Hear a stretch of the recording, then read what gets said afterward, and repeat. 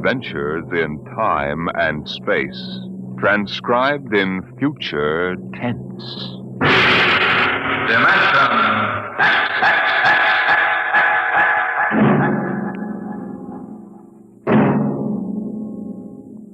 The National Broadcasting Company, in cooperation with Street and Smith, publishers of astounding science fiction, bring you Dimension X.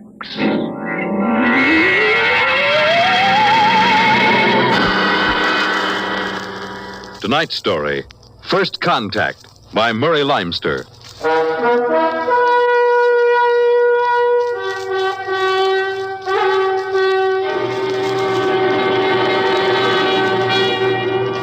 They had been in space 6 months now, moving with the incredibly faster-than-light speed of the overdrive. In 6 months, they had gone from Earth outward and outward to the crab-like nebula with the twin stars, a routine flight of exploration and scientific research. Solid object about 90,000 miles away, sir. Located, Dort. Exactly. Identify it.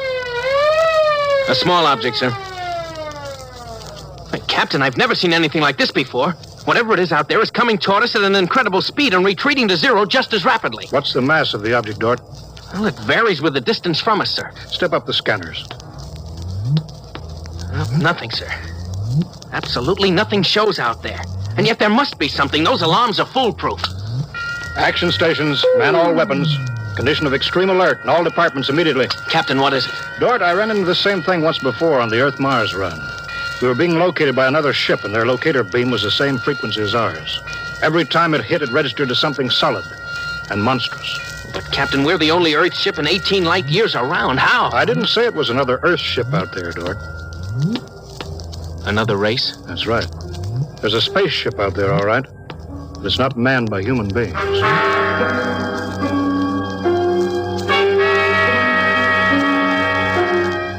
It had been contemplated and speculated upon. Mathematically, it was almost a certainty that such a race existed. But in 18,000 Earth years, no human spaceship had ever encountered them.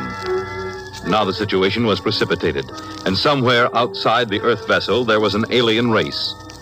Of what shape? Of what quality? Of what psychology? It's moving, sir. Heading right for us. At that speed, we'll be in touch in 10 minutes. Heading right for us, huh? Just what we'd do if a strange ship appeared in our hunting grounds. Friendly? Or maybe. We'll try to contact them. We have to do that. But friendly? Thank the Lord for the blasters. They may not be hostile, sir. Well, they may be. That's what I'm paid for. Put on this job for, to worry about the troubles that may never happen. To all hands, now hear this. A ship is approaching manned by an alien race. I'll give the signal for attack or defense if it be necessary. There'll be no move made unless I give the order. I do not wish to provoke trouble. Stand by. Their ship is slowing down, sir. It's stopped. Weapons Department, report. Weapons Department, report. Alien ship remarked. Target fixed. Weapons alert. Communications Department, report. Communications Department, report. We're receiving a modulated short wave, sir. Frequency modulated. Apparently a signal. Not enough power to do us any harm. We'll try to make some sense out of it. Report any progress to me immediately. One thing in their favor, sir. They didn't attack immediately without question. They're trying to establish contact. That seems to indicate they're reasonable. We'll see. What are they doing now? Can you make out the locator screen? Bring that power up. They're doing something now, sir. There's a section of the hull opening. Probably an airlock, sir. If they breathe there. They're letting something out. It's round. A bomb, sir? Unknown object released from alien ship. Observed by Weapons Department and targeted. Stand by. See what they're doing, sir? They've left the object out there right where they were. And now they're withdrawing the ship. There's no reason why that object couldn't be a bomb, Mr. Dort. Intended to let us think precisely as you're thinking right now. I just have a hunch, sir. I think they're friendly. I think whatever it is out there is a means of communication. You're probably right, but I won't gamble the ship on a probability. Sir, I'd like to volunteer to go out there and look that thing over. So you understand whoever does examine it is expendable. Yes, sir.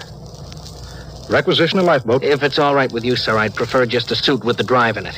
It's smaller and the arms and legs won't make me look like a bomb. And I'll carry a scanner, sir. You may leave when you're ready.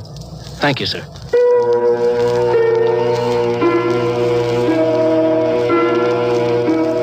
I'm all ready. Clear the lock and let me out.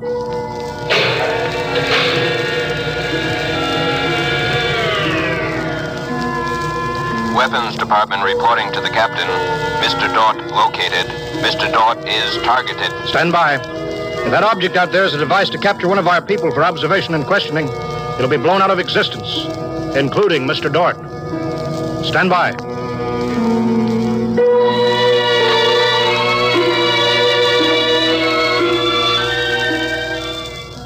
Mr. Dort. Mr. Dort. Report. Object, as you can see on the scanner, sir, is covered with many small horns, like the detonating horns of the obsolete mines formerly used in naval warfare. Is that their purpose, do you assume, Mr. Dort? I'm going to find out, sir. I'm going to grab one. Mr. Dort. I'm here, sir. I don't think this is a mine.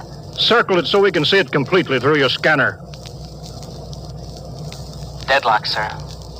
Nothing to report that the scanner hasn't shown you. Oh, wait a minute, sir. A section of the outer hull seems to be opening. Do you see it? Very good, Dort. Hold that. I'm sure it's a communications device, sir. It looks like it. Fix your scanner so it'll focus on that communications device. Return to the ship.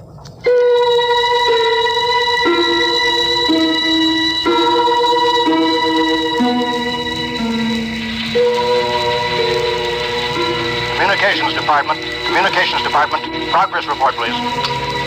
We've established communication, sir. Is there a psychologist on the team down there with you? Yes, sir. Mr. Burns is working with us. Will both of you please report to the bridge at once?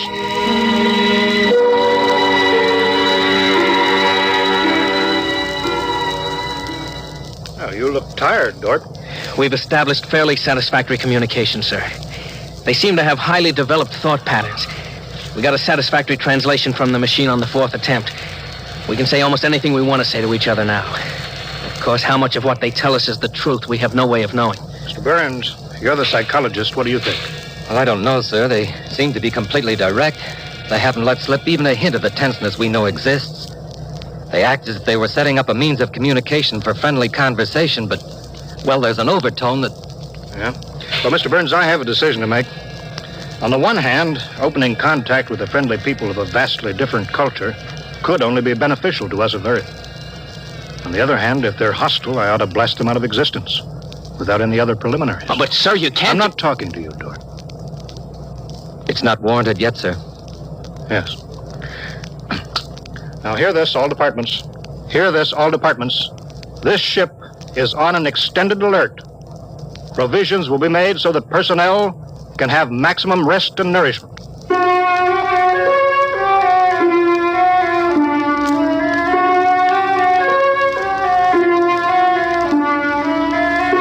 Communication continued by means of the artificial language set up arbitrarily between the Earthman and the aliens, decoded by the mechanical decoders. Dort disobeyed orders. He lived on powerful stimulants so that he could stay with the communications machine. Talking to the aliens. Other people. Are we being received? We are receiving your message. The chief of this ship wishes to speak with the chief of your ship. The message is heard by the chief of this ship. The chief of this ship communicates that he will hear the message of the chief of that ship. Go ahead, sir.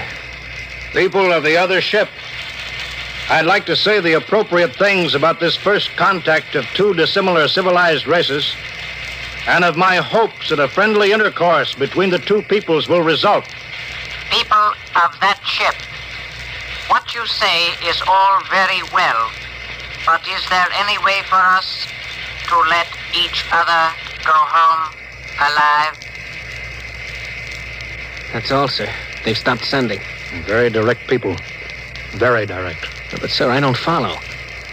I didn't know what that meant. You know, is there any way for us to let each other go home alive? It means what it says, Dort. Sir, what's to stop us from just cutting communication and leaving, and they can do likewise? What's to stop us?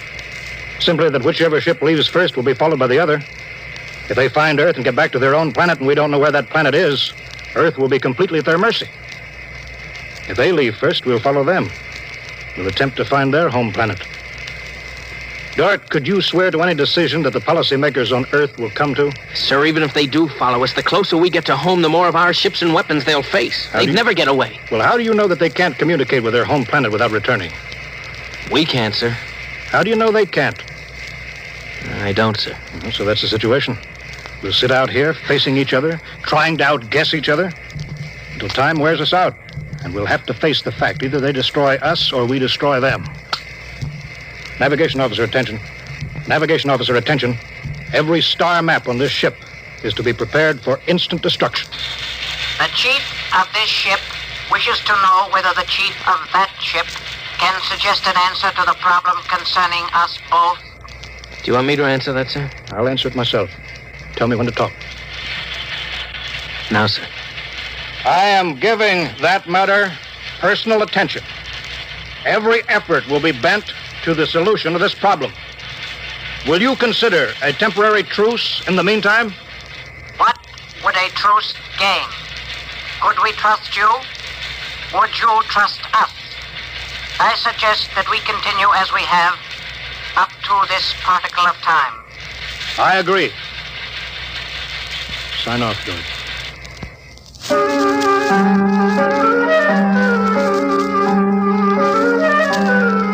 Weeks went by, and during the weeks, the exchange of information continued without let-up.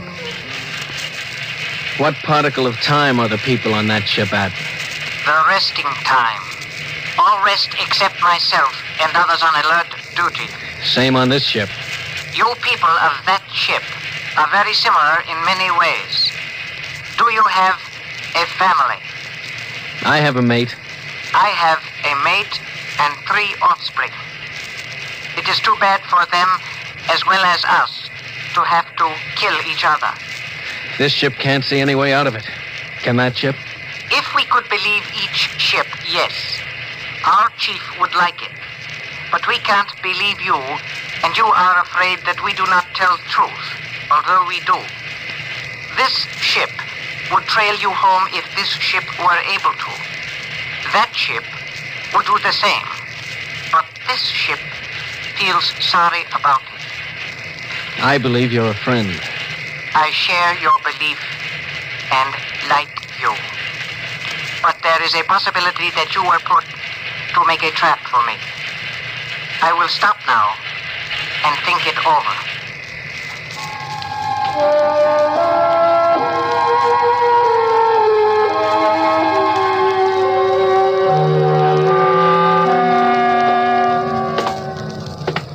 Just sit down, Dort. Control yourself. We're all under tension. Doesn't do any good to pace like some caged animal. Yes, sir. All right, now, I've read the complete transcription of your conversations with this one alien. What does it prove, Dort? Sir, these people are so much like us in their thinking.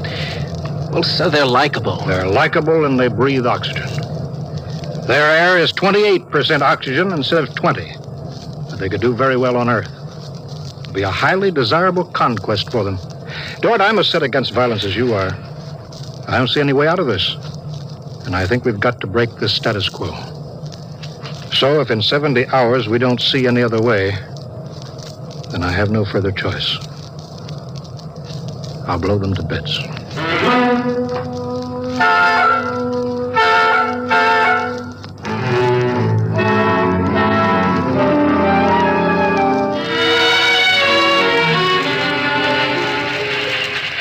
Will that ship receive communications? Will that ship receive communications? This ship is listening. It seems to me better to communicate than to sit by the machine silently. I would have called you, but you signed off before. The problem goes around and around. I find no answer. Perhaps we could turn our thoughts to other things. The psychologist of this ship tells us that you people on that ship have a threshold of tolerance to tension. He tells us that you will be forced to take one action or another in a period of less than 100 time particles. I have no communication on this matter. Well, the ship is not trying to extract unwilling information from that ship. A truth is mentioned in passing. A report of this conversation will be carried to the chief of this ship. It would be so. We are prepared. If only the people of this ship could meet in direct contact with the people of that ship, it might be better. We could not communicate then. The communications machine is too large to carry from place to place. In direct contact, the peoples of the two ships would be further apart than now. That's true. I am sad. Much that is pleasant has passed between us. I am sad, too. We are not yet ready for each other. We are not yet ready for each other. It's hard, isn't it, Dort? Well, Captain, I'm sorry. I didn't know you were here, sir. I've been here for quite a while. Eavesdropping, I'm afraid. It's all right, sir. Nothing can be personal in a situation like this. Yeah, that's right. How long is 100 time particles, Dort? Pardon, sir? That reference he made to us not being able to stand tension is interesting. Their psychologists seem to make more out of us than we do out of them, don't they? Yes, sir. They hit the nail right on the head. Yes, they did.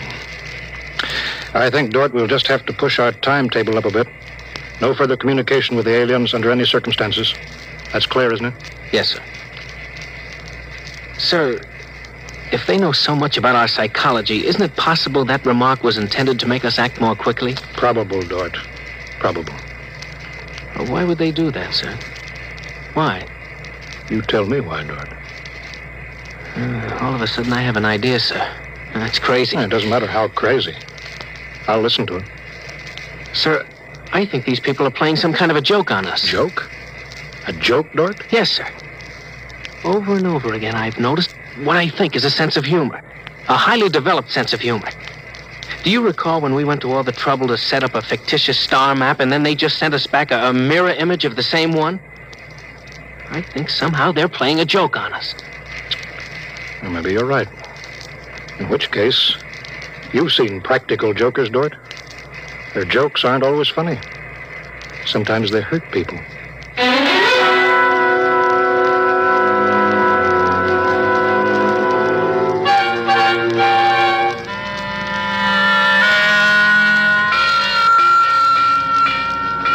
All departments, man, instant alert. All departments, man, instant alert. Report instantly. Report instantly. Weapons Department alerted. Target, the enemy ship. On target, sir. Stand by. Fire!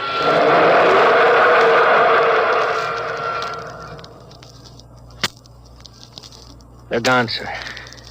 Not a trace of them left. Not a tiny trace. Now we can go home.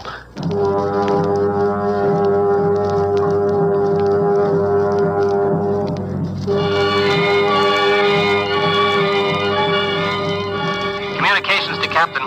Communications to Captain. Report. Sir, I'm picking up new signals. Same frequency as the original alien signals. That's impossible. That ship was destroyed. I'm receiving signals, sir. Set the machine up. We'll be down there in a minute. Mr. Dort, come with me, please.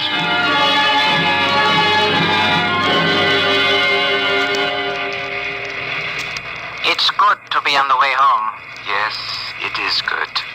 Do you suppose we'll ever figure out what happened to the other ship? Never. A blinding flash and they were gone. I suppose they couldn't figure a way out of the situation. An unstable people. They had no sense of humor to cope with the situation. They exploded themselves out of existence. It seems reasonable. They must have had powerful weapons to destroy themselves so completely. Yes, what a shame. In a way, I grew to like them. This isn't meant for us, sir. I don't know what's happening, but I think we're overhearing a private conversation. I understand, Dort. Be quiet, will you? Many things might have come out of a relationship with that people. They were describing a disease they call cancer. I think it is similar to the Fulgren syndrome. We might have helped them. They might have helped us too. Well, too bad. We'll never find them again, I think. The odds of such a chance meeting in the vast space of the whole universe. There are no figures for such odds, are there? Turn it up, Dort. Turn it up louder. That's all there is, sir. The signal stopped there. Sir, I don't know how, but somehow when we fired at them, we didn't destroy them, but we did set up a condition whereby they've become invisible to us and we've become invisible to them. Captain to engineering department. Halt, forward motion. Captain, why are we stopping? Listen, Dort, you say they're invisible. All right, they are. But they're not destroyed because we just heard them. They're out there somewhere. Invisible. Well, you heard them, sir. They're heading for home. We're invisible to them, too, sir. How do you know, Dort? How do you know this whole thing isn't a setup? Well, suppose that's true, Captain. You heard their conversation. They weren't talking like any monstrous people. They seemed decent and warm, just as decent and warm as we are. How do you know this conversation wasn't planned, deliberately set up for us to hear? How do you know that, Dort? Yes, sir, you're right. They may be out there and they may not. They may be telling the truth or they may be trying to trick us. They may be friends or they may be the most deadly enemies. You said they had a sense of humor, Dort. What a joke to play. To deliberately set up a situation where we wouldn't know fact from fantasy, truth from lie. Wouldn't that be a joke, Dort? Yeah, but we don't know that they did that, sir. And we don't know that they didn't. We don't know anything. Sir, does that mean we never go home again? I don't know. I have to think about it. I have to think about it.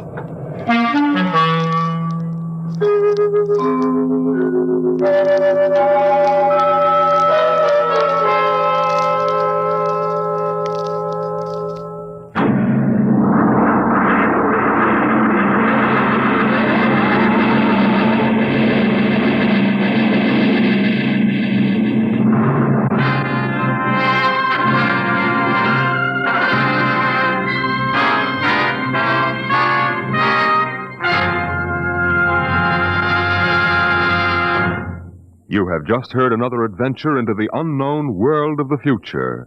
The world of... Dimension X.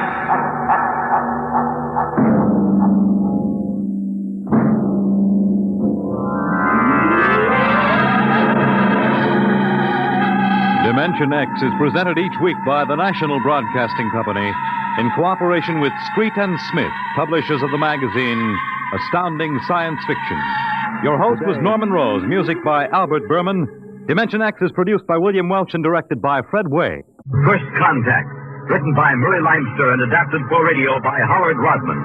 Featured in the cast were Wendell Holmes, Bob Hastings, Clark Gordon, William Lally, and Stan Early. Your announcer, Fred Collins. Adventures in time and space, told in future tense. Dimension X.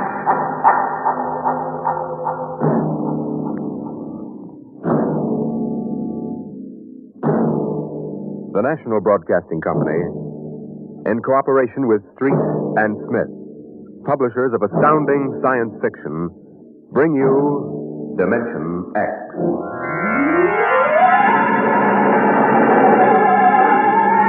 By the year 1990, we should see many amazing technological advances. And yet, in many ways, life will be very much the same. A husband will stop off at a bar on his way home and perhaps unburden himself a little to a friendly bartender. Another one, Mr. Smith? What time is it, Sam? Why, almost 10 o'clock, Mr. Smith. One more. Listen to them. The old songs are still the best, huh, Mr. Smith? Yes, Sam. I remember singing that one back in 1974. Just before I met my wife. Golden days, Sam. Here's your beer, Mr. Smith. Ah, thanks. Ah, that's good. Almost feels if I can go home and face Nettie now. Wife trouble, Mr. Smith? Wife trouble, Sam. Fight? Oh, never. Nettie and I never fight. Nettie's too mad about me ever to fight with me. She adores me. Worships the ground I walk on. Well, this is something new. I remember only last year you was complaining she was throwing things. And times have changed. Only wish she was still throwing things. At least in those days I could walk out and slam the door with a clear conscience. Now she's so sweet and loving, I feel like a murderer every time I stop in for a beer on my way home. Tough, Mr. Smith. Tough. Ever hear the expression, love will fly if held too lightly? Love will die if held too tightly? Can't say I ever did. If only she'd relax a little bit. See a bruise on my lip? She kisses me. For an hour every night when I come home. Can you do anything for it? I try. I remind her that she really wanted to marry Harvey Tubman. I remind her how we used to have those battles till the neighbors called the robot police. Nothing works. I'm gone for an hour. She cries. Well, me, I ain't got that kind of trouble. I hang around too much, and Mabel calls me a loafer and turns me out. That's a sad state. Can't figure him out. Well, I guess I'll go home and feed myself to the lioness. I tell you, Sam, when Nettie gets finished demonstrating how much she's missed me, I feel like a man who's been stuffed into an electronic washing machine with a dial set at rinse dry. How much do I owe you? 60 cents. Well, if it isn't Henry Smith. Brayling. I live and breathe Walter Brayling. What are you doing here? Oh, having the night out. Does Gloria know about this? Things have changed, Henry. I thought she kept you chained to the bedpost most of the time. Not anymore, Henry. Not anymore. Oh, you aren't divorced, are you? Oh, no. Gloria's home. What'd you do, put a sleeping powder in her coffee? Oh, goodness, no, Henry. That would be highly unethical. I can't believe you just walked out on it. 10 years of marriage, Henry, and I never had a night to myself. But it'll be different from now on. Oh? By the way, Henry, what time is it? 10 o'clock. Well, I guess I better be going. Scared? No, don't want to crowd my luck.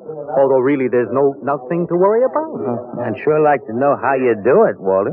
Would you really? Yes. All right, Henry. Since you've always been a friend of mine, I'll let you in on it.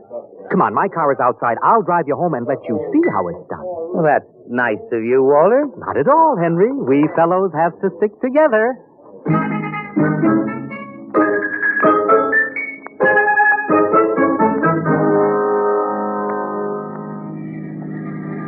I don't suppose you know how Gloria and I came to be married in the first place, eh? No, I don't. Well, one evening, she threatened to tear off her clothing and call the police unless I married her. No. Oh, yes. Well, that's a bit extreme, isn't it? Well, Gloria was always a nervous girl. I bet you've had a pretty wretched time of it. Oh, yes, it didn't take long for me to become the laughing stock of the neighborhood. Hand-pecked Brayling, they used to call me. I know, but things are changing now. Here, you see this? What's that? A single ticket to Rio on the morning rocket. I have hotel reservations there for a month. A whole month, Henry, to have a fling. Won't Gloria make trouble over that? That's the amazing part of it, Henry. She won't even know I'm gone. I'll be back in a month, and no one the wiser. You don't believe me, do you? Frankly, no. Just how you going to swing it, Walter? That's the secret, Henry. I tell you, it's the most wonderful thing ever invented. Worth every cent I paid for it. What is it? I'm going to show you. Here's my house. Notice the lights are all out.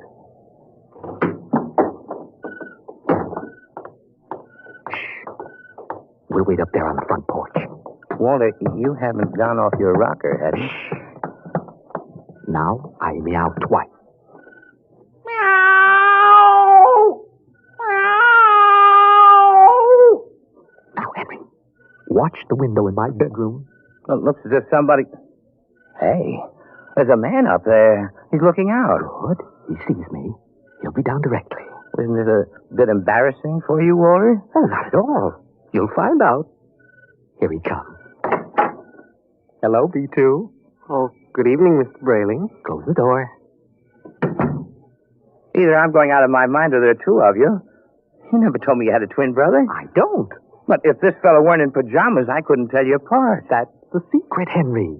Everything go all right, B2? Oh, just fine, Mr. Brayling. I suppose my wife was in her usual good form this evening?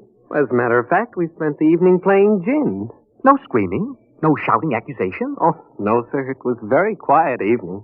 Well, this is even better than I thought. Well, Marrionettes Incorporated aims to satisfy, sir.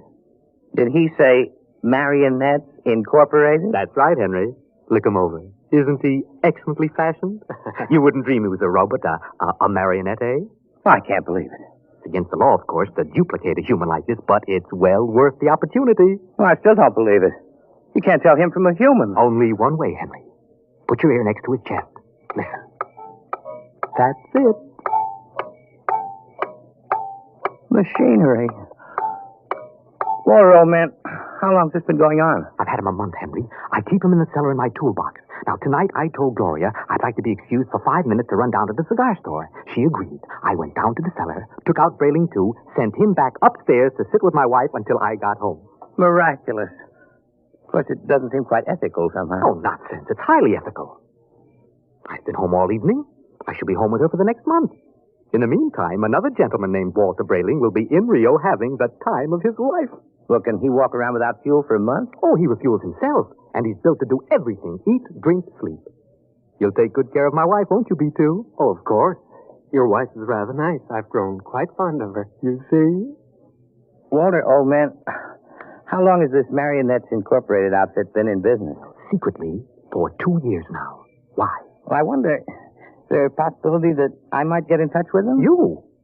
But you love your Nettie. Well, I know, but even so, it's a little respite, a night or two once a month. And she loves you dearly. So much she can't barely leave me for half an hour. You know that lately she's taken to calling me up at work 10 or 12 times a day to talk baby talk? Your Nettie? My Nettie. What do you say, old man? A favor to an old buddy? Fellow lodge member?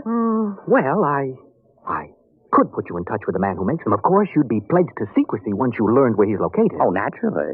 Very well, Henry. Here's his card. Marrionettes Incorporated, W. Zig, proprietor and owner. New humanoid plastic 1990 model guaranteed against wear. Our motto, no strings attached.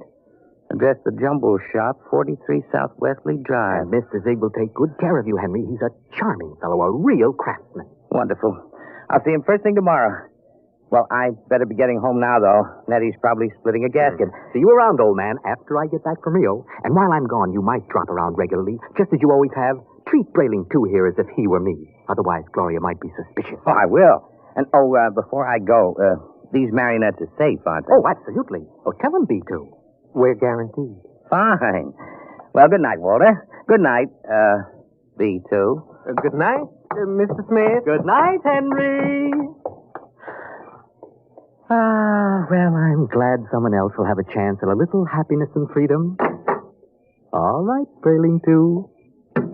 Back into the cellar box for you. Come on. Down the steps. That's it. It's very damp down here, Mr. Brayling. Bad plumbing. Well, here we are. Brayling. Yes. Before you put me back into the toolbox, could we have a word? Certainly, old man. This toolbox. What about it? Well, I don't like it, Mr. Brayling. Why not? It's cramped. Oh. Well, I'll try to fix up something more comfortable when I get back from Rio. All right, now, before Gloria gets worried, back to Marionettes are made to move, not to keep still. How would you like to lie in a stuffy old box most of the time? I didn't realize you fellas were that sensitive. Well, you wouldn't like it at all. I keep running. There's no way to shut me off. I have my feelings, you know. Well, day after tomorrow, I'll be off to Rio, and you won't have to stay in the box for a whole month. Or you can move upstairs. But when you get back from Rio, I'll go back in the box. Mr. Zig didn't tell me at Marrionettes Incorporated that it was possible to get a difficult specimen. There's a lot he doesn't know about us. We're pretty new. Now look here, B2. This has gone far enough. I'll never get to Rio. Now, come on now. Into the box. And another thing. Well... Your wife. What about my wife? Well, I've grown quite fond of her. Well, I'm glad you enjoy your employment. You'll have the whole I'm month. afraid you don't quite understand, Brayling. I've fallen in love with her. You what? You just don't appreciate her. Maybe if you hadn't always acted so meek and apologetic about everything, she'd have a little more respect for you as a man. Well, now, you aren't supposed to behave like this. You know you think you... Well, anyway, I could be very happy if I were married to Gloria. Aren't you forgetting you're nothing but a big, overgrown puppet? Careful, Brayling. I'm sensitive. All right. I'm sorry. Now, look. You wouldn't mind waiting here a moment, would you? I have to go upstairs and make a phone call. To whom? Oh, nobody important. I have to call Henry Smith about something. Elaine, you're going to call Marrionettes Incorporated and tell Mr. Zig to come and get me. Oh, no, really, I'm not. I was... B2, stay away. Stand where you are, Brayling. Now, B2, take your hand off my arm. No, Brayling. What are you going to do? Nothing much. I'm just going to put you in the toolbox, lock it, and lose the key. What? And then I'll buy another ticket to Rio, and Gloria and I can have a wonderful vacation. You're insane. Am I? Now, wait a minute. Hold on, B2. Now, don't be rash. Let's talk this over. Goodbye, Brayling. B2, stop it. Don't. Let go. Help. What, Brayling? Help. Help. There.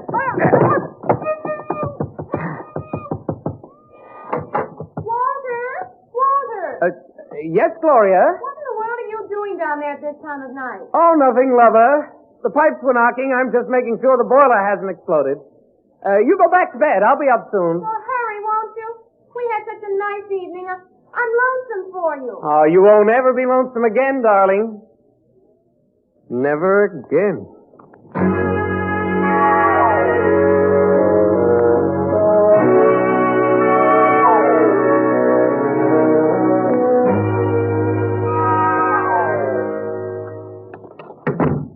Good morning, Nettie. Oh, good morning, darling. How are you?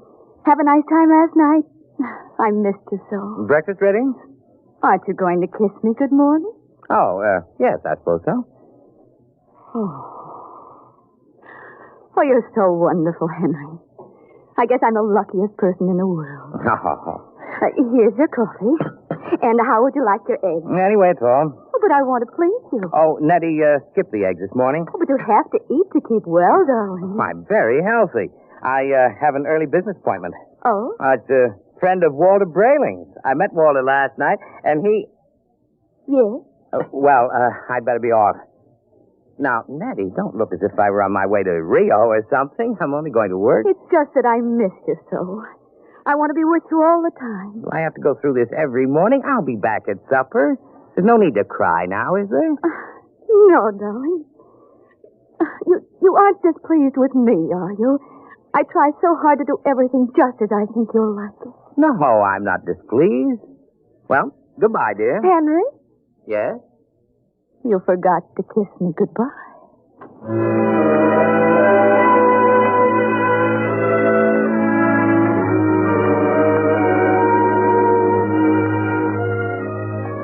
No strings attached, no strings attached. A very nice puppet with no strings attached. Let's see now. The Jumble Shop, 43 South Wesley. That should be about... here it is. Yes? Mr. Zig? Yes? Walter Brayling recommended me. Enter. Your name? Henry Smith, 55 Evergreen Place. And what can we do for you, Mr. Smith? Well, Brayling showed me his marionette last night. I see. I was intrigued with the idea. Not that my wife is anything like that female meat grinder that he's married to, you understand, but, I'm a man who enjoys an occasional evening with the boys. Without complications. Naturally. So I thought... that I could duplicate you. Exactly. I think it might be arranged. You understand the need for secrecy, of course. Although an act is pending in Congress to legalize Marrionettes Incorporated, it is still a felony to use one of my creations. Well, I understand. And there is the matter of the payment. How much? $9,000. $9,000? Well, I have an inferior model at $7,500. No, if I go through with this, nothing's too good for Nettie. Nettie's my wife. We've been putting money aside to buy a summer house in Westport. Sometimes we must choose. Yes. Perhaps I could just slip out $9,000. It's a joint account. How soon can I have it? I could construct the mannequin in about 2 months' time. Good. Shall I consider the order placed? At once. Of course, you will have to report here for a body mold, color index of your hair, lips, skin, etc. And I'll have to do a complete electro-emotional calibration. You guarantee that these models are foolproof? As foolproof as I can make them, Mr. Smith, and I've had years of training. No chance of detection? None whatsoever. I've never had a complaint. Walter Brayling seems satisfied enough. I assure you, he's been taken care of in high style. There was some way to be sure. You have our guarantee. Very well, Mr. Zig. I'll get the money from the bank and send it to you. Fine. You'll be just as delighted with yours as Walter Brayling is with his.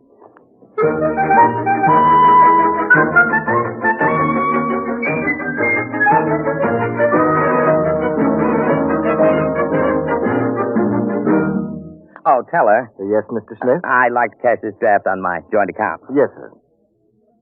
$9,000, sir. That's right. Well, I'm afraid that's impossible, Mr. Smith. Impossible? My wife and I have a good $15,000 in our account. You're mistaken, Mr. Smith. Oh, but I know. Here's your card, sir. You see, Mrs. Smith withdrew $10,000 recently. $10,000? Without even telling me? I remember it distinctly, Mr. Smith. She said it was for a surprise for you. Good Lord. She bought that house in Connecticut. My birthday's next week. Well, I'll have to borrow it somewhere. I've already contracted. Yes, sir. Quite a surprise for you, eh, Mr. Smith?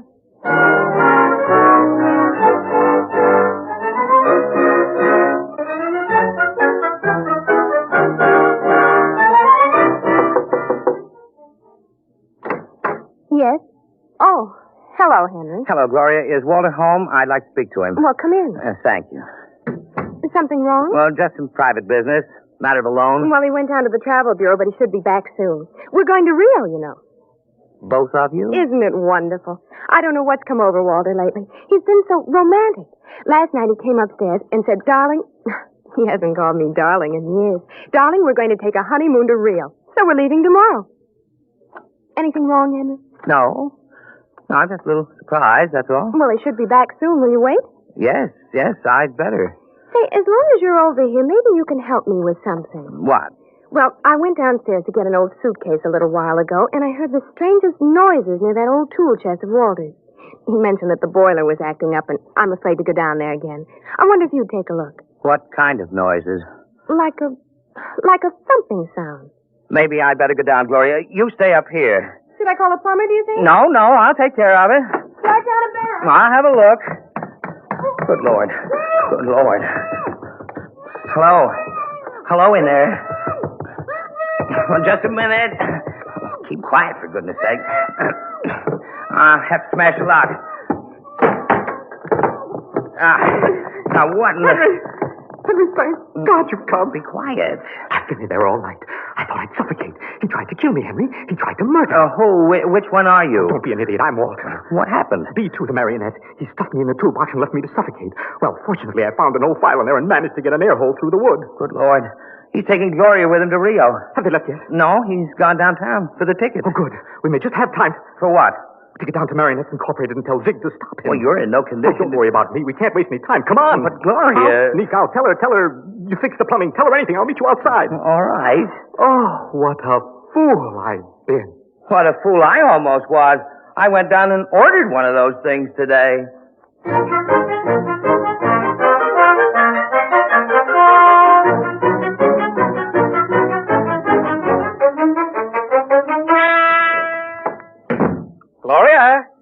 Gloria, love. Yes, darling. Did you get the tickets to Rio?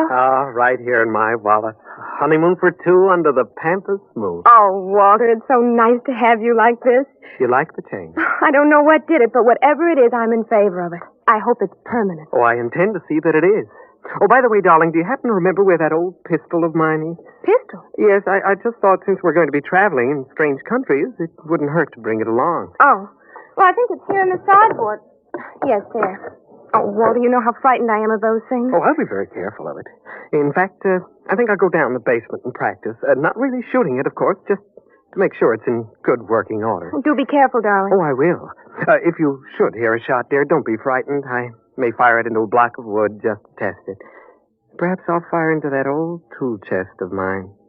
Yeah, that should absorb it. Oh, speaking of that tool chest... Yes, what about it? It reminds me that Henry Smith was here. Oh? Yeah, I heard some noises downstairs, dear, and he went down to fix the plumbing. Is he, still down there? No, he left. I really don't understand it. He seemed so anxious to see you before he went down to the cellar, and then he just left. Oh. Did he, stop the noises? Well, he must have. I don't hear them. I see. So what is it, dear? I have to go out for a while, But, darling. Walter, we'll have to pack if we're leaving. I'll be back soon. There's something very important I have to attend to. Well, what is it? Just some personal business with Henry Smith. Please excuse me, darling, and don't worry. When I get back, everything will be fixed once and for all. Yes, we can enjoy the rest of our lives just as though the old Walter Brayling never existed.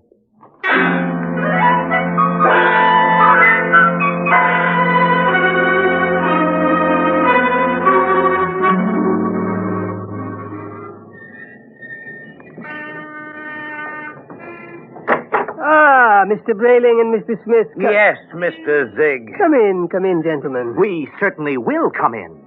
What brings you? A good deal, Mr. Zig. Yes, indeed, a good deal. If I might know exactly, you seem so upset. Tell him, Henry. You told me your marionettes were foolproof, Mr. Zig. They are. My personal guarantee goes with each one We of know them. all about your personal guarantee.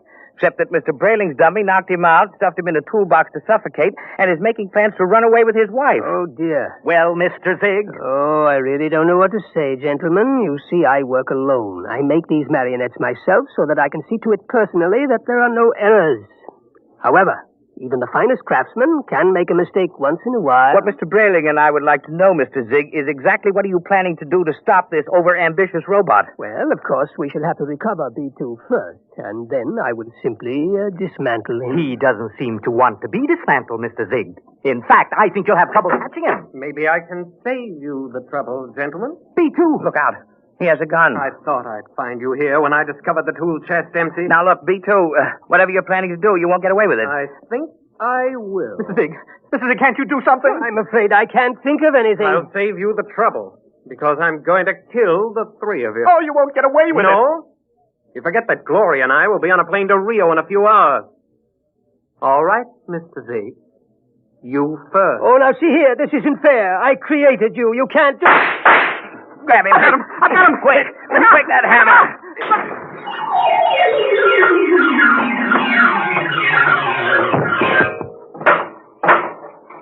Well, that's the end of Brailing, too. Oh, thank heaven. Henry, he got zigged. Right through the... Oh, holy jumping catfish. Henry, look at him. Look at Zig. Nothing but a mass of coils and springs, just like Brailing, too. Well, he's nothing but a marionette. He's no different from... Walter, you know what this means? It's incredible. A marionette building other marionettes. But someone must have built Mr. Zig originally. Well, perhaps Mr. Zig turned on whoever built him the same way that Brailing, too, turned on you. Well, at any rate, we'll never know. I wonder how many of these things are walking around among us. Oh, I shudder to think of it. Some of our best friends might be... Come on, we got to get out of here. But the police? Don't be a fool. There's been no crime committed here. All the police will find is two oversized puppets with the springs coming out of them. But they seem so lifelike. They're only machinery. You've got to remember that. Well, what'll I tell Gloria? If I were you, Brailing, I wouldn't tell Gloria a thing. I'd simply pick up that other ticket to Rio and take her on a honeymoon. What about you, Henry? What are you going to do? Me? I'm going home and give Nettie a kiss that'll singe her hair. I'll even forgive her for taking that $10,000 out of the bank without telling me. You know, when I think of what might have happened if I'd gone through with this marionette thing, what makes a fella realize how lucky he is to be married to a decent woman. Let's go.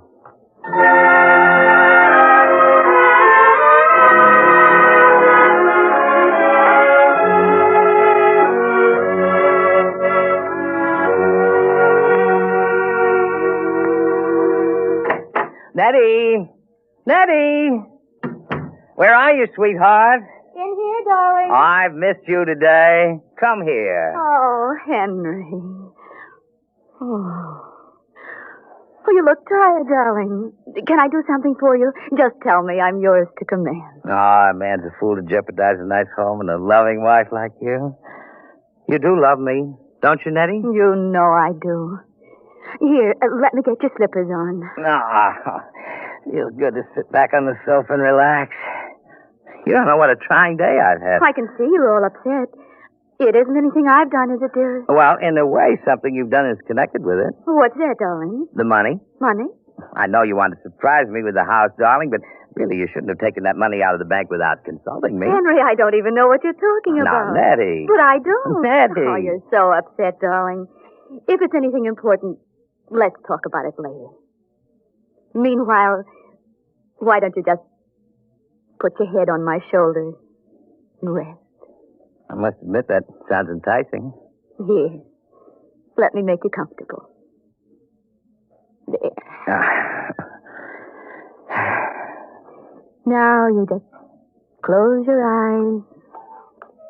That's it. Nettie. Yes, darling. You hear something? No, darling. You sure? Like what? Well, like the ticking of a clock. No. Well, strange, I don't hear it now, but when I had my ear against your chest... Oh, no.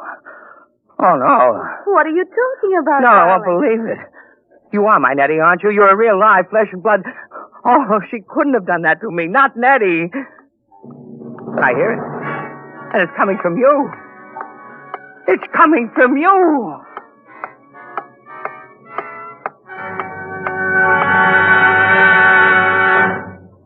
You have just heard another adventure into the unknown world of the future. The world of... Dimension X.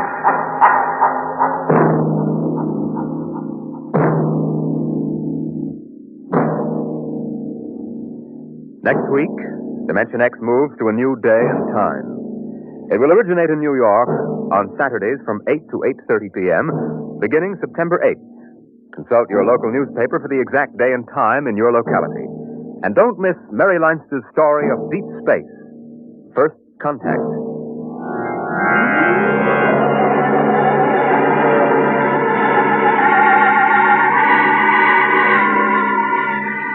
Dimension X is presented each week by the National Broadcasting Company in cooperation with Street and Smith, publishers of the magazine Astounding Science Fiction. Today, Dimension X has presented Marrionettes Incorporated. Written for radio by George Lefferts, from the story by Ray Bradbury. Featured in the cast were Kermit Murdoch as Henry, Martin Rudy as Brayling, and Ross Martin as Brayling, too. Your host was Norman Rose. Music by Albert Berman. Fred Collins speaking. Dimension X is produced by William Welch and directed by Fred Way.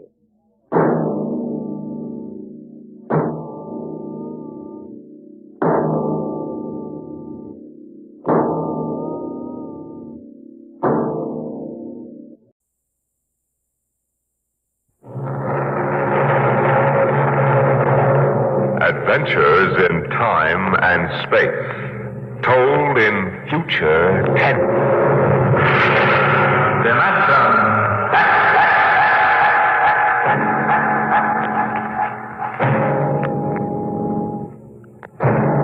The National Broadcasting Company, in cooperation with Street and Smith, publishers of astounding science fiction, bring you Dimension X.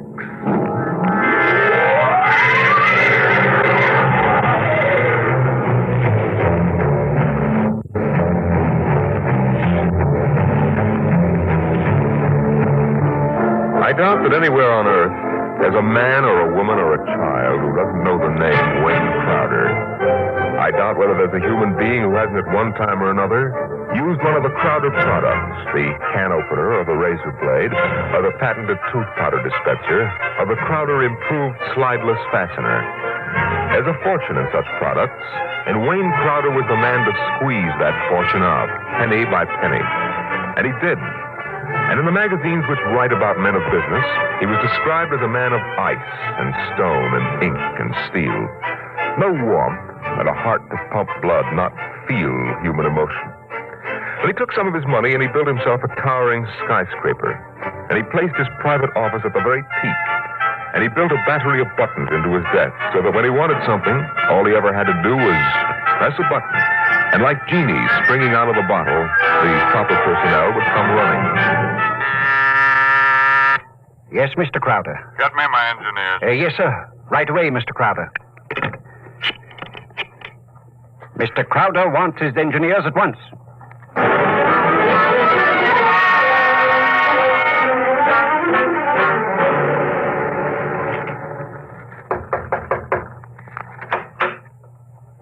Here are your engineers, sir. All right, close the door and get out.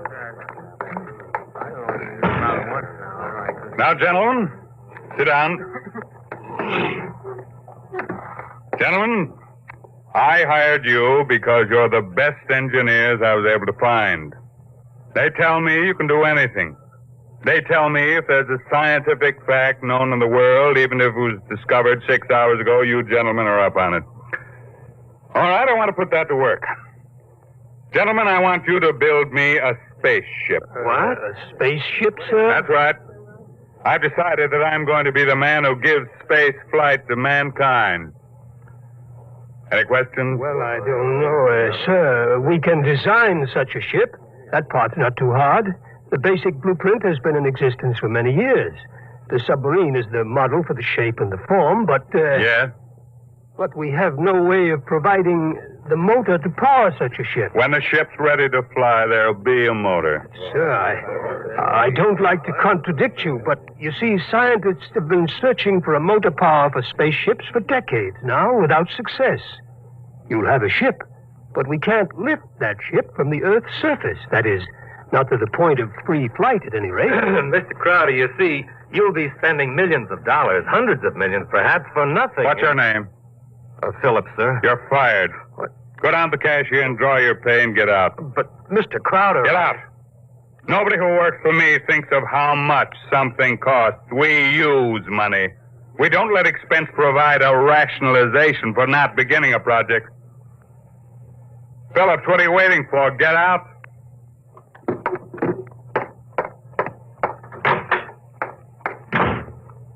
Gentlemen, any other comments? The ship will be built, of course, Mr. Crowder. But the fact still remains. We can't power it. You design the ship. I'll find the motor for you. Where, sir? That's a fair question. The answer is, I don't know. But somewhere in the world, there's a man who does know the secret. Long before Henry Ford, there was Leonardo da Vinci. And long before him, there was Archimedes. And long before him, there was some Stone Age genius who invented the wheel when the only thing the mob could conceive was dragging things around on their backs. I want that motor. And I'll root out the man who has the theory which will let us build it. I'll find him. Money will be available to him, an organization, my backing, and we'll get what we want. You're going to be plagued with a host of crackpots, sir. Obviously. So it's going to be your job to separate the wheat from the chaff. But anyone who shows up with a promising idea, no matter how fantastic it sounds, is going to have a chance to show what it can do. How quickly do you want this done, sir? Yesterday. Yes, sir. Anything you need. Well, Mr. Crowder, we'll need construction yards, sir, and certain machinery, and a great many materials, of course. A labor force. Get them. Send me the bills. I don't want to be bothered with minor details. Yes, sir. One more thing, sir. Phillips, sir. Yes? We need him, sir. He's a top man on electronics. He's a vital cog in our team. I don't want Phillips working for me. That's clear, I hope. Who else in the country knows what he does? Not one in this country, sir. There's a man in Asia, though. Get him. We've tried before, Mr. Crowder. He's working on an important project for his country. I'm not concerned with details. Now get that man, pay him what he wants, but get him. Sir, you don't understand. I understand, man. If this man quits his job, that whole project will collapse. It means the welfare of many people, millions of people in his country. And he has a high sense of patriotism. By that sense of patriotism. Now, that's all. I don't want to see you again until you have a report of work in progress. Yes, sir.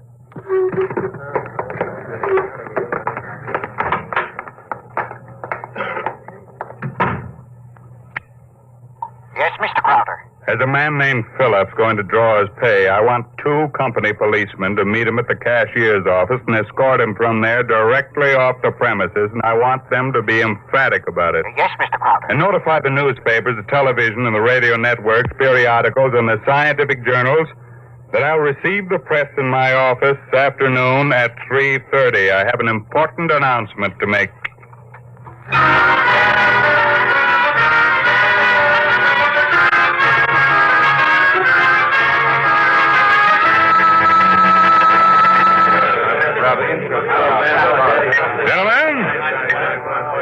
Gentlemen, you can finish your drinks later. Gentlemen of the press and ladies, it's my pleasure to be able to tell you that I'm in the process of constructing a spaceship. Any questions? Did you say a spaceship? That's right. That's what I thought you said. I knew the drinks weren't that strong.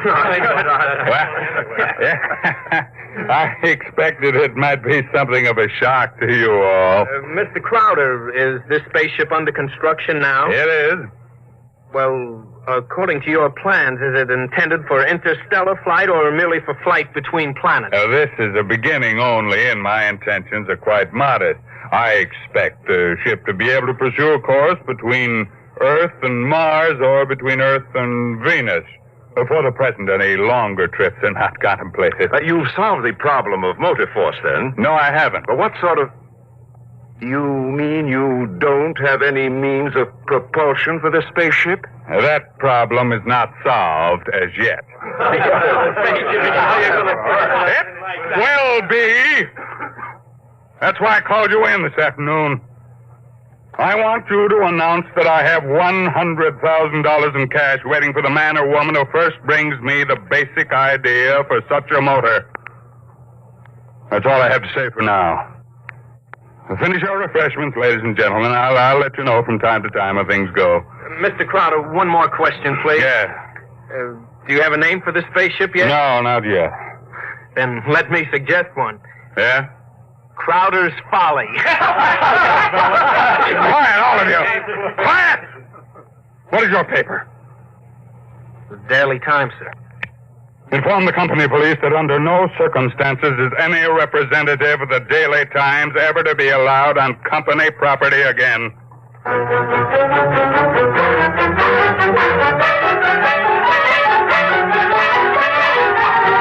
Wayne Crowder is offering $100,000 to any inventor who can produce an engine capable of driving a spaceship. Wayne Crowder is offering $100,000 to any inventor who can produce an engine capable of driving a spaceship.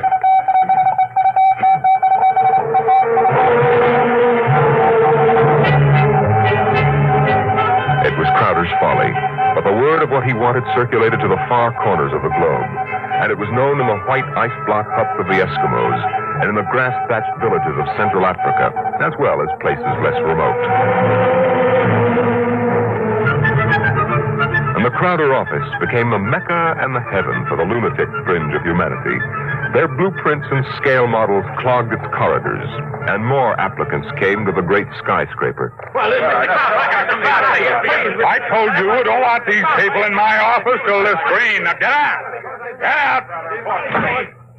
Every time I open that door, they surge in like a tidal wave. I have a progress report for you, sir, on the construction of the ship. Go ahead.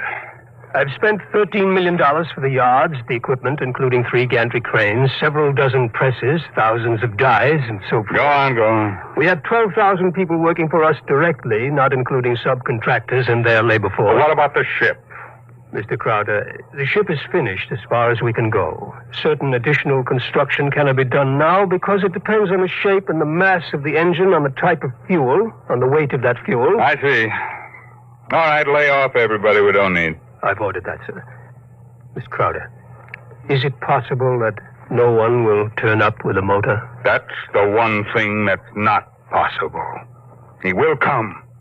Money and determination will buy anything. Now close the door on your way out. Yes.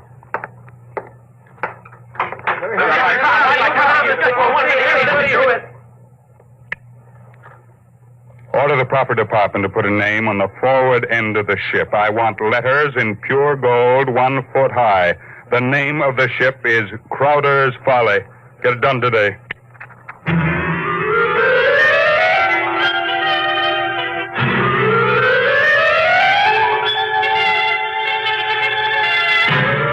The sun rose in the morning and glinted rose on the silver sheen of the hollow ship's skin. The sun set at night and glinted rose on the silver sheen of the hollow ship's skin. The golden letters on the prow held out the fury of Crowder for the world to see. A staff of 50 was employed as time went on in taking rust-preventive measures to ensure the ship's well-being. In a year, the first experiment seemed ready to bear fruit, and a test was held. The atomic fission motor. In exactly 45 seconds now, we'll hold the test, Mr. Crowder. The actual trial of the motor is taking place 3 miles from here.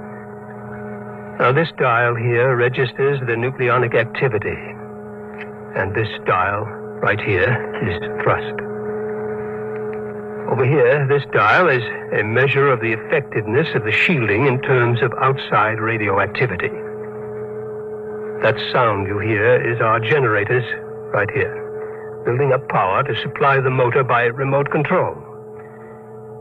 Now, if this needle goes around to the part of the dial marked in red, there will be an explosion.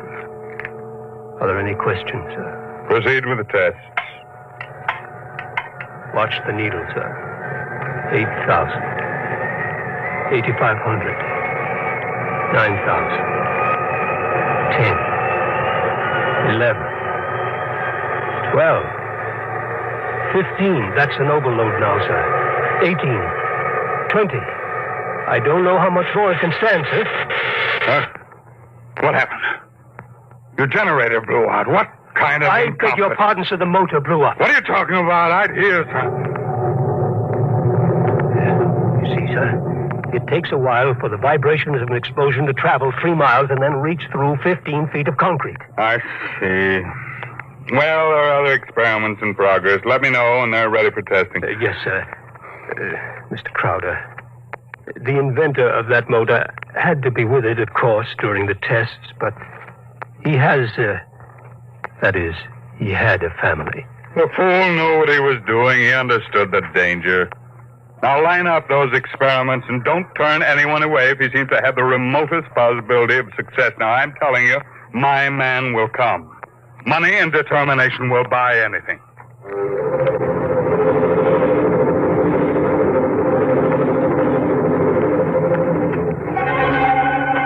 And strangely enough, Crowder was right. Because one day there came to his office a stranger, a small man. He looked even smaller in that tremendous room. He was an unusual visitor in that he carried no briefcase fat with blueprints, schematics, or formulae. He was unusual in that he neither blustered, cowered, nor deferred to his host.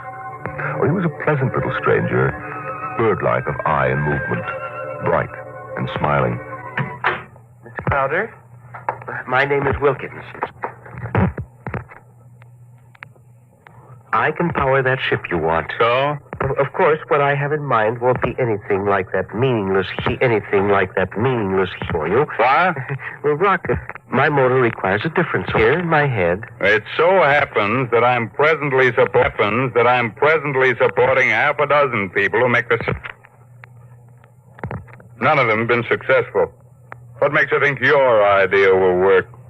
Simple enough. The common magnet. What? Electromagnetism. Utilization of the force of gravity, or its opposite in this case, countergravity. Thank you very much. If you'll forgive me now. Just a moment, Mr. Crowder. There's one thing more. This. I've seen pieces of metal before, thank you. How high from your desk would you say I'm holding it? I'm very sorry, Mr. Wilkins. Do you want to leave, or do you want to be escorted out? This will only take a second, sir. How high from your desk would you say I'm holding this piece of metal? A foot and a half. And if I let go, then in less than a second, a fraction of a second, it should fall to your desk. Now, look, I don't want the surface of that desk marred. But will it be? You see, I have let go of the metal, is that right? What?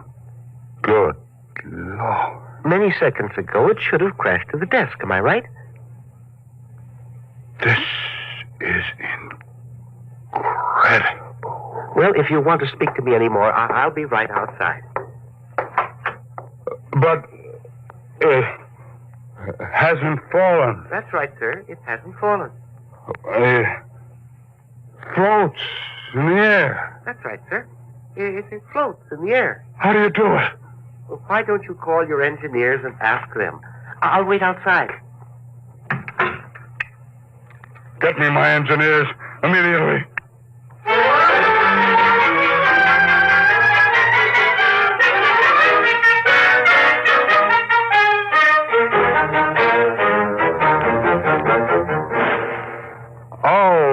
Mr. Wilkins, you're quite right. This piece of metal is apparently counter-gravity. My engineers can give me no explanation. Thank you, sir. What do you want? I want to build a spaceship using this material. No great expenditure, 1/100th of the cost your behemoth sitting out there in your building yard, and 3 other things. Workshop, expert mechanical assistance, and an answer to one question. What is the question? Why do you want so much to build this ship? Frankly, because I love power. Because I'm ambitious. I want to be the master, not only of one world, but of worlds. That's an honest answer. And that's as far as your thinking goes. What else is there? But there's my answer. I want to leave this planet and go to Mars.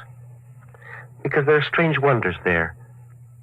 Because there will be scarlet sunsets over barren wastes. And in the star-strewn night, the thin, cold air of a dying world stirring in restless sighs across the valleys of the dry canals. You may laugh out loud if you wish, Mr. Crowder. I prefer that to the peculiar repressed smile you're exhibiting now. You're a very lucky man, Mr. Wilkins, to have scientific talent, because your talents as a poet are inferior and very sentimental. Well, all right, you're a sentimentalist and I'm manalogic. No matter, we can work together, you and I.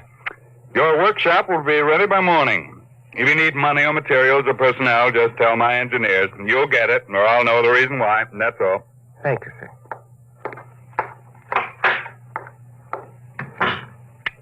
Get me my engineers.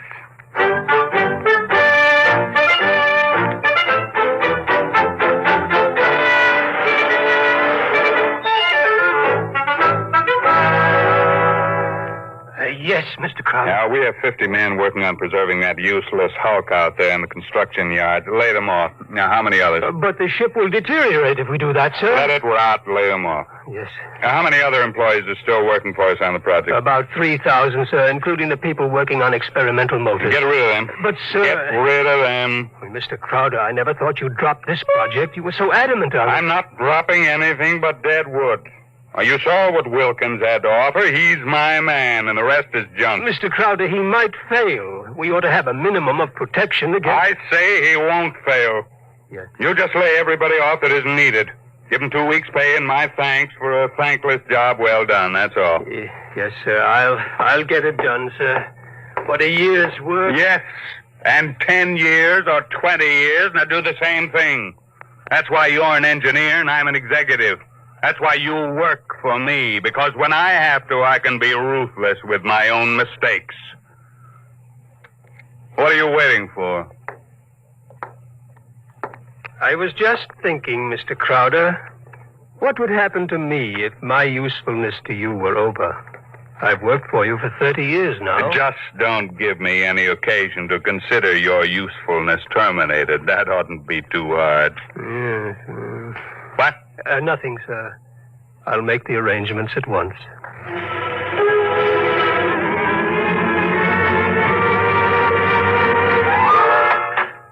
Who are you? What do you want? I tried to stop him, sir. Well, speak up, man. My name is Jarvis. I am an electronics expert. Oh, yes, I remember. You're the, Asian. Well, come in. Do you want me, sir? Never mind. Just stay outside. Close the door behind you. Yes, sir. Sit down, Vizushtali. Thank you, no. I want to give you a gift before I leave. Oh, you leaving? I thought we still needed you. I resigned. Well, I'm sorry to hear that. I'm told you're a good man. I want you to understand what's behind this gift. I was working on a power project in my country which would have meant a tremendous rise in the standard of living for millions of my people. I was unable to resist the money you offered. Had you resisted, even more money would have been forthcoming. I placed no limit on your worth to me. I understand. But you see, I did not come without a sense of guilt, because there was no one in my country who could take my place. I would assume that. And now I discovered that what I did was for nothing. The spaceship on which I worked is being dismantled. That's right. So I have been corrupted by you at a whim. I think you have too much power, sir. I think you use your power for evil, selfish purposes. Selfish, yes. Only sentimentality is evil. I think otherwise. And so, in order that you shall not corrupt anyone else, I have this gift for you. Here you are, sir. Oh. And just one more shot for good measure, to make sure you are really dead. Good.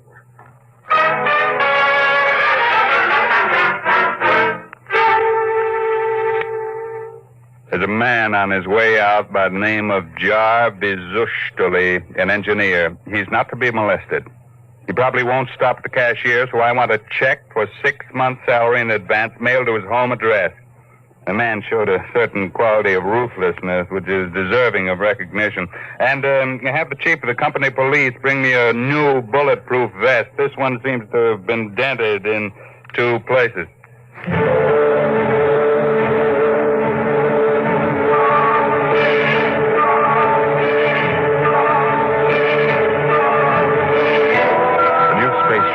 According to Wilkins' plans, as executed by Crowder's engineers, was finished within 4 months. It was small. It was shaped like a disc. It gleamed brightly, even in the smoky haze of an October sunset. Inside, Crowder and Mr. Wilkins, in a small cubicle at the heart of the machine, were surrounded by many instruments of a complicated nature. Outside, huge crowds gathered to witness the test. They stirred and murmured, waiting restlessly, as inside the control room of the craft, Wilkins installed the final secret part he had not revealed to those who built his driving apparatus. Well, Wilkins, what's holding us up? Nothing now. Or sentiment, perhaps. What? A wish to look once more on Earth's familiar scenes. Here, now the screening is removed. Look at the people out there. Never mind looking out there. Let's leave that thing closed. You're a sentimental fool. Or are you afraid? Or did you decide at that last minute that your invention won't work? It will work. Oh, sit down, Mr. Crowder. Do me a favor. When I press this button, will you please press the button on the arm of the chair you're seated on? I'll tell you when. Turn on your motor. I want to hear its roar and feel its tug as we cut loose from Earth's gravity and fly outward into space. That might be a moment in which I'd share your sentimentality. Press your button now, sir. Thank you. This is all hoax. I'm beginning to distrust you, Wilkins. When are we going to take off? You said at 5 sharp, and it's 2 minutes after 5 now. Well, do we move or don't we? Mr. Crowder, we're already moving. The button you pushed was to nullify the effects of acceleration. If you don't mind, I'd like to open the screen again. Now, if you care to look for yourself... Wilkins, we're in space. Look down at Earth. How far we've come. Why, it's no bigger than a toy balloon. A dime. A firefly. Man, Wilkins, you done it. Yes. I swore to be the first man to conquer space, and I've done it. It's a triumph of power and ambition. And sentiment? Oh, blast sentiment. Your maudlin dreaming would have died unborn except for me. I made this possible, Wilkins. Don't ever forget that. My capital, my forcefulness, my will. Look out there. Space. Stars that never were seen from Earth. But this is only the beginning. We'll build a larger model, one great enough to hold 100 men, 1,000, and cargo besides. I'm the master of the planets. Wilkins, turn back now. No. What? I said turn back. No. We've proved the ship can fly. Now turn back. I want to start work at once in preparation for the long flights to come. Not so. We will go on. What are you doing, defying me? Are you crazy? I'll break your puny little body into pieces. Mr. Crowder, can you control this ship? Would you like to be stranded out here in space? Just adrift in space without control?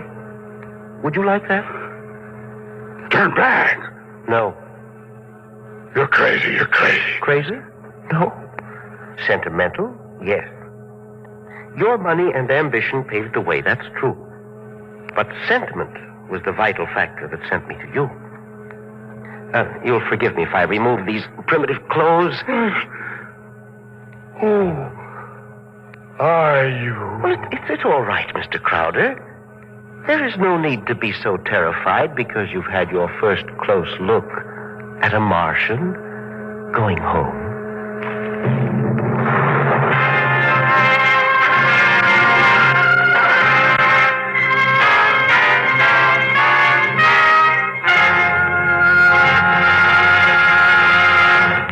You've just heard another adventure into the unknown world of the future. The world of...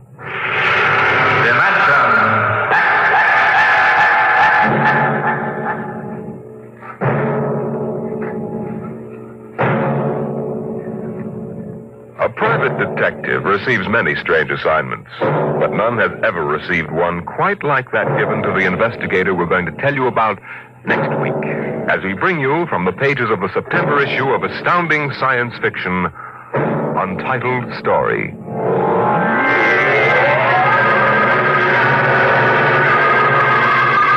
Dimension X is presented each week by the National Broadcasting Company in cooperation with Street and Smith, publishers of the magazine Astounding Science Fiction.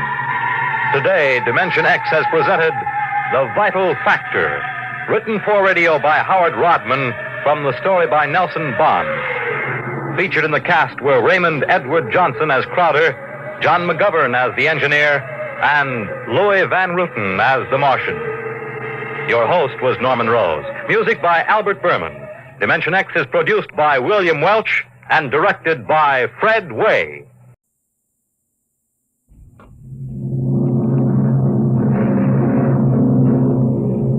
Adventures in Time and Space. Transcribed in future tense. Dimension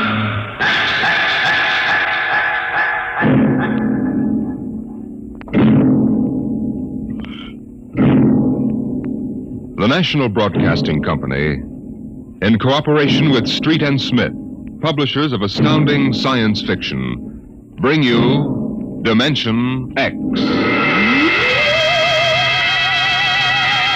In these times, even a child knows the meaning of atomic fission, jet propulsion, and electronic transmission. What, we ask ourselves, will the child of the future know? What of the time when science unlocks the secret of life itself? Could it be that one day, such things as constructing human life or passing back and forth from one dimension to another will become mere child's play? My name is Sam Weber. I'm an attorney, and a pretty successful one, if I do say so myself. My wife, Tina, and I live in a comfortable 12-room place up in Westchester. Now, I've read a lot of Horatio Alger stuff in my time, and so have you probably, but I'll bet you've never heard anything quite as spectacular as my story. Maybe you won't believe it, but I used to be a completely different guy. Frightened, sickly, nearsighted, a real Mortimer Meek. No kidding. That was 5 years ago. The big change in me began to take place on a cold December morning in 1945. Just a moment, please. Yes, please. Weber? Yes. Samuel? That's right. Step back. Okay, fellas, bring it in. Oh, just a moment. You must have the wrong address. Watch it, buddy.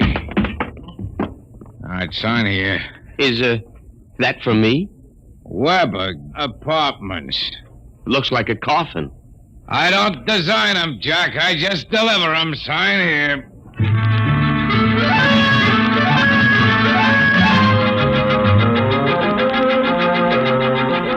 After much straining, I wasn't in very good physical shape those days, I managed to push the box under my single light bulb. There was a card in a small envelope. Let's see.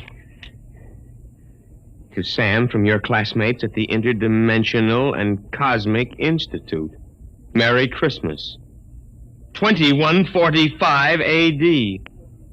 Holy jumping catfish. Hey, mister, there must be some mistake. Hey! Holy jumping catfish.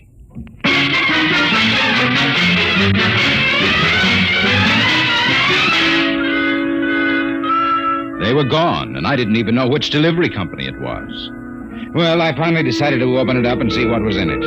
After about a half hour of fumbling, I gave up. All right, then don't open. No sooner had I said the word open than it came apart like the skin off a banana. There inside was something resembling a kid's chemical set. Vials, jars, tubes, wires. You never saw so much scientific-looking junk in your life. And on top of it all was a book of instructions. Build a man set number 3. This set is intended solely for uses of children between the ages of 11 and 13. The equipment will enable the child to build and assemble complete adult humans in perfect working order. A disassemblator is provided so the set may be used over again. Refills and additional parts may be acquired from the Build-A-Man Company, 928 Diagonal Level, Blunt City, Ohio. Remember, only with Build-A-Man can you build a man.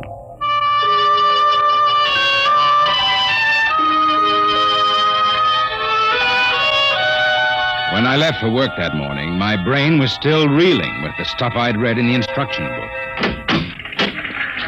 Somerset and Ojack, attorneys at law. Just a moment, I will connect you with Mr. Ojack. Oh, good morning, Mr. Weber. Good neuron. I mean, good morning. Gotta get my mind off that book. Only with Build a Man can you build a man. Chapter 1, Making Simple Living Things. Chapter 2, Duplicating Babies and Other Small Humans. Oh, no. I've got to get a grip on myself. Do a little work.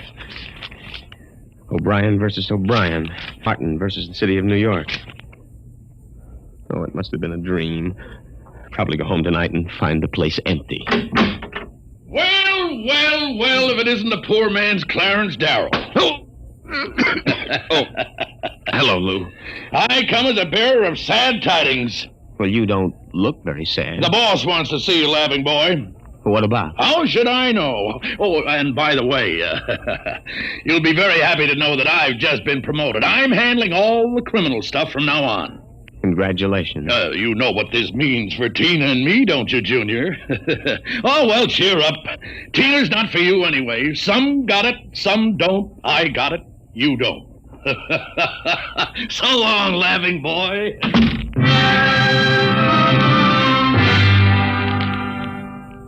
That was my good friend, Lou White. In the year I'd known him, he'd already managed to steal a job I wanted, and he was now working on the girl I wanted.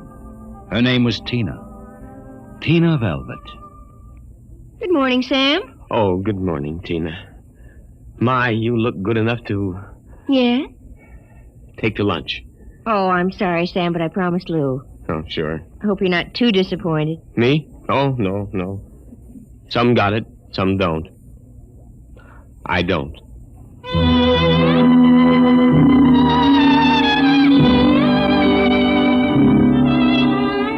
And that was Tina. I tried to steady my blood pressure as I walked into the boss's office. You sent for me, Mr. Ojak? Oh, yes. Sit down, Weber. Sit down. Oh, thank you, Mr. Ojak. Weber, I've been reviewing the work of my staff counselors for the past 6 months. I want to know only one thing. Yes, sir? What happened? I don't understand. You haven't had a single new client in 6 months. But no one has come in, Mr. Ojak. My boy, in this business, you've got to be aggressive. You've got to go out and create new clients. You've got to show some zip. Yes, sir. Do you have any zip? Oh, yes, Mr. Ojak. Oh, I've got zip, all right. I just can't seem to turn it loose, that's all. Well, get in there and punch now, Weber. I want to see a change in you in the next few months. As a matter of fact, I'd better. You got that? Yes, Mr. Ojak. I'll try to show some zip.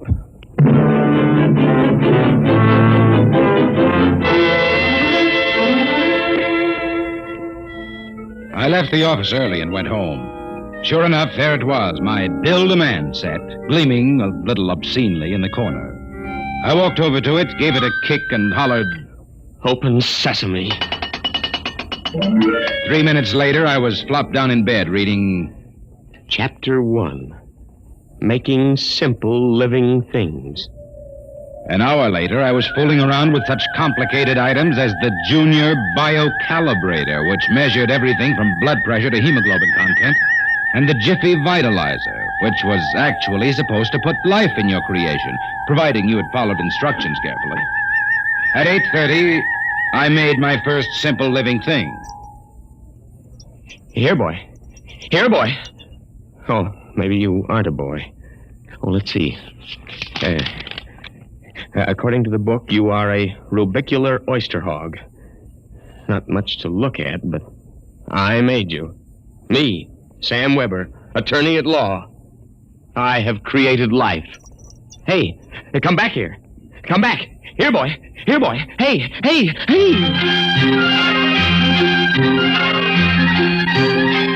It was no use. My rubicular oyster hog, which was a cross between a field mouse and an oyster, had run out under the door and into the world.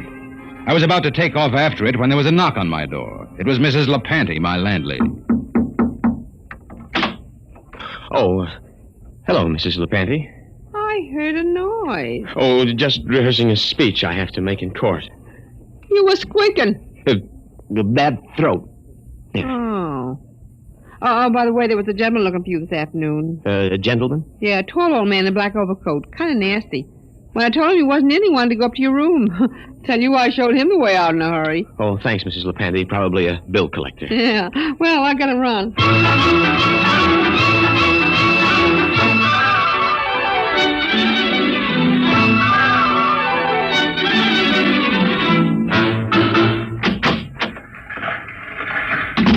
Oh, good morning, Sam. Here's that memo on Rosenthal versus Rosenthal and also a letter for... What's the matter? You look tired.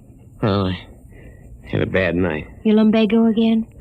Yes. Oh, say, by the way, your client was here again this morning. A client? Mm-hmm. Yeah. Oh, it must be the same fella that called at my house the other day. Yeah.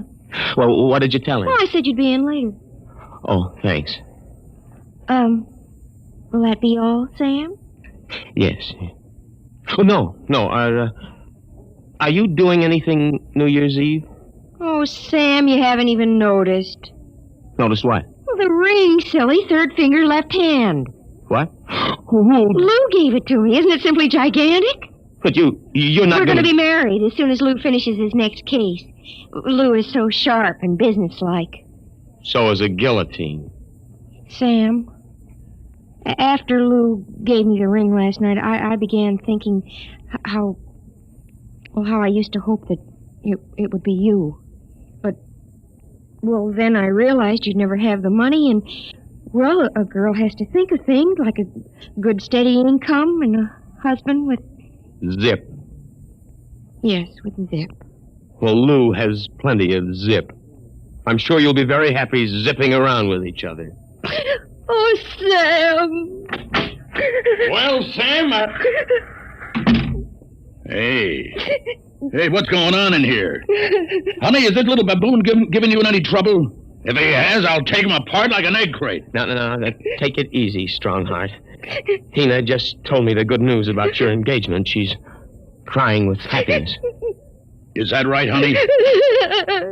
Well, then, no hard feelings, Sam.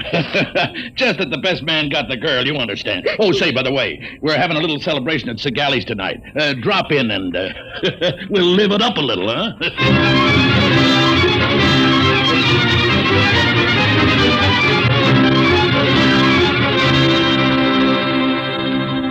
I went home feeling like a man who has been stuffed into a washing machine with the dial set at rinsed dry. I was a failure. I walked over to the mirror for a heart-to-heart talk with myself. Nothing. That's what you've got, Sam Weber, in unlimited quantities. Nothing. We ought to just tear you down and start all over again. We ought to take you... Hey. Oh, no, not that again. But why not? Think of it. A Sam Weber without the psychological problems you've got. A dynamic, uninhibited Sam who could win a girl like Tina by sheer magnetism. Then when it was all over, we could just take the old disassemblator and presto. And I can do it, too.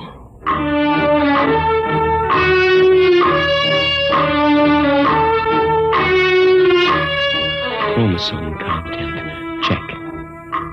Cerebral content. Maybe a little more id and a little less superego. Limbs, eyes, hair, general endocrine reaction. Well, here goes. It's moving. Holy mackerel, it's alive. It's getting up.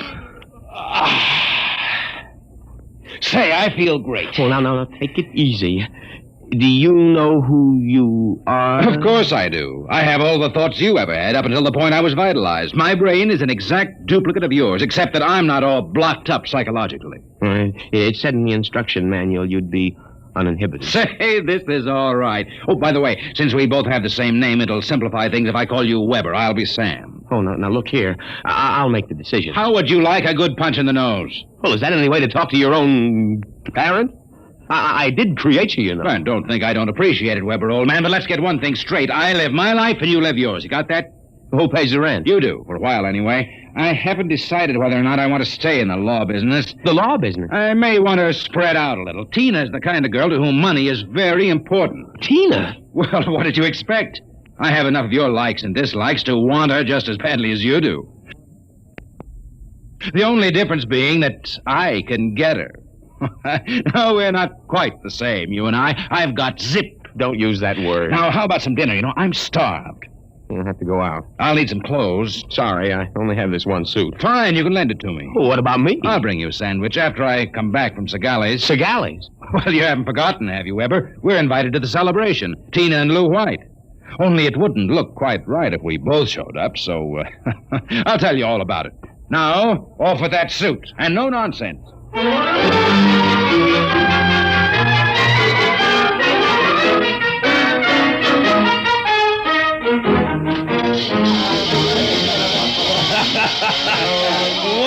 this is living it up, folks. Yahoo! Have another drink, Mr. Ojak. Thank you, Lou.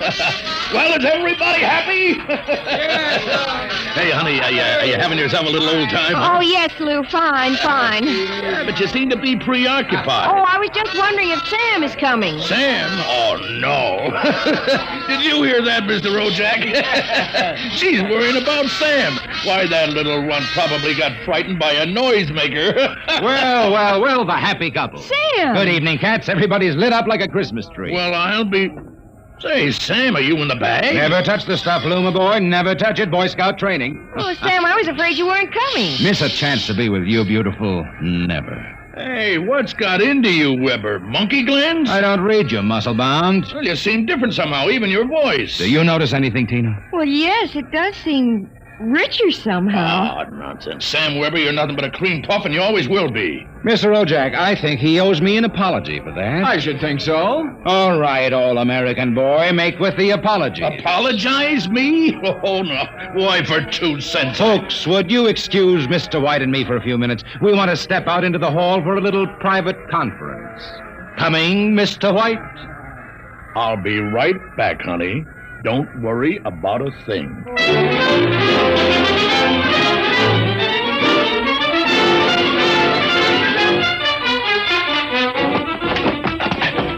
Okay, big boy, you've taken enough punishment. Now. Sam! Lou, don't kill him. He did...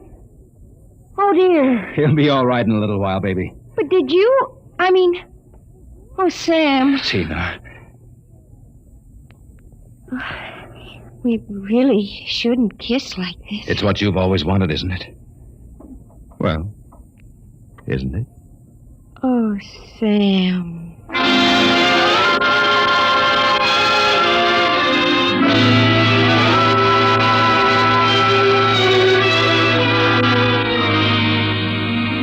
By this time, he's probably kissing her. And there's nothing you can do about it, Weber, old man. Nothing. Hey, wait a minute. Where's that book of instructions? To disassemble a Build-A-Man model, merely focus the ray of the disassemblator device and press lever X. But that's murder, Counselor. Still, legally, in order to prove there's been a murder, you need a corpus delicti. And nobody even knows there is another Sam Weber. Oh, so you're finally home. I'm starved. Sorry, Weber, old man, but very pressing business detained me. I suppose you made a fool of me over at Segali's. Oh, on the contrary. What do you mean? My boy, you were looking at a man who in one fell swoop has got himself a raise, a promotion, and a wife. At least she'll be my wife tomorrow. Who? Tina, of course. I don't believe it. I had to put on quite a show, but all around it was a real success. Mr. Ojak was so impressed he called me aside and said he was going to give me a crack at some criminal cases. And if I made the grade, why, who knows, I may even accept a partnership.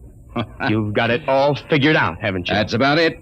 Only you neglected to consider one thing. Oh, what's that? This. Hey, put that down. Get back, you usurper, you. I'm going to melt you down like a Welsh rarebit. Weber, you can't do that. It's murder. It's like killing your own son. After what you've done to me, it's a pleasure. I didn't ask to be brought into this world, but now that I'm here, I like it enough to want to survive. Take off my suit, you phony. You won't be needing it again. You're really going through with it, huh? I am. All right. Oh, here's your jacket. My arm! Give me that thing. Give it to me. That's better. Now we'll fix this little item so it can't do any damage. Oh, no. Yeah, you see, Weber? You don't have the guts to stand up against the man you might have been. Oh, what's that sound? I don't know. Seems to be inside the house. Somebody's coming up the stairs. Listen. Take a peek through the keyhole, Weber. Holy jump. It's him. The old man with the black coat. His eyes all black and shiny without any whites. Looks insane. Don't open it.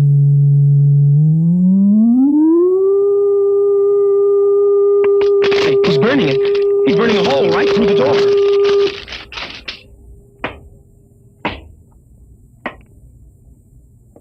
Good evening, gentlemen. As I feared, I'm too late to prevent you from duplication, Mr. Weber. And I see that you have destroyed the disassemblator. That means I shall have to do the job manually. An ugly task. Oh, who are you? I am the census keeper for the 24th Oblong.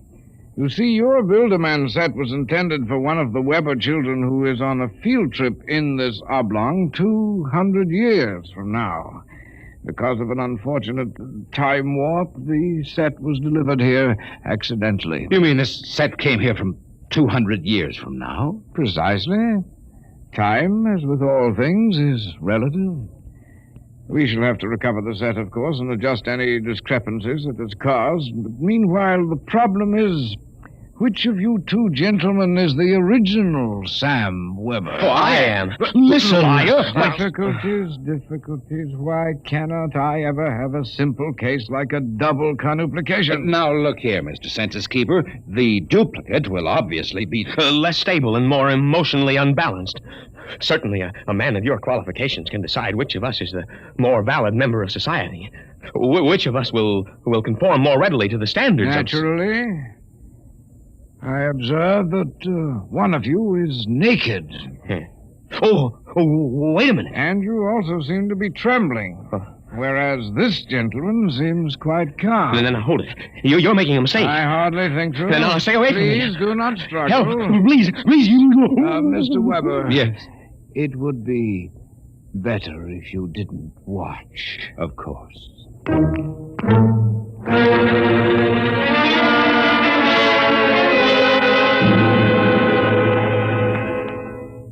Well, that's my story. Within 10 seconds, the old Sam Weber had been completely dismantled and packed into the box. Tina and I were married, and I went on to become a full partner in the firm of Ojack, Somerset, and Weber. Oh, and by the way, Tina and I have been doing quite successfully what the old Sam Weber and his Build-A-Man set made such a mess of. We have 1, 2, 3 little conuplications. Sam Jr., age 4, Sameta, age 3, and Samina, age 4 months. Good night.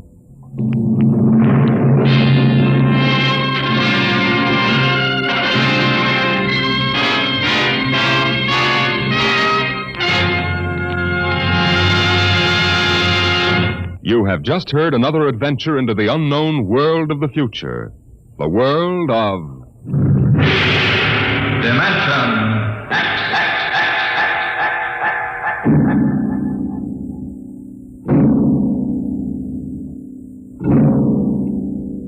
Time is a strange and mysterious dimension. Could we alter the future if we could travel back in time to our own youth?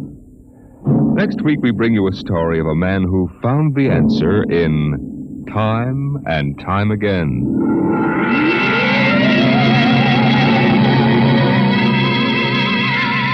Dimension X is presented transcribed each week by the National Broadcasting Company in cooperation with Street and Smith, publishers of the magazine Astounding Science Fiction. Today, Dimension X is presented Child's Play, written for radio by George Lefferts from the story by William Tenn. Featured in the cast were Leon Janney as Sam, Carl Weber as his alter ego, and Patsy Campbell as his girl. Your host was Norman Rose, music by Burt Berman. Dimension X is produced by William Welch and directed by Fred Way.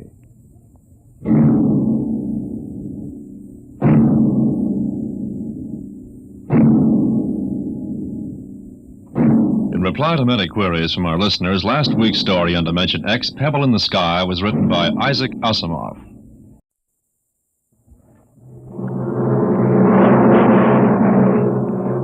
Adventures in time and space, transcribed in future tense.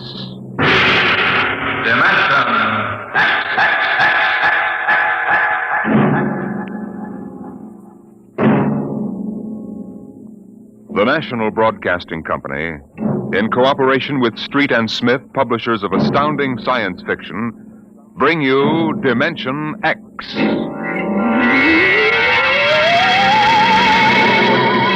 The civilization of the galaxy spread across 200 million worlds. The black void of space swarmed with the ships of the Empire. But far off the trade routes, almost forgotten, lay the dying planet Earth.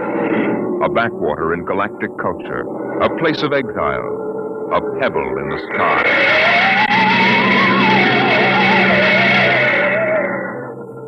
I landed on Earth, on the one spot which I would have called civilized.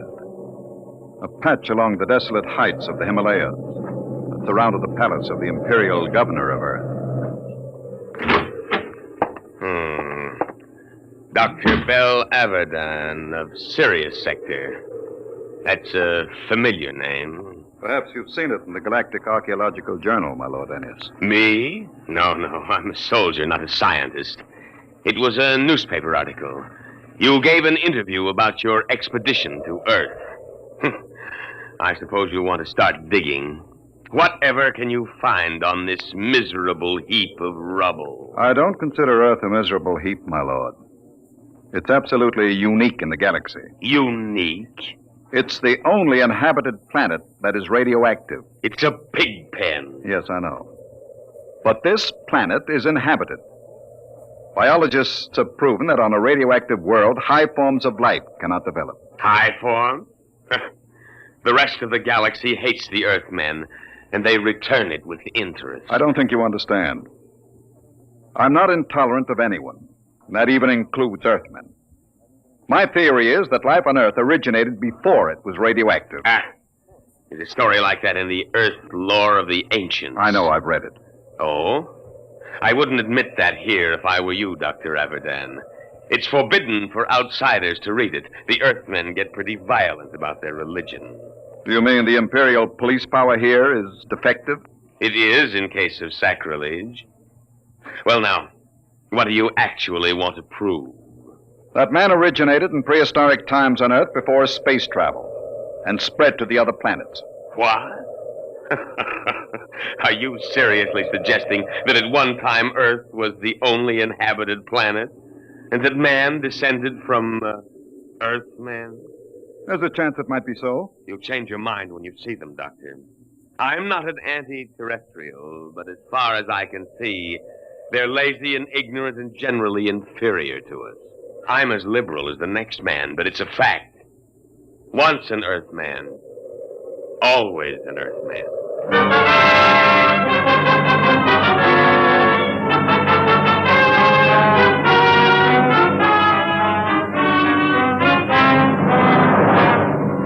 I booked passage to the city of Chica on an Earth line. My fellow passengers seemed ordinary enough. But I was conscious of being alone among Earthmen. I beg your pardon. Could you tell me what's going on there? Sure. You see that couple? They've been married 40 years. It's their anniversary. Yes, sir. 40 years. Hey, Mother? It seems like yesterday. Just like yesterday. Hey, when are you folks scheduled for the 60? In a month. 16th of November. Well, I hope you have a nice day for it. My father reached his 60 in a pouring rain. Kept complaining we were getting soaked. So I told him, what are you complaining about, Dad? I've got to come back. Now, this 60 they're talking about, are they referring to their 60th birthday? Sure. That's when they put you away. Euthanasia. It's a custom. Can't have people living on. Eats up all the food. That's right, isn't it, Pop? Yes, sir. Mother's coming with me when I reach the 60. She's not due for a couple of months, but she thinks we might as well go together. Yeah, that's the spirit. There's many a man living past the 60. Sneaks, stealing the food from the next generation. A guy should go when it's his time. Yes, but suppose It's only fair to... Hey, where are you from? I beg your pardon? Asking all them questions. Yes. Who are you? A spy? Where are you from? I'm Bel Abaddon from Baron, Sirius Sector. Oh, an outsider, huh? Come on, we'll go forward. Did you hear that, Mother? An outsider.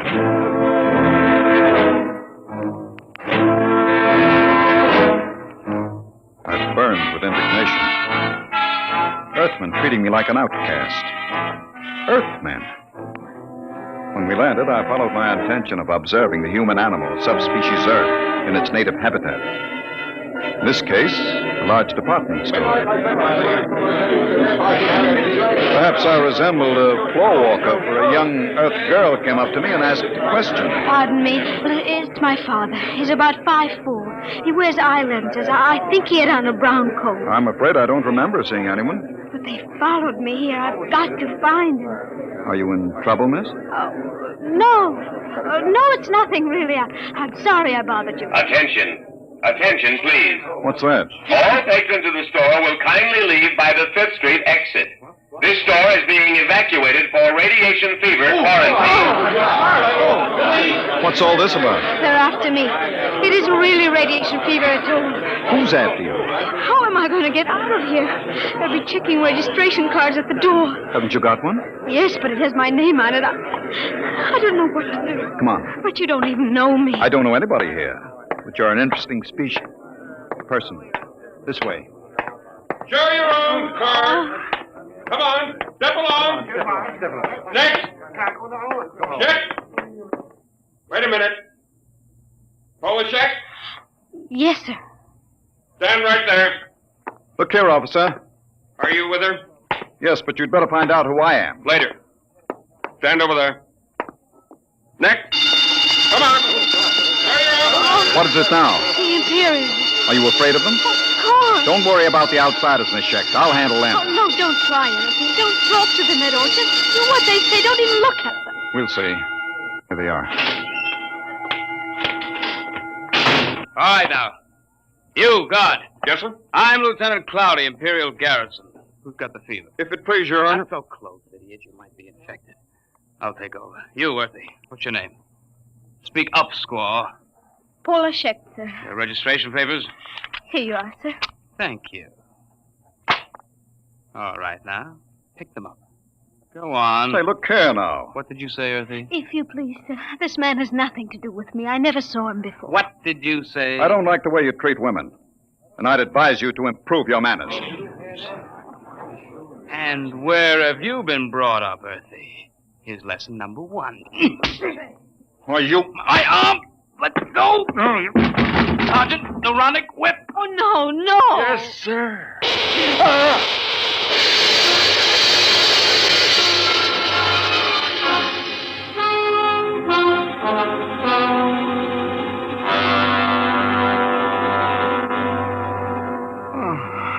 Oh, you're all right now.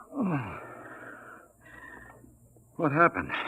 They gave you full power and the neuronic whip. Where are we? The military base. Oh, you should.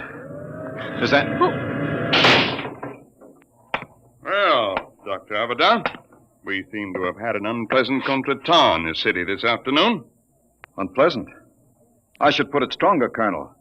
As a free citizen of the Empire, I had every right to resent such illegal treatment. I consider the whole incident unfortunate, Doctor. Don't you think it would be best to forget the whole matter? I think not. I have an appointment in a week with the procurator. Procurator, huh? What do you intend doing with Miss Schecht? What would you suggest, sir? I had... Free her immediately, and offer her your apologies. Of course. If the young lady will accept my sincere regrets, I will give the order for your release immediately.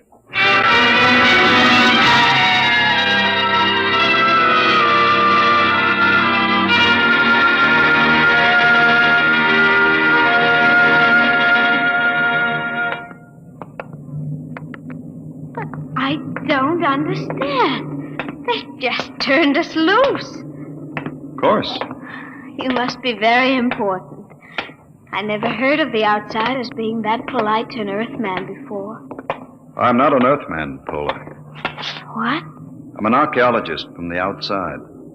Oh.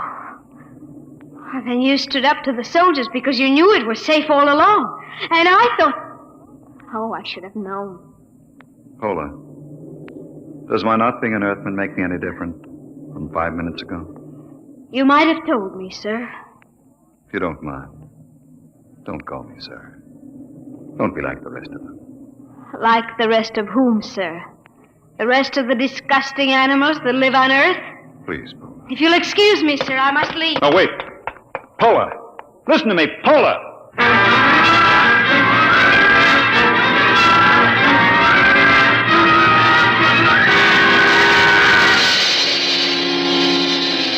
I had access to the garrison files, and to satisfy idle curiosity, I indexed Pola Schecht. Her father was a Dr. Mikhail Schecht, biologist, and against his name was a black star with a notation, condemned in absentia. Charge, evading the 60. That was why she was afraid. So I sent a note asking her to meet me in the North Park after dark. Paula, over here. Dr. Avidan? Sit down. Oh, I want you to understand. I wouldn't have come except... I understand. I've seen your father's record. You know about it. I looked into it, Pola. There doesn't seem to be much that can be done about the 60. Oh, it isn't that. It's not for my father.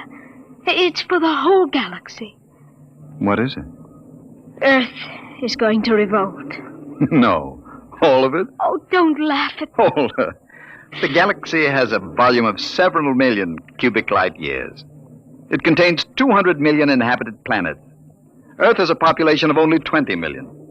And no resources. What can Earth do? I don't know, Doctor, but my father does. He's told me that Earth knows a way by which it can wipe out all outside life and... Wait. Listen. Someone coming. Park Patrol. Quick, kiss me. Don't be stupid. Kiss me. They won't suspect anything. Oh, yes, of course.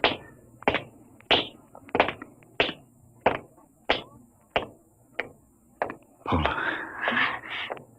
They've gone. It's all right. Now come with me. I'll take you to my father.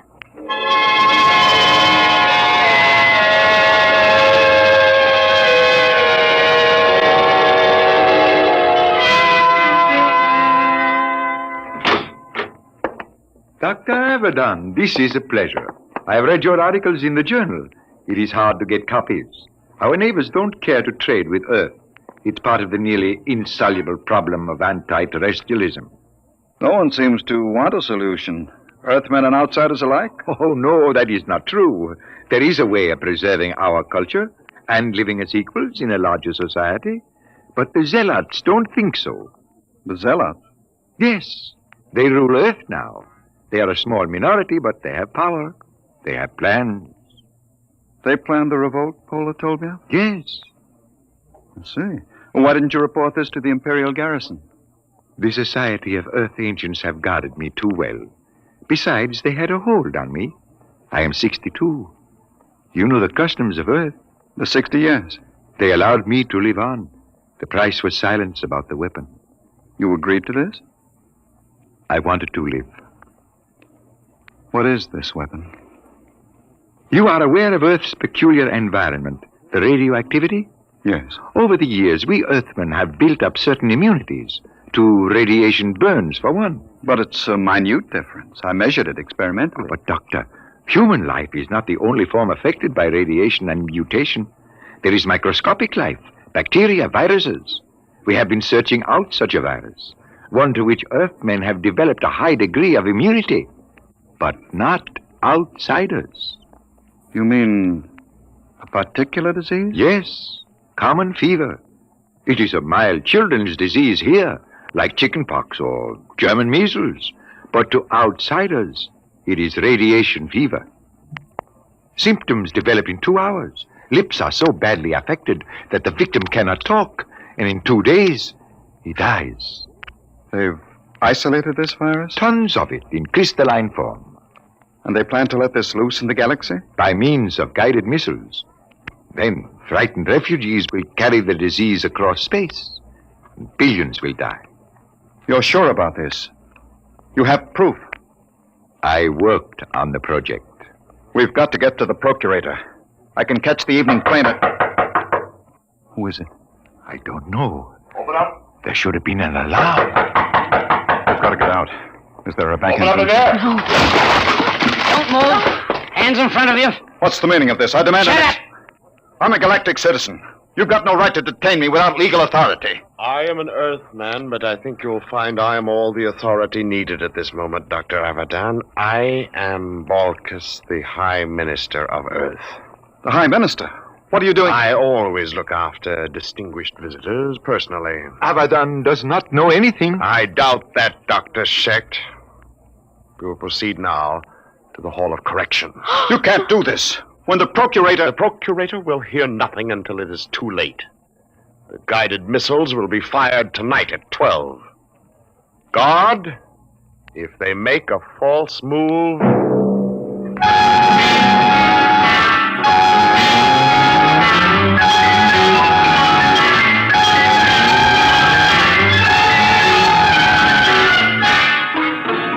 Keep them covered, guard. Right. Hold on. Can you scream? What are you... There, coming down the street. Imperial Patrol. Oh, it's no use. Do what I say. Scream. Go ahead. Hold it. They're outsiders. You're right. That's the Imperial Patrol. All right, Earthy. What's going on here? Good morning, Sergeant. Sir? Earthy? You don't understand. I'm Balkus, the Lord High Minister of Earth. Listen, Earthy, I don't care who you are. What's going on? Yes, sir. We've arrested these people. What charge? Blasphemy. All right, get moving. Thank you. Sergeant. What do you want, Earthy? I'm a galactic citizen. I demand the right... You? May we proceed, sir? Listen, Sergeant. I've something more to say to you. What? This.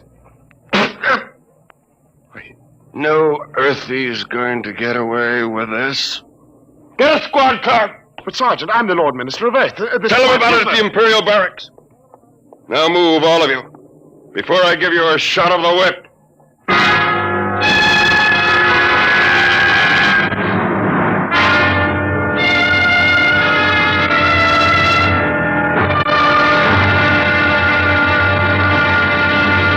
I tell you I'm a citizen of the Empire. Listen. I can prove it. You'll get into a lot of trouble if you don't believe me. I'll admit no Earthy would dare spit in my face. It was the only way I could get to the garrison. I insist on seeing the officer of the day. I sent for him. You better have a good story. Attention! Steady. Which one of you claims he's a citizen of the Empire? I am. Bella, the one from the store. You, eh? The smart louse that broke my arm. Well, well, well. I've got to see the colonel, Lieutenant. Now, Dr. Abadan, I could hardly do that unless it's important. It is important. It's life and death for the galaxy. Mm-hmm. Come here. Closer. Oh, it's too bad I've got to save you for the colonel. What? He'll see you at 5:30, his orders. You knew all along. Sure. Come on, Earthy lover.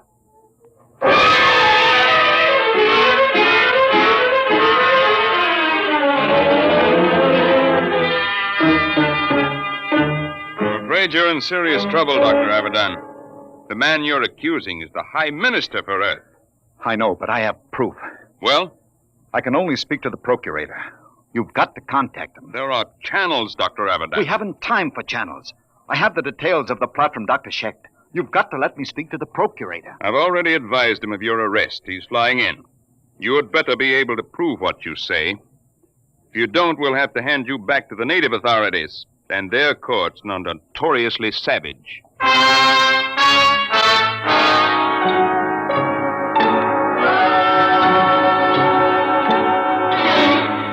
Well, Abadan, I've called you here with His Excellency, the High Minister for Earth. My lord, this man is behind the whole plot. is he? There's no time to lose. I've explained to you about the virus. They're shooting off the guided missiles at 12. You've got to take action. Well, Your Excellency, my lord, if this man has any evidence... You admitted it this afternoon. Well, you have no witness to that. Ask Dr. Scheck. He worked on the virus. I wouldn't say that Scheck lied, my lord, but he is a criminal wanted for evading the 60, and some men will invent any story to avoid death. The deadline is midnight. You've got to bomb those temples where the launching sites are. Perhaps I can explain. According to my information, Dr. Abadan seems to have succumbed to a certain Earth girl, the daughter of the unfortunate Dr. Scheck. Is this true, Abadan? What has that got to do with it? There isn't any time. You've got to do... Dr. Abadan, are you in love with that girl? Yes. Will you listen to me? I don't think we need pursue this any further. Your Excellency, I shall order you released with an apology. No. Dr. Abadan, I can hardly believe a degenerate who fraternizes with Earth women. You scum, you pot-bellied scum. I warn you, Abadan, you're in trouble enough. I'm in trouble. You fool, you stupid, blind, bigoted fool. You're destroying the galaxy. You're murdering them all. But before I die, I'll have the pleasure of smashing your fat, oily face in... Let me go. Guard the whip.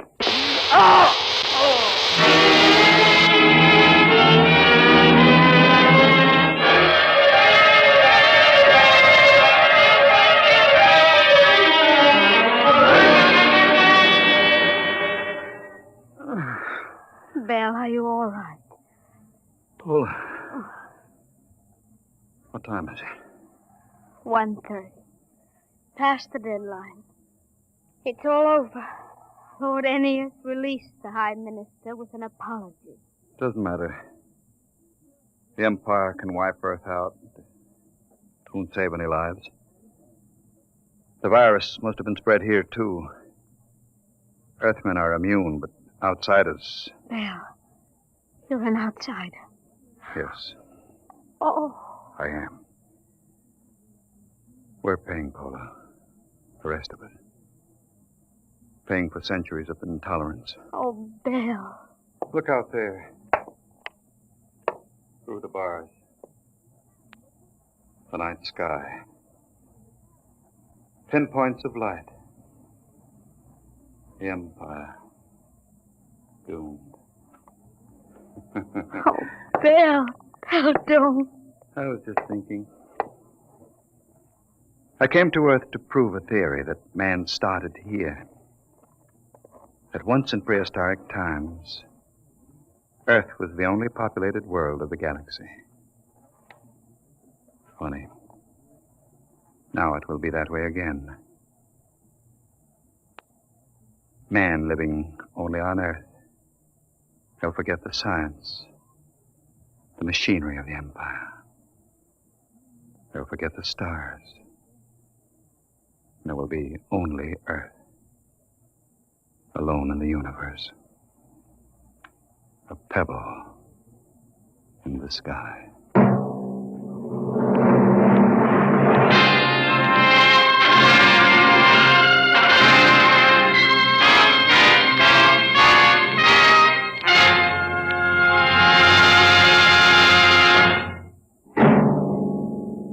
The children of tomorrow will play with toys. But what will those toys be like? An ordinary clerk in an ordinary job finds a terrifying answer to that question next week as Dimension X brings you Child Play. Dimension X is transcribed each week by the National Broadcasting Company in cooperation with Street and Smith, publishers of the magazine Astounding Science Fiction. Today, Dimension X has presented Pebble in the Sky, dramatized for radio by Ernest Canoy. Featured in the cast were Santos Ortega as Abadan and Susan Douglas as Pola. Your host was Norman Rose, music by Burt Berman. Dimension X is produced by William Welch and directed by Edward King.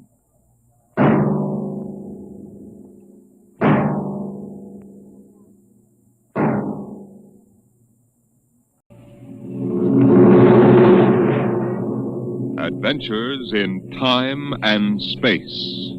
Transcribed in future tense. Dimension X.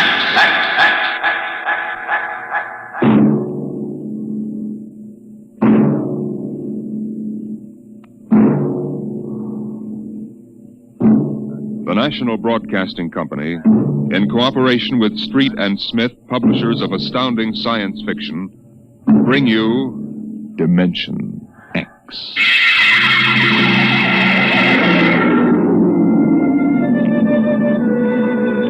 Nobody knows exactly when the nightmare began. They must have planned it for years, though, because looking back, you can find little incidents here and there. Like the concrete mixer in New Jersey that killed the bricklayer, and the time Senator Milburn was sucked into the rotopress at the Capitol Office Building. Unrelated accidents, we thought at the time. But they add up now. The day we really should have suspected was when the men walked off the construction job at the new Brookmeadow atomic pile on Long Island. I'll never forget that day. I was working as a statistical clerk in the project then, operating one of those miracle computing machines developed to fill the requirements of Army ordnance. They called it ENIAC. Mr. Gurney? Huh? Oh, yes, Bella? The chief wants to see you in his office. Me? Unless you're no longer Samson Gurney, he wants to see you. Oh, well, of course. What do you suppose? I do not read minds, tea leaves, or crystal balls. Of course, I'm sorry. I shouldn't have asked. Don't apologize. I'm sorry. And don't wait for me. Mr. Hawk is in a hurry. Yes, I'll go in right away, of course. Her name was Bella Roscoe. She was Mr. Hawk's secretary. I had always thought her a very attractive woman, but for some reason she didn't seem to like me. Of course, on a clerk's salary, I couldn't exactly afford to take ladies to the best places. But I've often thought that if there weren't such a disparity in our ages, I might have... But then... Come in. You wanted to see me, Mr. Hawk? Gurney, I thought those electronic computations were infallible. They are, sir. Well, we got a kickback from the chief physicist. These nuclear equations are inaccurate. No, they aren't, sir. I'm telling you what the memo says. Well, sir, occasionally, if there's an overload, the machine goes haywire. Sort of has a nervous breakdown, you might say. Huh? We usually rest it up for 24 hours, and it's okay again. Well, do whatever has to be done. Yes, sir. Oh, and Gurney. Yes, sir. You've been with the Bureau for over 15 years now. It would be a shame to have to remove you because you aren't keeping your mind on your work. Well, Mr. Hawk, I hardly think anyone... Excuse me. Hawk speaking. What? Dave, what? All of them? Well, have you tried to talk to them? Yes, of course. I'll send one of the safety engineers over. This place is falling apart piece by piece. Miss Roscoe? Yes, sir. The men on the construction gang at the new building have walked out on us. What? Someone slipped this morning and fell into a turbine. No. Get the chief safety engineer. Have him over there right away. Yes, sir. Oh, and contact the personnel office. Have them ask the union to order the men back to work. Get back to me. Yes, sir. Mr. I'm Hawk... sorry, Gurney. I have no time to discuss anything further. Get on the job and stay awake, or we'll have to make some changes. But, Mr. Hawk, That's all, I assure Gurney. you... That's all. Now, you probably gathered by this time that I wasn't a very important man at Brookmeadow. I hated Mr. Hawk with a passion because of his superior attitude, and because I knew that Miss Roscoe admired him as a man of strength and decision. I was secretly happy he was having trouble with his construction crews. That evening, I wandered over to the site of the new atomic pile to see where the man had fallen into the turbine. They had the construction area fenced off with barbed wire, and a security guard stopped me. Hold it, buddy. You can't go in there. That's a restricted area. I'm Samson Gurney from the statistical section. Here's my identification. I'm sorry, Mr. Gurney. Nobody's allowed in the area. I see. We had a lot of the employees come over tonight to take a look, but nobody gets in. Orders. Tell me, was he, killed instantly? Like that. Mm-hmm. Yeah. This guy was checking the magnetic field inside the turbine, see? Right down inside it. It's all over. But if it wasn't hooked up... Look, Mr. Gurney, they got smarter guys than me trying to figure these things out. Yesterday it was a concrete mold. Wham! 2 guys get sucked right into the mixer. My. 3 days ago, a bulldozer starts up by itself and runs wild. 1 killed. 2 almost. Go figure it out. You know what I think? Sabotage. We got more guards and FBI men in here than we got workers. Flea couldn't get through without proving he didn't come off a Russian wolfhound. Now, I'm a statistician. All my life, I've been interested in statistics. So, a simple-sounding thing like this started me off. I went back to the office that evening instead of going home, and for the next 2.5 hours, I computed figures on the probability of industrial accidents for the types of machines we were using.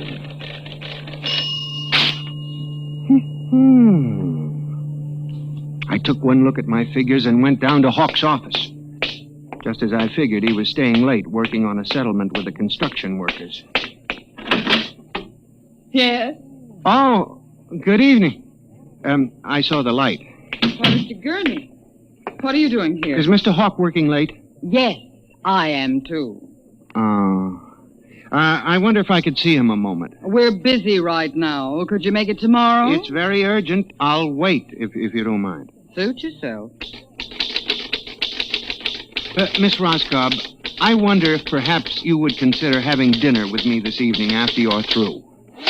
I have a date, Mr. Gurney. I was thinking we might go to Raymond's. They have very good spaghetti. Mr. Hawk has already asked me to have dinner with him at the Golden Shish Kebab. Well, of course, that's out of my class. Yes. Yeah. Mr. Hawk, Yes, Mr. Bella? Gurney would like to see you a moment. He says it's very urgent. Urgent? All right, I'll give him a minute. Okay. Thank you, Miss Roscoe. Mr. Hawk, in the past 3 months, industrial accidents all over the country have taken a sharp, unexplained upswing. Why don't you stop playing FBI man and stick to your job? Which, incidentally, you haven't been doing too well. You and our computing machines have made mistakes before. Now, this is probably another. I'll have Miss Ross come so... What's the matter with this blasted buzzer? Miss Roscoe! Miss Roscoe! Yes, sir. Stop this blasted buzzer. Get a repairman, a mechanic, anything, but stop the thing. And you, Gurney, get out! I went back to my office to get my hat and coat, feeling about as unhappy and humiliated as a man can feel. He had thrown me out in front of her.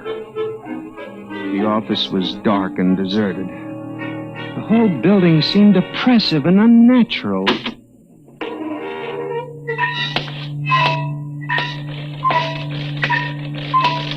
I walked across to my desk. In front of me, the ENIAC glowed and chattered eerily as it worked on the equations we had fed it that morning. Its many-fingered circuits hung against the wall like some great octopus. And the thousands of tubes glowed orange and blue in the dark like 1,000 eyes staring at me. It almost seemed alive. Then it increased its tempo a moment, and a fleeting notion crossed my brain that it was laughing at me. Laughing like all the others. What was the matter with me? What? And I shut my desk drawer and began to put the cover on my ENIAC typewriter when an amazing thing happened. The most amazing single incident of my life. Alone, in the darkness, with no one at the keyboard, the ENIAC typewriter began to type. Am I going crazy? This can't be. There's nobody here. There's nobody here. Oh, no. I'm just imagining it. It's in my mind. But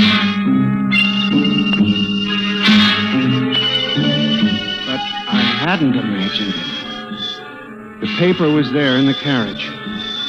Did I dare read it?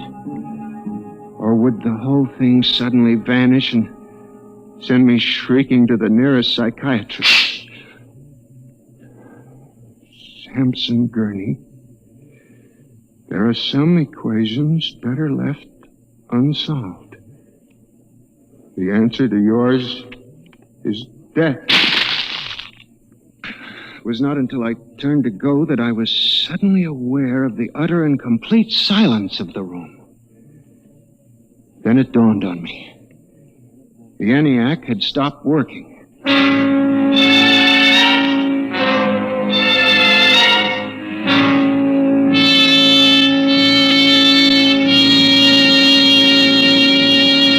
Gurney, do you expect me to believe this? It's insane. Mr. Hawk, I'm a safe... Take it easy, Gurney. Now, this is just some practical joke someone in the office is playing. There was no one in the office. Of course not. They wired up the machine and left. I checked the machine myself, Mr. Hawk. All right, Gurney. You leave this note with me, and I'll turn it over to the security force for further investigation. But... No buts, Gurney. The security men will handle it. Yes, sir. Well, maybe you've been working too hard lately. You've got to relax more. Now, here, let me light that cigarette for you. I watched him trying to make the lighter work. I don't understand this. I just put fluid in it. There's a brand new flame. It seemed ridiculous. A little piece of mechanism like a cigarette lighter frustrating the big important executive. Oh, blast this lighter. Here's a match. It was such a small thing. And yet as I watched him, a thought began to take shape in my mind. Nebulous at first, incredible perhaps, but it grew. You just relax for a few days. Everything will turn out all right. Well, the main thing is not to let little things upset you.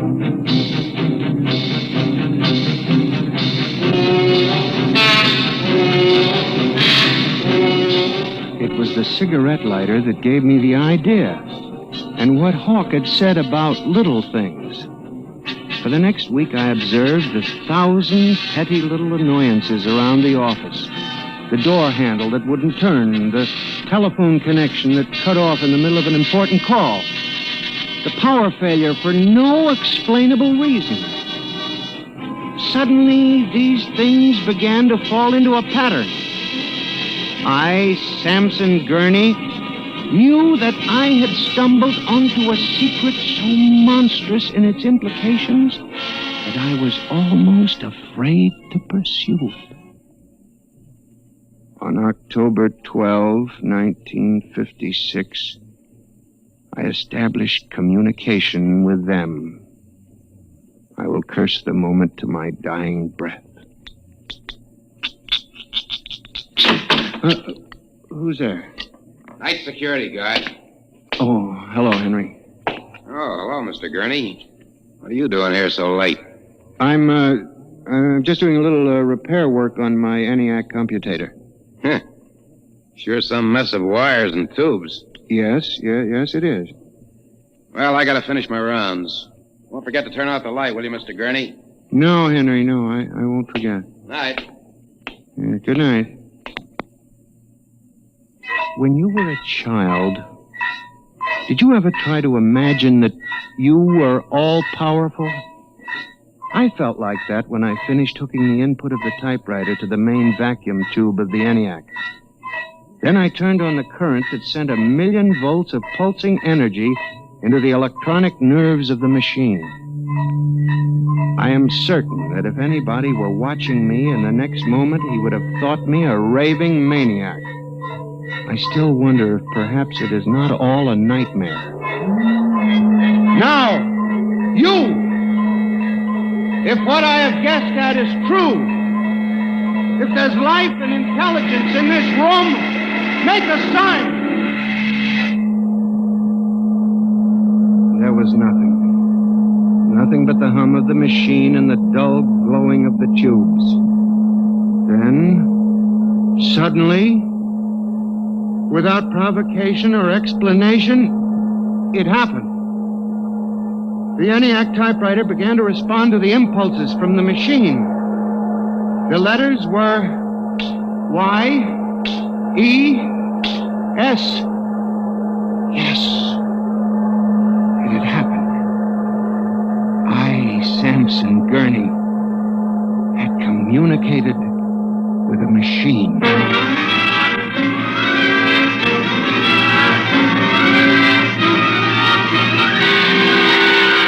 I was about to try to communicate again when suddenly, on ball-bearing casters, a heavy metal filing cabinet began to roll away from the wall toward me. I started to move to one side when another cabinet slid out from the wall, and then another, surrounding me. That was when I realized that they cooperate. We taught them that, you see, on the assembly lines and in the factories. There was no way out. How could a mere man reason with dumb machines? Still, they needed us. They needed us to oil them and repair them and build them. They hadn't gotten to the point yet where they could exist without man. I had to make them understand that before they killed me. Listen to me. You must listen.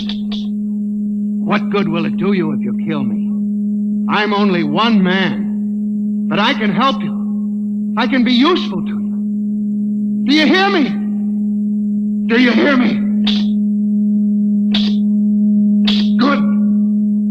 You're going to need men to oil you and repair you. I'll do anything. I'll do absolutely anything you want, but in the name of God, don't kill me.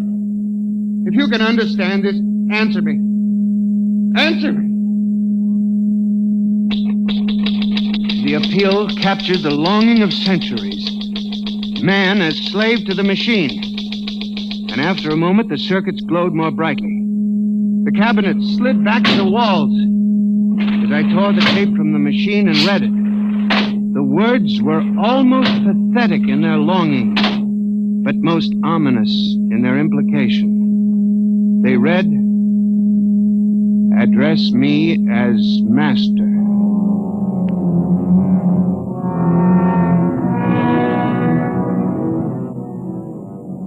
My life for the next 6 months was a nightmare.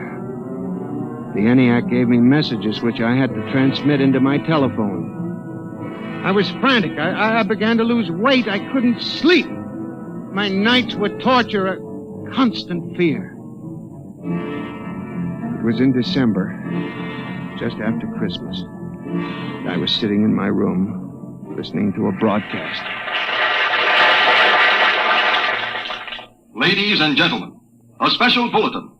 Already 24 hours before the peak of the New Year's traffic, over 1,000 deaths have been reported. This is an unprecedented figure.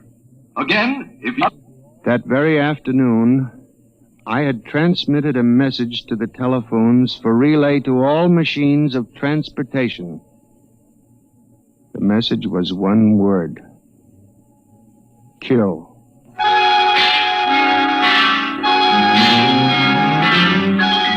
Next morning, I avoided my office. Instead, I went directly to the office of Mr. Hawk. I was highly agitated. My lips trembled as I spoke.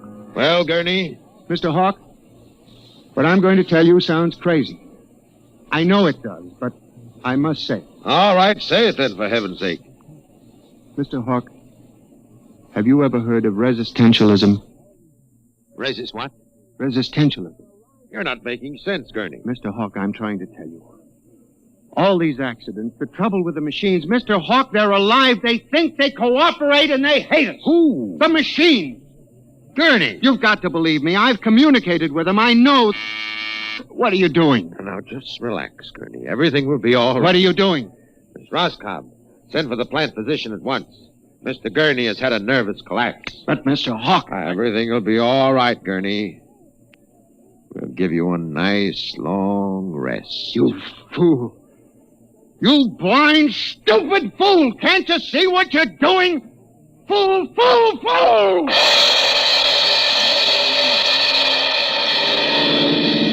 When the plant physician arrived a few moments later, Lucius Hawk was found at his desk, strangled to death in a nest of telephones.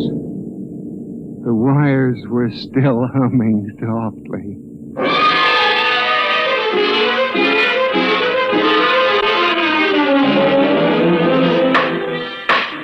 Samson Gurney, you stand accused of the crime of murder. How do you plead? I did not kill him. I didn't. So record. Prosecution will proceed with testimony.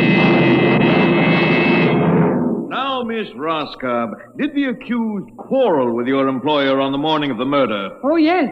He and Mr. Hawk quarreled violently. I could hear Mr. Gurney screaming at him. And Mr. Hawk asked me to send for the plant physician. What were his words? He said, Mr. Gurney has had a nervous collapse.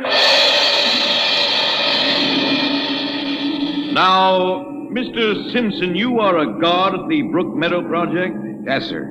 When did you have occasion to meet the accused? Right after those accidents. He was snooping around the construction area.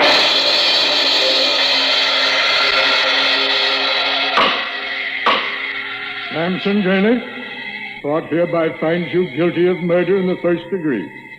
Recommendation that you be examined, committed to the state hospital for the criminally insane at Mattawan.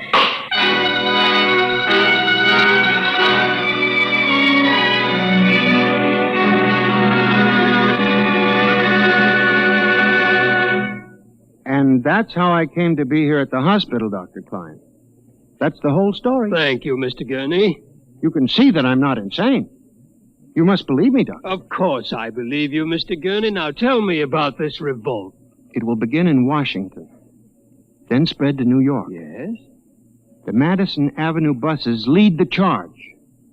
Picture it, Dr. Klein, 3,000 buses roaring rampant through the streets, people running like rats in a maze looking for manholes in the pavement. And you really believe this will happen, Mr. Gurney? I know it, Doctor. The worst part of it is there's no way to stop them now. It's too late. Now, you mustn't excite yourself, but Mr. Doctor, Gurney. Don't you see?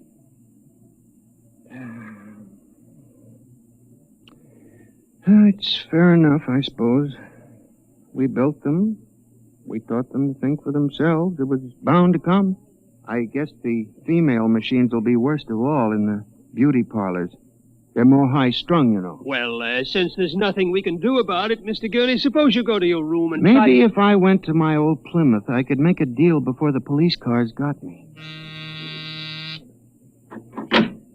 Yes, Doctor? Would you take Mr. Gurney to his room, guard? He's already been given sedation. Yes, sir. Those concrete mixers may have made a mistake, you know. Just high spirits and all that, but if they got so they liked the flavor... We'll see you later, Mr. Gurney. Now, try not to worry too much. All right, guard. This way, sir. Oh, machines revolting. Telephones strangling people. Oh, blasted cigarette lighter. Why won't it work? I just filled it. Flint is good. Oh, well, you can never trust this newfangled machinery.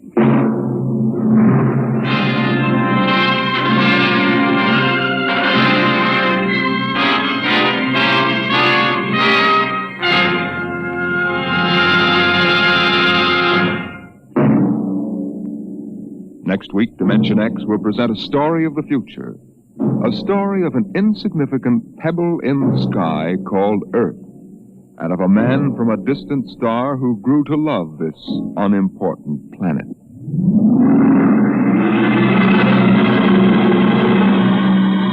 Dimension X is transcribed each week by the National Broadcasting Company in cooperation with Street and Smith, publishers of the magazine Astounding Science Fiction.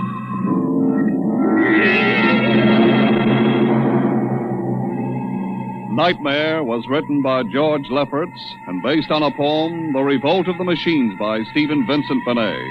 Featured players in the cast were John Gibson as Mr. Gurney and Rita Lynn as Bella Roscoe. Norman Rose is your host. Music by Albert Behrman. Engineer Bill Chambers. Dimension X is produced by William Welch and directed by Edward King.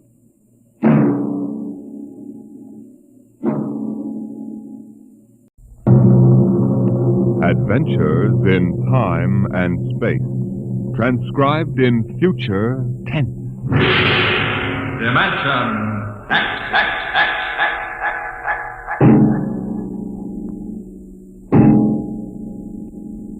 In the beginning, there was Jordan, thinking his lonely thoughts. Out of the loneness came a longing. Out of the longing came a vision. Out of the dream came a planning. And out of the planning came decision. Jordan's hand was lifted, and the ship was born.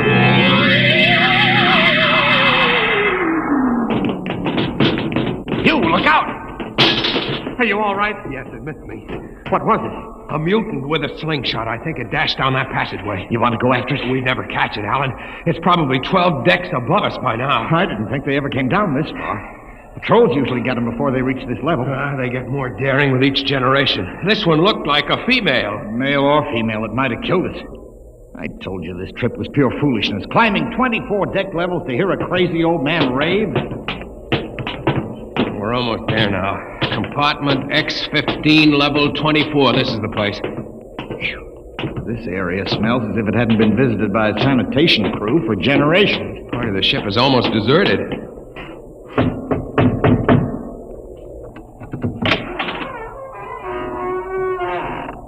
Yes? This is the compartment of John the Witness. Who are you? My name is Hugh Hoyland. I'm a cadet from the scientist barrack. This is my friend Alan Mahoney. What do you want of John the Witness? Only to talk. Are you a believer in Jordan? Naturally. I have heard that there are those among the younger scientists who doubt the word of Jordan.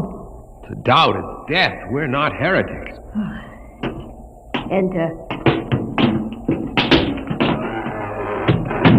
I have brought a gift of tobacco, grown on the richest level. It smells good. I assure you it's the best. Wait here. What a rat's nest. What the devil do you think he can tell you? I don't know. Now, hush.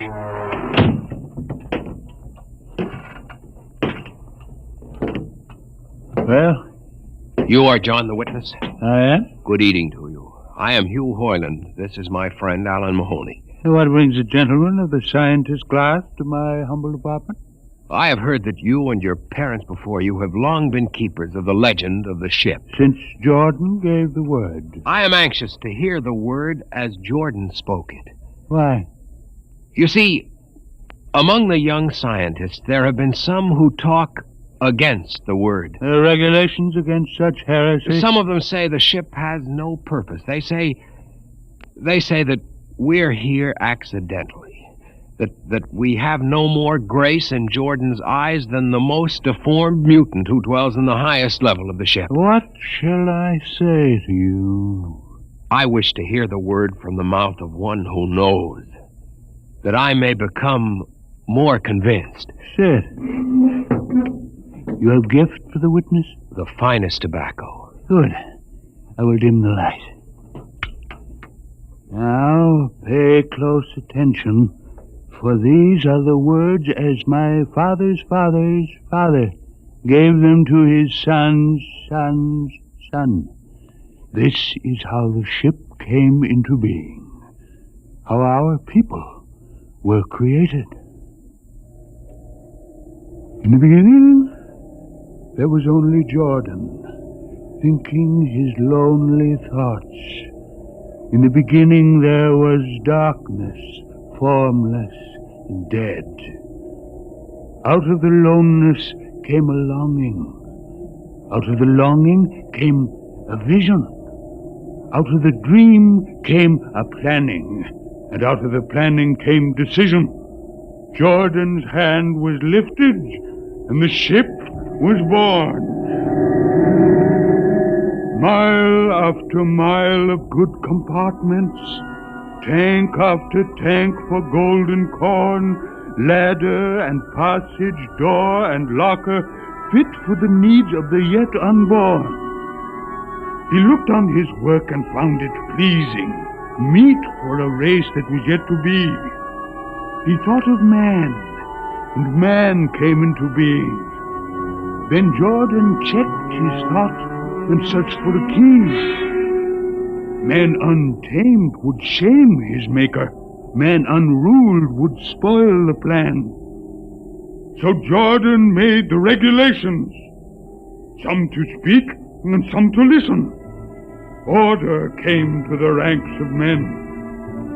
Crew he created to work at their stations, scientists to guide the plan.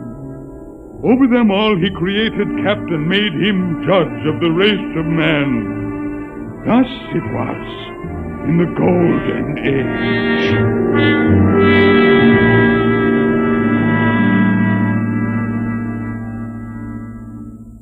These are the true words? As my father's father taught them. But what of the strange beast-like people on the upper levels of the ship? Surely Jordan did not create them. Jordan is perfect. All below him lack perfection. You have heard of the legend of Huff? I have heard that he mutinied against Jordan. Darkness swallowed the ways of virtue. Sin prevailed upon the ship. And before wisdom prevailed and the bodies of Huff and his followers were fed into the converter, some of the rebels escaped and lived to father the mutants. They are tainted with the sins of their fathers. One more question, witness. Speak. What is the ship? The ship is a great sphere. 25 kilometers wide and 100 levels deep. I know that, but what about the upper levels? The regulations forbid us to venture into the upper levels, but it is said that beyond the levels of the mutants lies the forbidden place where Jordan's spirit prevails. So I've heard. But something troubles me. Something which prompted my coming here. Yes, my son. What lies beyond the ship? What? What lies beyond the ship? This is heresy. Answer me. I will not permit such talk. The ship is complete. The ship is universal. The ship is everywhere. The ship is endless. Ah, your mutterings are those of a frightened old man. They answer nothing. You question the word? I think you lie. Hear me, Mr. Highland. For what you have already said, I can have your body fed to the converter. Your soul launched on the endless trip. You threaten me. You, for Jordan's sake. You think I fear this dried fig of a man? You. Sir, my friend is impetuous. He doesn't understand. I might be persuaded to forget a substantial gift. You pig. You. Come on, Alan. The sight of this so-called holy man offends me. No, you shall not leave. Look, don't try to frighten me with a gun, old man. Remain where you are, heretic. I warn you, put down the gun. No. No closer. Drop it. Very well, then. Death to the heretic. Alan, get him! Is he dead? I don't know. Come on, Hugh. We've got to get out of here. Now where? We can't go back. They'd feed us into the converter. What's that? The old woman must have turned in an alarm. Come on, the patrol will be here in no time. Where can we go? The upper levels. But the mutant. We'll have to take our chance. Listen, that's the patrol we've got to climb. There's a hatchway. Down the corridor. Quickly. Halt! Hold till we fire! Up the ladder.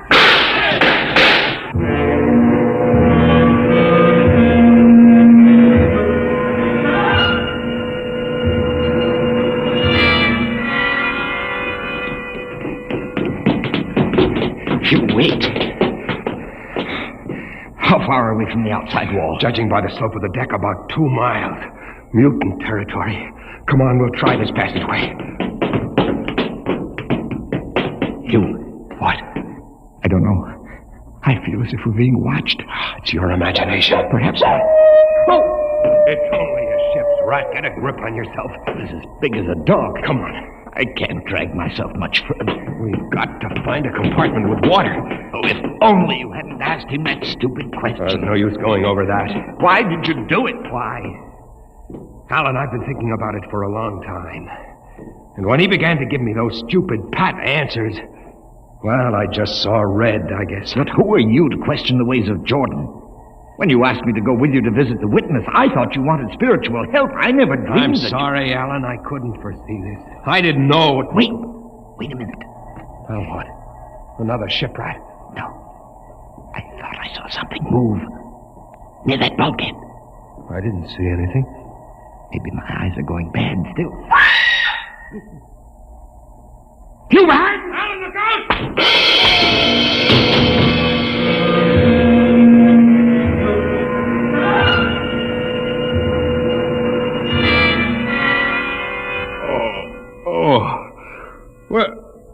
Where am I? What are you? Get away from me! Alan!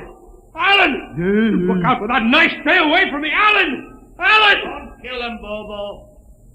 Not yet. Who are you? Forgive my friend Bobo. Like so many of my people, he's rather impetuous where members of the so-called super race are concerned. Who are you?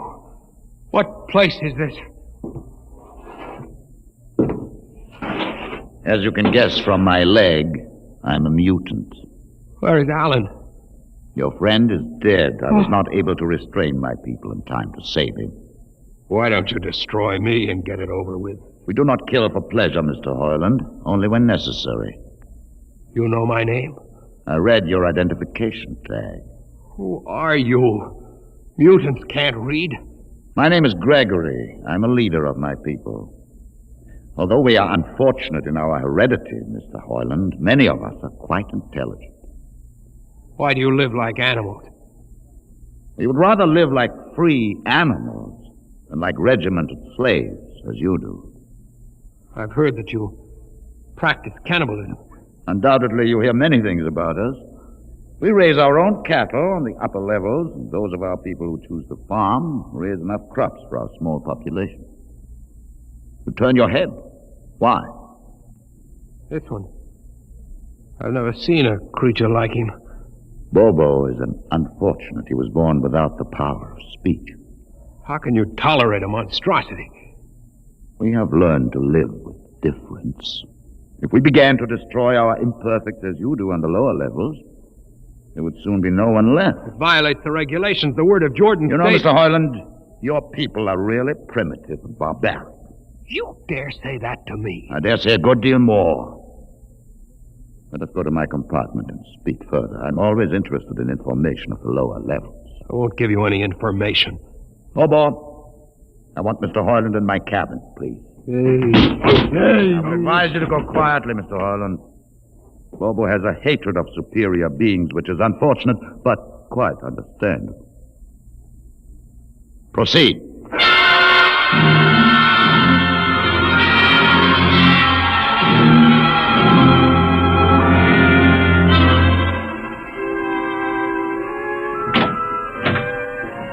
Enter, Mr. Hoyland. This is where you live? Yes. But you have books. Stolen from your libraries, Mr. Hoyland. Compton's Astrophysics. The Philosophy of Interstellar Navigation. Celestial Mechanics. You have read these? Most of them. Why did you bring me here? What do you intend to do? Do you believe in Jordan, Mr. Hoyland? There is no other belief. And the trip? I suppose you believe in the trip, too. Well, what else is there to believe? When you die, your remains are fed to the converter, and your soul makes the trip. And where does the trip take you? Why, to Centaurus, of course. Huh? What is Centaurus? Why, Centaurus, mind you, I'm just telling you the orthodox answer. Centaurus is where you arrive when you've made the trip. A place where everything is happy and everybody's happy and there's always good eating. It's mythological, of course. And you believe this? The peasants believe it, literally, but many of the younger scientists like myself know that it's figurative, symbolic. Why do you ask? Didn't it ever occur to you, Mr. Hoyland, that the trip is exactly what your peasants believe it is? That the ship and all the crew were actually going someplace, moving? The ship can't go anywhere. It already is everywhere. Imagine a place bigger than the ship, much bigger, with the ship inside it, moving inside. But there can't be any place bigger than the ship. There wouldn't be any place for it to be. Oh, for heaven's sake. Listen, you know the lowest level? Yes. If you started digging a hole in the lowest level, where would that hole go? Where would that hole... Oh, no, it's forbidden to think such a thought. Where would it go? No, I can't think about it. Bobo, we're going to take Mr. Hoyland to the place. Where are we going? To the top level. But it's certain death. Nonsense, I've been there 1,000 times. Come along. No, I won't. You can't make me. I think we can. Now, shall we proceed peacefully, or shall I have Bobo persuade you?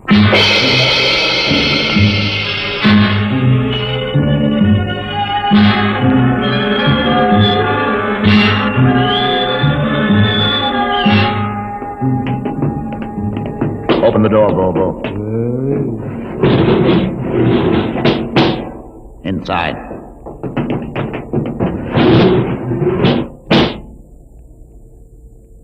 What place is this? This, Mr. Hoyland, is the main control room. Why, Mr. Hoyland, you're trembling. It isn't true. There is no such place except in mythology. You younger men are so wise, Mr. Hoyland, except for one thing. This happens to be the main control room of the ship. But it's nothing but a huge room with an instrument panel. What did you expect? How do you know this is the main control room? See these instruments? Using them, the navigator, many hundreds of years ago, actually steered the ship on its voyage. I don't understand. I didn't suppose you would. Your people have been so steeped in superstition and ignorance that the whole concept has lost its meaning. Sit in that chair. Don't be frightened. Sit down. Very well. Look up. What do you see? Nothing but a huge shield. Watch it for one moment, Mr. Hoyland. You are going to see something that few of us have ever been privileged to witness. Something so dazzling that you may find it hard to accept at first. But it is there. It is a reality. And ultimately you must accept it. What are you doing? I'm dimming the lights. Don't be frightened. Keep your eyes focused on the shield above us. Ready? Watch. The shield! It's sliding back! Ghost of Jordan! Well? What am I seeing? The universe, Mr. Hoyland. The universe in all its beauty. The stars, the planets, the sun, the moon, and the constellations. This is your heritage, Mr. Hoyland. The heritage you've been too stupid to see. But it can't be. The ship is the universe. There is nothing but the ship. But there it is. You see it before your eyes, spread out like a canopy of glory. You still deny it? Answer me, Mr. Hoyland. Do you deny it? No, I can't. They lied. They lied to us.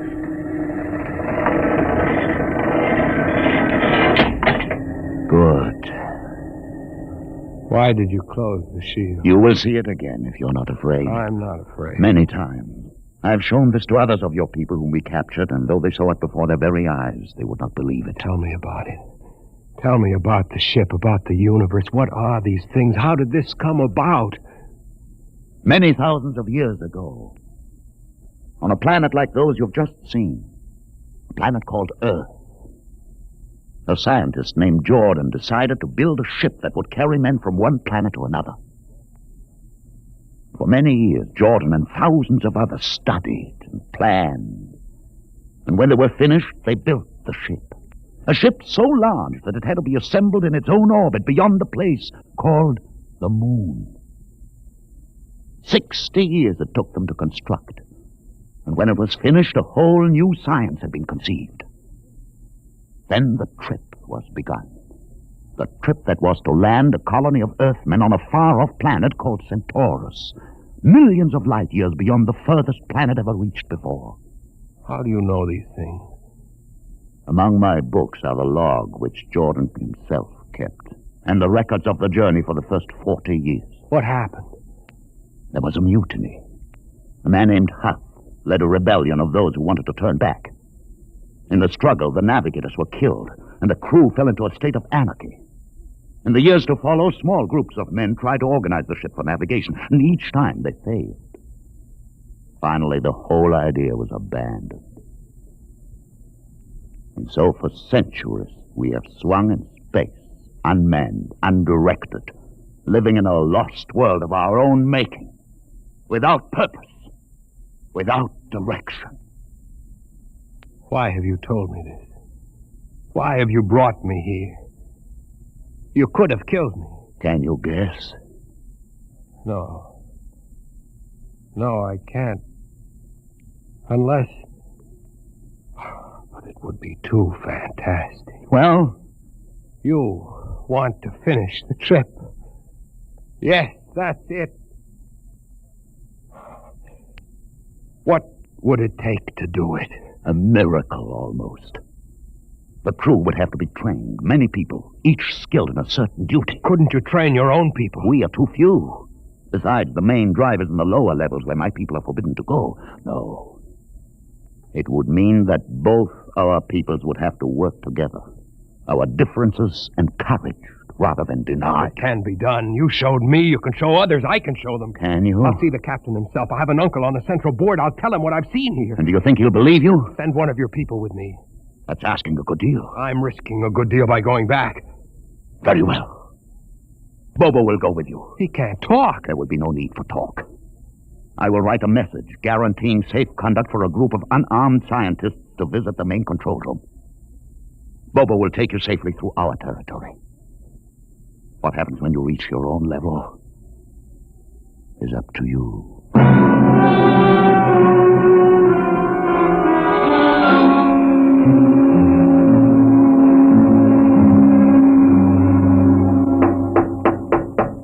One moment. Yes, what you? Quick, Uncle Edison. But this mutant... He's harmless, please. Now, what is this?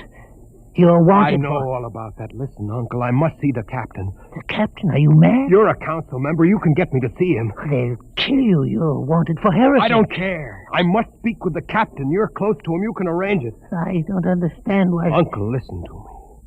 The ship is moving. I can prove it. Do you understand there is a purpose in the ship? I don't understand what you're babbling about. Never mind. Just talk to the captain. Tell him I have information of tremendous importance. Tell him I've arranged a truce with the mutants. A truce? Here, show him this paper signed by their leader. Do it, Uncle, for my sake. I don't know. Please, Uncle. If I'm to die, let this be my last request to you. Very well. I'll speak to the captain. I'll try.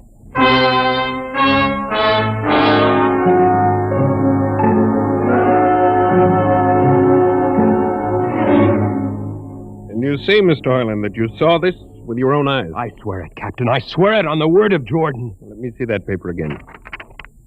What do you think, Commander Erst? I don't know, sir. It might be a trick. I guarantee you safe conduct. If these things are as Mr. Hoyland reports them, it would pay to risk a few lives. The man is a convicted heretic. Still, we mustn't discount his word entirely. He has a safe conduct. The mutant risked its life coming with him. I think we might investigate. You will do it? I'll have an expedition outfitted. Dismiss, Mr. Hoyland. Thank you, sir. Thank you. Captain, do you... Commander Erst. Sir. You'll make the necessary arrangements for an expedition. I trust you understand.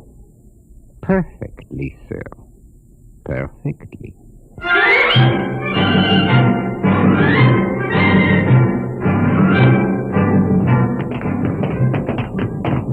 Lieutenant. Mr. Hoyland. You'd better halt your men here. This is the spot. Patrol, halt. I see no welcoming party of mutants. There will be none. Their leader will meet you inside the main control room. You don't say. And just where is this main control room? Beyond that door. I see. All right, men. Ready arms. Why do you ready arms? In case of ambush. Ambush? Don't you think they could have ambushed you on the way up here a good deal more easily? You know, Mr. Hoyland, I think you're a mutie lover. They have a place in the converter for that kind. Lieutenant, are you mad? No, Mr. Hoyland. But most certainly you are. To think that we could be lured up here to be slaughtered with a fantastic story about some mythical control room. Guns ready, sir. Lieutenant, I warn you, these people have acted in good faith. If you break that faith now... mutants to open the control room, Mr. Hoyland. No, not until those guns are dismounted. As leader of this expedition, I order you to call them. I refuse. You cannot do this thing. This is no way to keep a truce. Very well, if you refuse. Oh, there! Mutant! Come out! For Jordan's sake, Lieutenant. Too quiet for comfort. Mutant! Open the door! Please, Jordan, don't let anything happen. Please don't. It's opening. Ready, men. Someone's coming out. Look at his leg. Horrible. Steady. He's walking toward us. I can't stand this. Look out! Gregory! No! You fools! You've killed him! Here come the rest of them. Fire!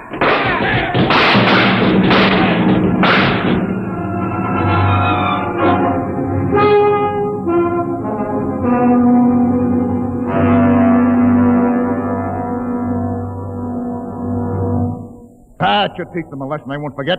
All right, men. Inside the room. Orland, you're under arrest as a conspirator in this ambush. Ambush, you fool, you blind, stupid fool. That'll be enough. Have you been inside this place before? Yes.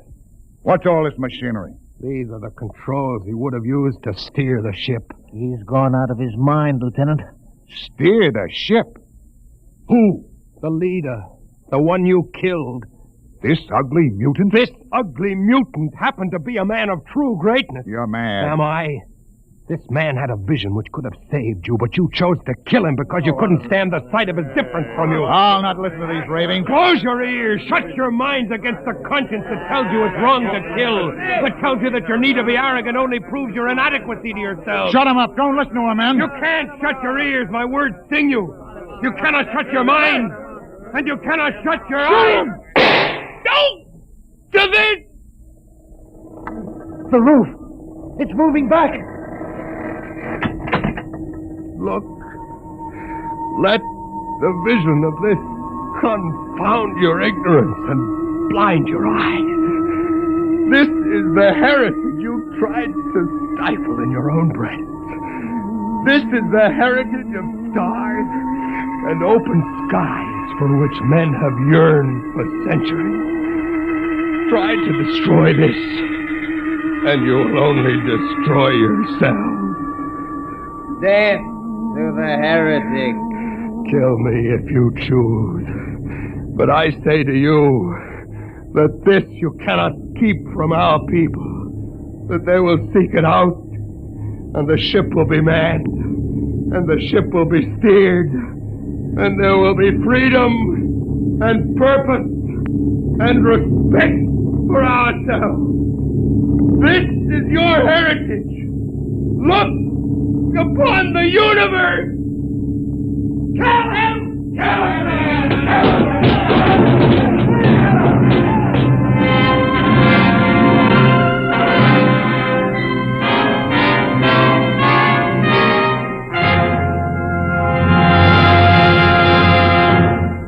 You have just heard another adventure into the unknown world of the future. The world of... Dimension X.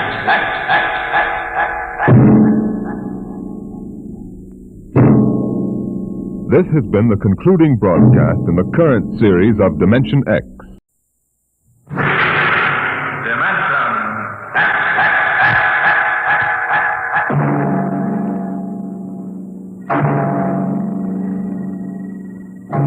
Can you predict what will come in 100 years?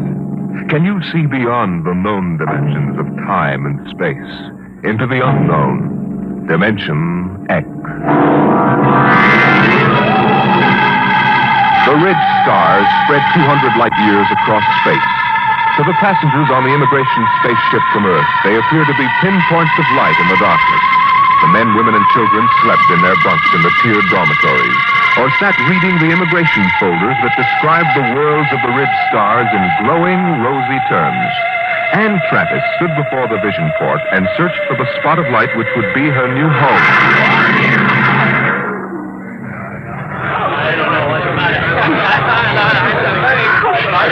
You can't tell which is which, can you? Well, I asked the steward for mine. There it is, you see? That nice, bright little star up in the left-hand corner. That one? Yes, Alka 3. I'm going to meet my son there. He sent for me. Harry always was a good son. I used to say to my husband just before he died, Harry is a good son. I'm going to Doridora 3. My sister's there. Oh, isn't that nice? It's a wonderful thing for a young girl like you to start life way out here. I used to tell Harry's father that if he had any spunk, he'd be out on the Ridge Stars making a fortune. He was assistant buyer at Bloomingdale's kitchenware. I see. Maybe if I asked the purser, he could point out Doridora 3. Oh, well, you go ahead, dear. You've paid your fare like everybody else.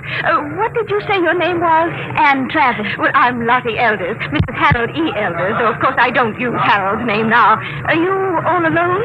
Yes, my folks died last year. That's why I'm coming out to live with my sister. Oh, why, you poor child, traveling halfway across space with nobody to talk to. Attention. Attention, all passengers. There it is. I just know it. You are now within the Ridge Star Quadrant.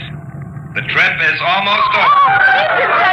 Captain Braxton wishes me to inform you that a vote will shortly be taken to determine on which planet of which sun every passenger of this ship will be landing. What is he talking The about? majority will decide, and all must abide by the decision. I don't understand. What did he say about a vote? I don't believe it. He said everybody had to go to the same planet, didn't he? But Harry's on Alpha 3. Look here, Mrs. Elders, they can't get away with this. They can't just set us down anywhere. I've got to meet my sister. What can we do? I don't know, but I'm going to find out. I'm going to see the captain right now.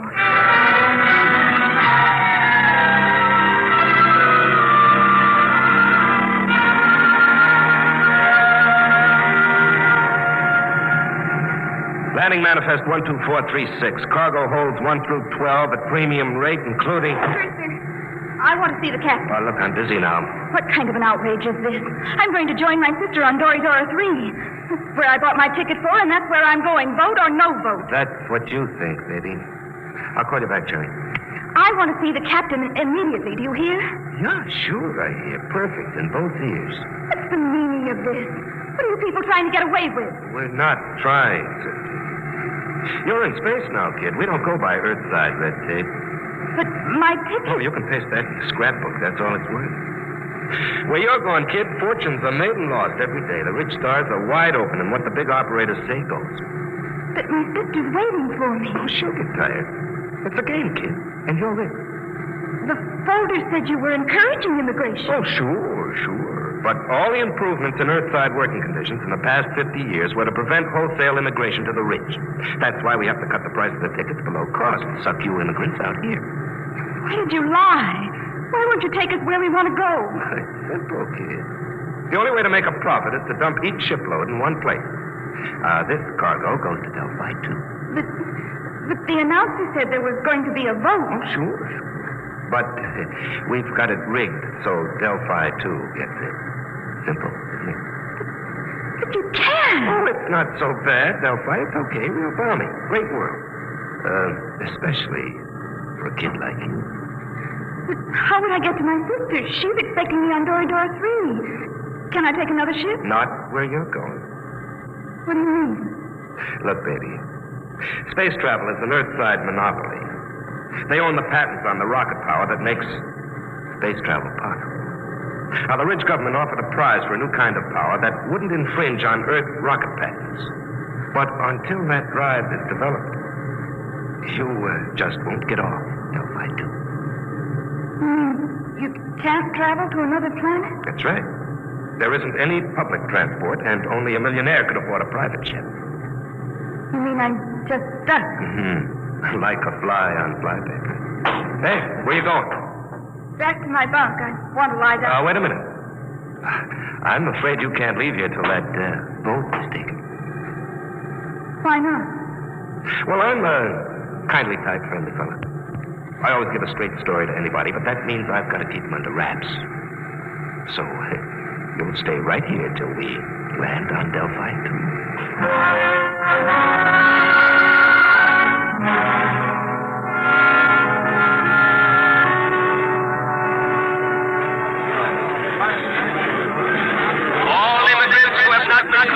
Please report to the inspector under the first letter of their last name. Anne where have you been, child? I looked all over for you. They kept me in the prince's cabin. Mrs. Elders, what shall we do? I'm sure I don't know. Harry, he's my son, you know. He'll be just frantic. I know. Attention! Any immigrants not cleared or in the proper line in 10 minutes will be indefinitely detained. Oh, dear, I haven't been cleared yet. Oh, you'd better go then. I'll wait for you right here. Oh, be sure you do, dear. I'm so frightened. Oh, which way do I go? Oh, the E sign is over there, see? Oh, I don't have my distance glasses. You will wait for me, dear? Yes, right here. Go along now. All right, you. Come on. Who are you? Never mind. Come on. Grab her, Al. Come on. Let go of me. What's the idea? Let go. Get her. Who are you? Let go. Let go. We can't take any chances, Al. Put her out. Right.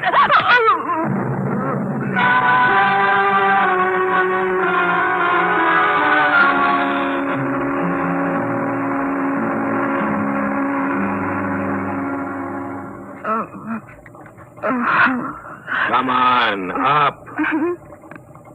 What happened? Come on, sit up. What? Who are you? Your face. That's a motor-driven face dissolver mask. I've read about them. I've never seen one. Who are you? That's why I'm wearing a mask, because I don't want you to know. But there must be... Look, lady, quit babbling. I hauled you in because you're pretty and intelligent-looking. But why? You're going to make 1,000 stellars for yourself, whether you like it or not.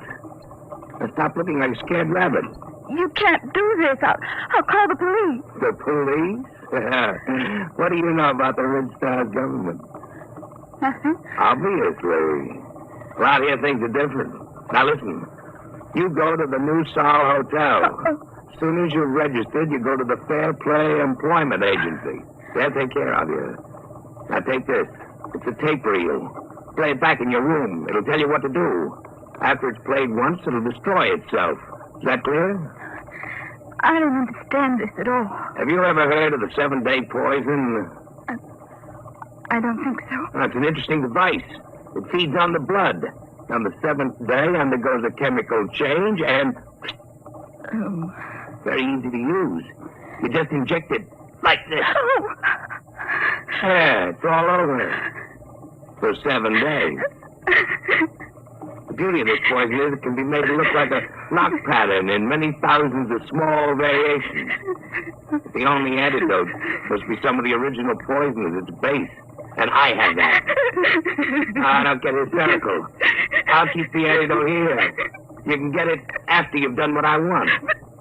But I don't know where I am. I don't know who you are. What if something happens to you? That's your problem. But remember, the police can't help you. I have the antidote to the poison. All right, I'm through with her. Take her out and drop her at the hotel.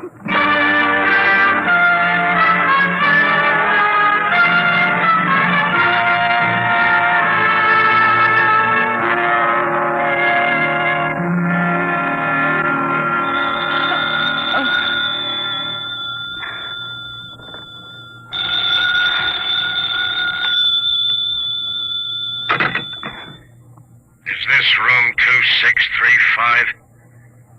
Yes. And Travis? Yes? Who is this? Play that tape reel and get started. We'll be watching you. Hello? Hello? Hotel New Sol desk. Can I help you? I was cut off. Someone was speaking to me. I'm sorry, there was no incoming call on your line. Can I help you? No, never mind. I'd better play that tape. Guess you push this button. You will find in your purse a full cigarette case. Half of the cigarettes are doped. Tomorrow, you will be hired as private secretary to Arthur Blord. When you're alone with him, you will give him one of the cigarettes. The case ejects 2 at a time. The outer one is doped. When he's unconscious, push the brown knob on the case. That will call my men, and they will come for you. You must come with them if you wish the antidote to the poison. After that, you'll be transported to any Ridge Star you wish. As soon as you play this reel, go to the Fair Play Employment Agency. There's no time to waste. Tomorrow, the 7-day poison will have only 6 days to go. Now that the reel is finished, it will destroy itself. Why do they have to pick me? Oh, Great. Come on, Travis. You've got 7 days.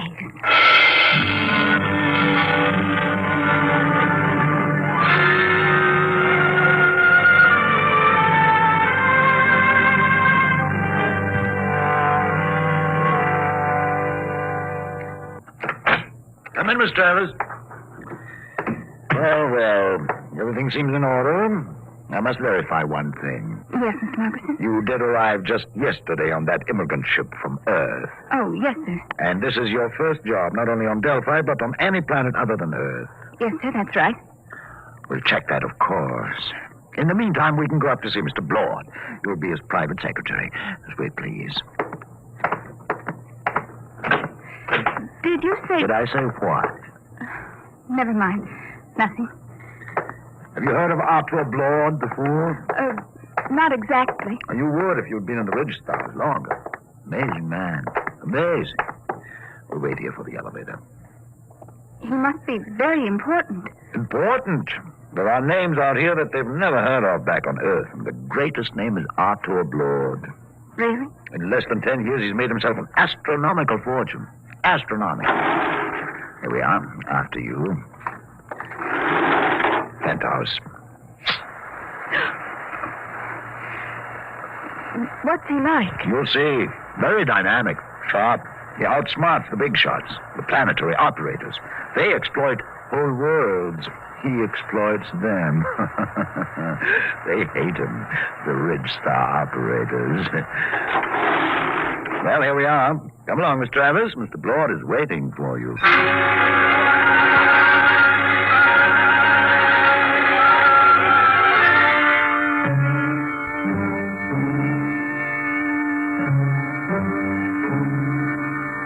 Mr. Blord, this is Anne Travers, her record and references. Not interested. You check them. Margerson, get out. Yes, Mr. Blord. Ready, Miss Travis? Yes, Mr. Blord. Take this dictation. Chromium field on Transion 4, value 100 billion stellars, just plain slogging. Let somebody else do it. Trigona 7, Forest, all treasure wood, priceless. Dennis Carey, operator, hard, cruel, brilliant. Should be interesting if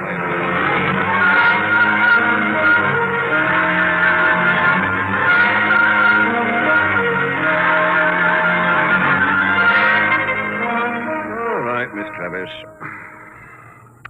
You're new to Delphi, too, aren't you? Yes, Mr. Blord. I like new cities, new planets. They're soulless. They have no culture, no institutions with hardening of the arteries. Yes, sir. Now, I came out here as a wiper in an Earthside liner and jumped ship at Transion 4. That was 10 years ago. You couldn't do that on an old world. Earthside, they developed the science. Out here, we use it. The great developments today aren't in science. You don't believe that, do you? I'm not sure, sir. Will there be any more dictation, Mr. Blord? Nope, that's all. Don't leave yet. Mind if I smoke? No. Like a cigarette? Sir? I asked if you'd like a cigarette. Oh, thank you, but I have my own. Oh? Earth cigarettes? Would you mind letting me have one? They're very rare out here. Of course. That's an interesting case. Eject 2 at a time. Here, Mr. Blord, take one. Yes, thank you. Haven't smoked one of these in years. Light, Miss Travis? Thank you. Drop the lighter under the desk. I'll get it. Sit back in your chair. Should be down here.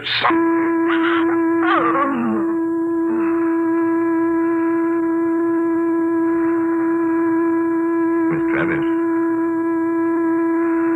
Miss Travis.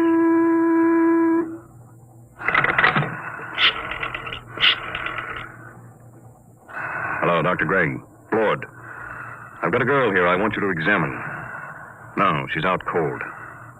Nope. Had her sitting in that wired chair, and I just threw the switch. There was something phony about her from the beginning. The pickup needle from her chair was jumping like a kangaroo, and when I mentioned cigarettes, it practically blew a fuse. That's what I want to find out. Why she should be carrying doped cigarettes. I want her examined. The full hypnotism treatment if necessary. I want to find out who sent her. I want to know who's gunning for me.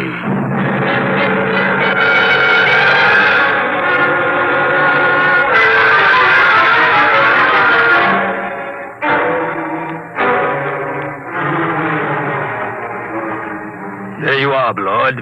That's the best I can do, short of a full-length narco analysis. You sure about that 7-day poison? Absolutely. She's got less than 6 days. And she was right off the immigrant ship. This is the first time I've had a plant. Somebody found out I hire 'em fresh from Earth. I've got her memory track on that face dissolver mask. It was Delaney. I thought so. But he isn't working alone. It's that gang working for the prize on the new space drive. I got into the competition 2 weeks ago, and I guess they're afraid of losing the money they've put into research. What about this kid? She's got 6 days to live, and I wouldn't take any bets that they try to save her if she doesn't deliver the goods. They wouldn't even save her if she did. Delaney wouldn't want witnesses.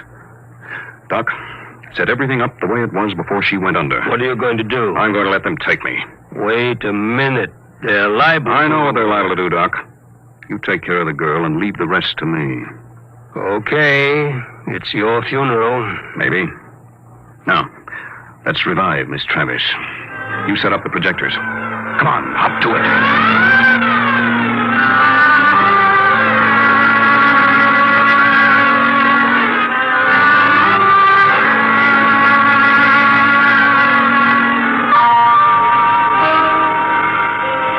All set now. When you reverse the field, she'll come to, and she won't even know anything happened. You remember exactly what you were doing when you knocked her out? Sure. I was looking for the lighter under the table for that doped cigarette of hers. Well, I'll be going. Good luck, Artur. You'll need it. I'll be seeing you, Doc. All right, Miss Travis. Now let's take up where we left off. Oh, I felt faint for a minute. Did you find the lighter, Mr. Blord? Yes. Thank you. I haven't had a good drag on an Earth cigarette in years. It's... stronger than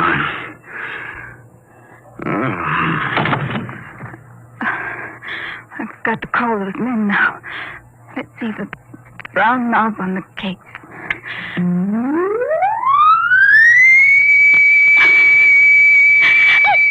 I didn't want to hurt him, but what can I do?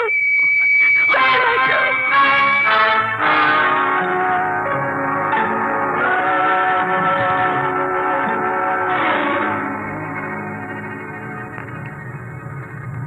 How's Blord, Hal?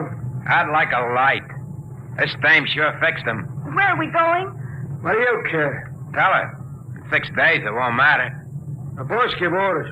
What's the difference? These two are dead duck. What do you mean? You think the boss will give you that antidote? He promised. Al, he promised. Did he really? But did he give his scouts honor? You know, spit twice and cross his heart. Please, stop it. What will happen to him? A Blord? Oh, you got me. Last 3 guys I brought over here ended up in the disposal unit. You mean they'll kill him? Wouldn't be surprised. Oh, no, they couldn't. They don't play for marbles out here in the rich stars. But the police... It's just like Earthside, sister. Police take their cut and arrest a couple of bindle stiffs every night to make it look good. Lord was playing around with some pretty big men. He knew what he was getting into. Oh, I didn't think they'd kill him. I don't know anything about the Ridge Stars. Oh, that's tough, lady. Real tough. There's the beam. We're hit. All right, fasten your straps. I'm taking her down.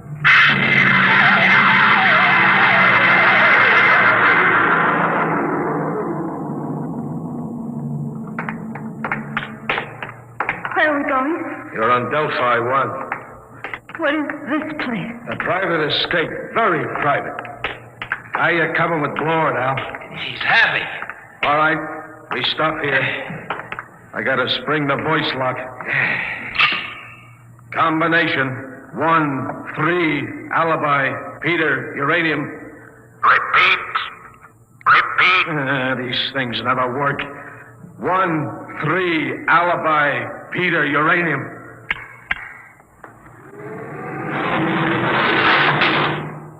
All right, drag him in now. Where do you want him, boss? Clamp him in the chair. Give me a hand, will you? Yeah. All right. Get his feet straight. Now throw the clamps. Inject the key stimulant. Right, boss. Tear up his sleeve, Al. All set, boss. Do we have to keep on the masks? I got a cold. No, I think we can do without them. Shut off the power. There we are. He's coming to. Delaney. What am I doing here? I think we can get down to business, Lord. We represent 90 companies. We've entered the Ridge government contest to develop a space drive that won't infringe on Earthside patents. Oh? Well, Delaney, I've got news for you. Unless one of you has a power drive that's 25% faster than an Earthside rocket, you're licked. What do you mean? You must know, Delaney, you said... Quiet. Can't you see he's trying to get us arguing? When I heard some of the low speed you boys were using... Shut up! All right. You have the floor, Delaney. 2 weeks ago, you entered the contest. We know your reputation. You can't afford a failure. Your whole financial structure is a bluff. We know you have the drive. Lord, you better save time. Tell us now, what does your space drive run on? Twisted rubber band. You'll force us to extremes, Lord. All right, take that girl out of here. No, let go of me. You can't kill him. I didn't know you tricked me into getting him. Get her out. Come on, sister. Let go. Oh, all right. So you want to play rough?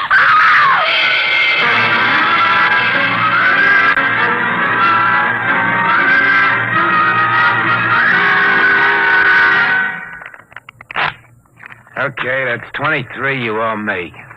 Your deal. Cut. I trust your deal. Oh, she's coming too, Al. That's nice. Deal from the top.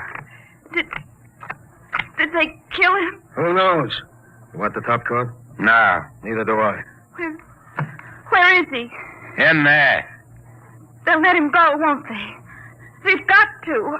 I didn't realize they'd kill him. Well, thank you. Just the card I wanted. A pleasure, I'm sure. Look, you've got to tell me. Are they going to kill Mr. Blord? Look, lady.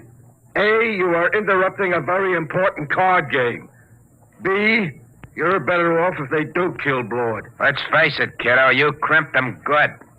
Crimped him? You think he's going to like you for doping him and getting him into this mess? Blord's a tough guy. When he first come out to the ridge, he killed 3 men in the mining camp over on Tranching when they double-crossed him. Sure, if he ever gets out of this, I wouldn't bet a lead slug on your life. I'll go with 10. Please. Tough luck, Sonny. I got 3. And double for spades. Yep, if Blord gets loose, I wouldn't want to be in your place. But I didn't understand. They tricked me. I don't think Blord will sympathize. Deal a card, will you? Hold it. Blord, you're a crawling rat. I'm a realist, Delaney. He's alive. You got me. So I'll make a deal. Now look, we form a joint stock company. Each of you signs over his patent rights to the new firm, and we split the shares. You hear that? You get my space drive. I get 25%. Delaney runs the new company. The whole deal to be publicized if you wish. Lord, when this gets out, it'll ruin you. They'll despise you when they find out how much dirt you've eaten. Well, I didn't have much choice, did I? All right. Now the other part of the deal. You got me here through a certain young lady. Now, we can dispose of her. No, I think I'd like to do that. I'll take her as part of my 25%. Any objections, Delaney? No, just be careful. Get rid of her clean. We don't want any mess left around for the Ridge government to find. What are you going to do with me? You promised Did I? Get rid of her, Blord. Only make it clean.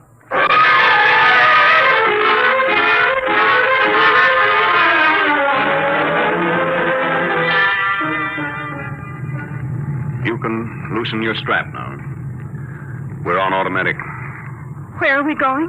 Back to Delphi 2. I didn't understand what they were going to do. I know. I didn't realize. I'm sure you didn't. Miss Travis. What are you going to do? I'm going to pay you off. Let go of my arm. Let go. Let go of me! Shut up. What are you screaming about? Now hold still. This won't take a second. Just one small injection. No, don't. Let me go, please. Stop dangling. Stop. There. Scratched my face like a cat. Will it take long What? for me to die? For you to... Stop it, please. Please, stop it. But it's funny. It's very funny. That was the antidote. The antidote? The 7-day poison Delaney gave you. I got it from him before we left. Young lady, I knocked you out in my office and had your mind examined. I knew just what you had done. I came here because I wanted to. You mean you're not angry with me? Certainly not. Besides, everything turned out my way. Your way? But they forced you to give them the drive. You signed away the right. I'm a percentage man. Let them do the operating. Besides, it was their drive in the first place. Their drive? Yes, it's simple. I knew that after the contest there'd be a merger of research, so I merged it before instead.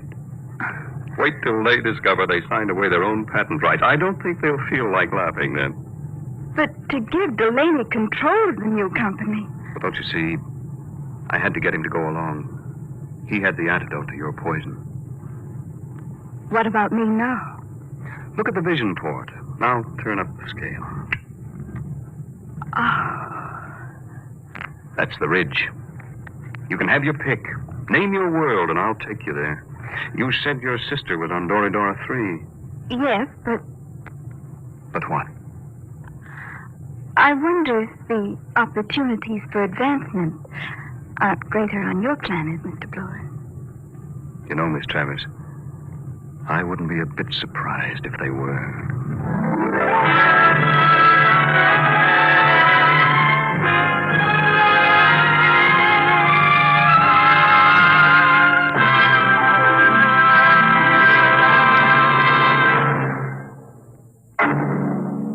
How would you like to live in a world no larger than a single gigantic rocket ship? You'll find out more about it next week on... Dimension Today, Dimension X is transcribed Competition, adapted for radio by Ernest Kenoy from a story by E.M. Hull. Featured in the cast were Elaine Rost as Anne and Les Tremaine as Arthur Blord. Your host was Norman Rose. Music by Burt Berman, engineer Bill Chambers. Dimension X is produced by William Welch and directed by Edward King. Adventures in Time and Space. Transcribed in future tense. Dimension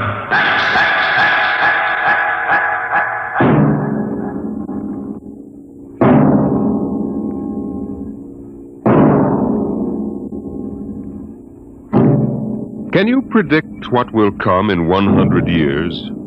Can you see beyond the known dimensions of time and space into the unknown, Dimension X?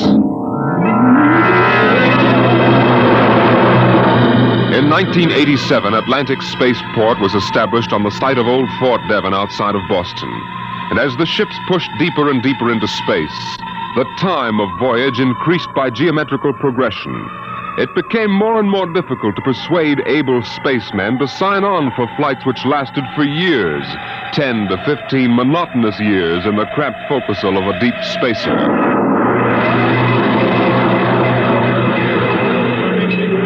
The bar rooms and one-armed joints in Scully Square in Boston were plastered with recruiting posters for the deep space star runs. Flashy four-color signs with a blue-eyed young man gazing into a star-studded sky. Seek your future in the stars.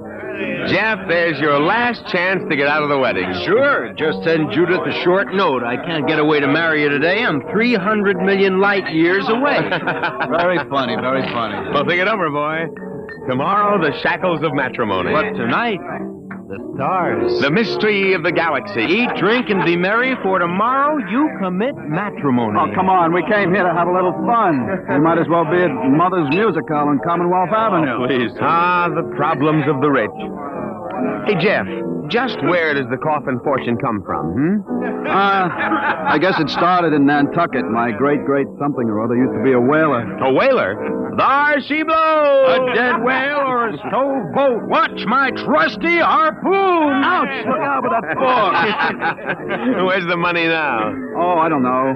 We've got a lot of commercial holdings, mills, import, export outfits, rocket lines, you know. Mere trivia. Hey, why don't we get out of this dump?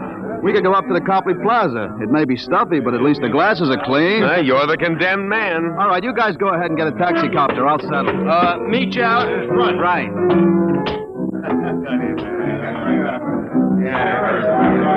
Excuse me. You want something, bud? The check. Okay. Hey, Milton, check. He'll be right out. Right. Hello, mate. Huh? Nice night, eh? I suppose so. I've been watching you. Celebrate? Sort of. Well, so am I. Just got off a deep space run out to Centaurus. Centaurus? That's a 15-year run, isn't it? 15 and 3 blooming months. How'd you know? You a spaceman? No, not exactly. Hey, barkeep, where's that check? Hang on to your hat, bud. Milton is slow, but he's sure. Fill it up, Charlie. Say, why don't you join me, mate? Here, Charlie. No, thank you, no. Oh, come on, won't take off on Mo. Celebrate whatever it is you're celebrating on me. Come on, pour it, Charlie. Yeah, sure. Well, I guess I might as well. Thank you. Cheers. Cheers. Was that varnish? Charlie's special brand, eh, Charlie? Yes. Hey, look, could you get that waiter out here? I've got to meet my friends. They're waiting outside. What's your hurry, mate? You got plenty of time. Sure. Sit down. Take it easy. You don't look so good. I don't feel so good. Well, here now, you sit right here. You'll feel chipper as a blooming grasshopper in a second. Gotta get outside. In a hurry. Where's the check? Check! Oh! All right, come on. Get him out the back before his mates turn up. Grab his other leg. Let's go. In a hurry, is he? That's what he thinks. Where he's going, he's got plenty of time.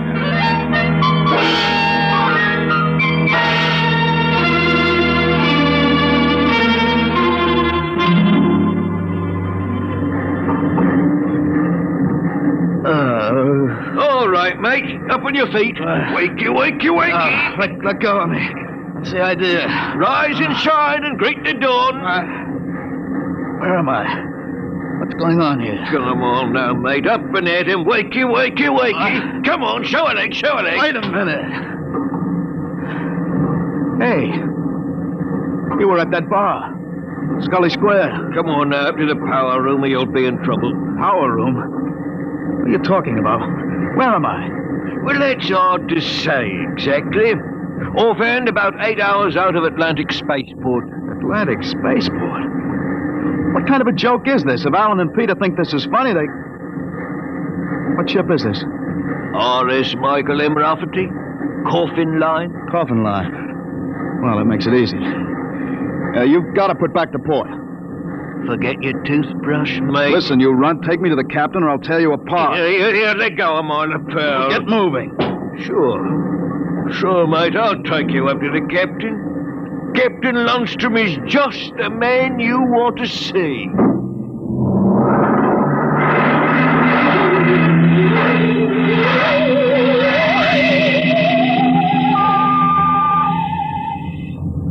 Martin, what the devil are you doing on the bridge?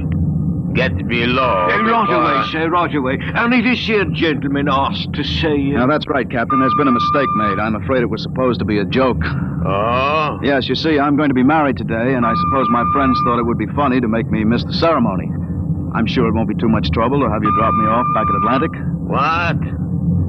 Martin, what is this? Oh, it's simple, Captain. He wants you to turn the ship around, that's all. If there's any trouble with your superior, I'm sure I can fix it up. You see, I'm Jeff Coffin. Yes? Well, you don't understand. My father is Cyrus Coffin. He owns this ship. He does, eh? I can understand you're not believing me, Captain, but I can identify my... Hey, where's my wallet? My. Look, Captain, all you have to do is radio back and check. Mr. Black, Remove this man from the bridge. Aye, sir. You heard the captain, Buster. Wait a minute. Let go of me. This is no way to treat a passenger. Passenger? Wake up, sonny boy. You're one of the crew. What? Well, you're crazy. I'm Jeff Coffin. Maybe, but you're signed on as a crewman. Now stand at attention. You can't get away with this. And say, sir. Why, you cheap hoodlum. Now listen careful, sonny. You're a spaceman on this ship, and when an officer gives you an order, you're going to jump. Now, how do you all busted? Let go of my arms. I guess you need a little lesson in ship's discipline. And you might as well get it now. All right, Mr. Black. Now take him below.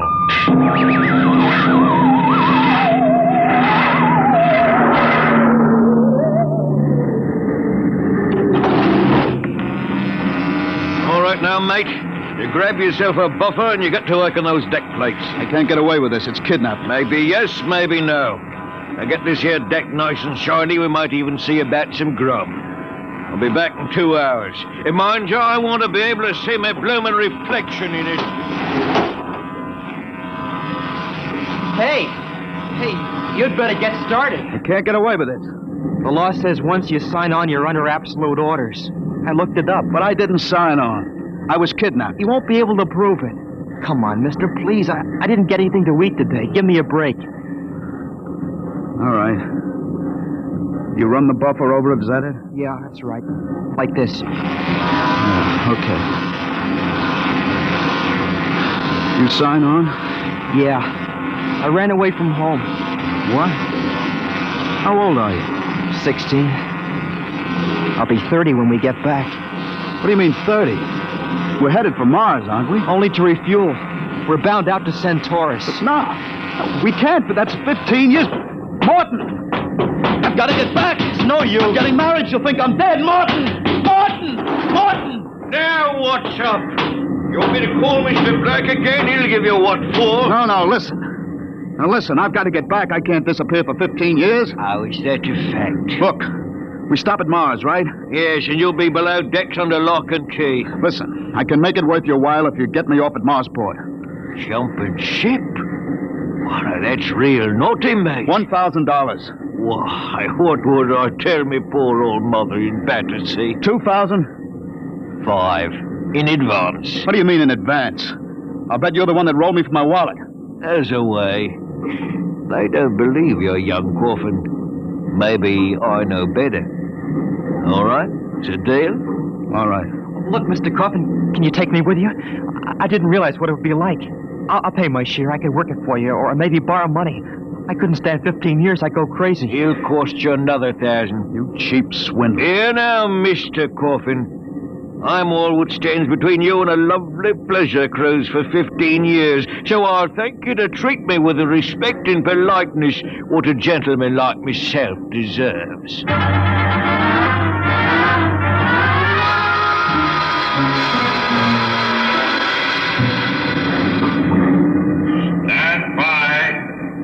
Stand by for landing procedure. All right now, listen careful. This here's the cable locker for the grappling anchor. When she lands, this hatch will open and the cables go out. Don't get yourself caught in the middle. You'll be torn apart. All right, we got that. Are you sure we can get out? You just do what I say. When you drop down, run for the blast pit. Nobody's there for a landing. Lay low until dark. You got that? All right. Don't worry. I'll tell the patrol you help us get away. That'll help you when they catch up with this gang. Well, thank you, sir. Thank you kindly. I've got to get to my station now. Good luck. Thanks. Thanks, Mr. Morton.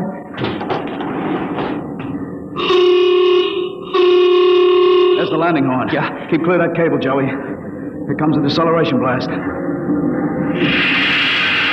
on, Frank.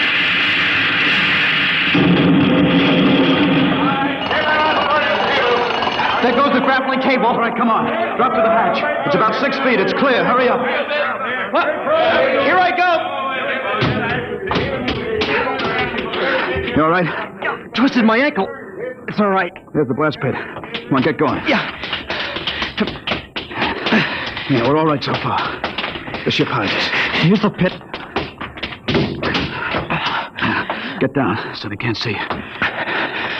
I don't know how to thank you, Mr. Kaufman. I must have been crazy to sign on that ship. That's all right, Joey. What happened? Have a fight at home? Yeah. Wait a minute.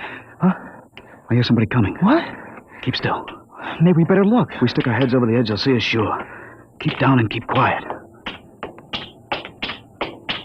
I hear him, too.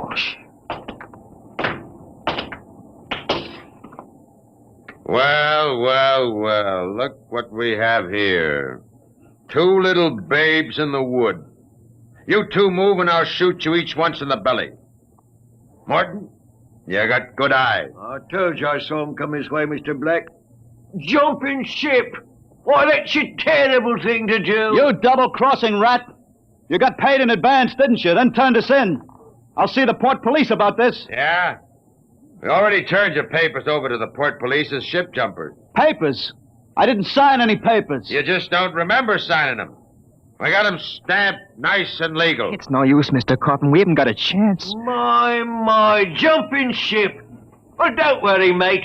You'll see your girl again in 15 years.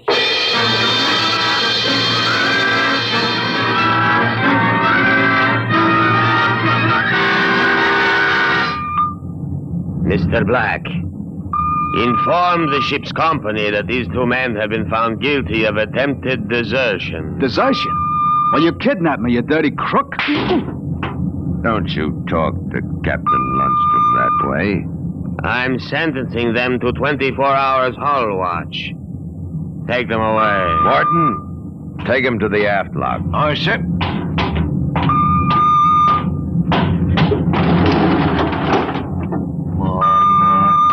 Ship jumping. If you didn't have that gun, I'd break you in 2. Double-crossing rat. You calm down after 24 hours hull watch. What's hull watch? Very simple. We put you 2 in spacesuits and shove you through the airlock on the end of a line. You sit out there and you watch the hull for 24 hours. You can talk to each other on the wireless intercom, but no food and no water. And the heating units in those suits are just a little bit defective. Makes it interesting long about the 18th hour. I'll bet. Well, here we are, gentlemen. The airlock. Now, you get in here. You've got 5 minutes to get into suits and we blow you out of the lock. See you in 24 hours. Maybe.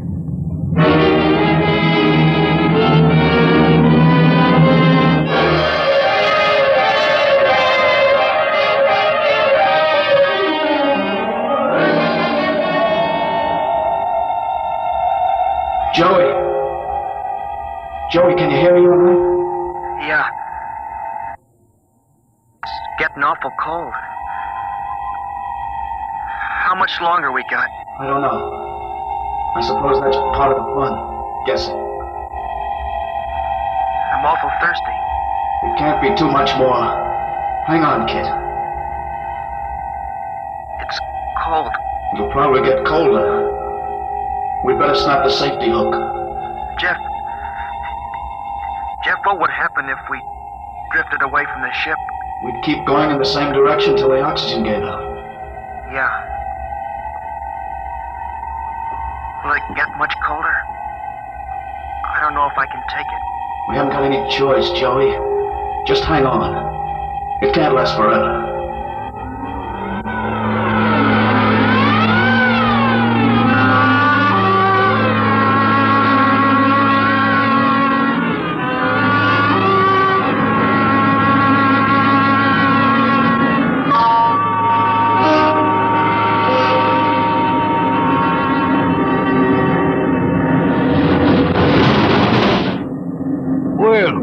Welcome back to our little home. Water.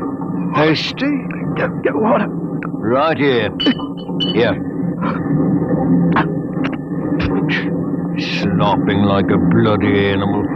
Joey, passed out. You'll be all right. Help him. Teach you a lesson, both of you. Just take my advice and behave yourselves. You've got 15 years to go on this here ship, and you might as well make the best of it.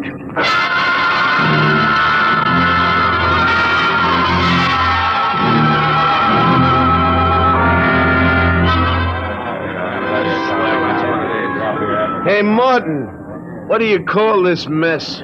That's your supper, mate. Food concentrate. What's the idea? Only 2 months out and on concentrates already? You complaining, Red? Yeah, I'm complaining. If Captain Lundstrom's chiseling on the manifest, that's his business. But when he tries to take it out of our hide... You keep quiet or I'll turn you into Mr. Black. Concentrate is what you get to eat from here on out. Now shove it in your face and keep quiet. I'll shove it in your face and see how you like it. Look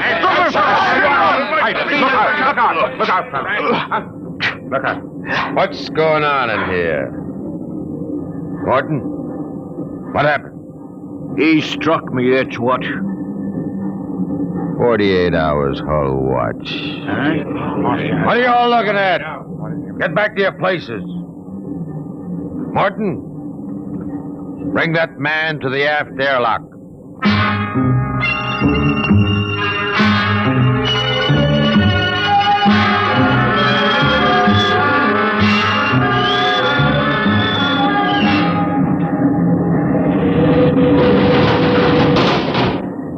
All right, Red. Come on out of there. Your time's up. Come on. You, mate. Go in and get him. Come on, Joey. Gee, 48 hours out there. Unsnap the helmet. Careful. Get it off. Come on now, hurry up. Bring him to. I can't. What? He's dead. Get him undressed. Hang up that spacesuit. He must have had a heart attack. Heart attack. He's frozen to death. Mr. Black will be fair heartbroken. Red was a first-class jet man. Hurry up with that suit. It's cold in here.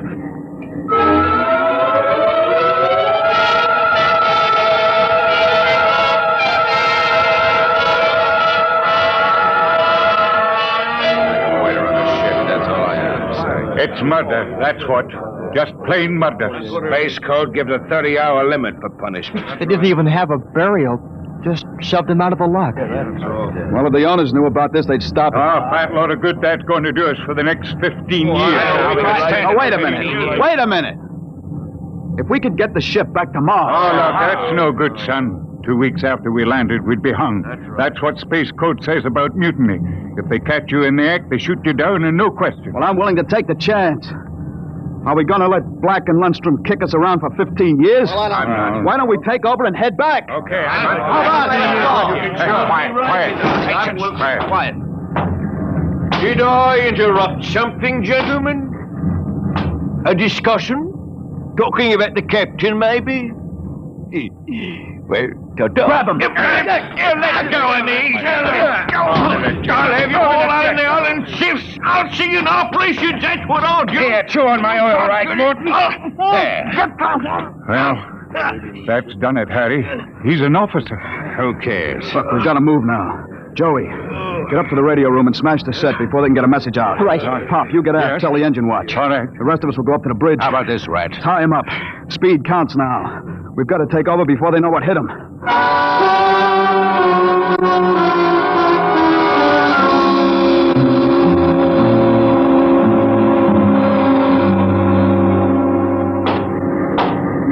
Careful. We've got to surprise them. We'll get him cold. Jeff, quiet. Sparks was sending when I got in, but I knocked him out and smashed the set. We're all right. All right, come on. Let's get up to the bridge. Hey, look out. Let's close the hatch. Hey, we're cut off from the bridge. We'll never get through that. They must have found out somehow. Forecastle intercom. Black must have turned it on from the bridge. He must have heard the whole thing. Yeah. We better get out of here. Yeah. What'll they do? I don't know. They got all the controls up there. We can shut down the drive, but we can't steer. Better dog down the hatch behind us. Well, what next? All right, men. Captain Lundstrom's giving you 1 minute to give up quiet. In a pig's eye, Black! You'll hang for mutiny, every one of you. What do we do now? Quiet. They can hear everything on the intercom. Not if I cut the switch. Gotta get through to the bridge. Well, it's a Mexican standoff. We can't get at them, they can't get at us. What's that? Air leak. The pressure's down. Fellas, what is it? Lundstrom, he blew the hatch in the mess hall section, just opened it up and let the air out. Oh, anybody caught? Al Haynes, he was cooking supper, dead as a doornail. Well, they can kill us all. They'll do it, too. All they've got to do is bleed off the air. They've got the atmosphere controls up there. I'll see all of you blokes swinging from a landing crane, I will, you scum. Morton, you know what Black's going to do? Bleed off the air down here. Oh, serve you all right.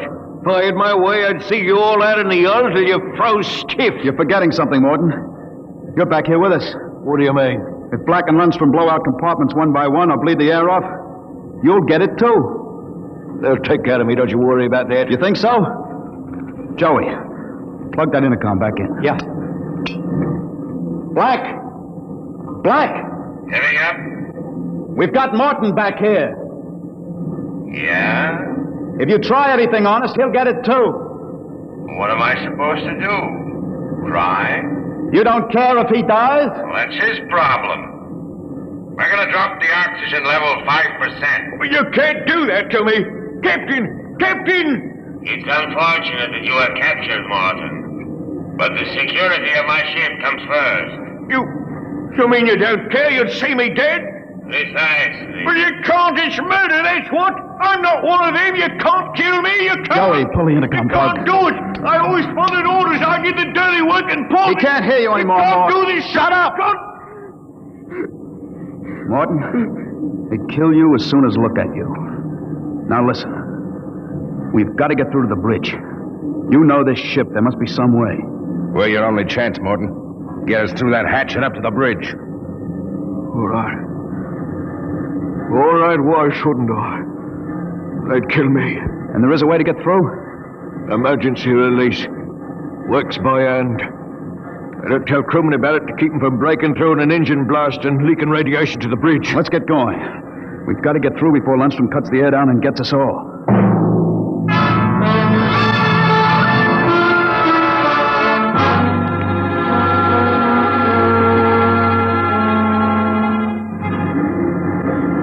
Here's the hatch, Morton. Where's the release?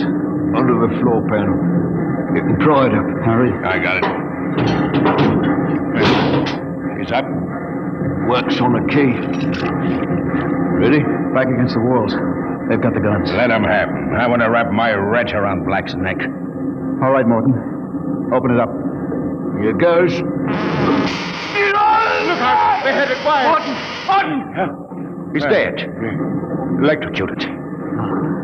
And the hatch is still closed. He didn't get to turn that key. It killed him instantly. Harry, we got your watch gloves. They're insulated. Oh, sure. They'll take any gloves. Let's get Morton out of the way. Hey, don't touch him, Joey. He's got the current through. Yeah, I'll pull him away with the glove. All right, now stand by. Here goes the key. Let's go! Get him! Hey, back there! Like this. Drop the gun. Johnny, look out! Oh, let go of that gun, Lundstrom. Hold them both. You don't have to worry about Black. I got him square with a wrench. Anybody else hurt? I am. In the side. I think it just grazed me. We'd better tie Lundstrom up. What do you think you are going to do now? Turn around and go back home. I don't think so. I have burned the navigation tapes. And none of you can recalculate. What? You'll just wander in space till the fuel gives out. You'll die right here on the ship.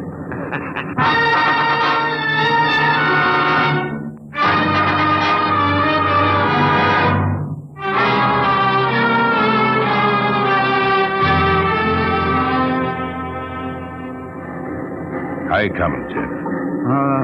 It's no use. I've had a little space math, but not enough to compute a flight. Sooner or later, you're going to beg me to let you surrender.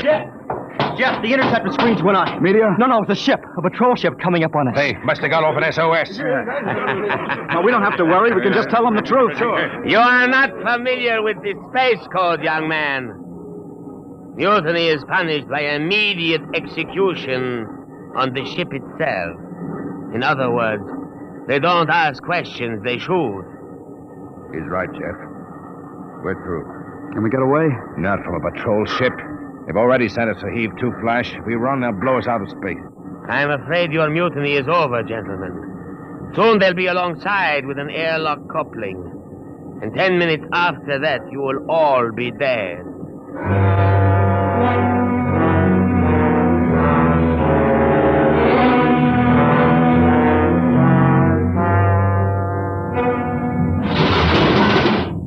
Nobody move. Sergeant, take a squad and secure the ship, collect all weapons, and post a guard in the engine room. Yes, sir. You, Brown, Williams, Kokoski, Kelly. I'm delighted to see you, Major. I was not sure that an SOS had gotten through. Oh? You're Captain Lundstrom? That's right. I can swear out the affidavit of mutiny and... I don't think a mutiny charge will stand up, Lundstrom. Not with a relief of command warrant out for you. I think we'll just forget about it. You're under arrest, Captain. Oh, you can't do that. Space code is clear. You recorded my SOS. SOS? Of course. How else did you get here? They sent us after you to get Jeff Coffin. Where is he? I'm Jeff Coffin. We had a missing persons alarm for you, and then when a check you signed turned up at Marsport... A check? That's right. I gave one to Morton to help me get away. And he sold it to a fence for half face value. We traced it back to this ship. Coffin, I've got orders to escort you personally. We're taking you back to Earth, son. Major, can I send out a message? Of course. Oh, that reminds me, I've got one for you. From your fiancée. Oh? She said to tell you that she didn't object to a bachelor party in principle, but, well, she did think 6 months was stretching it a bit.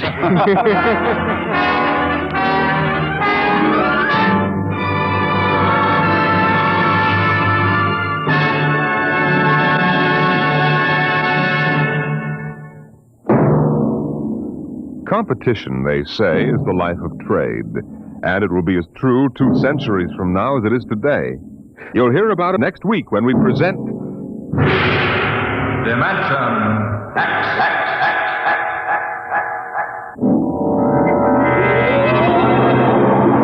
Today, Dimension X has transcribed Shanghied, an original story by Ernest Kenoy. Featured in the cast were John Sylvester as Jeff and William Griffiths as Morton. Your host was Norman Rose. Music by Bert Berman. Engineer Bill Chambers.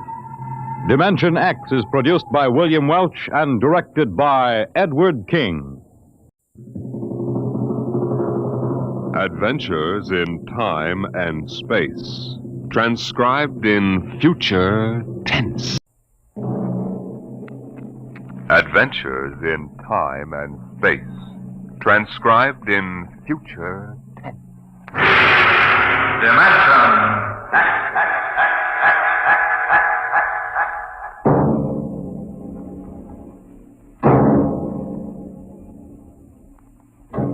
Can you predict what will come in 100 years? Or in 10? Or in the next minute? Can you see beyond the known dimensions of time and space into the unknown Dimension X?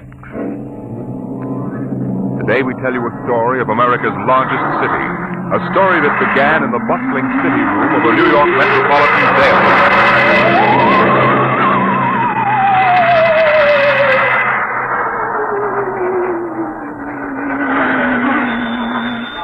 City desk.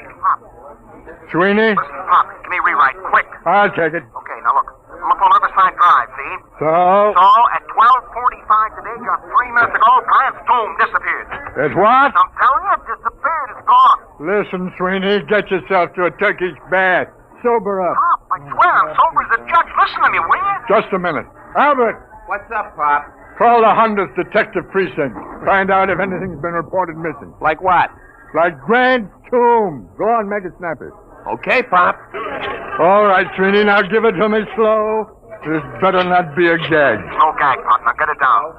The traffic at the drive was at its noon hour peak, and the benches and structure were filled with happy, laughing people. Then, without a warning, a rumble sounded in the alarmed populace car was horrified. Hold it, Sweeney. Well, Albert? I don't get it. They say that Grant's tomb is gone. Okay, call composing. Tell them to hold everything for an extra. Clear out page 1. Get going. Okay, Sweeney, now. To heck with the words, give me the garbage. What happened? Nobody knows. There are half a dozen police cars around here staring at the place where Grant's tomb was. I was about a block away. I heard screams. I came running. It was gone. Benny. How many dead? Nobody knows if anybody is dead. I'll find out. How can I find out when everybody was sitting on the steps and all disappeared? What? They're gone. No bodies? No tomb, Pop. No tomb. Okay, you hope it back up there and get stories from some witnesses. Now call me back. Albert. Yes, Pop? Get Columbia University on the phone, get a statement. Right. Research. Yes, sir. Grab an encyclopedia, see if anything like this ever happened before. Hey, Walters. Yeah, Pop? Call the army, find out about secret weapons. Hello, composing. This is Pop Adderby on the city desk. Start setting up an extra. I want to hit the street in 20 minutes. Second extra in an hour with pictures. Okay, what are you waiting for? Get them rolling.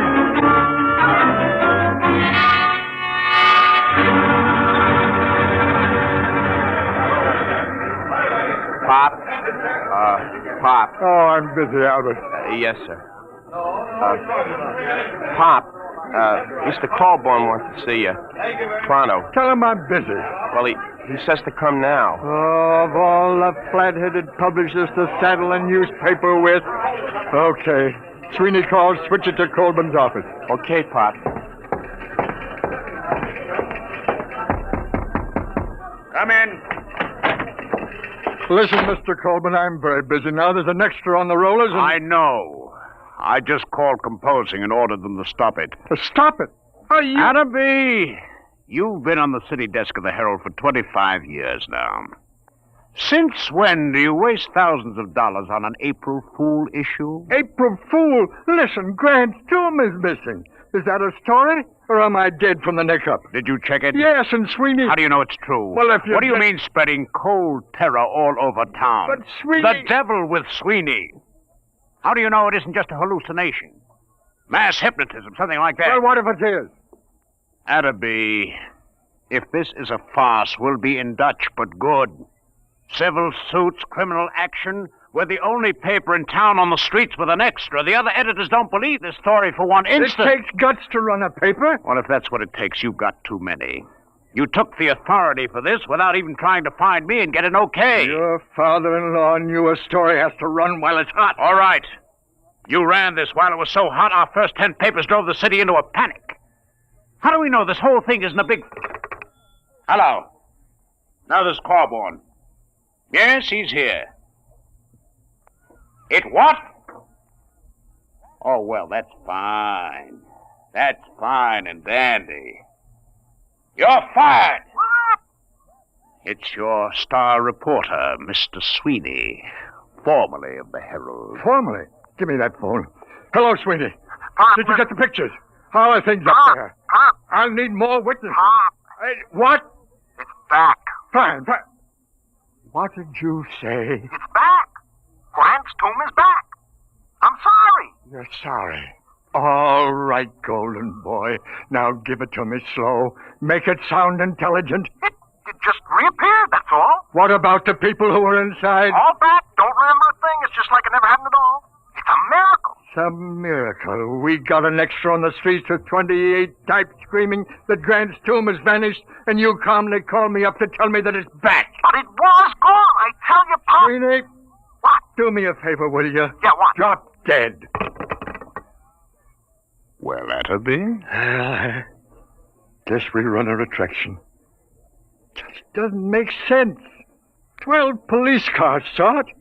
We've got statements from witnesses. I told you it was hysteria. Look at the man from Mars broadcast that Orson Welles did. 1,000 people will swear they saw the monsters. Oh, I don't know. I'm all confused.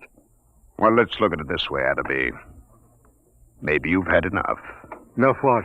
You've been on the city desk 25 years now. That makes you, let me see, 55? 54.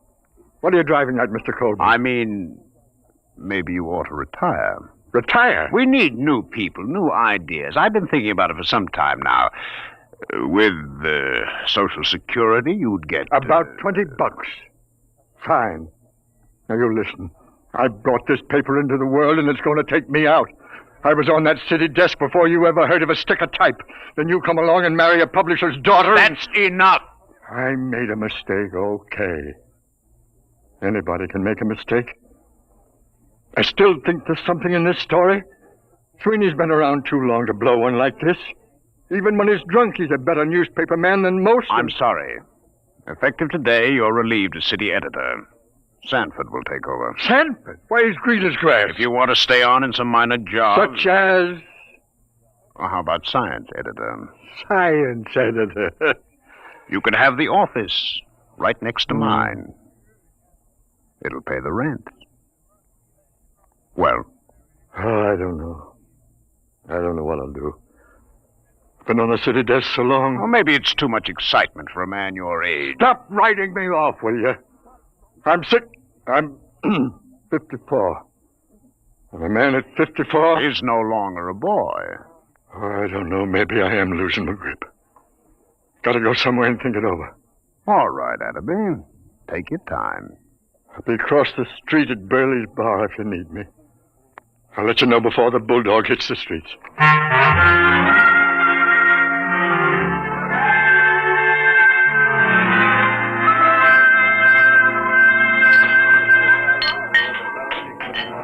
Burley!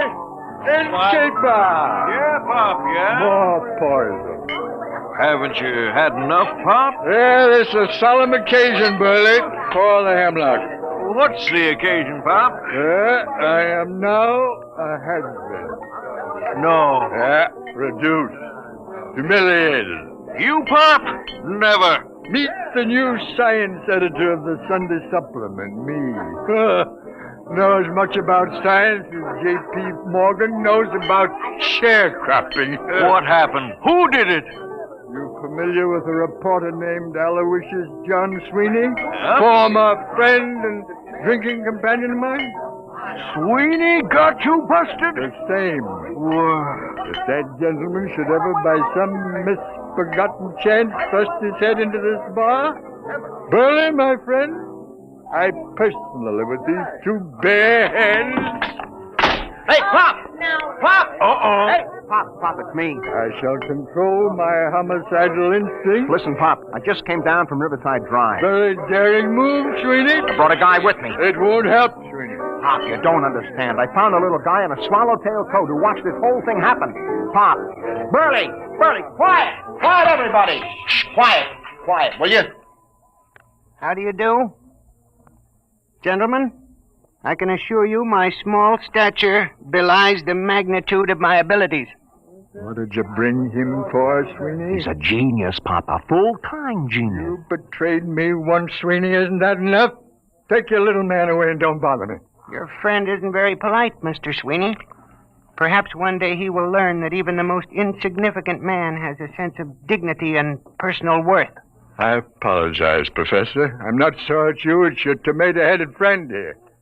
Sweeney, I ought to kill you. I ought to strangle you with my bare hands. I ought to have you run through a rotary press at low speed. Those things are too good for you. But, Pop, look, I'm trying to tell you, the story ain't phony. It happened. Mr. Pertwee hit... Hannibal, tell him about it. Gladly. My contribution has been awaiting worldwide recognition for many years now. Unfortunately, there are some who insist I am insane. Fancy that. Yes. Being small of stature, as you can see, I chose to nurse my resentment rather than to take positive measures.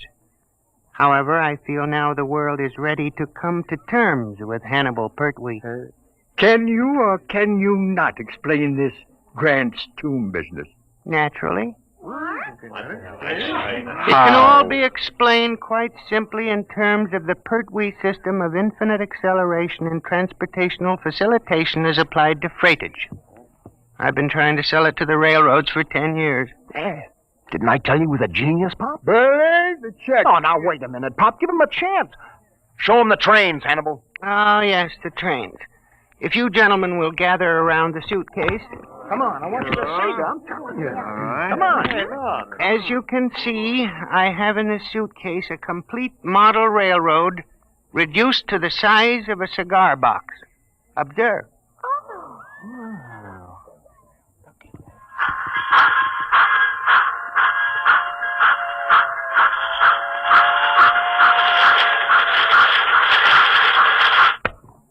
That's enough, I think.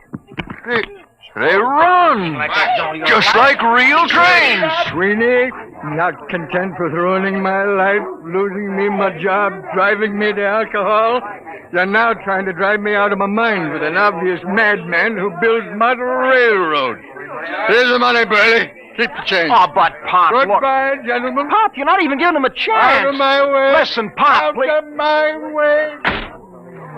It's always the same. They won't listen to me. Well, I guess Pop is losing his grip. I hate them. No, don't take it so hard, Hannibal. Maybe it was all a hallucination. The Pertwee theory is not an hallucination. Sure. Well, it was a good try anyway. I guess I'll go back to the office and pick up my stuff. But I'll show them. Someday they'll listen. Sure. You'll show them, Hannibal. Hey, Burley, fix Professor Pertwee here with a double scotch. Ahead, make it a triple.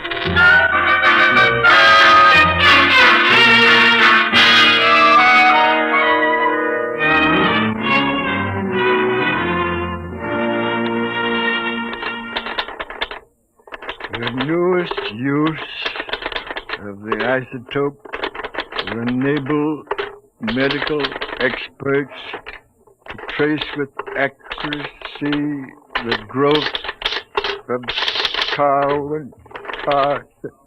Oh, nuts. Maybe it's better to be unemployed. Science editor speaking. Pop? Yeah. Sweeney, listen, I got a story. I thought Colburn canned you. Can't fire me. Listen, you know Burley's bar? Does DiMaggio know Yankee Stadium? What about Burley's bar? It's gone. Oh, sweet. On the level, Pop, just a few seconds ago. Take a look at the window. Sweeney, I warn you. Take a look. Okay, Sweeney, hang on. Albert? Yes, Pop? Do me a favor. Stick your head out of that window and tell me if anything unusual is going on at Burley's Corner. Okay, Pop. Holy jumping catfish! Huh? It's gone! Come here and look! Well, I'll be a monkey. Hey, where's Colburn? He went to a polo match out on Long Island. Who's on the city desk? Young Stanton. Come on. City desk, that room. Okay, I'll give it to rewrite. Just a second. City desk. What? Are you nuts? What? Everybody listen to this, will you? It's Martinson down at 34th Street. He says the Empire State Building has disappeared. Can you feature that? What are you going to do about it? Do? Am I supposed to do something? He's gone nuts. Give me that phone. Hey, let's Give me that phone. Hello, Marty.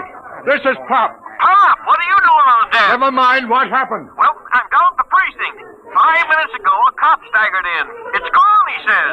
What's gone, they say? The Empire State, he says. Well, I figured I better call. Okay, get down there and get the details.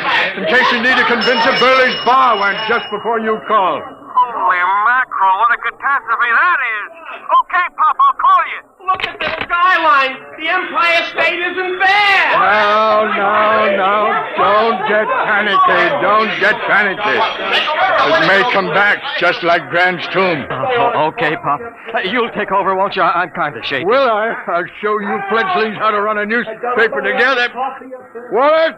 Yeah, Pop? Get a camera down to Empire State. Right. What a story. Call the mayor, Albert. Tell him ask what he intends to do. Check.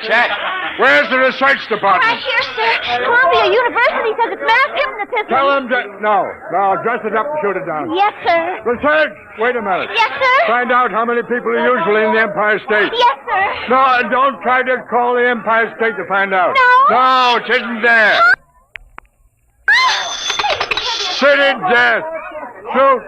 Frank Walter, listen. I'm dead sober, see? Yeah, the garbage, Frankie, the garbage. Remember, I'm sober. S as in sober, O as in sober. Come on, what happened? Now help me, Pop. Penn Station just disappeared. Vanished.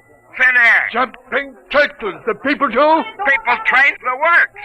I'm telling you, there's a hole a block wide. I was lucky I was only a block away. You saw it? Eyewitness. Oh, bless you, my boy, talk. There was a rumble, see? A kind of electrical hum in the air. And all of a sudden, the station seemed to cave in on itself. Wango. Nothing.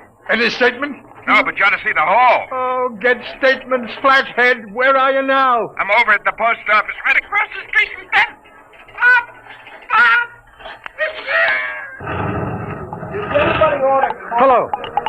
Hello. Hello, Frankie. Frankie, operator. Pop, we got a flash. The United States Post Office just went. The whole darn city is going piece by piece. Don't lose your head, Albert. Hello. This is the composing room about that Empire State Building story. Well, it's old news. We've just lost Penn Station and the post office. Get out a new banner head. New York City vanishing. What about copy? You don't need copy for a story like this. Tell that linotype operators to use their imagination. Albert! Pop? Anything else missing? Chrysler Building, maybe? Nothing yet, Pop. Oh. Anything reappeared yet? No word on anything. Maybe things are stabilizing.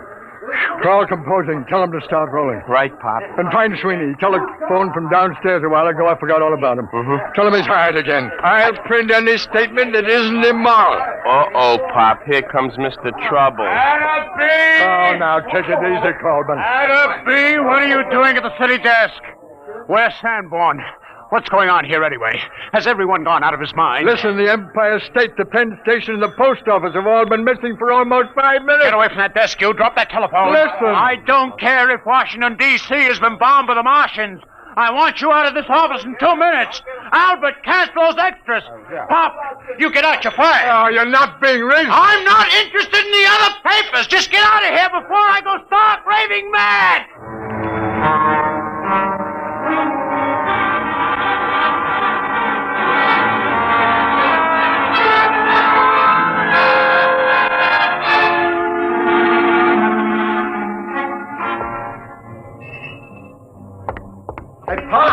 Hey, Pop. Oh, hello, Sweeney. Where have you been? I've been trying to make up my mind whether to come up or not. When you left me hanging on the phone, I thought you was insulting me. Hey, how come you aren't on the desk? Oh, I'm canned. Are you kidding? Oh, it's been coming. I really had the place jumping. You should have seen me, Sweeney. It was like the San Francisco earthquake. Oh, I need a drink. How about... keep forgetting. Isn't any Burleys anymore? No. Just a big hole in the ground. Let's walk over. I want to browse around. Oh, Pop, there's nothing to see. Well, let's take a snoop anyway. Just for old time's sake. Well, okay, Pop, let's cross. We got the light.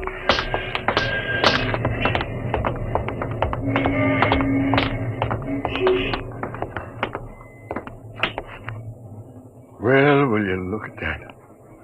Who'd ever thought that less than 10 minutes ago there was a building here? Yeah. Let's climb down and have a look, Sweeney. Well, what for, Pop? It's getting dark, you know. We'll break our necks. Sweeney, where's your old reporter spirit? Come on.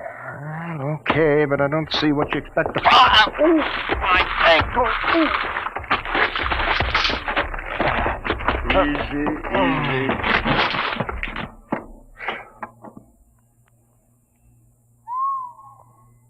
Clean as a bone. Well, let's walk around a bit.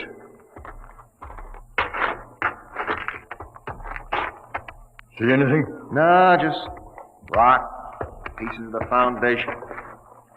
I'll bet you Pop, wait a minute. What? Will you look at this? So small I almost missed it.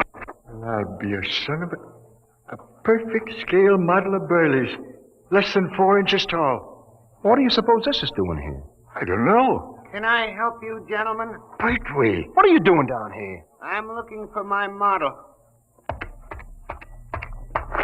Thank you for finding it. Oh, this is yours, is it? Certainly. Now, if you'll be kind enough to hand it to me, I'll just put it back in my suitcase. You better give it to him, Pop. All right. Thank you. There we are. Thank you, gentlemen. I thought you just went in for model trains. I have always been preoccupied with tiny things, but lately I've been branching out. Well, I really must be going. Thank you very much. He's as loony as a bat. The geniuses are all crazy. I read it in a book. Sweeney, you get a look in that suitcase. Sure, I seen it when he opened it in the bar this morning. I mean just now. Oh, why? This morning when he opened his suitcase, he had a little round tube and a set of model trains in it. Nothing else. So?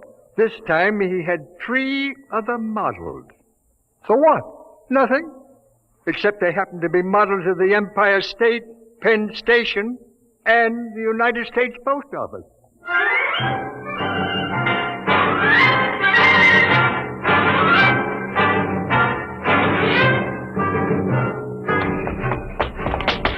There he goes down the block, Pop. Wait, come back here. He's starting to run. Here's a cab. Come on. What to, Mac? Catch up with that little guy running down on the block. Make it fast. Okay, Mac.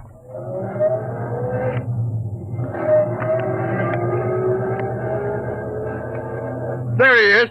Hold it, cabby, hold it. Come on, Sweeney. Hey, how about my dough? Hey, you bum! Stop, gentlemen. Stop, I warn you. Hey, Pop. He's got that little tube out of his suitcase. He's pointing. Grab him, Sweeney. All right, give me that thing. Let go of my arm. Give it to me. There. I warn you. Never mind the warnings. Just you come along with us. We're going to have a little talk. Take him up to the office, Sweeney. Pop. What? Where's the taxi? What? The taxi. If you look at the curb, you'll find your taxi. Jumping saints. Pop, look at it.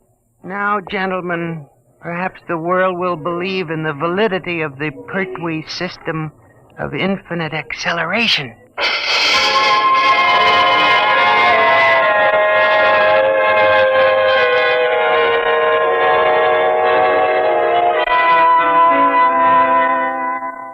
All right, Hannibal, now you start talking. I won't. Hold his hand, Sweeney. At the pleasure. Well, Hannibal? Let me out of this office. Talk.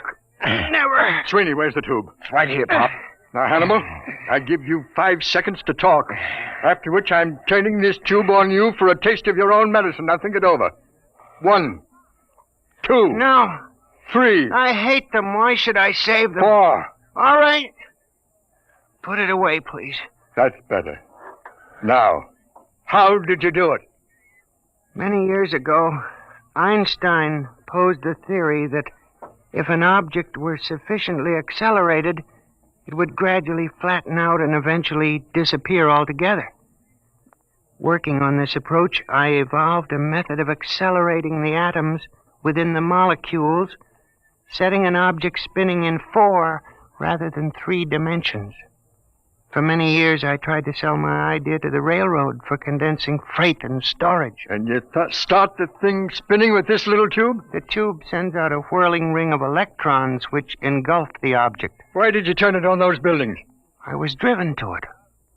Only something dramatic could shock the world into realizing my greatness. But you'll restore them.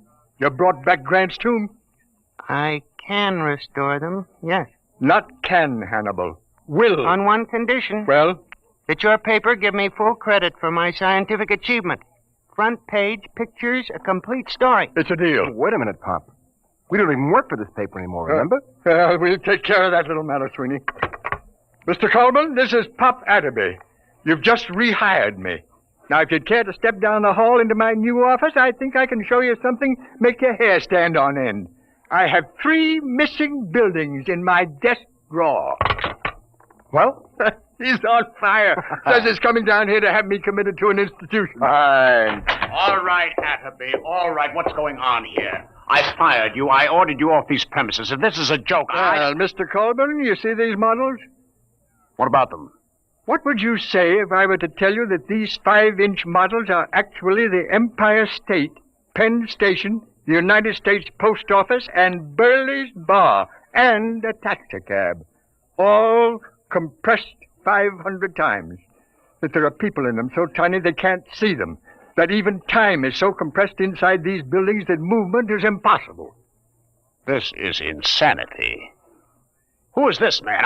Sit down, Colburn. The show hasn't even started yet. Sweeney, put the taxicab out in the middle of the floor. Okay, Pop. Now, stand back. Hannibal, here's the tube. Now do your stuff.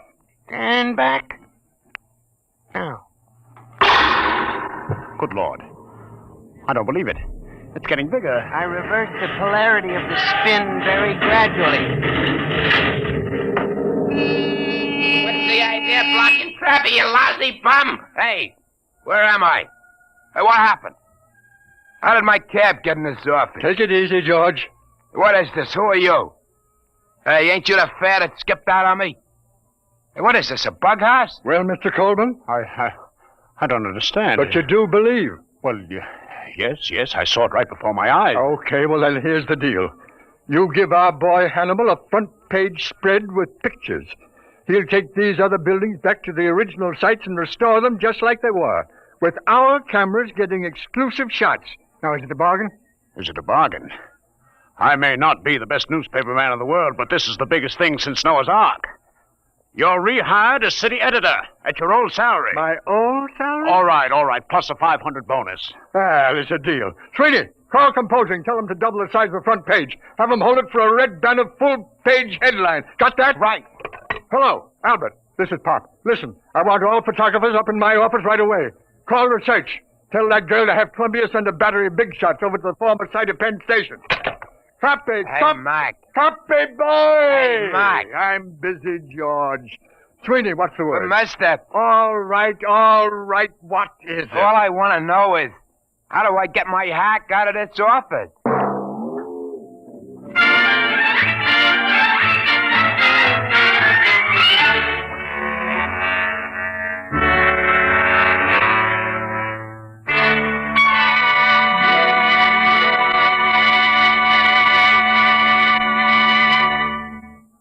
You have just heard another adventure in time, space, and the unknown world of the future.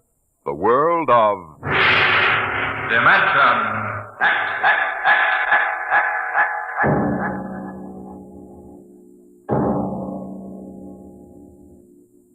How would you like to leave your home and friends for a trip that might last for 10 years or forever? You'll hear all about it on Dimension X next week when we present Shanghied. Today, Dimension X has presented The Professor Was a Thief, an adaptation by George Lefferts of a story by L. Ron Hubbard. Featured in the cast were Arthur Maitland as Pop, John Larkin as Sweeney, and John Gibson as the Professor. Your host was Norman Rose. Music by Bert Berman, engineer Bill Chambers. Dimension X is produced by William Welch and directed by Edward King.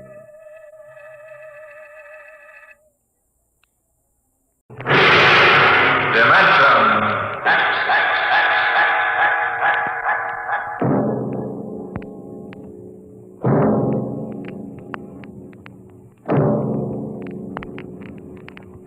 Can you predict what will come in 100 years? Or in 10? Or in the next minute? Some people think they can. Nuclear scientists, mathematicians, astronomers, biologists. They'll predict the shape of the future. Why? Because they make the future. Because they see beyond the known dimensions of time and space into the unknown. Dimension X.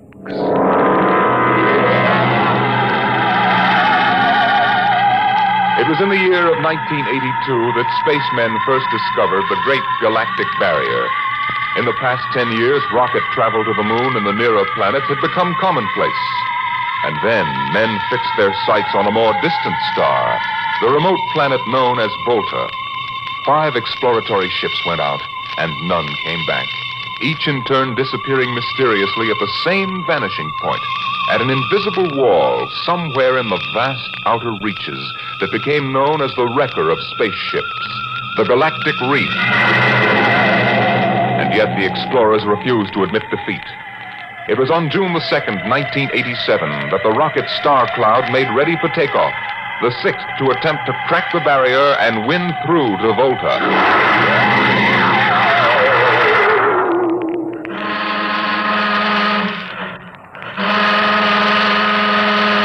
Now hear this. Condition green.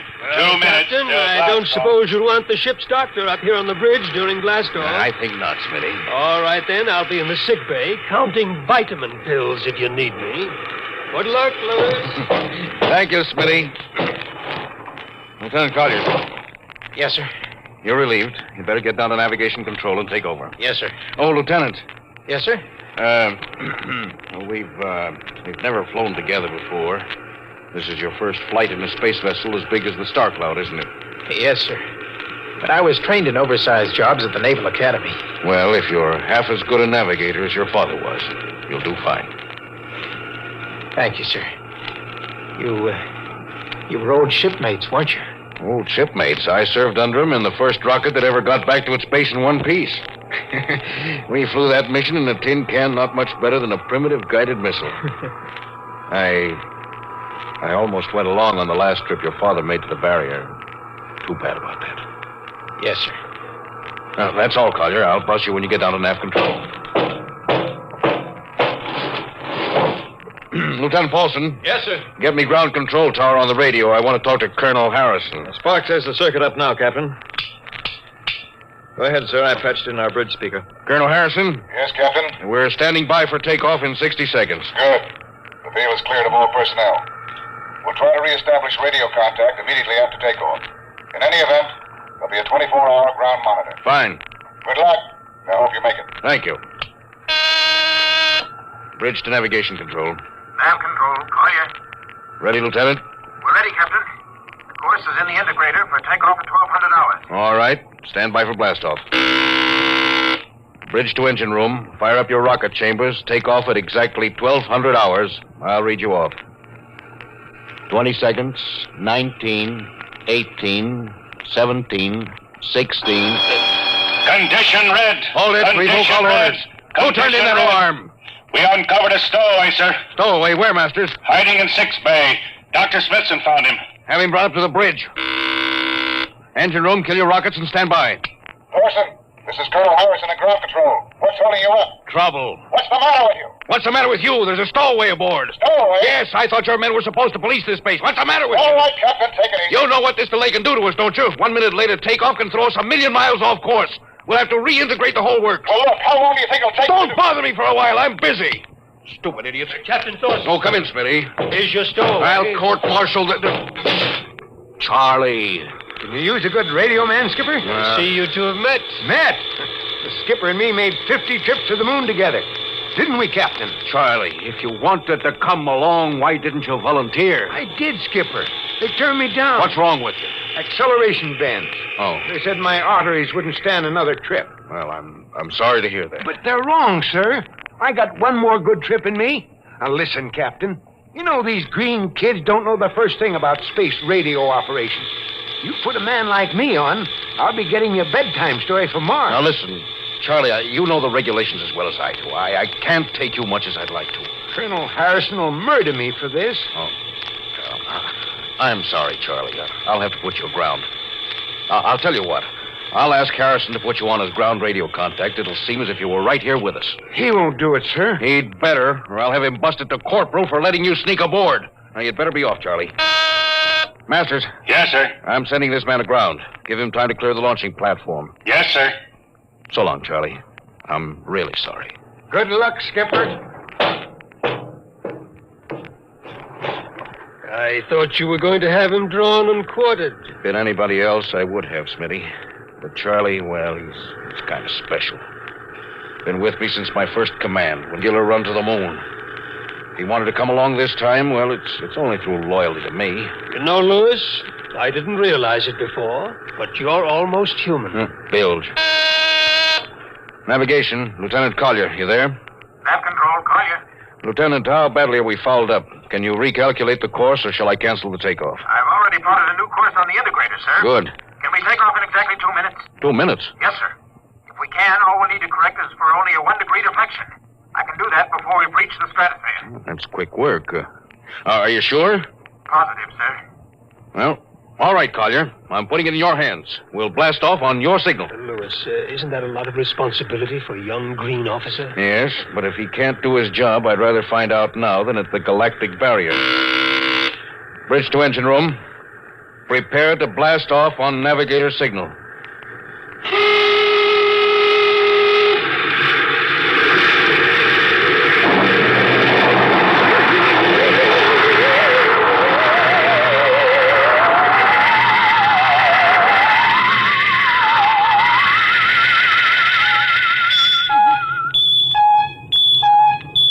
How are we doing, Collier? Coming on the bearings, sir. 4, 3, 2, 0.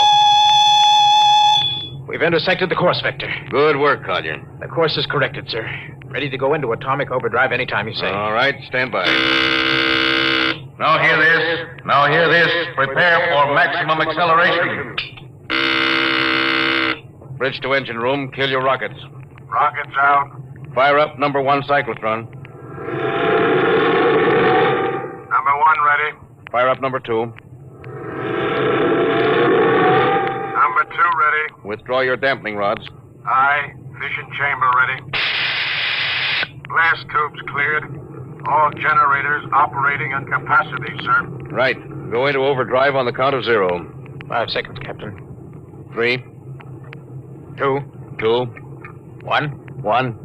0. 0.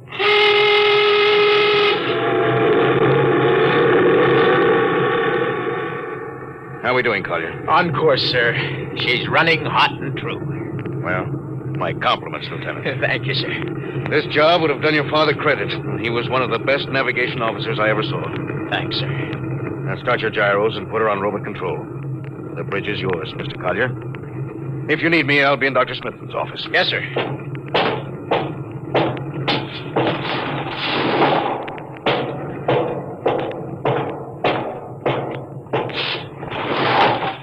I see you got us off the ground. You can thank young Collier for that. Chip off the old block. You knew his father? Matter of fact, I knew him very well. First-rate spaceman. Is he the one who, Yes. He was lost in the galactic barrier on the second ship we sent out to Volta. Louis, just what do you think this galactic barrier is? Oh, your guess is as good as mine, Doc. All I know is that 5 ships have gone into it. None of them have come back out. How about Miss Struvik's theory that it's a time warp in space, that the ships reach it and slip into another dimension? Rubbish. My theory is that the galactic barrier is nothing more than a radioactive layer of some kind. What makes you say that? Well, we know that radar signals bounce off it like they were hitting an invisible glass wall. And we know that it destroys our ships and crews in some way. There's no other logical explanation.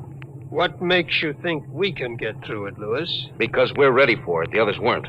The entire hull is completely shielded with lead. We can crack through any radioactive cloud ever detected. Besides, we're equipped with some new UHF radio devices that should enable us to maintain radio contact with Earth.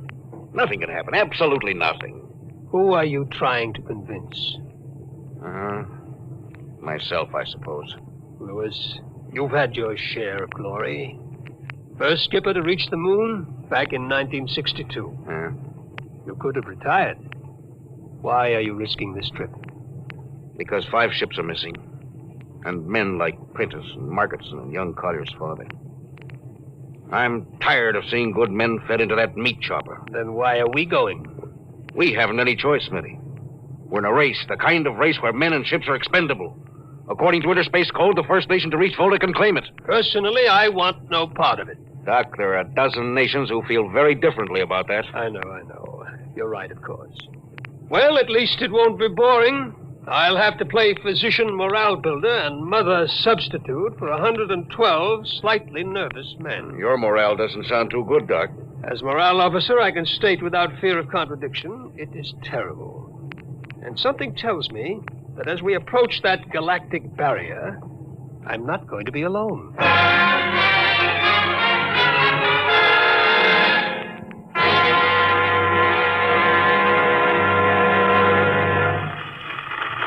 Hello, Earth. Hello, Earth. Captain Thorson of the Star Cloud calling Earth. Star Cloud to Earth. Can you read me? Hello, Star Cloud. Hi, Captain. Charlie. Well, I see they haven't court-martialed you yet. No, sir. Thanks to you. That's good to hear you. You can read us the funny papers on Sunday morning. Right. How's our signal? Strong. Clears the bell. Well, here's our log report for Colonel Harrison. Ready? Shoot. June 2nd, 1987. 4 weeks out from Earth. Running true, no radiation. Operation normal. Still making our approach to the galactic barrier. That's all, Charlie. See you later. Good luck, Captain. I sure wish I was with you.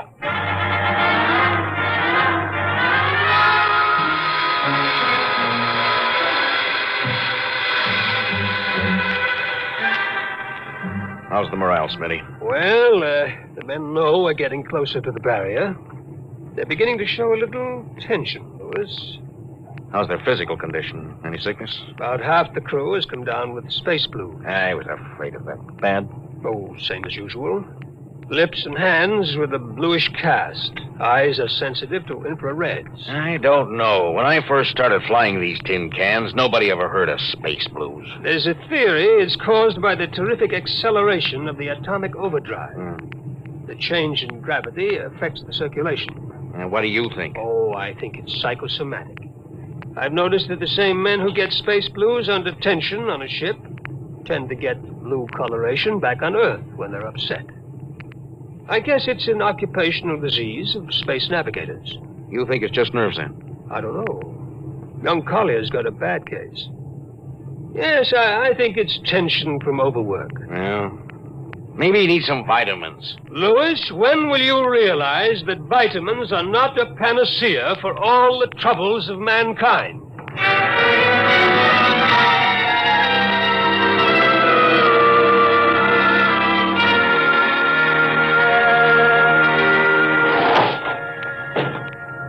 Sir, I understand you've relieved me from duty. Dr. Smithson says you aren't looking very well, Collier. I'm just giving you a rest. But, sir, I feel perfectly able to continue. Your lips are as blue as Minnetonka. Captain, I'd like to remain at my post. Now, don't be so foolhardy, Lieutenant. I'm not being foolhardy, sir. You see, I have a special personal reason for wanting this expedition to reach Volta. Oh, your father? Yes, sir, my father.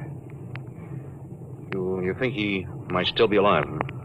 Sir, I have to find out what happened. I think I understand. Very well, Collier. Report back to duty.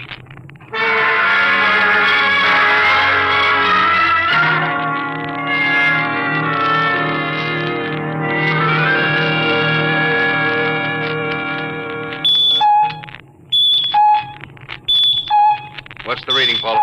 We're getting a +5 radar bounce now, sir. Coming off the barrier almost as fast as we send it out. What's the interval?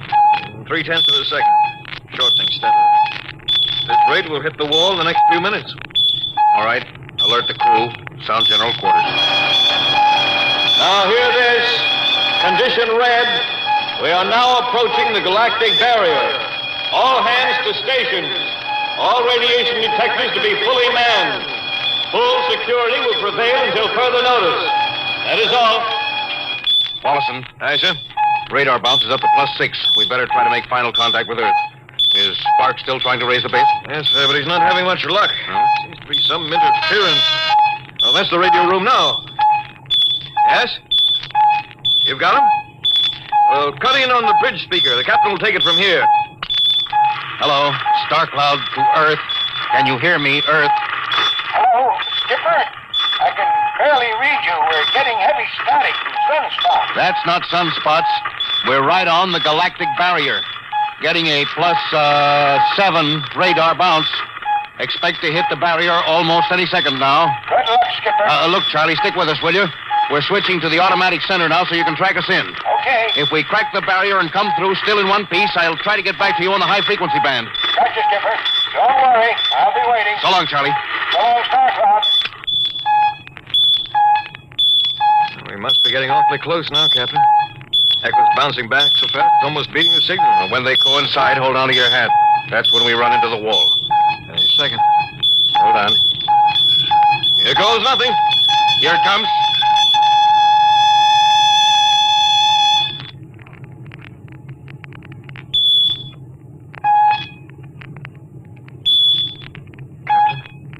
What? Nothing happened. We made it, Captain. No radiation, no time warp, no nothing. The crew's gone crazy, sir. Let them. They earned it. Hey, Doc, can you break out a few bottles of snake bite serum for medicinal purposes? I sure can, Louis. This calls for a celebration. How's your morale now? Couldn't be better. How's yours? Couldn't be better. Hey, what the? Condition red. Condition red. Radiation detected. Condition red. Radiation detected. Holy mackerel. Look at the needle on that indicator. Paulson. I see it, Captain. We're picking up radiation like crazy. What's it like? It's a strong impulse. What kind? I don't know, sir. too long for a cosmic ray and too short for UHF. The ship's lousy with it. Man your battle stations! Paulison, track it down. Triangulate it and make it fast. I want a directional fit. Yes, sir. Engine room. Yes, sir. We're picking up radioactivity. Is it the fission chambers? No leak here, sir. I'll check your gauges. Nothing here, Captain. Must be coming from outside. Damage control. Yes, sir. Is radiation penetrating the lead field? Haven't found anything yet, sir. Well, keep at it. Paulison, how are you doing? I've got a fix, Captain. What is it? I'll have to recheck my figures. Oh, hurry up.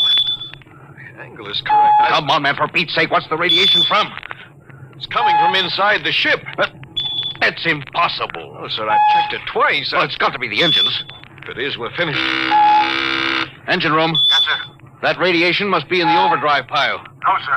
It isn't here, sir. Are you certain? Yes, sir. All right, keep checking. Well, only one thing left to do. Paulison, get a Geiger counter. We're going to start combing this ship inch by inch. Yes, sir. Turn it on. Yes, sir. Ready, Captain. We'll check the atomic guns first. Come on. We'll cut through the officers' quarters to ordnance. Yes, sir.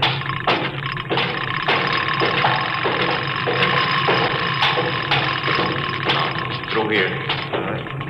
Wait a minute, sir. Huh? What is it? The signal's weaker now. Yeah. Let's go back.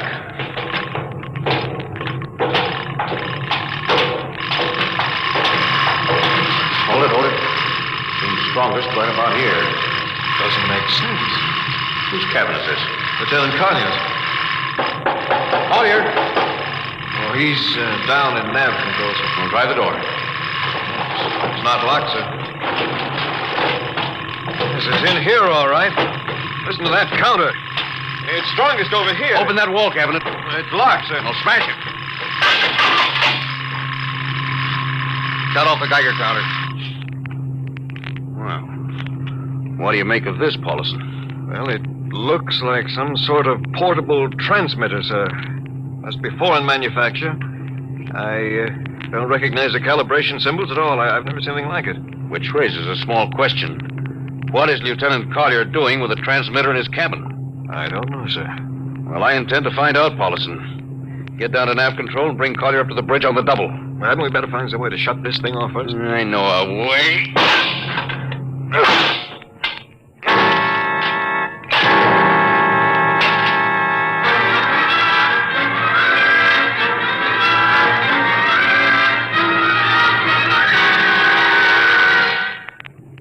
Lieutenant Collier, I'm going to ask a few simple questions. Yes, sir. And I want a few simple answers. Yes, sir. What were you doing with the transmitter in your cabin? Transmitter, Captain. You know nothing about it? No, sir, I don't. Do you recognize these calibration symbols? No, sir. Can you think of how it might have been placed in your cabin without your knowing it? No, sir, unless someone came in while I was on duty. Oh, would that have been possible? Well, I suppose so. Well, if someone had a key. I found your cabin door unlocked. I meant a key to the wall cabinet. I didn't say the wall cabinet. Oh, what? Well, sir, I... You what, Lieutenant? How could you have known it was in the wall cabinet? Well, I just assumed. Lieutenant Collier, I find it hard to believe you would lie. Having known and respected your father and having observed the way you handled your job. However, I intend to get to the root of this thing. May I have your wristwatch, Lieutenant? Sir? Your wristwatch. Here you are, sir. Paulison, turn on that Geiger counter. Yes, sir. Now hold this watch next to it. Yes, sir. That's all. Lieutenant, if you hadn't any close contact with that transmitter, how do you explain the radioactivity of this watch? Well, I don't, sir. I think you'd better. To whom were you sending those signals? Condition red. Condition red. There's your answer, Captain. What is this, Collier? Alien spaceship approaching. Alien spaceship approaching. Collier, who's aboard that ship? All right, now talk. Very well, Captain. My mission seems completed. Your mission? Are you admitting that you're an agent of a foreign power? I am stating it. What nation? No nation, Captain. What? I am an agent of the Voltan government. The what? The government of the planet of Voltan. Are you crazy? Are you so stupid that you think your people are the only ones who can invade another planet? Lieutenant, what do you mean? We've had agents operating on Earth since 1945.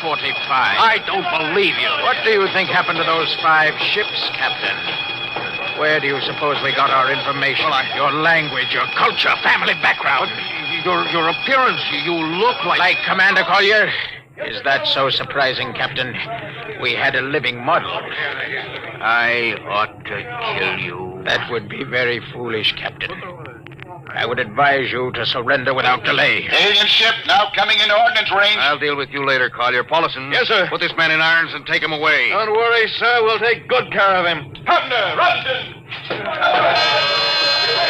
Gunnery. Gunnery, Richardson. What's the range? 10,000 meters.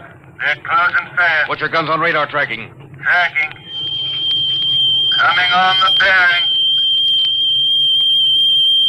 Fire. Fire, Richardson. Did you hear me? Fire! What's the matter down there? Did you hear me? Richardson, answer me! What, who? It's no use to shout, Captain. Collier. How did you get loose? Where's Paulison? Lieutenant Paulison is dead. All stations, Lieutenant Collier has escaped. Seize him, men! Don't waste your breath, Captain. Your men can't hear you. What? Those still alive are my men. You're lying. No, Captain. Every ship that has ever left Earth was controlled by a Voltaire crew. That's impossible. Those were hand-picked men. Hand-picked by us. I don't believe you. Then why not call for help? Carpenter, Robinson, Haley, report. Carpenter. Robinson. Haley. Report. You see, Captain, it is quite useless. The Star Cloud will be taken to Volta for, shall we say, further experimentation. I see. Of course, there's one thing you hadn't counted on. And just what is that, Captain? This...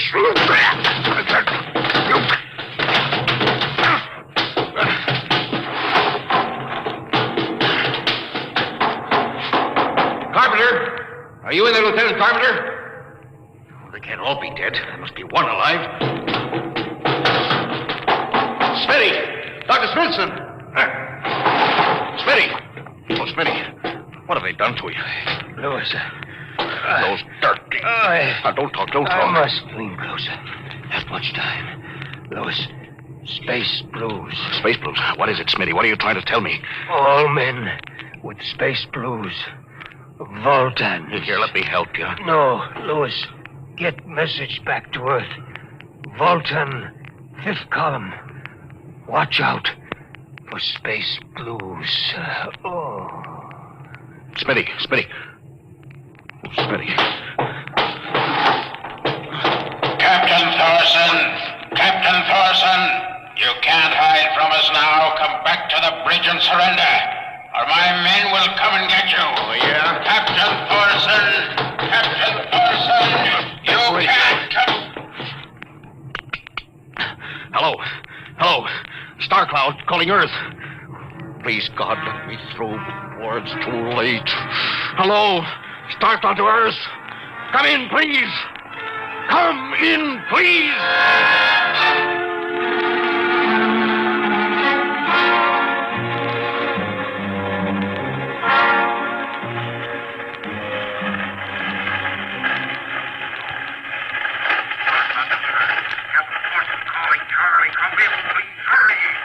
Hello? Can you hear me, Charlie? Skipper, is that you? You getting my signal? It's, coming in a little louder now, Skip. Keep sending. Thank God, Charlie. Now listen to me. Not much time. Get word to Colonel Harrison. Crew, mutinied. Most of crew members, Voltan. What? Voltan. Spell that. V-O-L... Voltans? That's right. They're from the planet Volta. Skipper, are you all right? Look, Charlie, this is serious. They'll be here any second. Now listen, they have a 5th column on Earth. They're planning to invade you. You don't mean it. Of course I mean it. Now tell Harrison. Posing as humans, you can detect them by space blues. You got that? Only Voltans get space blues. Charlie, can you hear me? Space blue. I get you. That's right, Charlie. I'm saying, you warn everybody. Captain? The door, Charlie. Captain! Captain Thorson! Hello? Hello, Star Cloud! Come in! What's the trouble, Sergeant? I was just trying to raise the Star Cloud, Colonel. Had me luck? No, sir. No contact. No contact? No, sir. Nearly an hour since they hit the galactic barrier. I don't understand why they haven't tried to get a message back. No, sir. Neither do I. All right. I'll take over for a while.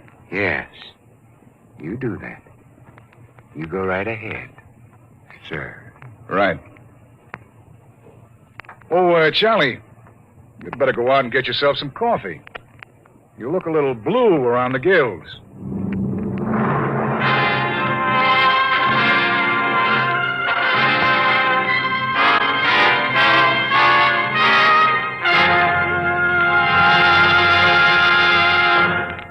You have just heard No Contact, an adventure in time, space, and the unknown. The world of...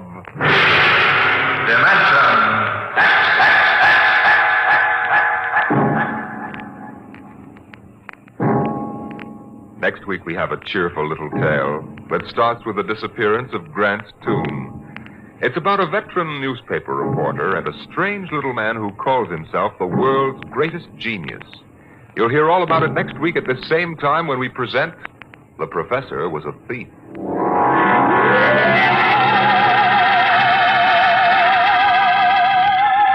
Dimension X has presented No Contact, an original story written by George Lefferts from a storyline by Lefferts and Ernest Kinoy.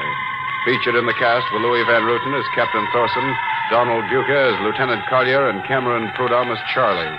Your host was Norman Rose. Music by Albert Berman, engineer Bill Chambers. Dimension X is produced by William Welch and directed by Edward King. Adventures in time and space, told in future tense. Dimension X.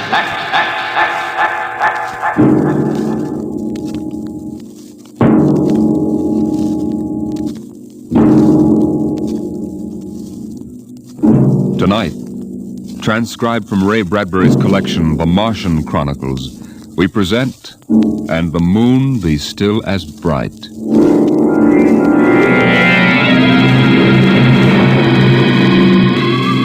The first 3 expeditions to Mars left Earth in a mushroom of flame, arced through the atmosphere, and finally dwindled to tiny specks in the big eye of Mount Palomar telescope, and then were lost to sight forever. The prearranged landing signals flashed back to Earth, and then the radios went dead. One after the other, ships had disappeared and were never heard from again. But still the rockets came. The 4th expedition emerged from the silent gulfs of space and angled down toward the floating red disk of Mars, down into an orbit, as the order came to land. Stand by for deceleration. Deceleration, aye, sir. Skids down. Skids down, sir.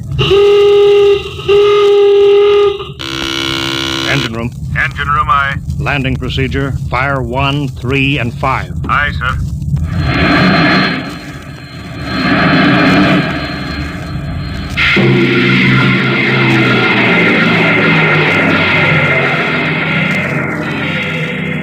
The last blast of the bow jets broke red against the blue desert sands, and the ship slid to a halt at the edge of a vast city that reflected the icy glare of the moonlight. For a while, all was still. All right, Parkhill. Open the airlock. Aye, sir.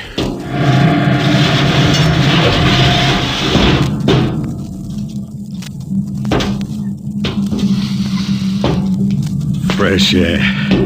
How about a fire, Captain Wilder? It's freezing. Later. We got work to do. Smell that air. You could get drunk on it. Say, there's an idea. Why don't we break out a bottle and celebrate? Biggs, there'll be no drinking done till we're secured.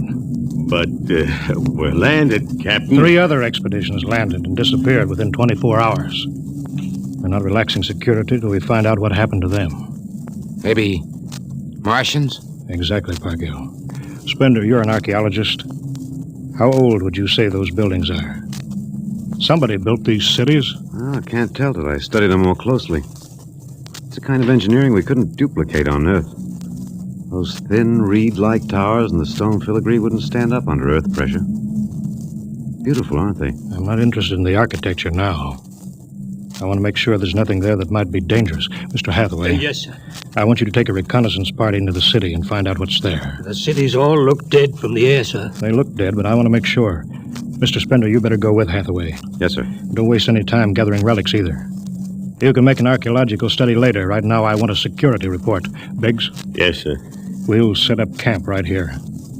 No man is to go more than 50 feet from the rocket. And there'll be no celebration till Hathaway and his party report back. No, sir. It's just that we've been cooped up in there. That's all, Biggs. We've landed safely.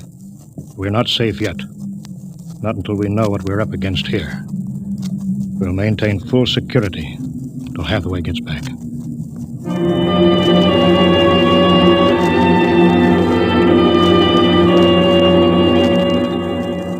In the sea bottoms, the wind stirred along faint vapors, and from the mountains great stone visages looked upon the silvery rocket and the small fire. The sky was black overhead as the two racing moons threw knife-edged double shadows on the desert. All right, come and get it. Ciao. What you got to eat, Cherokee? Sawdust, smothered in cold lamb fat. Good. I thought it was something I couldn't eat. Hey, you guys, pipe down. Captain, Mr. Hathaway's back. Captain Wiley. Over here, Mr. Hathaway. Well? Most of the city is dead, sir. Spender says it's been dead a good many thousand years. But we found one part about a mile over. What about it? People were living in it last week, sir. People? Martians. I see. Where are they now? Dead. We found the bodies. Thousands of bodies. They hadn't been dead more than 10 days. What did they die of? You won't believe it. What killed them? Chicken pox. Chicken pox? Yes, I made tests. It worked differently on Martians than on Earth people. Burned them black and dried them out to brittle flakes. But where could they get chicken pox? From Earth, sir. And the other rockets did get through. Yes, sir. I don't know what the Martians did to them, but I sure know what they did to the Martians. Gave them chicken pox and wiped them out. They just didn't have any resistance to an Earth disease. There aren't any of them left? There won't be any. When a thing like that starts spreading, sir, there's no stopping it anywhere. It's 1,000 to 1 that's killed them all. This planet is through. Incredible. Think of it, Captain. A dirty, silly child's disease like chicken pox. It isn't right. Spender, take it easy, No, man. it's like saying the Greeks died of mumps or the proud Roman Empire collapsed because of athlete's foot. We didn't even give them a decent excuse for dying. We just gave them chicken pox. Spender, get hold of yourself. You didn't see those bodies, Captain. It must have been a shock, I suppose. You need a rest, a little relaxation. Martians are dead. There's nothing you can do about it now. Hey, you hear that? The Martians are all dead. Well, come on, let's break out a bottle and whoop it up. How about it, Captain? Well, all right, man. Oh, that's fine. Hathaway, see to the security guard. Yes, sir. Good Lord, do they have to do that now? It's been a tough trip. It's only natural they'd want to celebrate a little. Celebrate because the world died? Because a rotten little virus from Earth wiped out a whole civilization? Well, they're not thinking of Isn't that. there time later to throw old beer cans into the canals? A civilization died here. It's like butchering a pig in a churchyard. Spender, you think too much.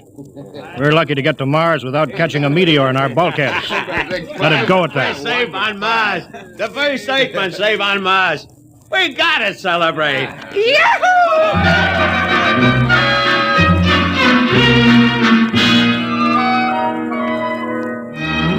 Many bottles were opened and drunk. The voices got louder, the earth laughs and shouts echoing across the empty Martian sands. There was that time in New York when I ran into that blonde. Boy, what a blonde. Listen, the first thing she said... Spender listened to the wind over his ears, cool and whispering. He felt the land getting cooler. The stars drew closer, very clear. The air smelled clean and new. He looked at the cool ice of the white Martian buildings over there on the empty sea lands. What a woman. Hey, what do we do with these empty bottles? Save them. There's a 2-cent deposit. Throw them away. Hey, wait. How about that building? 2 to 1 for $1, I can heave one right through that window. You're on. Here goes. Bullseye! I owe him $1. Double or nothing on the next shot? Put that bottle down, Biggs. Who's that? Mr. Spender? Stop smashing those windows. What's the difference? The planet's ours now. I guess I can do anything with it that I want. Drop that bottle, I'll knock your teeth out. Yeah? Just watch me. I warned you, Biggs. Spender, what is this? I hit him. He's crazy, Captain. He just walked up and slugged me. Biggs wasn't doing nothing. All right, let go of him. You men go back to your party. Spender, come with me. I don't like that guy. Just walks up to him and slugs him. He wasn't. Spender, suppose you explain. What was the idea? Oh, the noise, the drunken brawl. I guess I was ashamed of the spectacle the whole crew was making. Where's their respect for what's happened? Their sense of what's right? Men are tired. It's been a long trip. You've got a different way of seeing things. I'm seeing things all right. I'm seeing how we'll ruin Mars. We'll rip it up, rip the skin off the way we've already ruined Earth. We Earthmen have a talent for ruining big, beautiful things. Is that why you hit Biggs? Yes, I couldn't stand the idea of them watching us make fools of ourselves. Them? The Martians. The Martians? They're dead. All dead. But they know we're here. Doesn't an old thing always know when a new thing comes? We've come a long way to smash their windows and spit in their wine. Well, maybe you're right. I'm fining you $50 for that fight. Now suck in your chin. We'll go back there and play happy.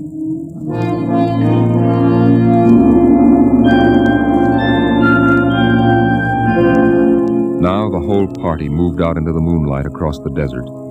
They made their way into the dreaming dead city. The light of the racing twin moons glinted on the barrel of a pistol, the long blade of a machete, the round, gurgling shape of a raised bottle. Their shadows under them were double shadows on the ice-blue sand. They were waiting for something to stir in the dead city, something to rise, some ancient ancestral shape to come galloping across the vacant sea bottom on an ancient, armored steed of impossible lineage, of unbelievable derivation. Look at it, Captain. Down those avenues in the mist. You can almost see them. The mind's eye populated the dead city. Each window was given a person who leaned from it and waved slowly, as if under some timeless water, at some moving form in the fathoms of space below the moon-silvered towers. There were faint murmurs of sound, and odd animals scurrying across the gray-red sands. The wind blew in from the dead sea bottom and brushed through the silvery wire filigree of the towers. A strange music drifted down to the double-shadowed streets, a thin, haunted music that played as it had played through the uncounted years of time. Nobody moved. The moons held and froze them. The wind beat slowly around them. Hey, out there! You people in the city! Biggs. Well, I just wanted to make a little noise. Come on. They built this city thousands of years ago. And now where are they? How did they die? Who cares? They're dead. It's good enough for me. Lord Byron. What? Lord Byron, an old 19th century poet. He wrote a poem that fits this city. Might have been written by the last Martian. So we'll go no more a-roving so late into the night, though the heart be still as loving and the moon be still as bright. For the sword outwears the sheath, and the soul outwears its breast, and the heart must pause to breathe, and love itself must rest. Though the night was made for loving, and the day returns too soon, yet we'll go no more a-roving by the light of the moon.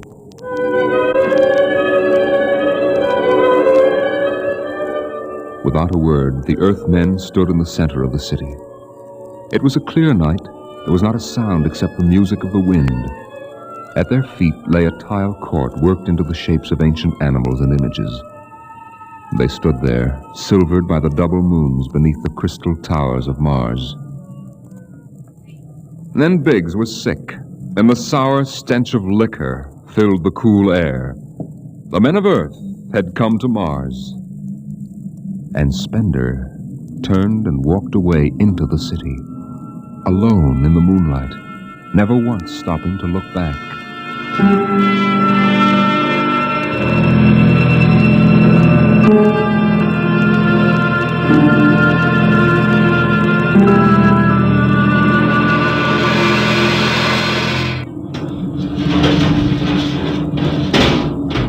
That you, Hathaway? Yes, sir. My trick on Bridgewater, sir. What time is it? 0400. Any orders, sir? No, I'll stay on watch. You turn in. Aren't you sleeping, sir? I'll wait for Spender. He didn't come in? No. He's crazy. Walking away into the shadows, he didn't even look back. Spender's a strange man. He's crazy, sir. How's the rest of the crew? Sleeping it off. Biggs had DTs, but he's calmed down now. You can go back below, Hathaway. I'll take your watch. Captain Wilder, do you think Spender will be coming in before morning? I don't know. You know, sir, I don't think he's ever coming back. That's the way I feel about him, sir. He'll never come back.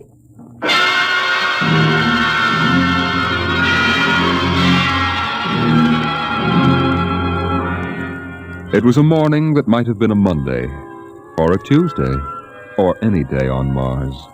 Biggs was on the canal rim, his feet hung down in the cool water, soaking, while he took the sun in his face.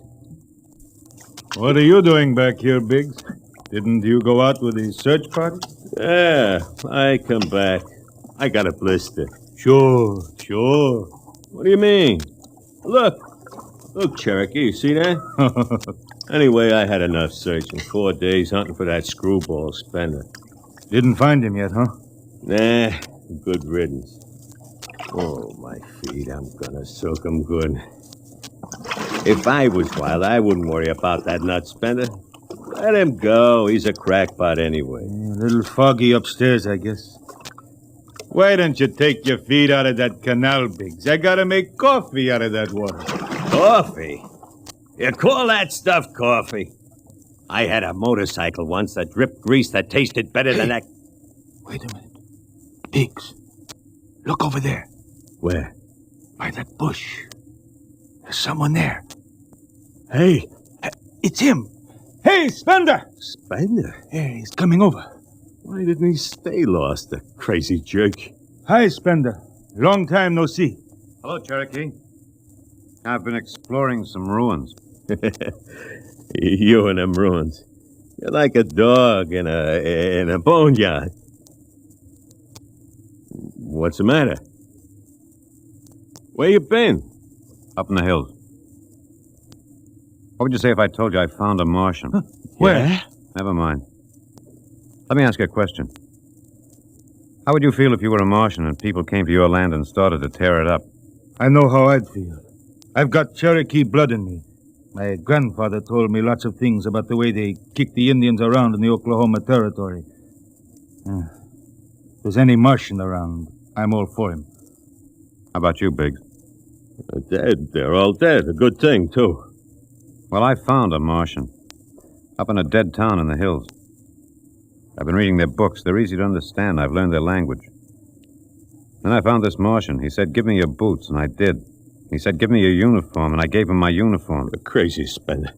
Hey, Cherokee, he's crazy. And the Martian said, give me your gun, and I gave him my gun, and then he said, come along and watch what happens. And the Martian walked down into camp, and he's here now. I don't see no Martian. I'm the last Martian. What? Biggs, I'm going to kill you. Cut it out. What kind of a lousy joke is that? Stand up and take it. Hey, put that gun away, Spender. Hey, cut it, Spender. Oh, put that gun away. You're joking. You're kidding, huh? Spender!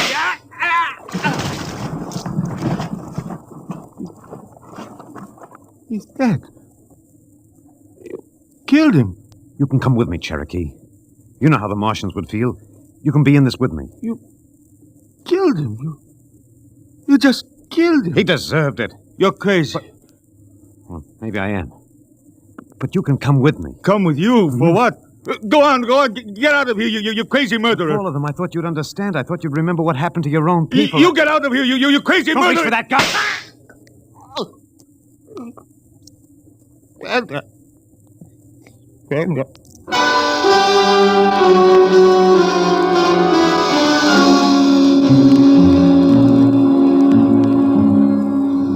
They're both dead, Captain Wilder. Who's missing? Only Spender. It must have been him, sir. Why didn't he come and talk to me? Why didn't Should have talked to me. I'd have shot his brains out. That's what I'd have done. He took him by surprise. There's no sign of a struggle. Hathaway, break out the arms locker. Issue pistols, rifles, and grenades. Yes, sir. You better get the Bible out of the navigation chest. We'll have to bury these two. Parkhill. Aye, sir. You start digging a grave. How about Spender? We'll have to go up in the hills and find him. Just let me at him with my bare hands. Crazy murdering louse. That's enough, Parkhill. The man is sick. He must be. Sick my eye. Now grab a shovel. Start digging.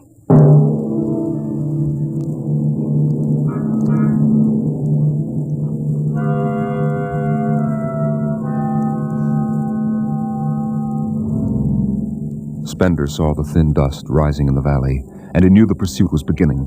The sun burned farther up the sky, and the blue sand drifted lazily across the sea bottom below. He sat beside a quiet pool 10,000 years old and held a silver book. Through the house played the strange wind music of ancient Mars, and he heard voices whisper in his mind. Earthman. I hear you. I've always heard you, even down there on Earth. Run. No, I won't. On what's the use? Run. Live, what for? To see them tear down your temples and put up hot dog stands? Run. They've seen me. They know I'm up here. There's Wilder now. Got him right in my sights. It's funny he hasn't ordered him to use grenades. He could lob one right up here and blow me to bits. And maybe the captain thinks I'm too nice to be blown to bits. He wants my death to be clean. Yeah, just one bullet hole in me, nothing messy. And why? Because he understands me. Kill. He's the only one in the crew who ever did.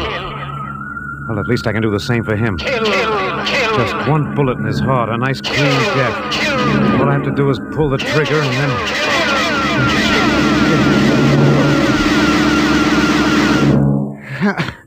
It's no use. I can't do it to him.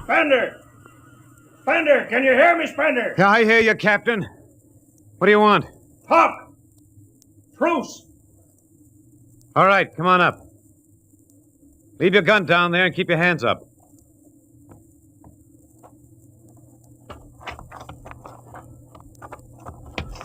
Spender, are you there? Over here. It's quite a climb. Mind if I sit down?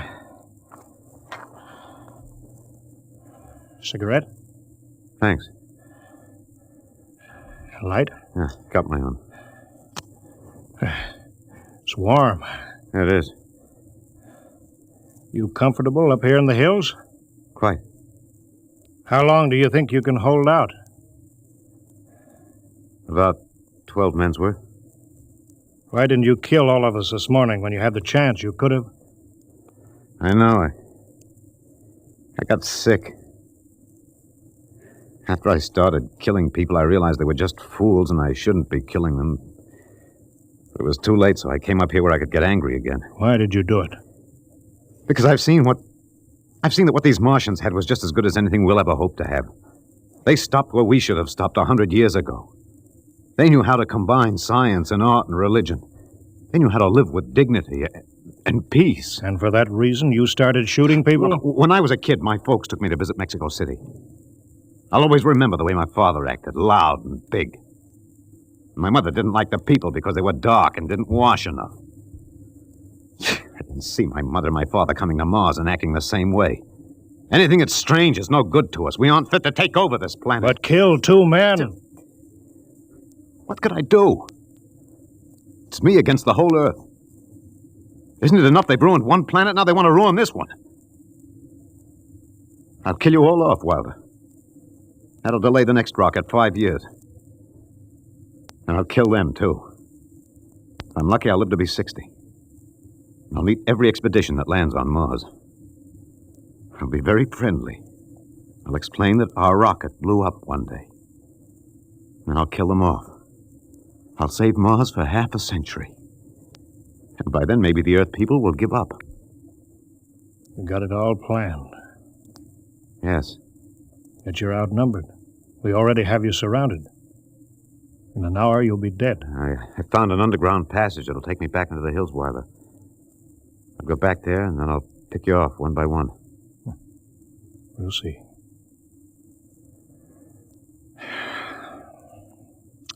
It's a nice town you got here, Spender.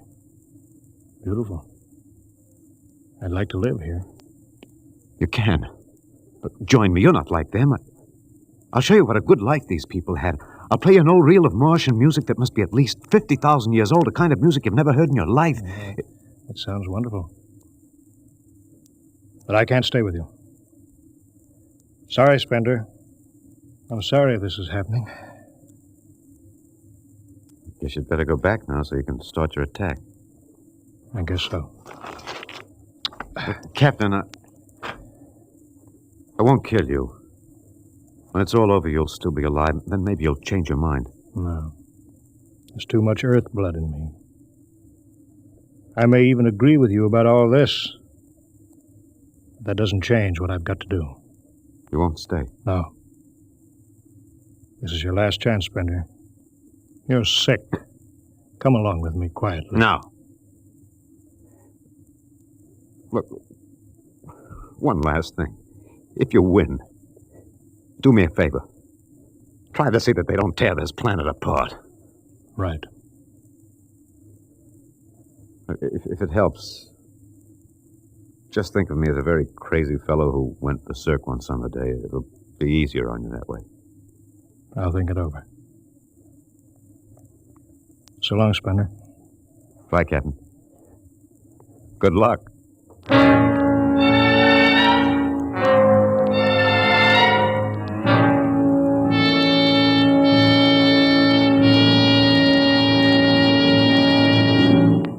All right, we'll go after him now.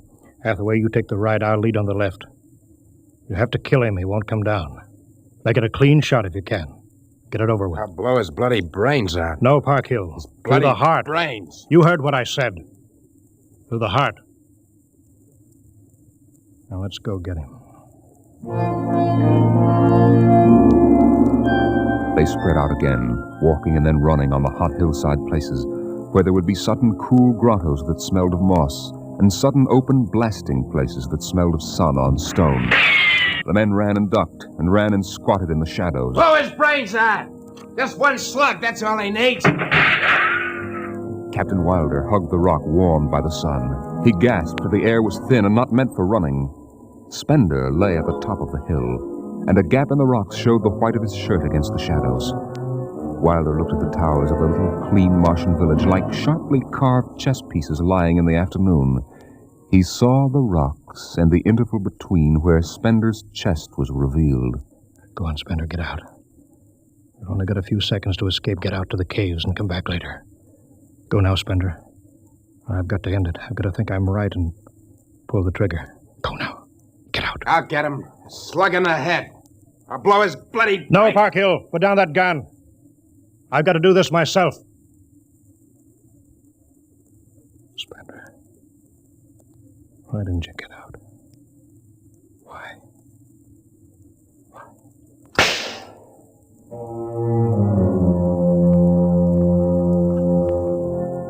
They buried him in that ancient valley town, where the music of the wind played on through the days and the nights. They laid him in an ancient silver sarcophagus with waxes and wines which were 10,000 years old, his hands folded on his chest. The last they saw of him was his peaceful face in the cold silver light of the racing twin moons. The captain found the poem in Spender's pocket, and he read it before he shut the marble door. So we'll go no more a-roving so late into the night, though the heart be still as loving and the moon be still as bright. though the night was made for loving, and the day returns too soon. Yet we'll go no more a-roving by the light of the moon.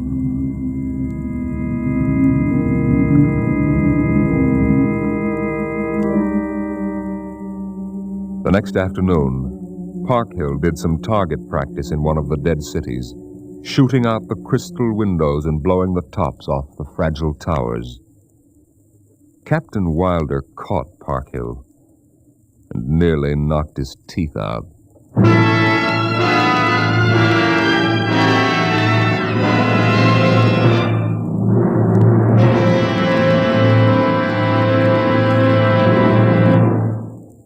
All of you regular listeners to Dimension X will be interested to know that our show is changing its day and time of broadcast over this station.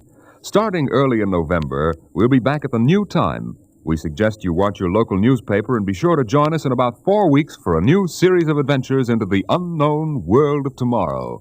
The world of... Dimension X.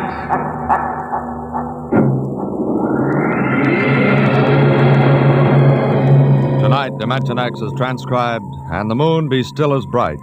Adapted for radio by Ernest Kenoy from the original story by Ray Bradbury.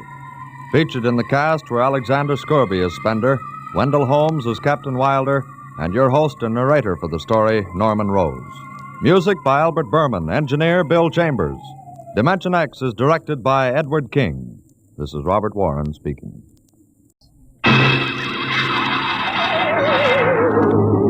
On stage tonight, Dimension X, another in the Wheaties big parade of exciting half-hour presentations. It's National Wheaties Week.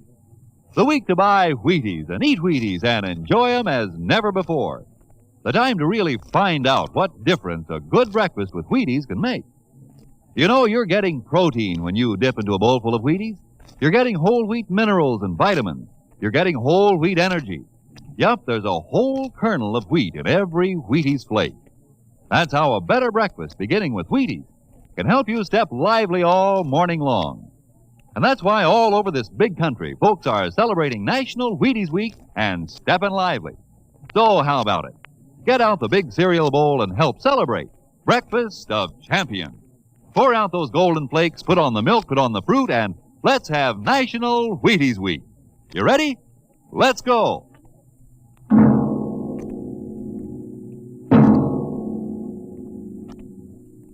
Tonight, Dimension X presents The Martian Chronicles, a dramatization of the new novel by one of our most brilliant young science fiction writers, Ray Bradbury. The Martian Chronicles.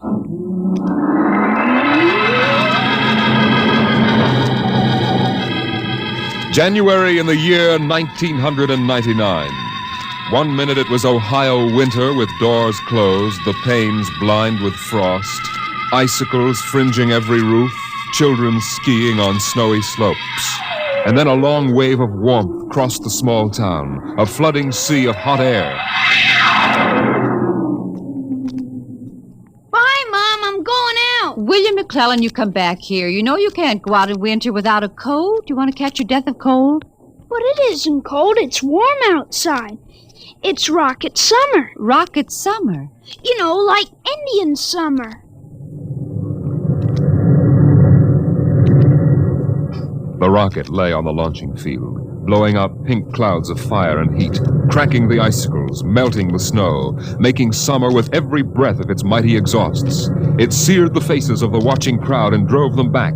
And then they saw the red fire and heard the big sound as the silver rocket shot up toward Mars and left them behind on an ordinary Monday morning on the ordinary planet Earth.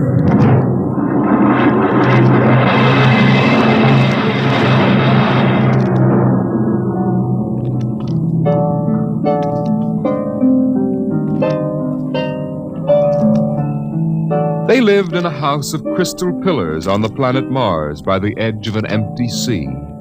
And every morning you could see Ila eating the golden fruits that grew from the crystal walls, or her husband sitting alone in his room reading from a singing metal book over which he brushed his hand as one might play a harp. Ela and her husband were not old. Once they had liked painting pictures with chemical fire, swimming in the canals when the wine trees filled them with green liquors, and talking into the dawn together. But no more. Marriage sometimes makes people old and familiar while still young, and Ela was not happy now. This morning she sat dreaming between the crystal pillars and wished that somehow a miracle might happen. And then suddenly... Ela, did you call? No. I thought I heard you cry out. Did I?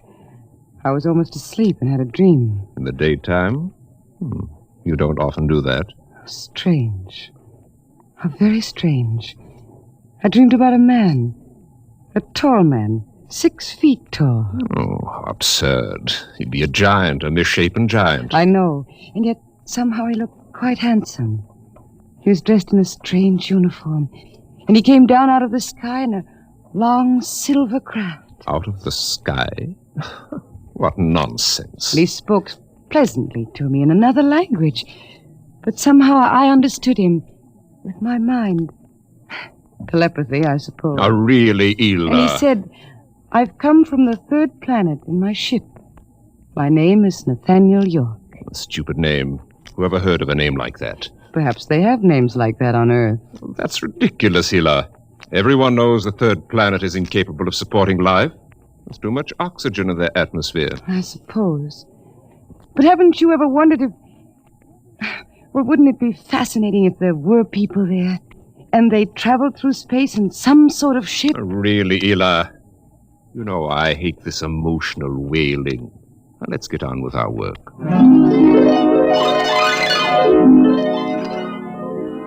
Evening came.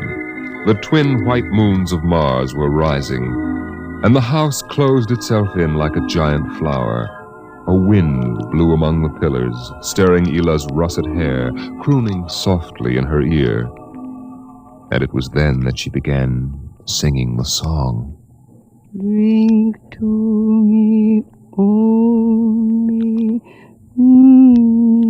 thine eyes, and I will pledge with mine. Ela, what's that song? I don't know. What do you mean you don't know? I've never heard it before. Did you compose it? No. Yes. No, I don't know, really. I don't even know what the words are. They're in another language. It was part of a dream I had, I guess. Oh. You know, you haven't been yourself lately. It might do you good if we went away to the Blue Mountains for a week or so. What? Did you hear what I said? I'm sorry. I was watching the sky. You're certainly interested in the sky tonight. It's very beautiful. Well, what about my suggestion? Shall we leave for the Blue Mountains in the morning? You mean go away now? Oh, no. No? Why not? Why don't you want to go? I don't know. I just don't want to, that's all. Leave a kiss in the cup, and I'll not ask for... Ela, I'm sick of that silly song. It's late. Let us sleep.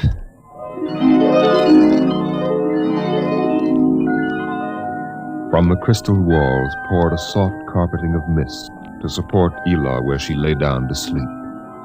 But through the night she tossed restlessly until just at dawn the dream recurred. Ela, wake up. What? Oh, what is it? You've been dreaming again. You talked in your sleep. Did I? Yes. What were you dreaming? The ship. It came from the sky again. And the tall man stepped out and talked with me. Telling me little jokes and laughing. What else happened? And then this Captain York... Oh, I can't. It's all so silly. Tell me! He said I was beautiful. And then he kissed me. I thought so. What else? Why, Eel, you're so bad-tempered. It's only a dream. Is it? You know I can read your mind. You can't keep secrets from me.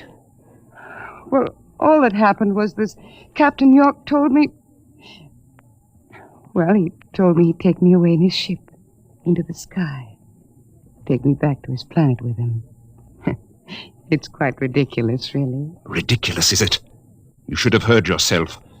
Fawning on him, talking to him, singing with him all night.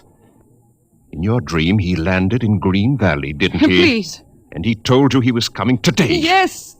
But what's come over you? It's only a dream. You can't be jealous of that. No, I suppose not. Forgive me. I'm being childish. You're sick. You've been working too hard. No, I'm all right. But perhaps you're right. Maybe I could use a little relaxation. Yes. I think I'll take the morning off and go hunting. Hunting? Yes, in Green Valley.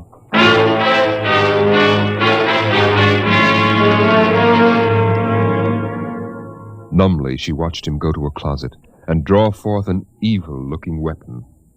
And then her husband was gone, walking toward Green Valley. And Ela waited, watching the sky for an unknown thing, trembling with a nameless fear. And then it happened. A whirring, rushing sound. The warmth as of a giant fire passing in the air. The gleam of metal in the sky. He's come. It's true. The dream is true. The rocket vanished over the hill. The sky was empty again. And trembling, Ela waited again, looking toward Green Valley and seeing nothing. Listening for sounds and hearing nothing. Until a shot sounded, very sharply, the sound of the evil weapon. Oh, no. No. Her body jerked with the sound, and she wanted to scream and never stop screaming. For now she knew the dream could never come true. There was nothing left but the song, the strange and fine and beautiful song. Drink to me only with thine eye, and I will pledge with mine, or leave a kiss within the cup.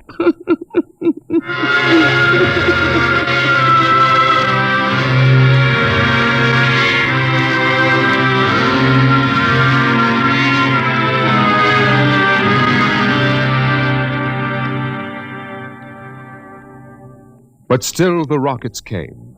The next ship came down from the stars and the black velocities and the silent gulfs of space, and landed by night near a Martian city. The men made their way to the outer rim of the dreaming city, and then Jeff Spender went in to reconnoiter, while the others watched and waited for something to stir in the haunted city, some gray form to rise, some voice to break the unearthly stillness. Where were the people? Where were the Martians? Nothing stirred to disturb the silence until... Halt! Who goes there? Don't shoot! Hold it, Parker. It's Spender and his party. They're coming back. Captain Wilder! Over here! Well? Captain, we've searched the city. People were living here last week. People? Martians. Where are they now? Dead. Dead? What did they die of? You won't believe it, Captain. Chickenpox. Good Lord, no. Yes. No resistance to an Earth disease, I guess. So the other rocket did get through to Mars. It looks like it, Captain. God only knows what the Martians did to them. But at least we know what they did to the Martians. You mean they're all dead? Yes. This planet is through. Hey! You hear that, guys? We're safe! Break out a bottle, Cookie. Let's have a drink to celebrate. Stop it, Parkhill. Put down that bottle. What's eating you, Spender? The planet's ours now. We got to christen it, don't we? I christen thee the city of... I christen... Hey, Park Hill City. Park Hill, I warned you! All right, Spender, that's enough. That'll cost you a $50 fine. Cookie, McClure, take care of Parkhill. Spender, you come with me.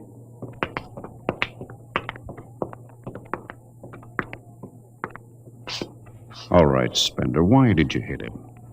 I don't know, Captain. I was ashamed, I guess. Ashamed of Sam Parkhill and the noise and the spectacle the whole crew is making. It's been a long trip. It's only natural they'd want to have their fling. Yes, but where's their sense of what's right? Their respect for what's happened here? Captain, a race builds itself for 1,000,000 years, refines itself, builds cities like this one, does everything it can to give itself respect and beauty, and then it dies. Of what? Not anything fine or majestic or fitting, but a dirty little thing like chicken pox. And Sam Parkhill wants to celebrate. I know, Spender, but you've got to remember you've a different way of seeing things. I'm seeing things all right. I'm seeing what we'll do to Mars. We'll rip it up, rip the skin off, ruin it the way we've ruined our own planet. Captain, look at the city. It may be the last time you'll ever see it this way. Beautiful in the moonlight, isn't it? Yes. There's a poem by Byron that describes it, and how the Martians would feel tonight, if there were any of them left to feel. So we'll go no more a-roving so late into the night. Though the heart be still as loving and the moon be still as bright. For the sword outwears its sheath, and the soul wears out the breast. And the heart must pause to breathe, and love itself must rest. Oh, the night was made for loving, and the day returns too soon. Yet we'll go no more a-roving by the light of the moon. Without a word, the Earthmen stood and looked at the city. The bottle lay shattered at Sam Parkhill's feet, and the sour stench of liquor filled the cool air. The men of Earth had come to Mars.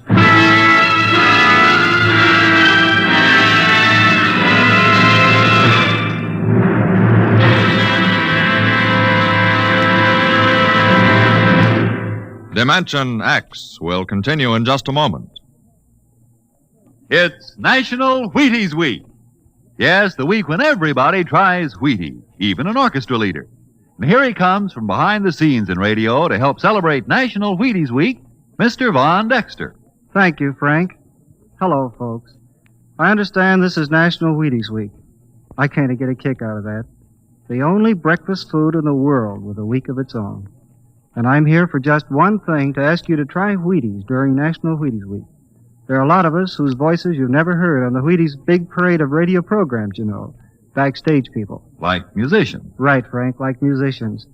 We'd get great pleasure from knowing you like these programs well enough to buy a box of Wheaties tomorrow. Wheaties are good. They're nice to eat. I like them. I think you will. Try them once during National Wheaties Week. Will you do that? Vaughn, I think the folks will. Good. Thank you. Good night.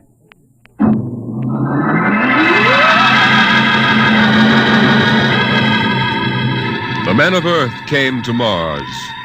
They came because they were afraid or unafraid, because they were happy or unhappy, because they felt like pilgrims or did not feel like pilgrims.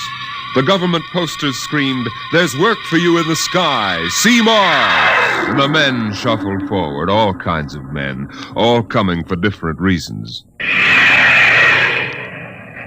The rockets came like drums beating in the night. They came like locusts, swarming and settling in blooms of rosy smoke. Mars was a distant shore, and the settlers spread upon it in waves. First the pioneers and builders, then the people of civilization. Some came because they were afraid of a coming war on Earth. Some came because they were afraid of nothing. Some came to escape from the smell of the subways and the cabbage tenements. And some came from houses like the one in Ohio. It was a good house, the house in Ohio, and for 6 years the family had lived there contentedly, enjoying music and poetry and the rich, warm things of life. For the house had been built to be lived in the year 2020. It contained all the latest automatic devices, from talking book recorders to singing clocks. 7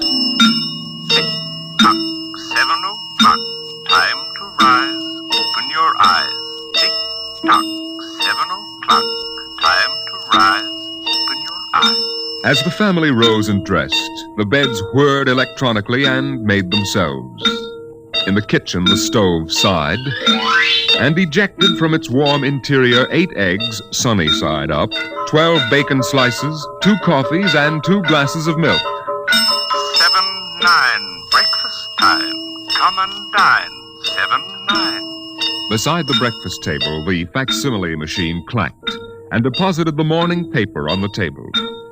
The headlines today spoke ominously of the danger of a coming war, and the man frowned as he read the news. Today is August 4th, 2026. Insurance, gas, and at and heat bills are due. And today, remember, the family has planned a picnic. Gee, Dad, are we really going? Sure, Timmy, why not? It's raining out. It's not raining where we're going, son. Now run upstairs, pack your fishing tackle. We're going on our picnic, all right. Okay, Dad. Bill, are you sure we ought to go? Yes. Have you seen the headlines this morning? Looks bad, doesn't it? Mm-hmm. The rocket's ready. All we have to do is pack and take off. I know, but... Well, flying to Mars, it seems so crazy. Well, all right, then we'll go. Should we tell the children why we're going? No, not yet. Let them enjoy the picnic. The house went on with its appointed tasks. 9:15, time to clean. 9:15, time to clean. Out of the molding darted hundreds of tiny mechanical mice, all rubber and metal. They sucked up the dust and dirt in the house and popped back into their burrows. In the walls, relays clicked, memory tapes glided under electric eyes, recorded voices moved under steel needles. 12 o'clock, 2 o'clock, 4 o'clock, 6 o'clock, tick-tock, 8 o'clock. Evening came. In the living room, the hearth fire bloomed out of nothing, and the phonograph spoke from beside the fireplace. Mrs. McClellan, what poem would you like to hear this evening? Mr. McClellan? Since you express no preference, I shall select at random from among your favorites. Sarah Teasdale, There Will Come Soft Rain. There will come soft rains and the smell of the ground, and swallows circling with their shimmering sound, and frogs in the pools singing at night, and wild plum trees in tremulous white. Robins will wear their feathery fire, whistling their whims on a low fence wire, and not one will know of war, not one will care at last when it is done. Not one would mind, neither bird nor tree, if mankind perished utterly, and spring herself, when she woke at dawn, would scarcely know that we were gone. The phonograph finished the poem, but there was no one there to hear, for the family had gone to Mars.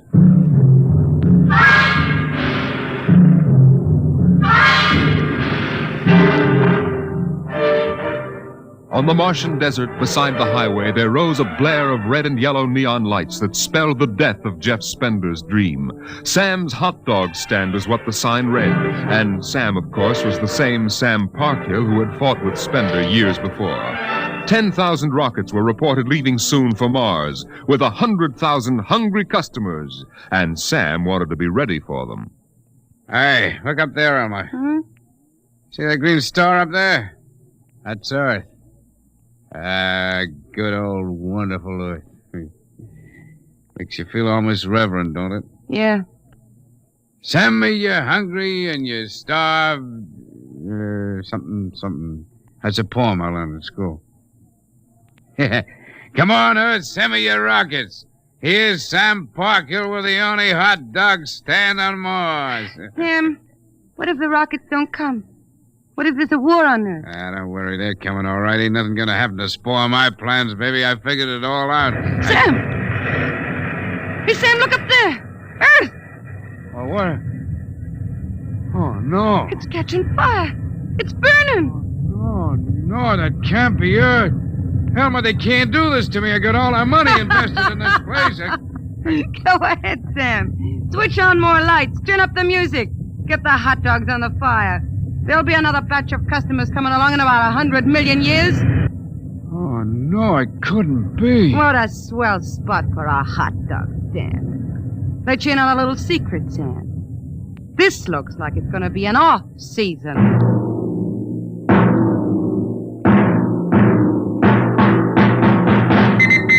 The light beam radio crackled with the news. By morning, the shelves of the luggage store were empty, and the rockets were blasting off, headed back to Earth. In a few days, everyone was gone, and the planet of Mars once more lay deserted and silent.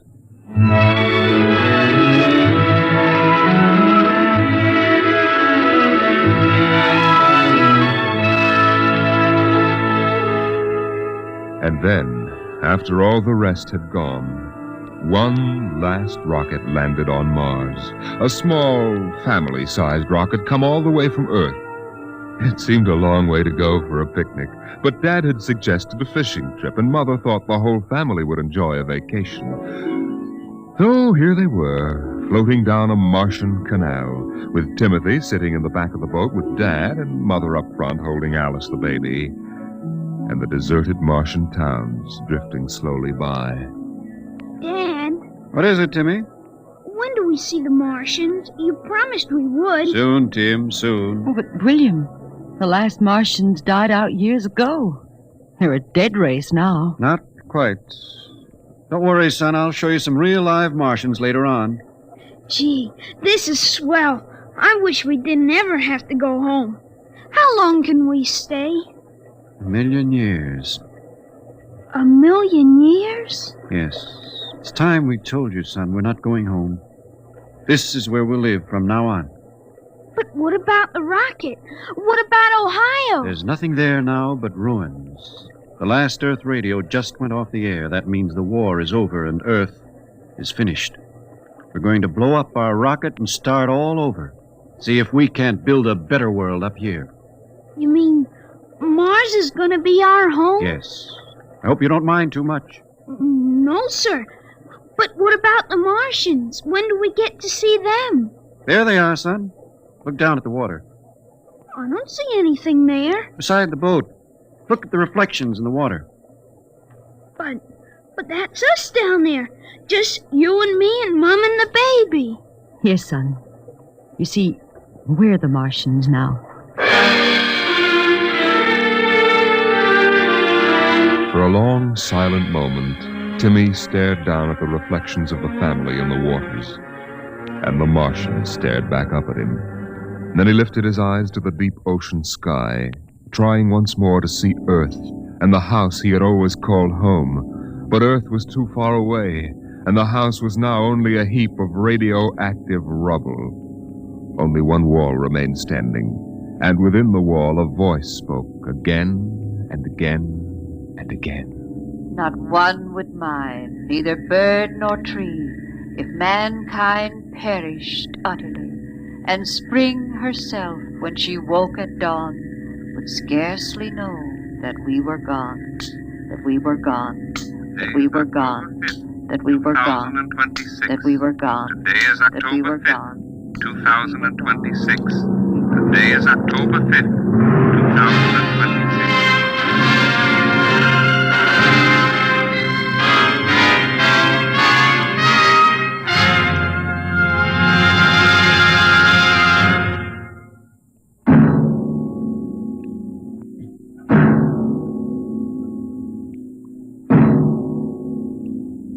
You have just heard The Martian Chronicles, a dramatization of highlights from the new novel by Ray Bradbury. Your narrator was Norman Rose, and featured in the cast were Inga Adams, Roger DeKoven, and Donald Buca. Music by Albert Berman, engineer Bill Chambers. Dimension X is produced by Van Woodward and directed by Jack Cuny.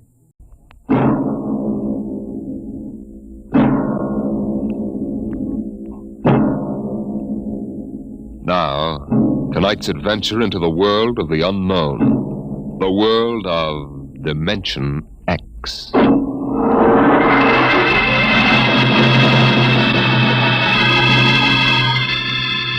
In the South Pacific, night comes on rapidly. The sun dips below the flat horizon. The sea is crimson for a moment, and then night falls. But on Tahani Atoll, giant arc lights turn night into day. Across the waters of the lagoon within the barrier reef, launches and tugs skitter back and forth, while on the curving half-moon of the island, army trucks and jeeps scuttle down the rough roads bulldozed by the Seabees just 6 weeks ago. A low Quonset hut stands near the beach, surrounded by tangled wire. This is the preliminary command post, and inside is General Frank Gaydosh, field director of the test. Operation Destruction.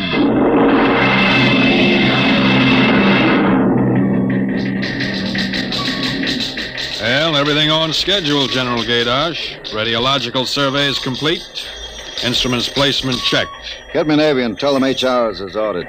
Send a periodic time check to Air Force and Ewintock and observation control on the Missouri. Yes, sir. I want a complete roster check on all personnel before HR. That test bomb is going off at 10 o'clock tomorrow morning. Even if there's a whole battalion stranded on the target vessels. You see that everybody's clear. Yes, sir. Oh, Nate Cohen wants to see you. Who the devil is he? AP man. He's been selected by the press radio pool to interview you. I haven't got time. Tell him to speak to Major Breedenberg. He's the PRO. Well, I think perhaps you'd better see him, sir. The directive on public relations from Washington was very clear. Now, what blazes am I supposed to run a bomb test and play mother hen to a bunch of reporters? Washington, sir? All right. Bring him in. Relly. Yes, sir. Get me some black coffee. Yes, sir. This is Mr. Cohen, General Gaydosh. How do you do, General? Lousy, as a matter of fact. Is that an official statement? No. And run some of that world is at the crossroads baloney. I wrote that yesterday. General, what effect do you think the new bomb will have in the world situation?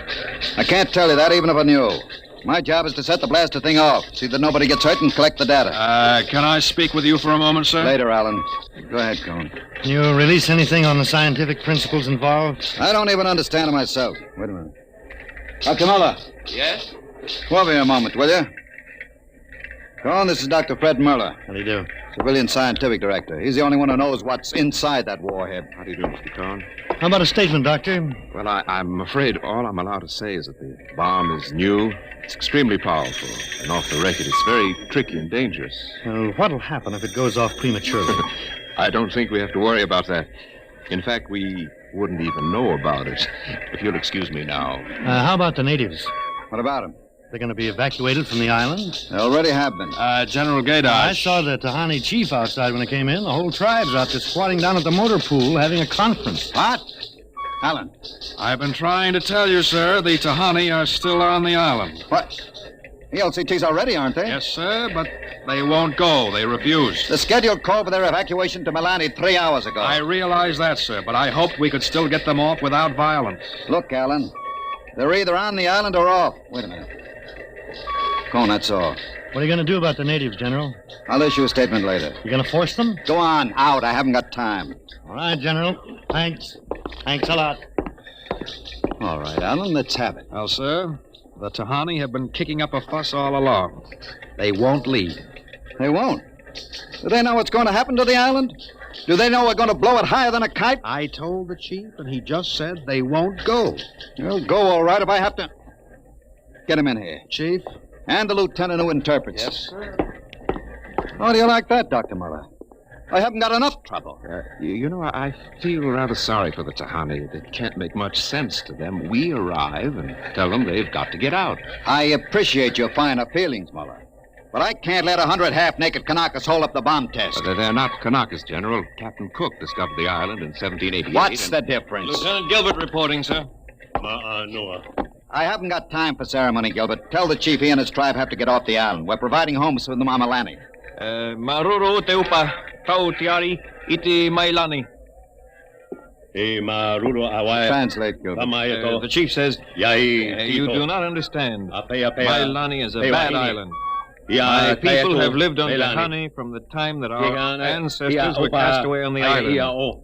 The spirits of our ancestors are buried in the earth. Our fathers are buried here, Our fathers' fathers... If he thinks I'm going to move his graveyard, he's crazy. In our ancestors' time, the Tahani came in a great bird canoe. We were cast away on this island. And we have made it our home.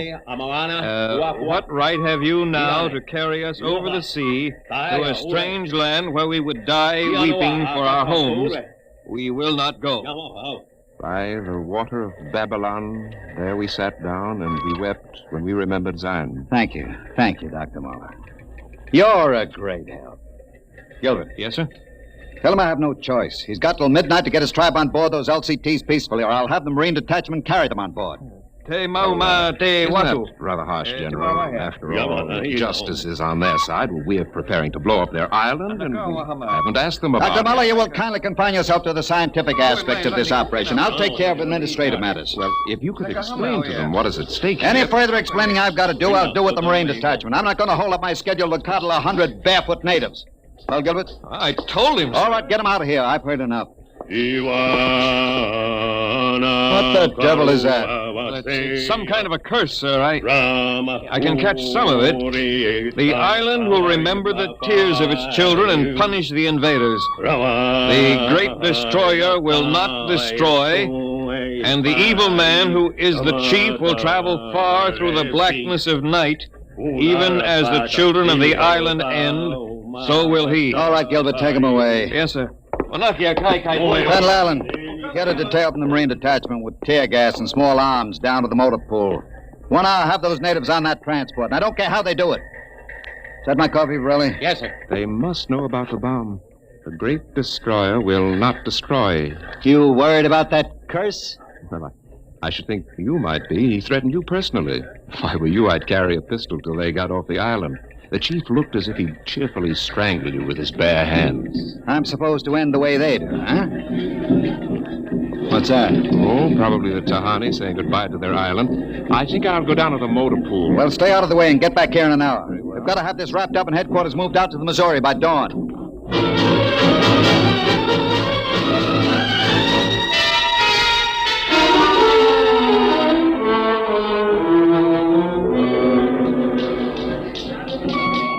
Navy and instrument room checking in, sir. That's the last. Have the Missouri take over control and send for my chief. Yes, sir. Are the LCTs there standing by with those natives? Yes, sir. They're on the beach. The bomb unit is assembled in place, General. 2330. Right on the nose. Robin, start evacuation procedure. The Tahani have stopped. Allen's probably moving them out to the beach. Check in with Navy and Air Force, Varelli. Yes, sir. What's that? It's coming from the beach. Tahani making trouble. Come on. You, Gilbert, what is it? Yes, sir. Colonel Allen ordered the Marines in, sir. What happened? What happened, man? The natives. They just got up and started marching. Did they embark? Oh, you don't understand, sir. They marched up the cliff and right off into the lagoon. What? All of them. The women and the kids, too. They didn't even try to swim, sir. What were you doing all this time? Just standing around with your thumb in your mouth? Where was the Marine detachment? We couldn't stop them, sir. They just walked over the cliff. They didn't even scream, not even the kids.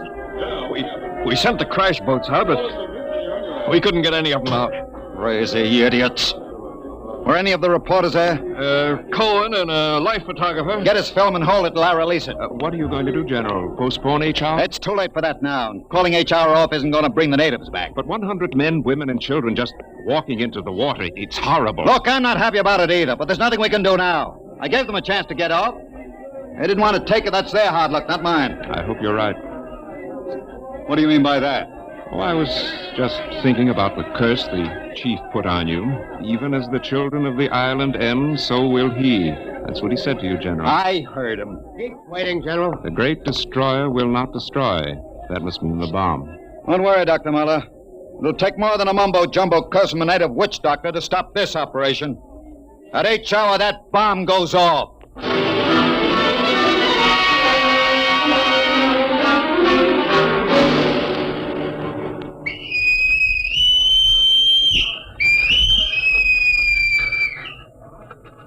It is now H hour minus 1 minute 30 seconds. H minus 1:30. Video screens hooked in, sir. All right, check control stations. Observation station 1. Observation station 1, check.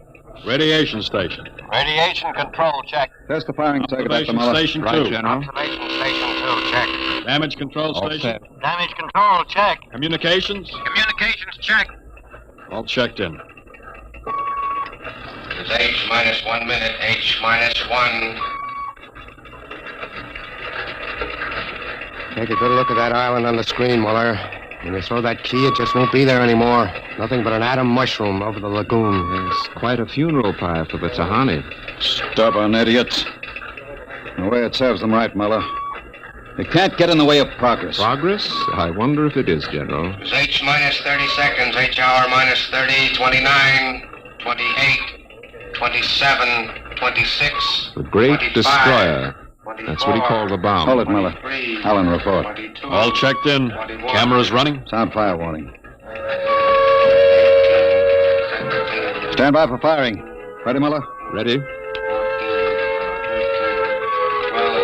11, 10, 9, 8, 7, 6, 5, 4, 3, 2, 1, fire!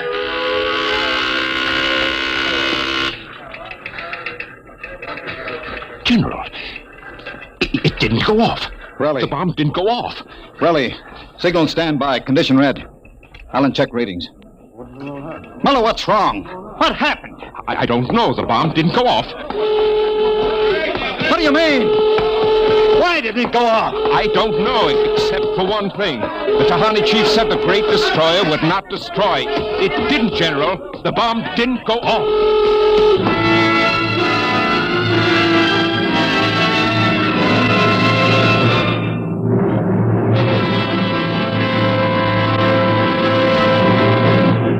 Dimension X will continue in just a moment. It's National Wheaties Week. And from behind the scene in the radio studio, here comes one of Hollywood's foremost radio producers, Mr. Joe Parker, stepping out of the control room to help celebrate National Wheaties Week. Mr. Parker puts on radio programs, and he's a visitor to Dimension X tonight. His regular program for Wheaties is Sarah's Private Caper. Joe's a regular guy. He sits there in the glass cage called the control room, running his show. But right now, here he is at the microphone to say his say about Wheaties. Ready, Joe? Thanks, Frank. You know, folks, I sit there in the glass cage, as Frank calls it. I have to stop my programs long enough for him to talk about Wheaties. But you know, I don't mind. I kind of like this talk about Wheaties and milk and fruit. That's a lot of good eating. And I like the idea of celebrating National Wheaties Week, too. You know, we enjoy putting radio programs on for your entertainment. And we'd enjoy knowing that, well, that you're going to try Wheaties because of us. I hope you'll get Wheaties tomorrow and have some. The whole family. Matter of fact, I think I'll join you. Thank you, producer Joe Parker. If you like this program, friends, get some Wheaties and help celebrate National Wheaties Week.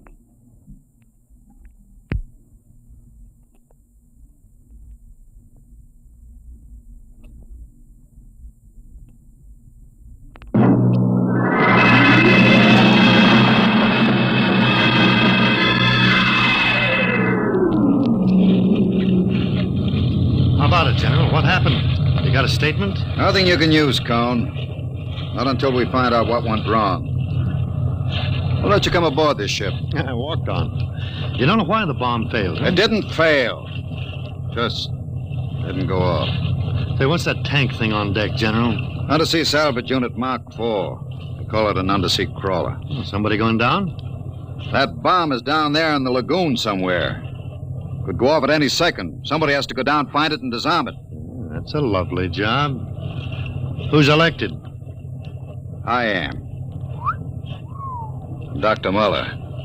He's the only one who knows how to dismantle it. The crawler's ready, General. All right, come on, Muller. I'm ready. Well, and as soon as we hit shallow water, get those gates open. We'll pull the crawler out, then you get away in a hurry. That bomb goes off while we're working on it. I don't want any casualties. Yes, sir. Inside, Muller. All right. I'm in. Remember, get this LCT out of the lagoon in a hurry. You got that, Allen? You take your orders from Admiral Yancey. Yes, sir. And, good luck. Closing the hatch. Get the sonar and Geiger counter warmed up, Muller. Right. I was just thinking of something, General. That curse, part of it came true. The bomb didn't go off. Well? The second part of that curse was that you would end where they ended, and that was at the bottom of the lagoon. What are you trying to do, Muller? Nothing. I was just thinking this crawler is going to take us right down there where the Tahani died. I'm not worried about a handful of dead natives, Muller. I'm worried about that bomb. Okay, they're opening the gate. Let's go.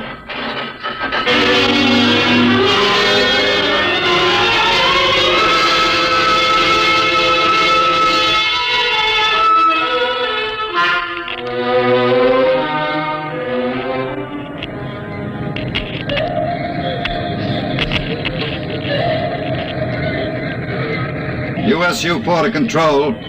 Depth 50 feet, bottom sandy, dropping off sharp. Anything on sonar, Muller? A school of fish. Ever been down the crawler before? Only in the tank at New London. I think I've got a Geiger reading dead ahead. Hang on, we're going up over the reef. It must be the bomb, all right. The Geiger count is clucking like a brood hen. Keep an eye on the front vision plate. If we run over the bomb, we're liable to set it off. I think I'm getting something on sonar. Left a point. USU-4 to control. Over. USU-4 to control. Over. That's a fine note. Radio's out. Dead ahead. It looks too large to be the bomb. Can't see much in the forward vision plate. Wait a minute. That's part of the reef ahead. Well, that's where the Geiger reading indicated. The bomb must have settled in a hole in the reef. We'll have to go after it in diving suits. Suits are in the locker. Let's get this over with. Less time I spend down here waiting for that bomb to blow, the better I like it.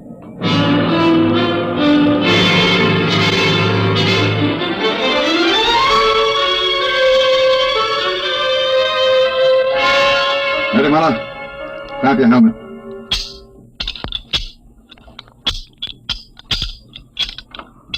Getting me all right on your headset? Okay, I'm gonna fill the lock.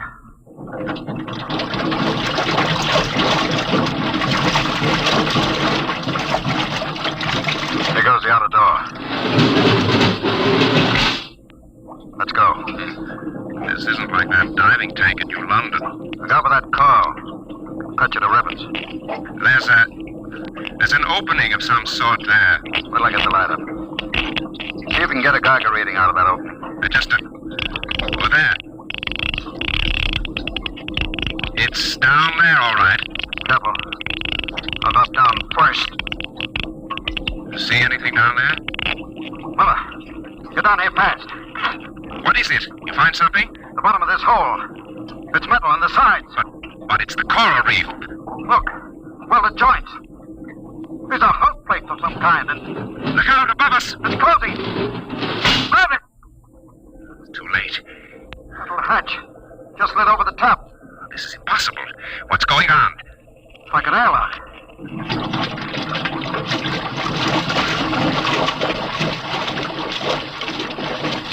Water's being pumped out. General, do you realize what this means? Not sure. There's an inner door opening. Careful. It's a passageway. What do we do now? There isn't much to do. You can take off our helmets, so. Dial shows good air. Yeah. All right. Come on. What is this undersea fort? What's it doing here? What does it mean? Whatever it is, our bomb must be down here. Wait. There's someone there. I can't see. There's a shadow. Who is it? Who's that? Mahanua, Dr. Muller. Welcome to our ship. We have been waiting for you. General, it can't be. Do you see it? It's the Tahani chief.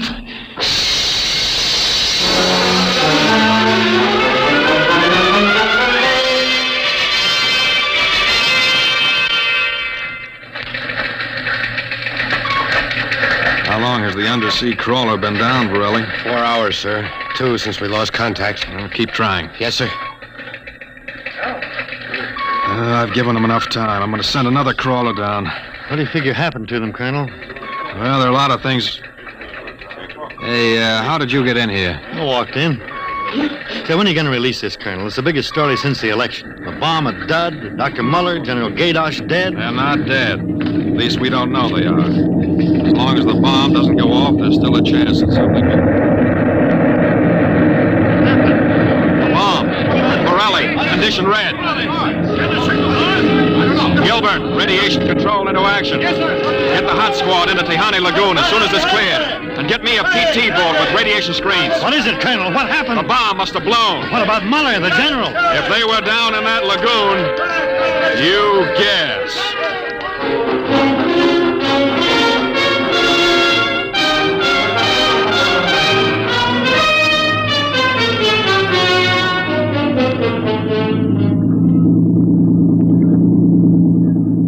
Radiation reading 75 and steady. I'll take her in as close to the beach as you can. Steady as she goes. Is there any danger of more explosions? No, when she goes, she goes. Radiation 82. The danger is radioactivity. Our shields aren't much good, but we've got to pick up the recording instruments as soon after the blast as possible. Radiation 93.5. Well, that's still safe. Hey, Cohen, is that something on the beach there? Oh, yeah, looks like a body. Maybe you blew one of the Tahani back out of the lagoon. No. It's moving. Gilbert, glasses. Yes, sir. It's a man, all right. Head into the beach. Aye, aye, sir. Who is it, Colonel? I can't tell, but he's in a diving suit. It's either Muller or General Gaydosh.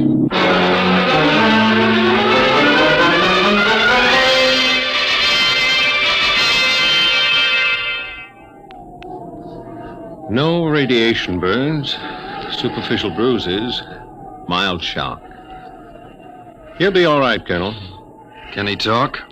For a while. I'm going to give him a sedative shortly. Muller, what happened? How did the bomb go off? You didn't. He's still out of his head. Quiet, Cohen, quiet. Go on, Dr. Muller. What did you find?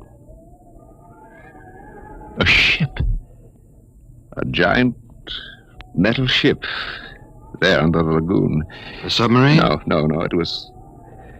It was a spaceship. Camouflaged right next to the reef. What? When we went inside, we found the Tahani chief and all the tribe alive. What are you saying? Well, they drowned in the lagoon. I saw them. No, they didn't commit suicide as we thought. They just dived underwater into the rocket. A rocket? Built by Polynesian savages? But they're not savages. They're the castaways. They're from another planet. Don't you understand? Their spaceship was wrecked here 400 years ago. They've been waiting ever since for a chance to go home. This boy's out of his mind. You better put him under the sedative, Doctor. It's true. They'd exhausted their fuel. They couldn't find anything here on Earth to replace it until we developed atomic power. Atomic power? You mean they stole our bomb? They made me dismantle it for them at the point of a gun. And then just before they blasted off, they let me go. But what about the general? You mean they killed him? You don't understand. I said I dismantled that bomb at the point of a gun. It was General Gaydosh who was holding it. What's that? Yes, he was one of them, one of their spies, sent out to bring back the rocket fuel they needed. And now, after 400 years, the castaways are going home.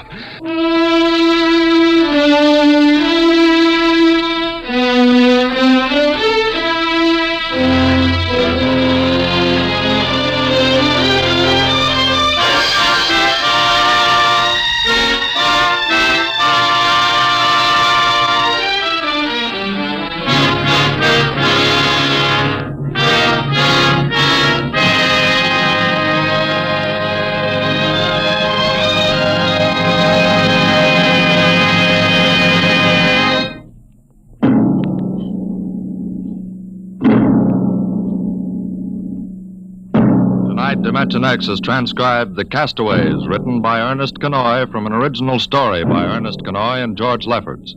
Featured in the cast were Santos Ortega as General Gaydosh, Greg Morton as Dr. Muller, your narrator Norman Rose, music by Albert Berman, engineer Bill Chambers.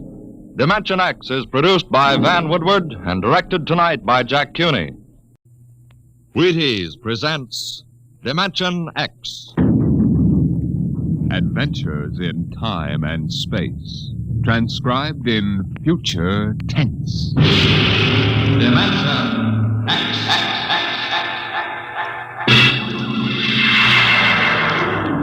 On stage tonight, Dimension X, another in the Wheaties' big parade of exciting half-hour presentations. I'm thinking of a girl, very pleasant person, very attractive, too. She has cool hands, a nice voice, and a gentle manner. She's crisp and efficient, but she needs help badly. She's the American nurse, and her problem is this. There just aren't enough like her to go around. Not enough nurses for the hundreds of important nursing careers now open in hospitals, industry, research, the armed forces, and private duty. Now, you may not know the girl I mentioned, but perhaps you know someone very much like her. A young girl with at least a high school diploma, of good health and character. If you do, tell her this. America needs 50,000 student nurses this year. Tell her you think she might be one of them. If she agrees, have her stop in at the hospital nearest to her. She'll never regret it, and neither will you.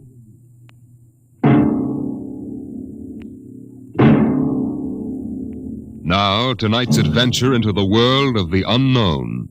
The world of Dimension X. The doll shop stood on a quiet Washington side street, not too far from the sprawling Pentagon building. A woman and a child waited outside, the little girl peering eagerly through the window at the doll's inside, and the woman glancing impatiently at her wristwatch, as if expecting someone who was late for an appointment. And there was nothing about the doll shop to warn them that they were waiting to keep an appointment with doom. Oh, Mommy, look! Yes, what is it, dear? In the window of the shop, the tiny dolls. Oh, Mommy, do you think Daddy will buy me one? Well, we'll ask him when he comes, dear. He said 3 o'clock on this corner. I see him, Mommy. There he is. Oh, Henry, here we are. Hello, dear. Hi. Sorry I'm late. Well, we've been waiting for you. Cindy's been I'm afraid I'll have to call off the shopping, Alma. Oh, Henry, we promised. Yes, I know. Cindy. I'm sorry. It's just one of those things. You've been the wife of an army colonel long enough to know his life isn't his own. What is it this time? Oh, some more of that flying sphere nonsense. The pilot who says he sighted it last month crashed and was killed today, so the general wants a full report. Dear, what next? Daddy! We'll have a staff meeting at the Pentagon at 3:15. Daddy, look in this window. I haven't time, dear. Just for a minute, Daddy, please. Cindy, I haven't time to stop and watch a bunch of 6-inch dolls parading around the shop. Say they are lifelike, aren't they? Look at that, Alma. Dolls are marching around like a regular review. They've even got their own little band. Henry, your staff meeting. Oh, yeah. Yes, I've got to run. Now, look, don't go spending a lot of money on that nonsense, Alma. No, dear. Bye. Bye, dear. Bye, Cindy. Bye, Daddy. Oh, Mommy, look. Look, the band's going to play. Aren't they wonderful, honey? You know, it's funny. I must have stood on this corner 1,000 times, and I've never even noticed this shop before. Good evening, children. Oh, well, good evening. Mommy, he talks awful funny. Hush, Cindy. Would you like to step inside the shop of Santor Perigi? Well, yes, we would. This way. Oh, Mommy, it's like fairyland. Here in the shop of Santor Perigi, creator of Perigi's Universal Wonderful Dolls, the world of adult reality is blended with the world of child's fantasy. This is a new shop, isn't it, Mr. Perigis? What is new and what is old? Come, this way. Would you like to meet one of my little ones? Oh, yes. This one in the red jacket is Toto. Speak, little one. Oh, isn't that wonderful? Mommy, he talks. The doll talks. Amazing. It's absolutely amazing. That is nothing for Perigi's wonderful dolls. Listen, sing, Toto. Sing for the little girl. My name is Toto.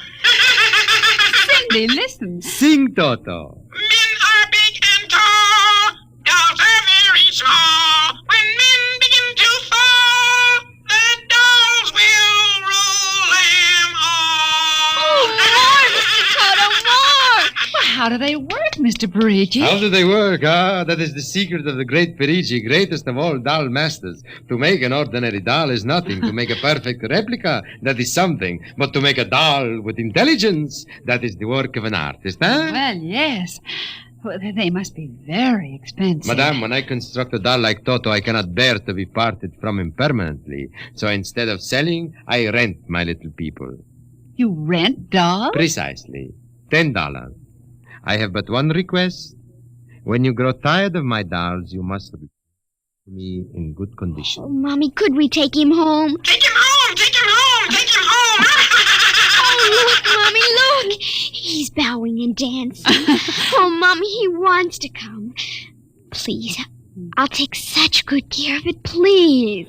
Well, honey, we'll have to deal with your father later, but... Well... Oh, Mommy! All right, wrap him up, Mr. Perigi. Oh, dear, I have a feeling when your father comes home, we'll be sorry. Be sorry! Be sorry! Be sorry! Be sorry!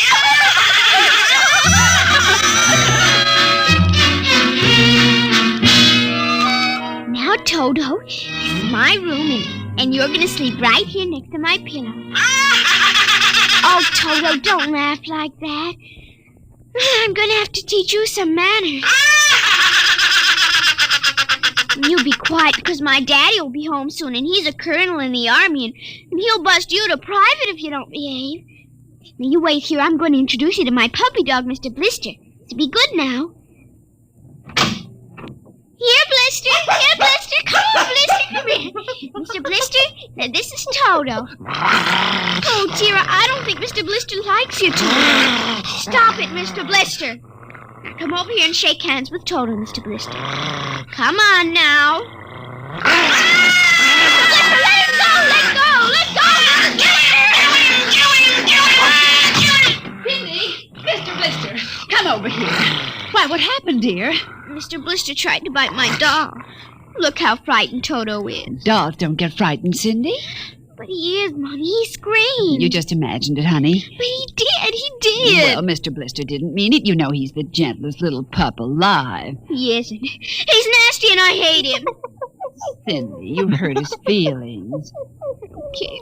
He tried to bite my new doll, and I don't ever want to see him again. Ever. Oh, dear. All right, Mr. Blister. You come downstairs with me. Come on now. Cindy's angry at you tonight. I'll kill him. Why, Cindy, where did you hear a thing like that? Toto said it. Well, I see. Well, you've had an exciting day, honey. You brush your teeth now and go to bed. Daddy's coming home late, so we'll see you in the morning. Hmm? Good night, darling. Sleep well. I hate him, Mr. Toto. I hate him.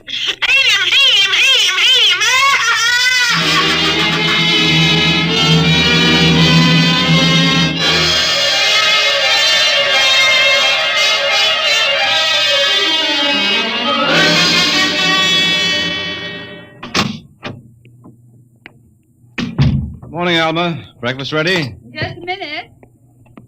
How was the staff meeting last night, dear? Oh, horrible bore as usual. Where's the little one? Up in her room. She'll be down in a minute.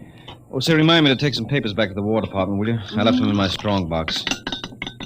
Henry, you told me it was against regulations to bring secret papers home. Well, I had to finish some work for the old man. Nobody will ever know the difference. Well, I suppose not. Oh, dear, would you feed the puppy before we sit down? His bowl's under the sink. Where is he? That's funny. There's a supper from last night, only half eaten. Getting fussy. Blister? Here, Blister. Blister! Where the dickens is that mutt? Maybe he's on the back porch. Oh, maybe. Here, Blister. Here, Blister. Alma. What is it, dear? Alma, look. Why, Henry. Is he? Yes, he's dead. But how? What happened? Well, from the looks of it, he might have been poisoned. Poisoned? Who on earth would do a thing like that to an innocent little pup? I don't know. Let's see his dish. Oh, Henry. I don't understand this at all. Say, what's this? What's what? Well, look, there are pieces of broken glass in his food. Blue glass. Glass? Glass? Henry. Huh? Well, I just remembered something. What? It may just be coincidence, but in the bathroom this morning... What about the bathroom? Cindy's blue glass, you know, the one with the Mickey Mouse on it. It was broken, Henry. I found pieces in the wastebasket. I meant to ask her about it. Oh, Alma, for heaven's sake, you aren't suggesting that our little girl... Why, she loved Blister more than anyone. Not last night, she didn't. Why not? Well, he went after Toto. Well, who's Toto? Oh, her new doll. You bought her one of those dolls? Well, I just rented it. Rented it? Yes. Look, Alma, Oh, no. Oh, well, all right. Well, what's this got to do with Blister? He went for the doll, and Cindy... Well, Cindy said... Henry, she said she'd kill him. What? Well, that's ridiculous. It's true. Good heavens, a 9-year-old child putting ground glass in dog food? She'd have to be a monster. Mommy. Now, don't say anything. I'll talk to her. Good morning, dear. Morning, Mommy. Morning. Daddy. Hello. What's the matter? Nothing, Cindy. Sit down, dear. Yes, sir. Cindy, your mother tells me you broke your blue drinking glass. Oh, no, I didn't break it. Now, Cindy... I didn't. Well, now somebody broke it. It wasn't your mother and it wasn't me. Well, then it must have been Toto. Cynthia. Cindy, you know Toto was only a doll. Now, a doll couldn't have broken your glass, could he? Well? But he must have done it, Daddy. Cindy, you know how Daddy feels about little girls who tell untruths. Now, did you break your glass and maybe accidentally get some pieces into Mr. Blister's dish to sort of punish him for biting your doll? Oh, no, Daddy. I'd hate to think you'd done something you knew was wrong and you were blaming it on a doll. What's the matter with Mr. Blister? Is he sick? He's dead, Cindy. Oh, no, he can't be dead. He isn't dead, Daddy. No, he isn't. He isn't. Mommy, Yes, dear. but he'll come back. He has to come back. No, he won't come back, honey. Not ever. No, Cindy, not ever. Now that we've told you, Cindy, do you want to change your mind about the glass? Henry, let her alone. Daddy, you think I killed him? You see what you've done. The child feels guilty enough, Henry. Oh, dear, this is no time for feelings to interfere. Feelings don't know any time, Henry. When they come, they just come. You go up to your room, honey. Daddy and I'll be up in just a minute. I don't want to. Please, Cindy. We'll be right up. Please. There, that's a good girl. And close the kitchen door behind you.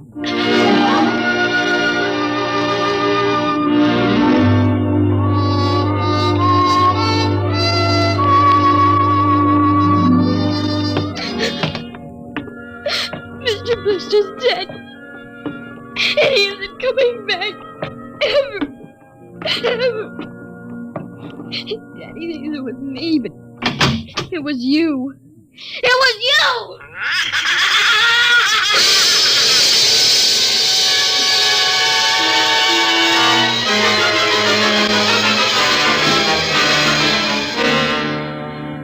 Dimension X will continue in just a moment. You know, friends, Breakfast of Champions is a whole lot more than a phrase written across a package of Wheaties. There's one thing I could tell you. I could tell you that it means champions in the world of sports eat Wheaties. And it's so true. You bet it is. But I've got a better idea, and one I think you'll like. I think perhaps you'd rather get the story from a champion himself. So, here is a champion. Will you introduce him, Ed Prentice? Now, young man, will you tell us what you do for a living? I pitch. You what? Pitch. You know, baseball. To have a baseball team, you have to have a pitcher. I'm a pitcher. I pitch. Oh, yes, I see. And are you on a team? Yes, sir. I'm on the Cleveland Indians. Cleveland Indians, What is your name, young man? I'm Bob Feller. And you know it as well as I do, Ed. Sure I do, Bob. It's good to see you. This makes your 14th season playing with the Indians, doesn't it? Yep, Ed. 14 years. Well, tell me, Bob, how long have you been eating Wheaties? Oh, about 20 years, give or take a couple. You mean you started eating Wheaties before you started playing ball? Why, of course. What's so strange about that? Most people start eating Wheaties before they get to playing ball. In fact, most people never start playing baseball. You don't have to be a ball player to enjoy the lift you get from Wheaties with milk and fruit. You're right as rain, Bob. No champ ever said a truer word about Wheaties, breakfast of champions.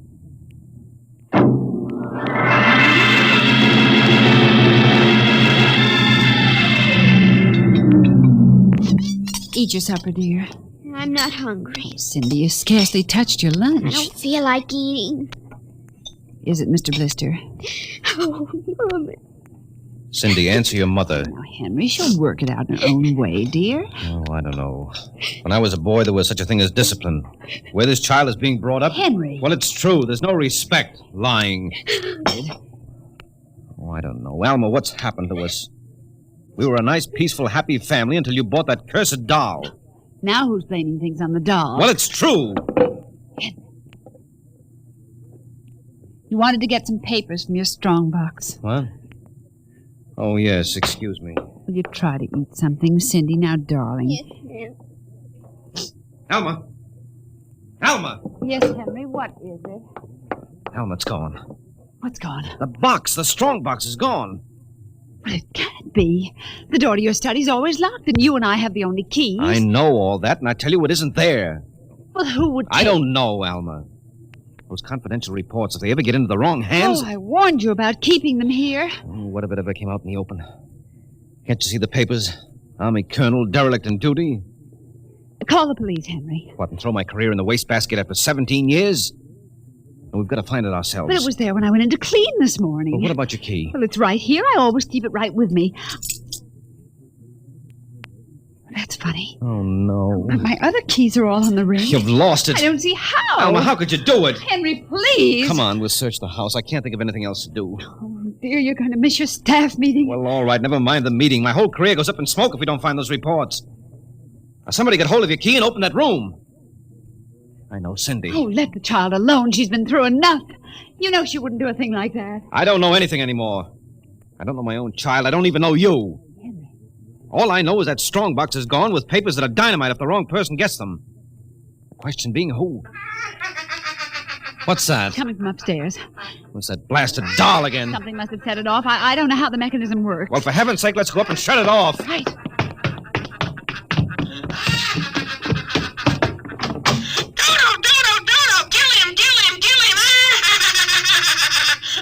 Stop it! How do you do? Blasted little imp!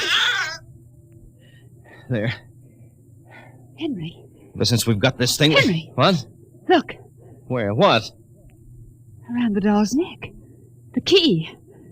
The key to your study. It was Cindy, after all. I don't believe it. Ever since she got this fool doll, she's been acting half insane. First the dog, now this. I think she hates us, Alma. Henry. Cindy is my child, and I know her. I know she's a good, sensitive little person with no malice in her. You're just simply refusing to face the facts, dear. What are you going to do? I'm going downstairs and have a talk with that young lady.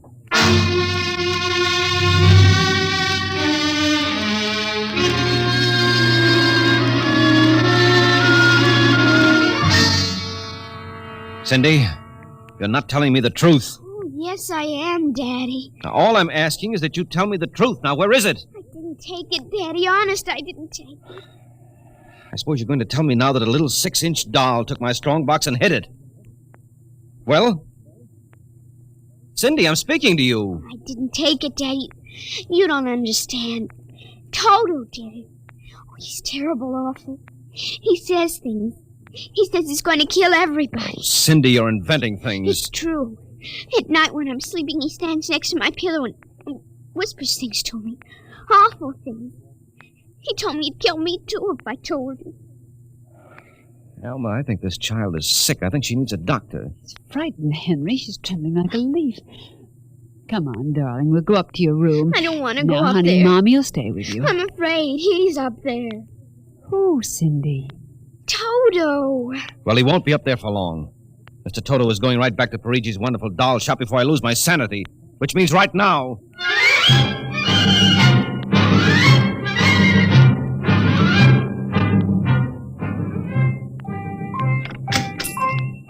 Ah, Colonel Grayson. Welcome to the home of Perigis' wonderful doll. Are you Perigi? Santor Perigi, creator of the universal doll. The doll with the mind. The doll Yes, with... well, I'm returning one of your masterpieces. Oh? If you will step into the rear of my shop.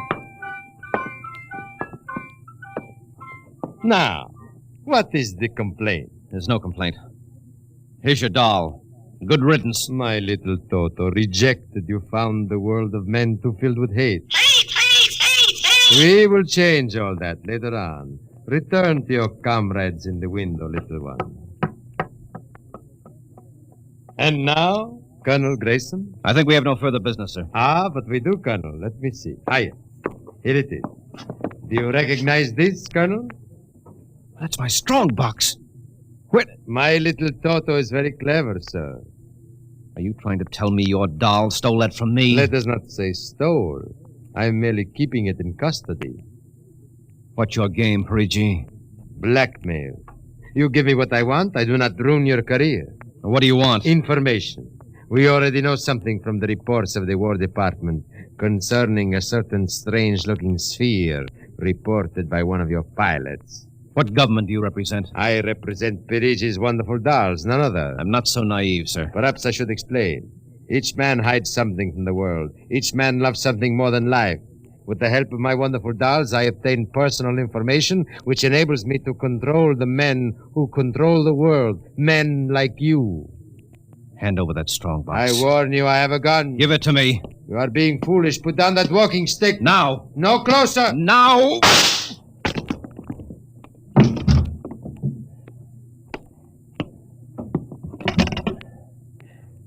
Hello. Give me the police. Hello. This is Colonel Henry Grayson. I've just killed a man. Perigis' doll shop, corner of 4th and Lexington. The body is in the rear. I'll wait for you. Shut up. Shut up, you little fiend! Colonel Grayson! Did I hear you speak? Colonel Henry Grayson! Oh, it can't be. I must be going out of my mind. A 6-inch doll. Shut up! Your master's dead! You are mistaken, Colonel. I, Toto, am the master. What do you mean? If you will examine the body of Santo Perigi, you will see that he does not bleed. And he does not bleed, Colonel, because Santo Perigi never lived. Never lived? Santo Perigi is a doll. A doll? But he's a man. He talks. He walks. The people of Meretrix are skillful doll builders. Meretrix? Doll builders? Who are you? I am Xanthus Imperator, commander of the legions of the 3rd planetoid, Meretrix. Legions? Planetoid? My people and I, whom you regard as dolls, come from a tiny planet beyond the moon. What? So small that it cannot support our population. That's true. We landed one of our space spheres on Earth 3 months ago with the intention of colonizing. Unfortunately, one of your pilots intercepted us. So that's why you wanted our information. Precisely. And you are human? Quite human. Of course, in order to deal with Earth people without suspicion, we were forced to construct Perigi, a man-sized doll. No, it can't be. I can't believe this. I'm having hallucinations. I've got to get out of here. That will be impossible. We have weapons of destruction quite unknown to Earth people. I phoned the police. They'll be here soon. By the time they arrive, my people will have prepared something quite shocking.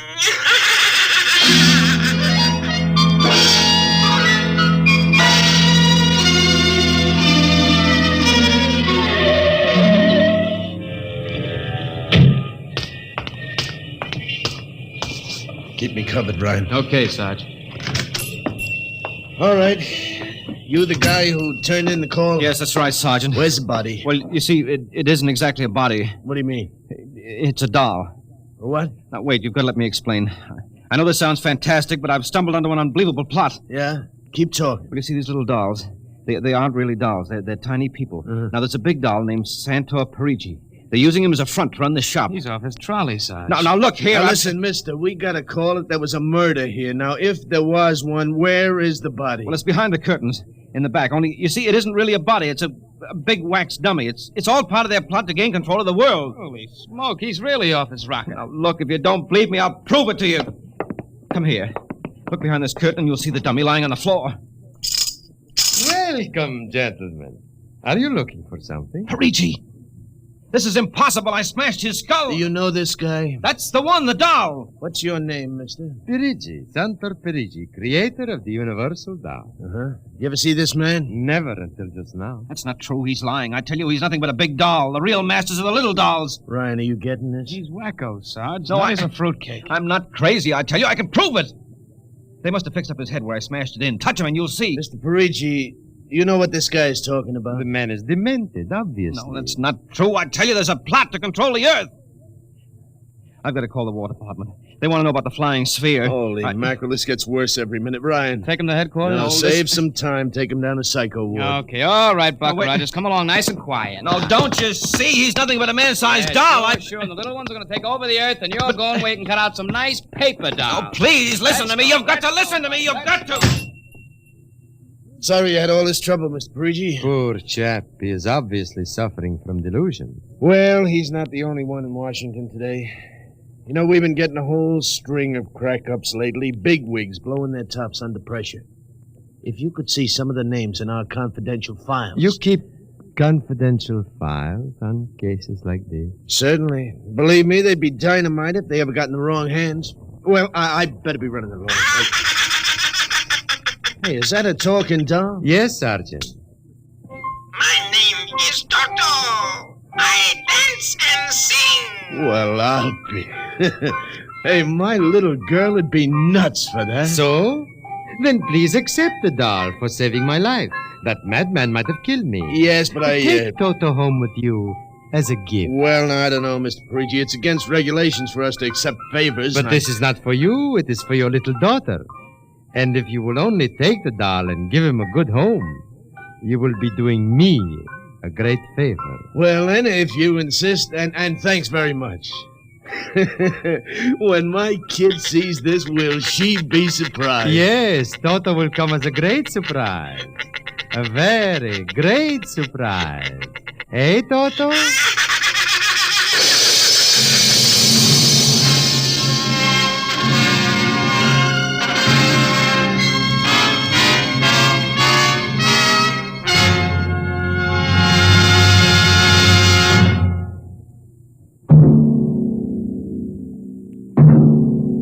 Tonight, Dimension X has transcribed Perigi's Wonderful Dolls, an original radio drama written by George Lefferts. Les Damon appeared as Colonel Grayson and Joan Alexander as Alma, with Denise Alexander as Cindy. Joe DeSantis played Santor Perigi, and Leon Janty was Toto, the talking doll. Engineer Bill Chambers. Your narrator was Norman Rose. Music by Albert Berman. Dimension X is produced by Van Woodward and directed by Edward King. Wheaties presents Dimension X.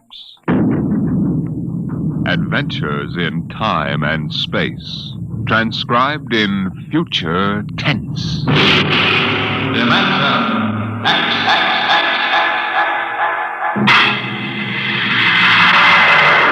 On stage tonight, Dimension X, another in the Wheaties' big parade of exciting half-hour presentations. Just about the time you're getting up tomorrow morning, you know what's happened? You've been without food for so long that you gotta get more if you're going to get your work done. That's why first you need your Wheaties. Sure, Wheaties. Because when you dip into those golden flakes, you're getting real whole wheat. Yup, every single Wheaties is a kernel of wheat. And you know what that means? Vitality for working well, feeling well, looking well. Whole wheat energy, whole wheat vitamins. All the goodness of plump whole wheat in crisp little flakes that are mighty nice to meet any morning of the week. So be good to yourself. Tuck into the Wheaties at 7 a.m. and see if you don't feel the difference. Have yourself breakfast of champions and see how Wheaties at 7 can help at 11. Come on now, try 'em.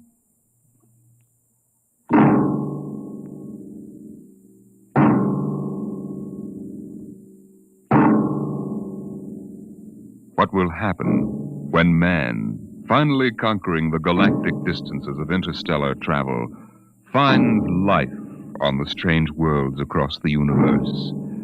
Will he discover civilizations of incredibly advanced scientific knowledge, or primitive cultures deep in a stone age of savagery? Here is a story of the relation between men of our world and beings from beyond the stars. On the desk stood a yellow bowl, the profile a simple curve, clean and sharp. The body was thin without fragility, and the beauty of its shape was matched by the glowing intensity of the glaze, a glorious transparent yellow, soothing as sunlight, yet glowing with the fire of a volcano's core. The desk belonged to Michael Tom, Regional Administrator for the Department of Interplanetary Affairs.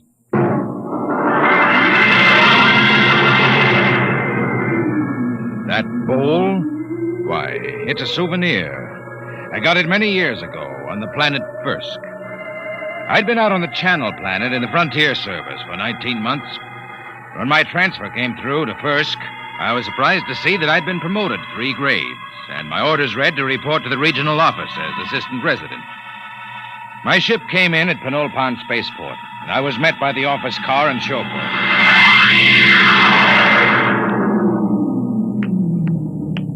Mr. Tom? That's right. I'm Wirachek, sir. Welcome to Firsk. Thanks. Well, I didn't expect to find a 1992 Rolls here. The resident had it shipped out in parts. Mr. Koval changes every year for the new model. Pretty smooth. Hey, this is certainly different from the Channel Planet. Nothing there but ice, frost fleas, and the dullest aborigines in the system. Well, you won't find the aborigines very dull here. What kind of people are they? The Metoon? Well, they're humanoid. Very close to us systemically. Tall, sort of amber-colored and graceful. Oh, is that one, the girl balancing the bowl on her head? Yeah, she's a Metoon. There isn't a very big human population at Firsk. Well. Looks like Mike Tom has found a home in the service. You haven't met Mr. Colville yet, have you? What do you mean by that? Oh, nothing, sir, nothing.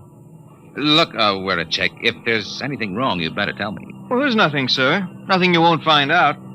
It's just that Mr. Colville is a very forceful personality. Very forceful.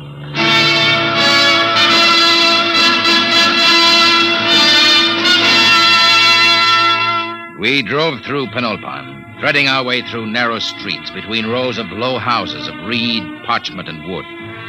Canals of green water laced the city, and the bridges trailed ivy and orange flowers. Suddenly, we turned a corner, and there on the bank of the main canal was a large concrete and glass building, Earthstar. This was the district office, and in a room that gleamed with black plastic and glass, I found George Colville, senior resident. You're Tom? Michael Tom? Yes, sir. My last junior took off for the hills with a dancer from a Metoon grog shop. If I have any trouble with you, I'll ship you back to Earth with a -50 efficiency rating. That clear? That's clear, sir.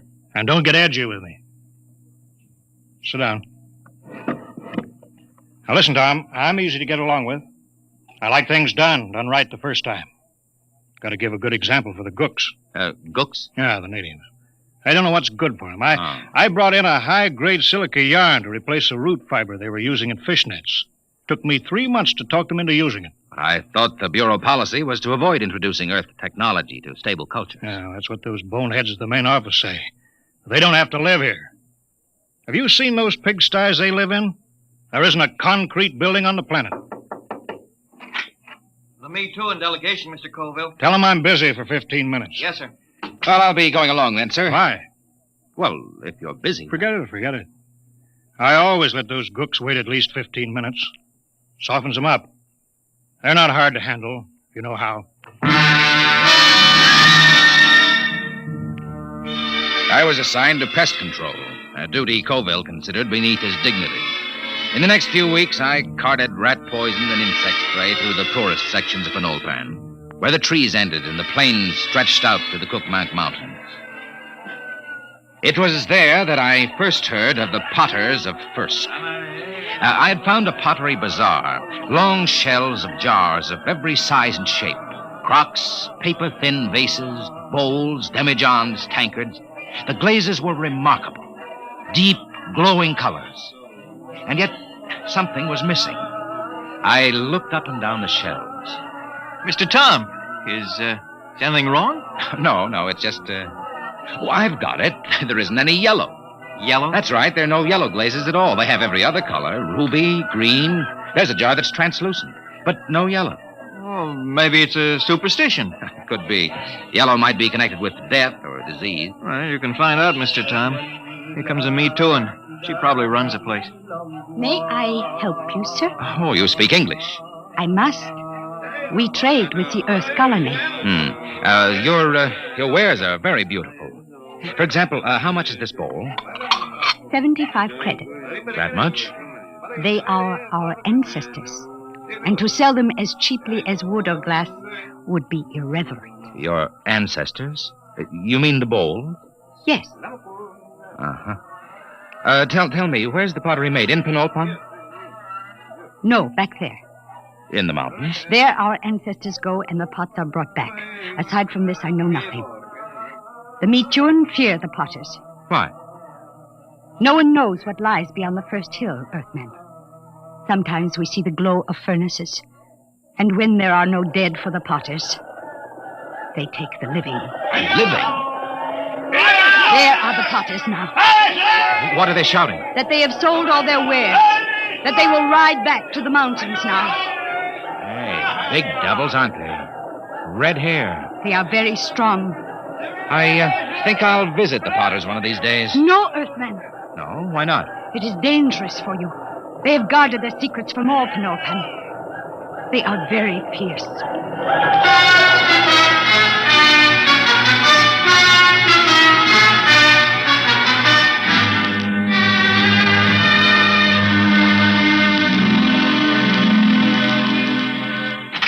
Tom, where the devil you been? I told you to get the estimates for that power plant. I put them on your desk, sir. Oh, yeah. Yeah, so you did. Say, what do you know about the Potters back in the Cookmanks, Mr. Colville? Huh? Oh, they're a tribe of bandits or something. Why? I was at the bazaar today. A girl called the vases ancestors. Seems strange. Ancestors? Well, it probably has something to do with religious death rites. They take away the dead bodies and cremate them for a fee or trade goods. The girl said that when they don't get the dead, sometimes they take the living. What? Well, so that's it. What, sir? Raiding. About every month or so, a couple of Me Too and turn up missing. The whole city clams up like tongue-tied parrots. For 2 years, I've been trying to track it down. Tom, these Potters must be behind it. Raiding, huh? Well, we'll see about that. No, we don't know anything definite. Well, we will. Get Weircheck to roll out the copter. We're flying out to those mountains. I'll put a stop to this if I have to blow them clean off the planet.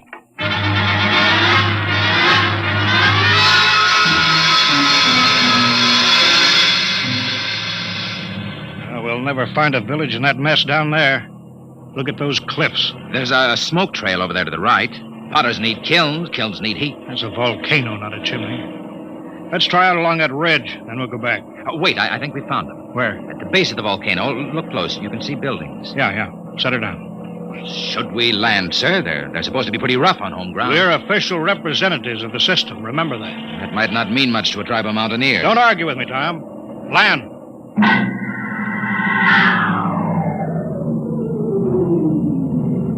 Get your pistol ready. I don't see anybody. The village is deserted. They're hiding. It's the Potters, all right. There's a heap of old broken jars. But I don't see the kiln. We'll stay here till something moves. What's that? One of the Potters. Wait a minute. Here they come. 3 of them. You cover them, Tom. I'll do the talking. Hey there, you! What brings strangers to the village of the Potters? I'm Colville, chief of the Planetary Affairs Bureau in Penolpan. This is an official visit to see how things are going with you. We make no complaints. Oh? I've heard reports of you Potters kidnapping Me Too. Is there any truth in that? There is an ancient agreement. The potters are granted the bodies of the dead, and occasionally, when the need is great, we do anticipate nature by a year or two. You mean you admit it? The soul lives forever in the bowl it beautifies. What do you mean? Look here, just what do you do with the corpses? Our glazes require lead, sand, clay, alkali, spar, and lime. All but the lime is at our hand, and this we take from the bones of the dead. I see. Well, we don't want to interfere in any native customs or rights. Corpses, that's between you and the meat turn. If you need lime, I can ship you in tons of it. Natural lime is a poor substitute for fresh live bones. The spirit of the person is in the bones, and it passes into the glaze and gives it an inner fire. Well, you listen to me. I don't care what you use as long as there's no kidnapping or murder. Tell me, Potter. I don't see any furnaces. Where are your kilns? Our firing is done by the great monthly burn. You mean the volcano? Yes, Earthman. Once each month, the heat roars up white and glowing. I see. Potter, why don't you ever use yellow glaze? Yellow glaze? We have no metal to give the pure, rich yellow, the color of the sun. It is strange, Earthman, that you talk of the yellow, for my people have sought the sun glaze for thousands of years. Listen, if there's any technical help you people want, that's my business. But there'll be no more murder. If necessary, I'll put a stop to the potting altogether. Your words are not friendly. Don't think I can't do it. I'll drop an atom bomb down the throat of your volcano and cave in the whole mountain. We'd better pull out, Mr. Colville. Shut up, Tom. You understand? My job is to protect everyone on this mud-hole planet. And that includes the meat too. Get back in the copter, Mr. Colville. They're getting ugly. Fire over their heads. Keep them back. Quick, get in, sir. They're scared now, but in a minute they may jump us. All right, let's go. Don't worry, Tom. Now those cooks know who's boss. Now, sir, we won't have any more trouble from the potters.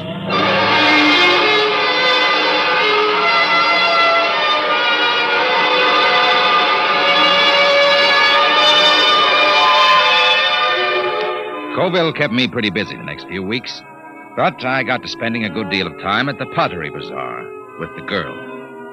Her name was Sue Then. She was interested in everything I had to tell her about the rest of the galaxy, and I was lonely, so I got to looking forward to my visits there. I was on my way there one evening when suddenly I heard shouts down the side streets. I hurried toward them, pulling out my gun. And then I heard the deep cry of the giant potters and the crack of hooves on the cobbled streets. Suddenly, a group of riders burst around a corner and charged down on me.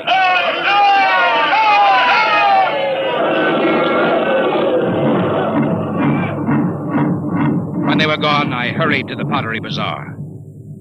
Sue Then was gone. Earthman! She's not here. They took her. The potters? She has gone to her ancestors. Did they kill her? No, they have taken her to the hills. But soon she will live forever, her spirit wrapped in the glorious glaze. Sue Then. There is nothing to be done. When the potters take you, it is the end.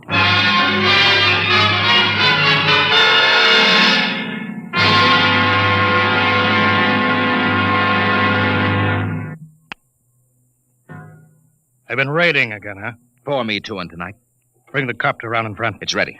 Tom, I'm going to break out the atom bomb from the arms locker. You fly out there and drop it down that volcano crater. I'll teach those murdering devils a lesson they won't forget. But the Mitchell They'll come and crawling to the city on their hands and knees.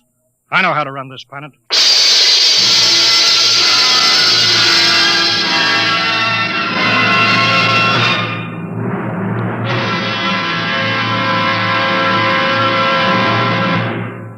Dimension X will continue in just a moment. Friends, this is Frank Martin, the Wheaties man, and I want you to know an associate of mine, Ed Prentice. Okay, Ed. Folks, I'd like to have you meet a good friend of mine and a prominent member of a fine little organization known as the Chicago White Sox, Mr. Lucius Benjamin Atwood. Ooh, Ed, don't say it like that. Whoever heard of a ball player named Lucius? What if I went around calling you Paul Edward Prentice? Let's just make it Ed and Luke, huh? All right, Luke. Say, just how long have you been with the White Sox? Over 20 years, Ed. Golly, I played in darn near 2,500 games. Been at bat almost 9,000 times. Man, I'm from way back. Well, Luke, you don't look it. How do you keep up the pace anyway? Well, Ed, I sleep good. I eat good. I eat mighty good. Wheaties about 4 mornings a week. Those little old flakes put a lot of snap, even in an old-timer like me. Must be because they're 100% whole wheat. I sure like Wheaties and milk and fruit. You know, Luke, that's exactly what I hear from a lot of ball players and plenty of other people, too. No wonder they call Wheaties the breakfast of champions. Thank you, Mr. Prentice and Mr. Luke Appling of the Chicago White Sox. Mighty nice of you to say those good things about Wheaties. Now, folks, you and I may not be playing baseball for a living, but we can use those whole wheat Wheaties, too. Step around to the grocery tomorrow yourself for Wheaties, breakfast of champions. Breakfast for you.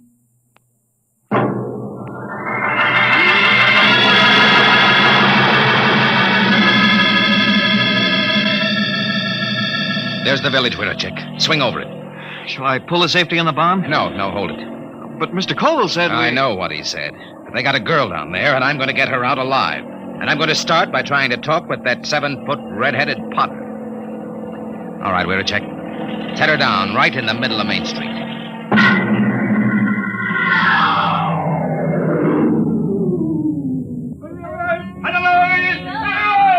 Have your gun ready, we're a check.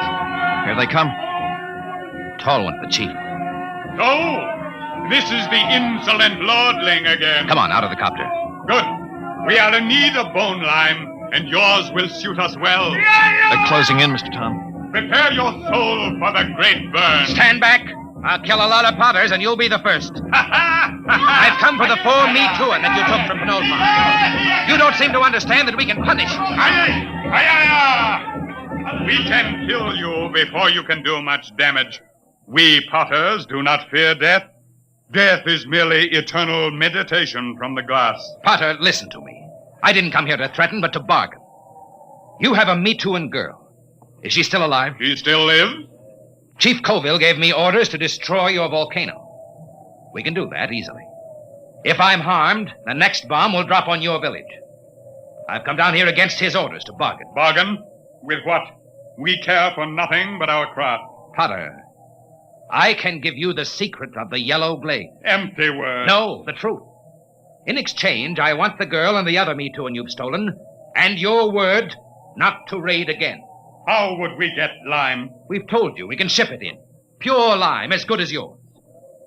Do the Potters of Firsk want the yellow glaze? Why, that has been the goal of the tribe of Potters for 1,000 years. And if I show you the yellow glaze? Earthman, if it comes clear through the burn, I agree to your bargain. If it does not, your spirit will be lodged forever in the ugliest bowl we can spin on the wheel. It's a bargain. All right, we're a check. Disarm the bomb. Disarm it? Mr. Tom, are you crazy? They'll kill us. There'll be nothing left to stop them. Nothing but the yellow glaze. Yeah, but do you know how to make it? We'll soon find out. I've been doing a little reading on the subject lately. Reading? Holy smoke. Enough, Earthman. I will take you to the potter's shed. If your glaze is the bright yellow of the sun, you live. If not, you die. Come on, Renichek. Let's get to work. With what? You never made a glaze in your life. What are we supposed to work on now? Our last will and testament?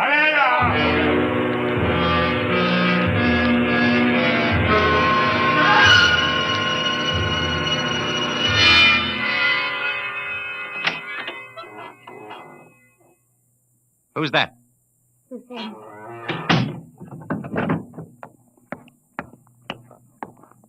Are you all right? Yes. Why did you come? They will kill you too, Earthman. Maybe. How did you get in here? When I heard that you were here, I asked the Chief Potter to come. He said it would not matter. They would have all our bones soon.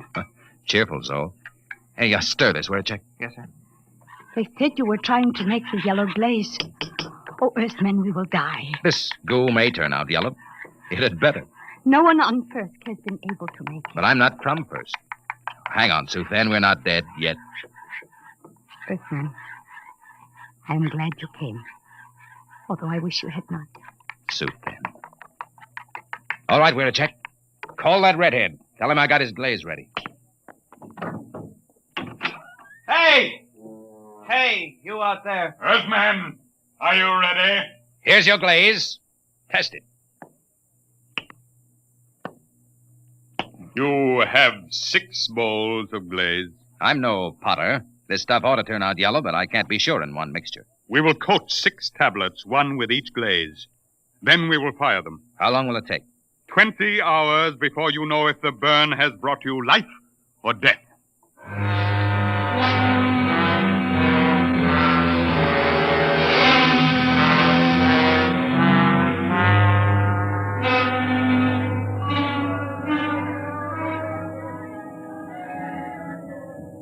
How long can they keep that up? It's been hours. Tiles ought to be done soon. Earthman, here comes the Chief Potter. It must be time. The tiles are cooled. It is time now to open the kiln and test your glaze. A bargain has been made. The glaze is yellow, or you die. I will open the kiln. How are they, Mr. Tom? Mr. Tom? I can't see inside. It's dark. All right, Potter, pull them out. What are you waiting for? I will remove the first tile. No. A dull, dirty brown, Earthman. Pull out the next one. The color of mud. Hiya! Now, wait a minute. What is the use? There is no yellow glaze. Get that next tile out. We made a bargain. Mrs. Earth Brown, your glazes are worse than the feeblest work of our children. Prepare your spirits for the great burn. Now, wait. Look in there. The next tile. Get it out here. Earthman, you waste time. Well, I'll get it out myself.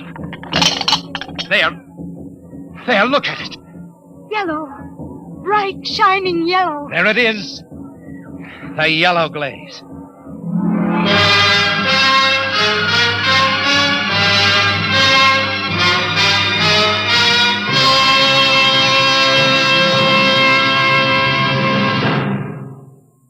Tom, where in thunder have you been? Mr. Colville, I've been I trying... sent you out on business which should take 2 hours, and you stay 2 days. Why? I got the 4-me-2 back, and I made a contract with the Potters. No more raiding. You what? I made a deal with them, and it turned out to be a better idea than yours. You disobeyed. You deliberately... Tom, you're through here. Through with planetary affairs. Listen, Mr. The Colville. man can't be trusted to carry out orders. He's not worth a lead nickel to the Bureau. Get your gear together. Leave on the next ship out. Yes, sir. Wait. You're on company time till 4 o'clock tonight. Until then, you obey my orders. Take the copter back to the hangar. Bring the atom bomb back to the armory. I can't. What? I've been trying to tell you. There's only one way I had to make that yellow glaze. Tom, what the devil have you done with that bomb? I gave it to the Potters. What? It was the uranium salt that made the yellow glaze. The Potters didn't have any, so I gave them the uranium out of the bomb. That was part of the bargain. What? You gave that murdering tribe of crooks that uranium? You heard me. And if you think you could have used it better by blasting them out of that mountain, you're crazy. Why, you abysmal, blasted imbecile. That's the only bomb we had. Those Potters could tear Penulpan off the face of the planet. If you want that uranium, Colville, you can go out and get it. And if I'm fired, I'm through now. Why, you fresh mutt, you yellow-livered louse. I ought to If you kill asked you. me, I'd say it'd be dangerous business trying to get that uranium back now. Where a check? Where a check? Yes, Mr. Colville. Yes, sir. Get the copter fueled. Get me a double holster and a full bandolier of ammunition. Yes, sir. Tom, when I get back, I'll see that you rot in the deepest cell in the Gallatin Tower. I'm going out now to those hills. I'm going to bring in that uranium myself.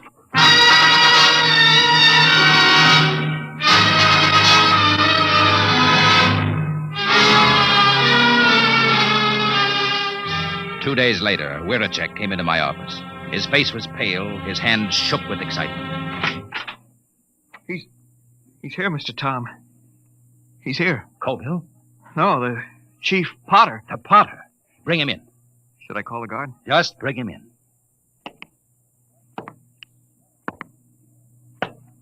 Well, Potter, I was just going to the mountains to see you. Earthman, does that bargain we made still stand? Just a minute. First, I want to know what happened to my chief. He has not returned. A madman came to the village of the Potters.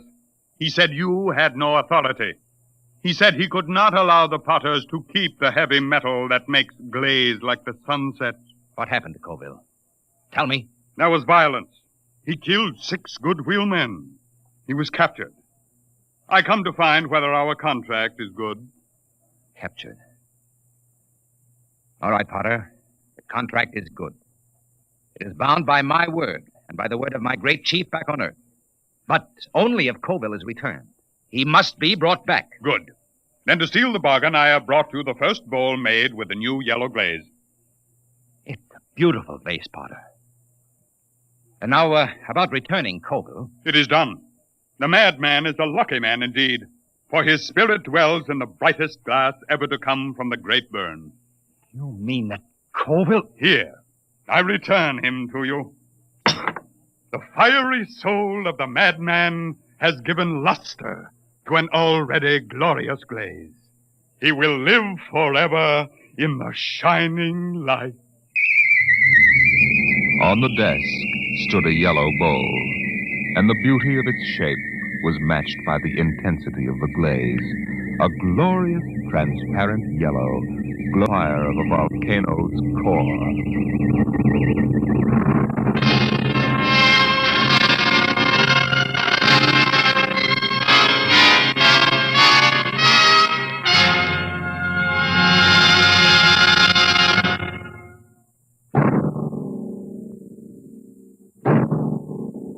Tonight, Dimension X has transcribed The Potters of Firsk, written by Jack Vance and adapted for radio by Ernest Kenoy.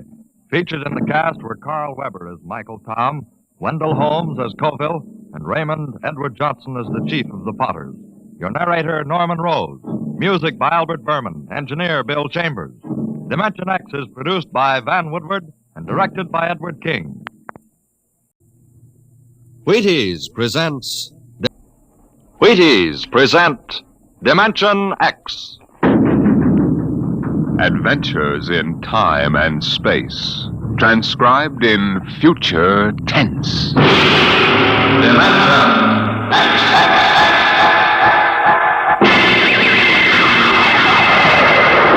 On stage tonight, Dimension X, another in the Wheaties' big parade of exciting half-hour presentations. I don't mean to be too personal, mind you, but have you found out how Wheaties at 7 can help at 11? It's really very easy to find out, you know, and it's mighty worthwhile. Now, what you do is this. Come breakfast time some morning real soon. Dish yourself up a bowl of Wheaties. Crisp, golden flakes, 100% whole wheat. Add some fruit, add milk, and you'll be getting some real nourishment. And at 11 a.m., I think you'll begin to understand why. Because Wheaties have it. The whole wheat energy that makes such a difference come mid-morning. Wheaties have it, and it's for you. Now, see if you don't look better, feel better, smile easier every day that breakfast begins with Wheaties. I know, I do. See for yourself how Wheaties at 7 can help at 11. It's amazing, really.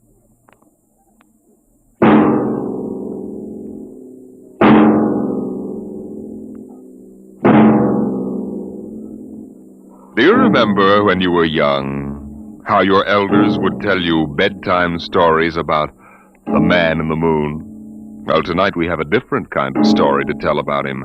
A story of suspense in the unknown world of the future, where anything can happen.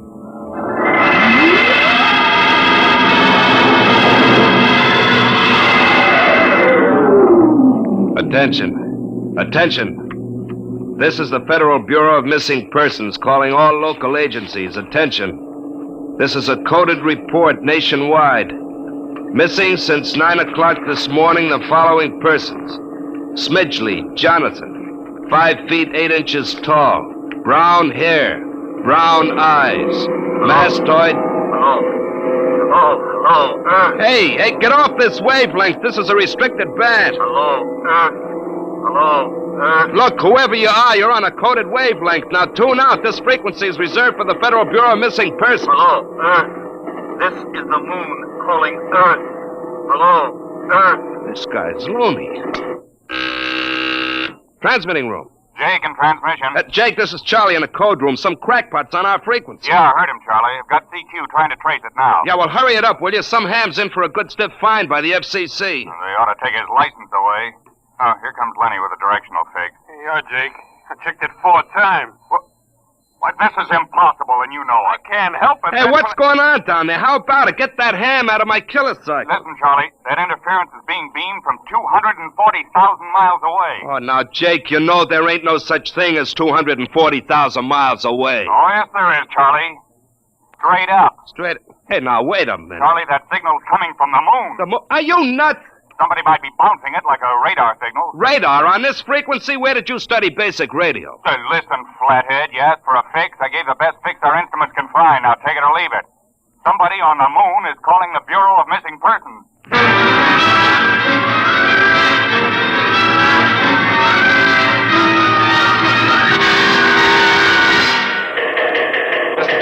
Mr. Timken. What's the sweat, Charlie? Shouldn't you be broadcasting? Now, listen, Mr. Timken, you know I'm a sober citizen, right? Never once have I broadcast with the smell of alcohol on my breath, right? In all your 12 years here at the Bureau, did I What's once... the matter, Charlie?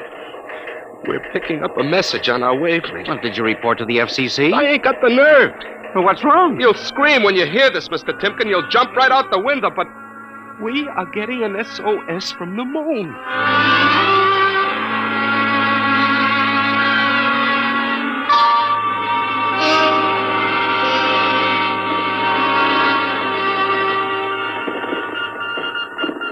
That's got it.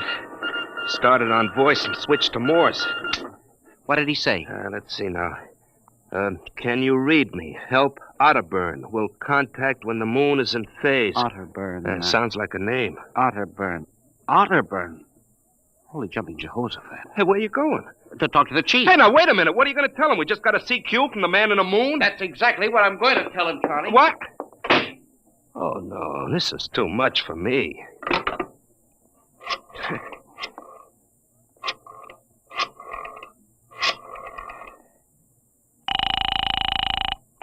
Washington Star-Ledger. Let me have O'Brien on the city desk, huh? One moment. O'Brien speaking. Seamus? Yeah? This is Charlie Starbuck down at the Missing Persons Bureau. You want a hot one? No kidding. This'll cost you a beer, okay? Shoot, Buck. I'll stay in your wavelength for 30 seconds. Yeah, okay. We just got a radio message from the moon. What? From the moon. Call me back when you're sober. Okay, Seamus, if you don't know a story when you see one. I'll send you the name of a good psychiatrist. So long, Orson Welles. Orson Welles? Hey, how do you like that? He don't believe me.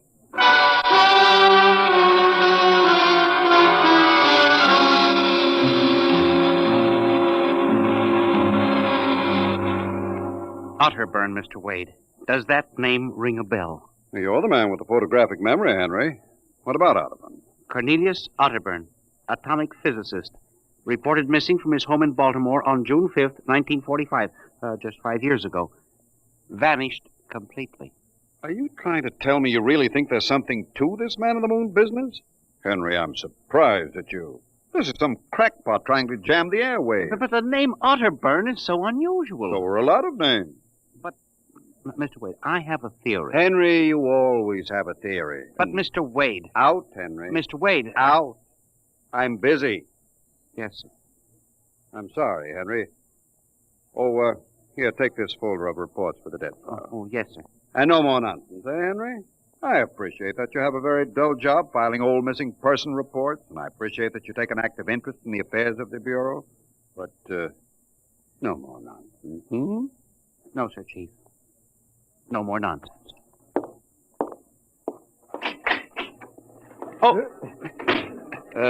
Pardon me. Hmm? Are you Mr. Henry Timken? That's my name. Permit me, Jefferson Philo, scientific feature writer. May I have a moment of your time? Certainly. Just sit down at my desk right over here. Thank you. My, that's quite a stack of papers. Filing.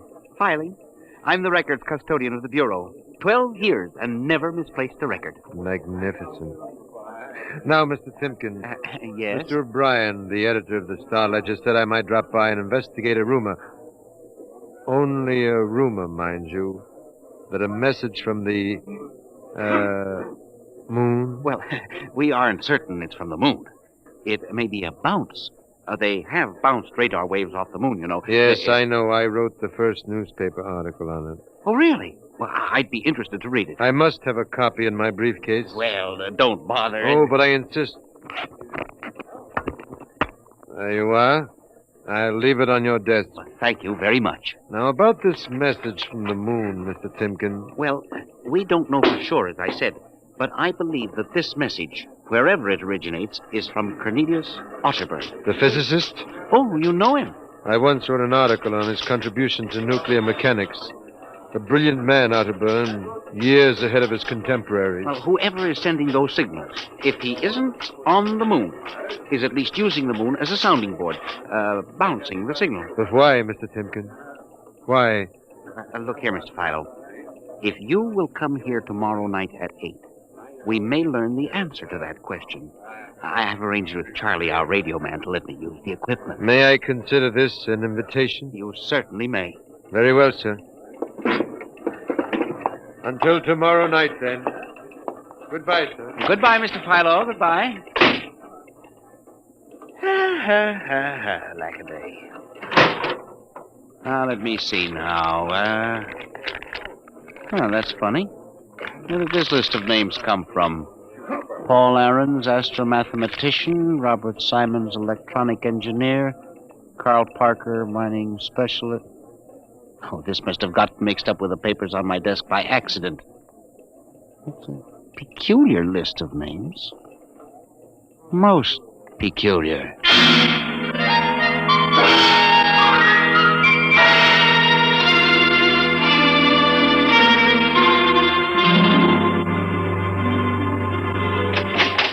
Good morning, Charlie. Oh, hi, Mr. Timken. I see we made the papers. Oh? And how? Mr. Chief steamed up about it. What did the paper say? Mostly ha-ha. Here's the Herald. Oh? Oh, brother, what a panty. Uh-huh. Oh, dear. Oh, my. No wonder Mr. Wade is hopping. About tonight, Mr. Timken, I don't know. Now, you promised you'd give me a key to the radio room, Charlie. Yeah, but I didn't expect this. Listen, Charlie, we've got to find out if there's something to that message. If Otterburn is alive somewhere and radioing for help, it is... Hold it. Time for the morning broadcast. We've got quite a list today. Well, do you mind if I listen a while? We may hear Otterburn. Oh, I ain't self-conscious. Stick around. Attention. Attention, this is the Federal Bureau of Missing Persons calling all local agencies nationwide. This is a coded broadcast. The following persons are missing. Aarons, Dr. Paul, 5'5", brown hair, brown eyes, scar on left side of chin. Thick glasses, occupation astromathematician. Missing since 6 o'clock this morning. Being sought by Bel Air police. Charlie. Repeat, Dr. Paul Aaron. Charlie, shut it off a second. Oh, now listen, Mr. Timken. It's okay to stay, but you can't interrupt. This is important. Now, what time was Dr. Aaron's reported missing? 6 a.m. We got the report from Bel Air less than an hour ago. Are you certain, Charlie? Yeah, positive. What is this? Charlie, what's the next name on the list? Let's see. Simons, Robert. What? Engineer came in less than 20 minutes ago. 20? What's the matter with you? You look like you've seen a ghost. Nothing, Charlie.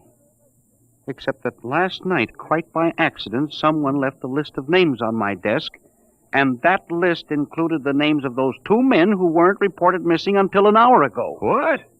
Yeah, that don't sound right to me. It isn't right, Charlie. Which raises a question. Who would make up a list of missing persons before they were missing, not after?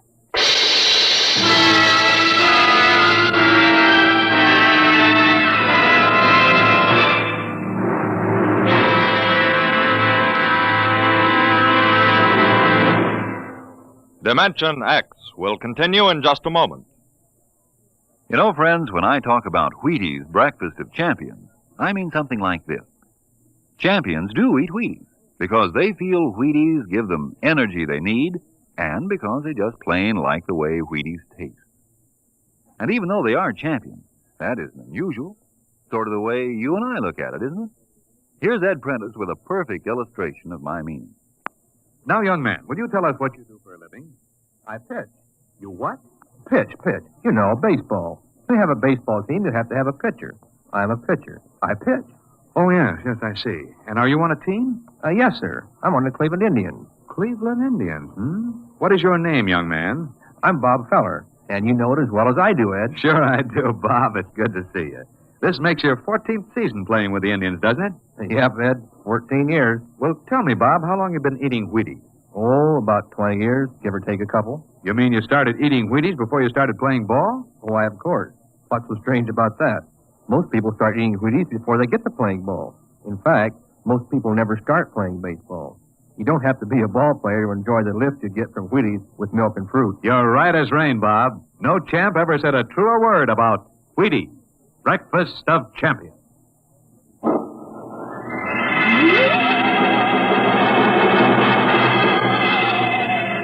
And you say this list of names was left on your desk accidentally? I believe so, Mr. Wade. Do you have any ideas? Well, it's hard to say. Mr. Philo left some papers from his briefcase. Mr. Philo? A science feature writer. I see. You were the leak on the story, then. Oh, yes, sir. I'm afraid I was. I didn't think it would be treated as a laughing stock. We'll deal with that later. What's this Philo like? Well, he's strange.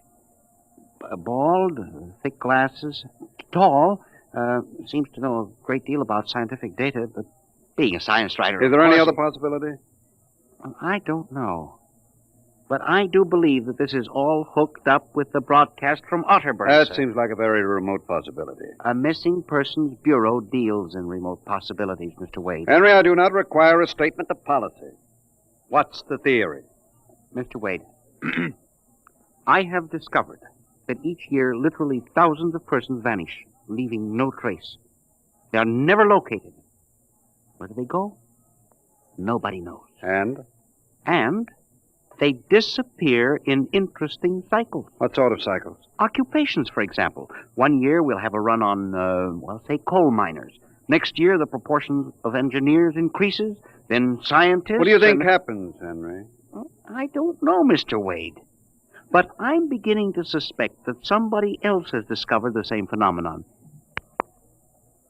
Even to the point, perhaps, of being able to predict who will turn up among the missing next. Philo? I don't know. But I would like to find out. And you think Otterburn may be a part of this picture? I definitely do, Mr. Wade. Henry, do you honestly expect me to buy an idea like that? Well, it's more than an idea. The two top men on this list are missing. Maybe so, but the rest of them aren't. Parker, Watson, Gibbs. Well, I saw Parker in the restaurant where I had lunch today. Yes, sir, but and if you think I'm going to make myself a laughingstock by putting any belief in such a crack-brained theory, Excuse me. Yes. Hello, Wade speaking. Yes? Yes, I see. What name? Just a moment. Henry, let me see that list again. Oh, yes, sir. Here you are, sir. Go ahead. I see. I'll get back to you. I guess I owe you an apology, Henry. Yeah. Sir? Carl Parker was just reported missing. Parker? The third man on your list. Holy mackerel. Exactly. Henry, perhaps I've underestimated you. Maybe this time you really stumble onto something. What do you intend to do, Mr. Wade? I don't know. I haven't thought it out yet. I was planning to listen for another broadcast tonight in the hope that Otterburn might try to contact us again. I'll join you. I also invited Mr. Philo, the science feature writer. I'll be glad to meet him.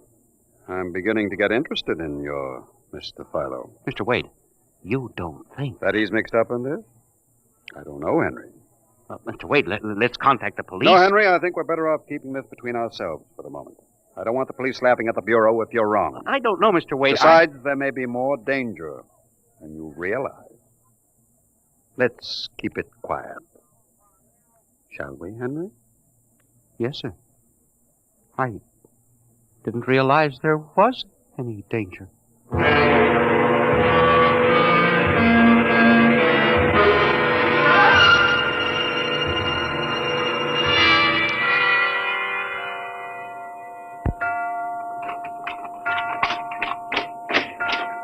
O'clock. When Mr. Philo was late. He said he'd be here, sir. The moon is almost in direct phase. You can't wait much longer. You'd better switch on the set. Yes, sir. I'll have to light in the hall for Mr. Philo when he comes. Are you getting anything? Just some foreign stuff. Programming from Johannesburg, South Africa. We continue in Africa. Oh, no, dear me. That's a very peculiar transmission sound. That sounds like something. See if I can work the selector here. The moon is in phase. Yes, sir. Hello. Can you hear me? I'll try to return. Hello? Hello? Hello, Earth. Hello, do you hear me? I get you now. Thank God. Who are you? Can you hear me? Who are you? This is Professor Cornelius Otterberg. Hello? Go on, I hear you. Not much time. They're on to me. They've located my landing point. You hear me? Go ahead, keep talking. I've only enough oxygen for a few minutes more. Well, where are you? I'm on the Earth side of the moon. You get that? The Earth side of the moon. A volcanic crater. Good Lord. Start that recorder, Mr. Wade. Go on, explain, please. Explain, please. Closely. There's an Earth colony on the moon. There is an Earth colony on the far side of the moon. Made up of renegade scientists and criminals. Professor Ernst Holtzman. Holtzman, he died in an insane asylum in 1938. Professor Ernst Holtzman discovered nuclear rocket power in 1935. Turned his plans over to escaped inmates of the asylum. They took off and set up a colony on the far side of the moon in 1938. Go ahead. We're recording you. Each year, they recruit new colonists from Earth. Slave labor mostly. Some women, scientists. The oxygen problem is a big one. I was kidnapped in 1945. Yes, we know. Keep talking. They wanted me to work on atomic drive with their flying discs. Hello? We're still getting you. Go on. Six others and I escaped. Speak louder. Oxygen left, getting weaker. We pulled what little oxygen we had. The others, dead now. Thank God I reached you. You've got to stop them. Stop them. Stop who? The moon colony. Planning to take over the Earth. Listen, they have agents on Earth. Hear me? Agents on Earth? Well, where? Who? Hello? Hello? Agents in... Henry, look out. There's a light. Someone at the window. Get down. Henry, are you all right? I think so. Oh, his shot smashed the transmitter. Strike a match. Careful. Whew, that was close. I got a look at him. From the description, it was your Mr. Philo. Well, we got a recording anyway, but not the most important part of the message. Henry, we've got to get you out of here. You said they have agents. Philo's probably one of them. He'll be looking for you now, trying to kill you. The police, You Mr. think Wade. the police would believe a fantastic story like this? People being kidnapped to the moon as slave labor? Moon colony planning an invasion of the Earth? Henry, believe me, they'd clap us into straitjackets before we could finish. We've got to do We something. need time to get proof. Well, we can't walk out of here. Philo's probably I waiting. can only figure some way. Wait, I know. How? Listen. There's a service elevator that leads to the basement garage. My car is there. Mr. Wade, By let's the call time the the police get here, we'll be dead. You think Philo will wait outside all night? Come on.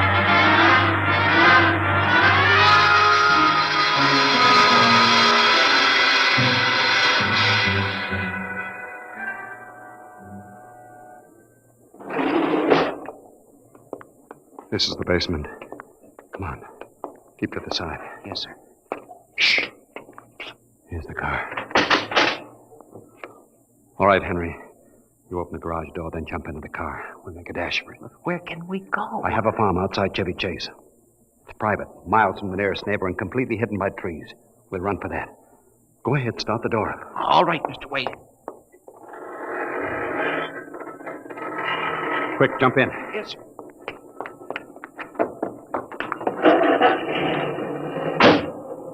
All right, here we go. Cross your fingers, Henry.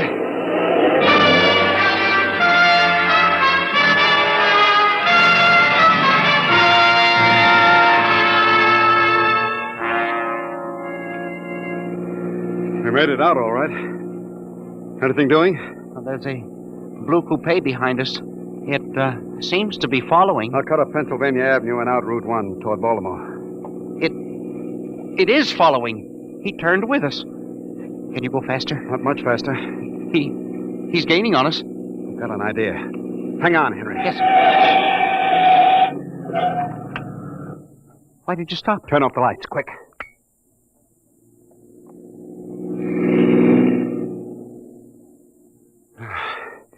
It worked. He shot right past us. Now we'll double back and go out another route. I think everything's going to be all right now. We can be at my farm in less than an hour.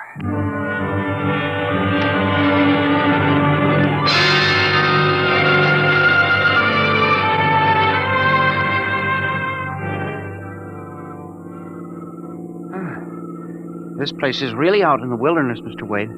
You can stay here indefinitely till we figure out the next move. Just up this dirt road now, there's a big abandoned wheat silo on my grounds. It's down in the hollow where it can't be seen except from the air. And even then, the oak trees shield it. We'll hide you out there. Now we can leave the car here. We'll leave it the scene. Come on. How did you ever find this place, Mr. Wade? I've always liked seclusion. Came up here to get away from it all. There's the silo. Oh, it's certainly well hidden.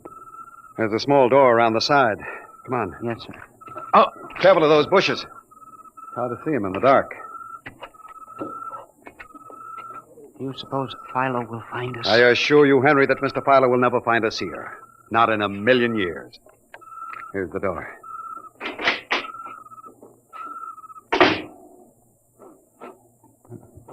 Pitch dark. Hold my arm. I know the way. Just a few steps up, then another door. Yes, sir.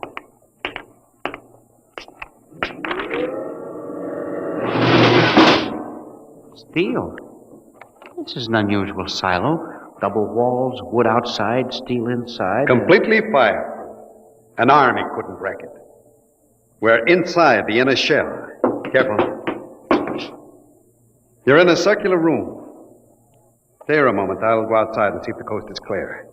In a moment, your eyes will become accustomed to the darkness. I'll bring back some food and water. Well, don't be long, Mr. Wade.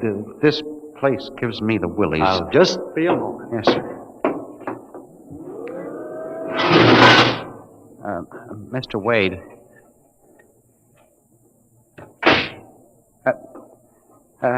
Mr. Wade. I swear I hear something. Mr. Wade! There is something. Good Lord. There's someone in here. It's locked. Oh, no. Oh, this must be a light switch. Oh, thank God. Oh, no. People. 10, 15, 20 of them. Mr. Wade! Help! Help! Will do you no good to shout, Henry. Mr. Wade, where are you? Outside, speaking over the intercom. Mr. Wade, there are people in here. 15 or 20 of them. They're sitting like statues just staring at me. They won't hurt you, Henry. They've all been drugged. They're even more helpless than you. Yes, but who are they? Permit me to introduce them, Henry, since they're currently unable to introduce themselves. The gentleman seated before you is Dr. Paul Ahrens, the astromathematician. Ahrens? Next to him is Mr. Robert Simons, electronic engineer. Names on the list? Yes. They've all been recruited for work with Professor Halsman's group on the moon. On the moon? Then you're one of them? Of course. You'll turn around, Henry. You'll recognize the drugged form of your old friend, Mr. Philo. Philo? But I thought... That he was part of the conspiracy? No, on the contrary. His stooping made it necessary for me to include him. Yes, but the man in the window, the one who fired the shots. An agent of mine, the pilot of the ship. Ship? What ship? This silo is a camouflage for a rocket launching platform. In a moment, the roof will slide back for the rocket's takeoff. A rocket ship? In exactly 70 hours, you and your companion will join Professor Otterburn on the moon. But you can't do this to me. We have done it, Henry. No! You see, there was another name omitted from that list, which I carelessly mixed up with your papers. That of Henry Timken. No! Bon voyage. I won't let you do this. You can't. Please let me out. Let me out, please. This can't happen. Let me out.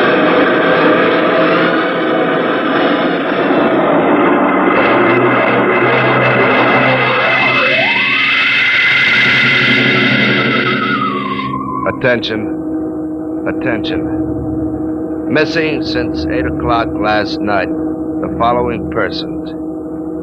Timken Henry, age 45, height 5 feet 8, brown eyes, slightly balding,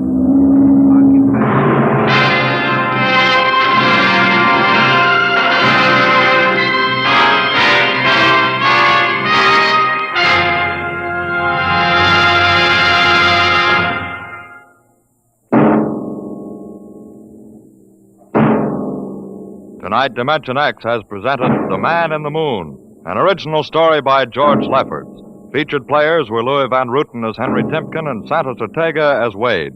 Your narrator was Norman Rose. Music by Albert Berman, engineer Bill Chambers. Dimension X is produced by Van Woodward and directed by Edward King. Wheaties presents Dimension X. Adventures in time and space. Transcribed in future tense.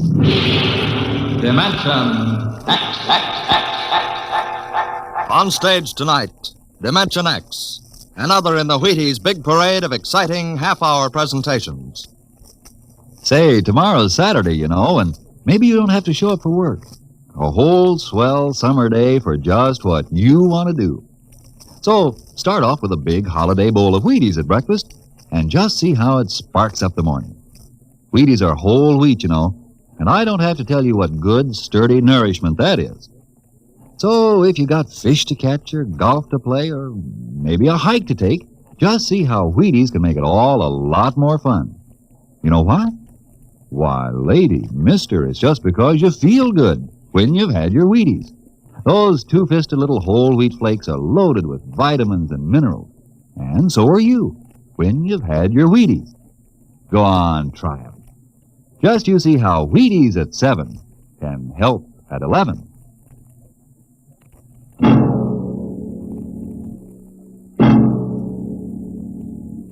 When the first space rocket lands on Mars, what will we find? Will we be welcomed with open arms, or will the Martians treat us as invaders? Only one thing is certain. Someday a giant metal ship will take off from Earth to travel through the black velocities, the silent gulfs of space, to descend at last into the darkness of the upper Martian atmospheres. And on that day, man will finally know the answers. The day we first land on Mars.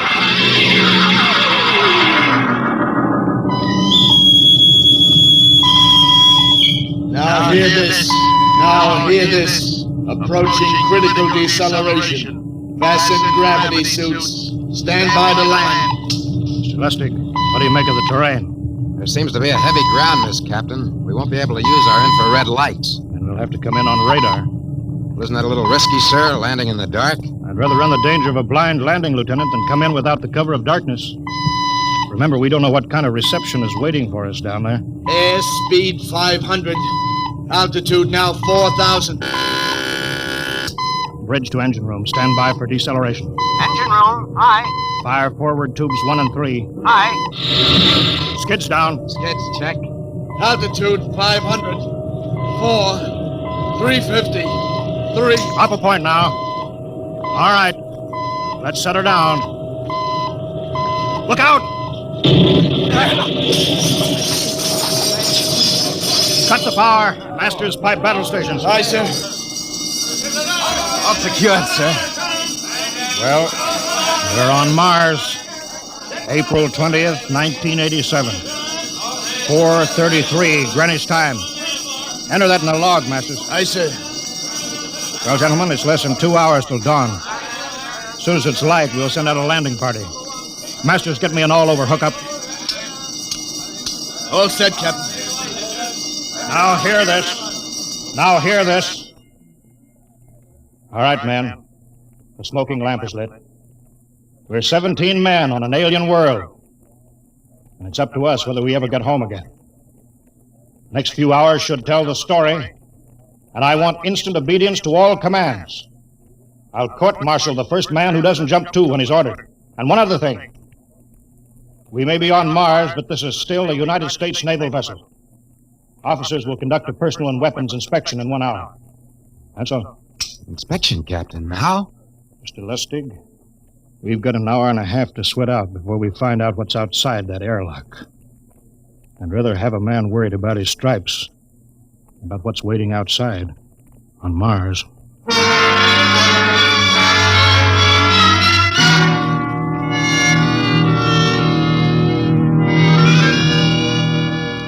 Now hear this. Landing party report to forward airlock. Captain Black, Lieutenant Hingston, Lieutenant Lustig, and Dr. Horst report immediately to forward airlock. It is now landing time -5. Sounds like they're paging us, Hingston. You ready, Dr. Horst?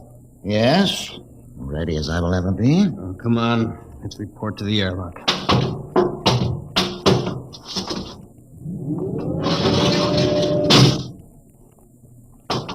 Four minutes to go. Where's the captain? Who knows?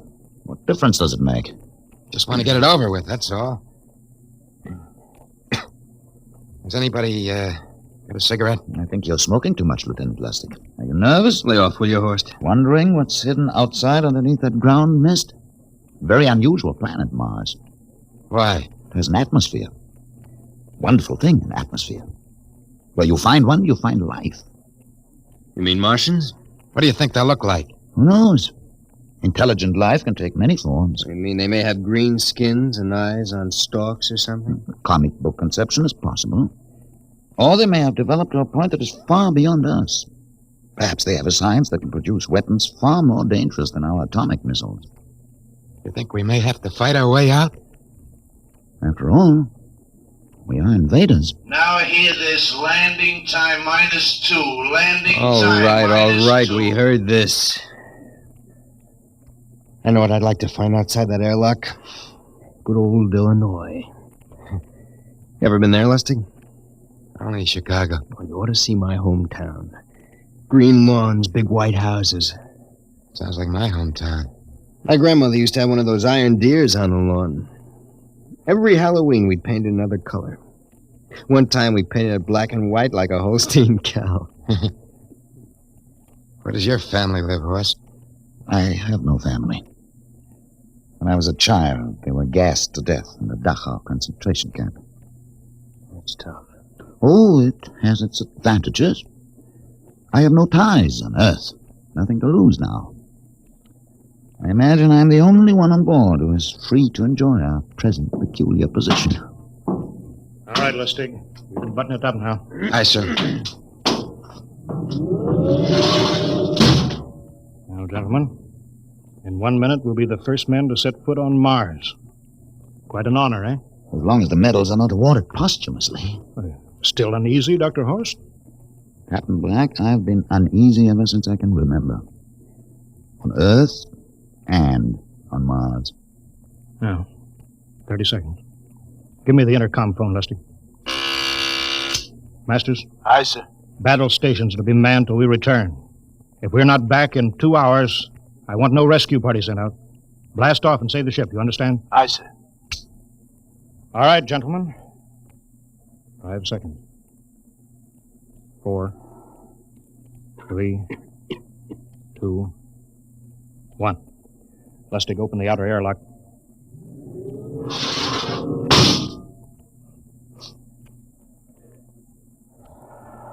Fresh air. Let's go. Hold it now. It's too dark to move fast. Quiet, isn't it? Not even a wind. You can't see anything through this ground mist. Quiet. We don't know what's out here. Come on.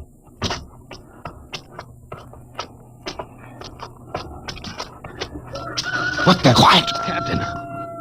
I could swear that sounded like a rooster. I don't hear it anymore. A very unlikely sound. A rooster crowing on Mars? Kingston. Aye, sir. Set that machine gun 25 yards to the flank. We'll stay here till the ground mist lifts. Aye, sir. What do you make of the ground, Horst? Grass. Plain grass. You could see some large foliage there where the mists stand down. What the heck is that? Kingston! Hold your fire, you fool! I hit it, Captain. What? Some kind of wild animal. I hit it. I could see the tracers, but it's still standing. Come on, Horst. Doctor, where are you? Up ahead. Admiring the wild animal. Careful, Horst. Wait for us. Don't worry, Captain. It's an iron deer. A lawn ornament. That's impossible. It's hollow. Interesting, isn't it? A whitewashed Victorian iron deer sitting on a lawn in the middle of Mars. I don't understand. Look around. The mist's lifting. Captain, look there. A house, a regular old-fashioned house. On Mars. Good Lord. I haven't seen carved scrolls and gingerbread like that in years. Look at that port swing. The geraniums. There. I told you it was a rooster, Captain. Give me the glasses, Lustig. I want to take a look through that front window. What? There's an upright piano. Some sheet music on it. Lustig, it's beautiful Ohio. Beautiful Ohio? That can't be. Look here, Horace, do you think that civilizations of two planets could be identical? I don't know. That specific variety of geraniums is only 50 years old on Earth. Is it logical they should develop in Mars? How about that porch swing, that piano, and beautiful Ohio? No, it's impossible. Captain Black, this looks like the town I was born in. Well, it looks like my hometown, too. I've thought of something, sir. It's the only solution.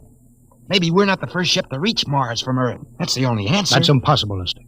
If there'd been space travel, it couldn't be secret. Do you have any idea what ships cost, what industrial power is needed? There's got to be some logical reason. Captain, I think perhaps we might find out. A light just went on in that house. Kingston, cover that door with the machine gun. Aye, sir. Come on, Horse. You ring that doorbell. There's got to be a scientific answer to all this.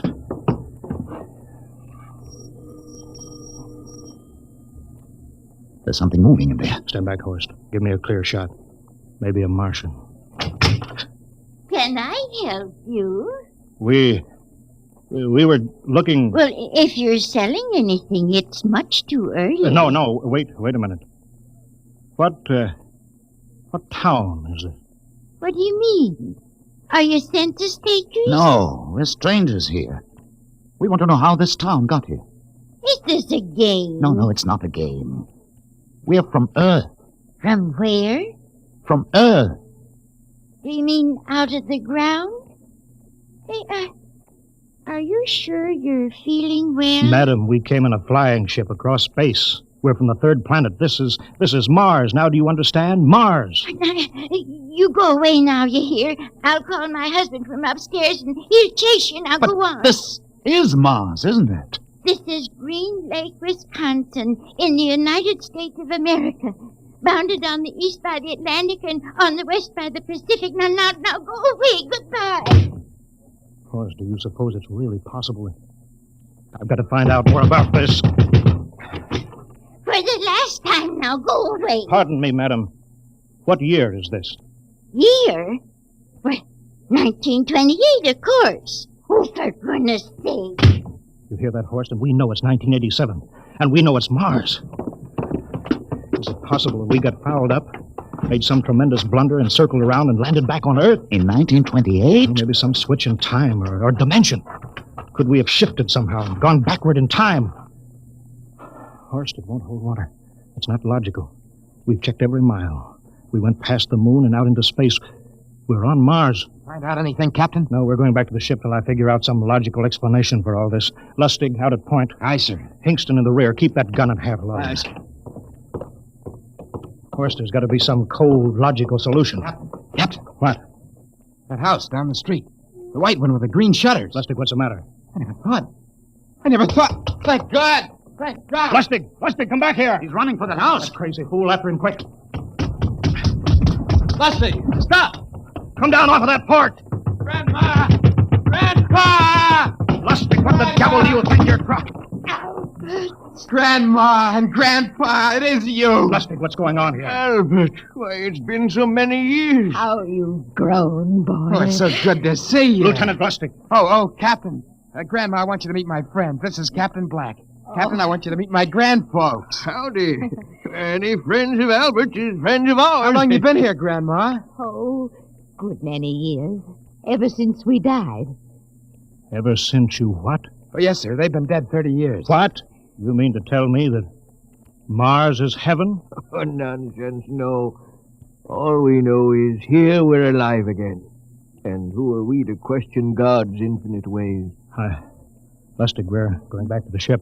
But, Captain, I want to talk to my Lieutenant grandfolks. Lustig, I don't like any part of this. You'll come back with us. I have to club you and carry you. Yeah, but, sir, That's they're enough. my... Heaven only knows what they've run up against back of the ship.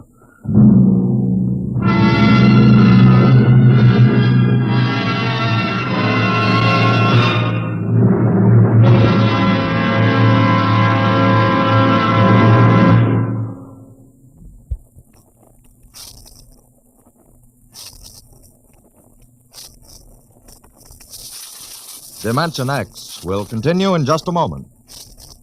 Well, now let's come back to Earth for a moment. And what's more appropriate than Wheaties and baseball? You'll see what I mean as I introduce Ed Prentice, who has a special treat for you.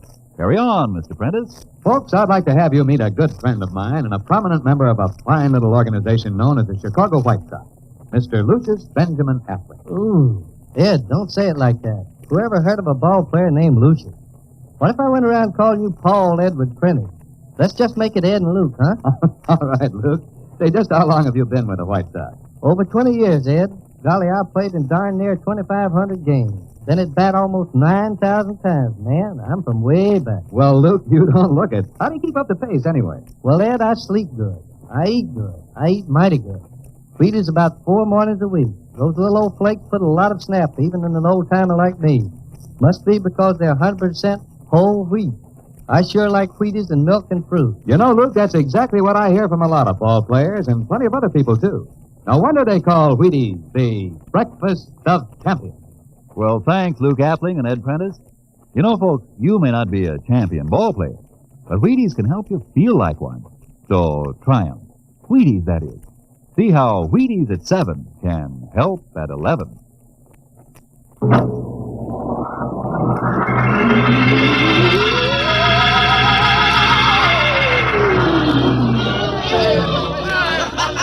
Firsk, look at that crowd around the ship. Looks like we're being welcomed with a celebration, Captain. Celebration? They've abandoned ship. Every port is open. No guard set. You, Masters. Hiya, Captain. Meet my old dad. Dad, that's Captain Black, and he's not a bad guy for an officer. Of all the... Hingston! What, sir? Bring that man back. Use force if you have to. Excuse me, sir. There's my Uncle George. Hingston! I'll be right back, Captain. Uncle George! Uncle George! What the devil is Don't you going... understand, sir? They've all found friends and relatives. They're all here. He's right, Captain. I've counted. The whole crew's out on the crowd. But I gave orders. Definite orders. You don't understand, Captain. I understand mutiny. I don't care how many relatives show up. I'll have discipline on... Johnny! Johnny, you old son of a gun! Edward! It's you. It can't be. Of course it is. Johnny, you old son of a gun. Edward. Dr. Horst, this is my brother, Edward. How do you do? Hello. It's wonderful to see you, Edward. Look, I've got to get back to my ship. Hey, I almost forgot. Mom's waiting at home. Mom? And Dad, too. Mom? Dad are alive? Excuse me, Horst. Then you're real, then. Don't I feel real? How's that, huh? Ed, hey, we've got lunch for you, Johnny. Mom's making corn fritters. Dr. Horst, haven't you found anybody? No, Captain. I have nobody. Then you come on home with me, right, Ed? Sure, you bet. Horst, you wouldn't believe it, but it's been 35 years since I had Mom's corn fritters. By George. 35 years.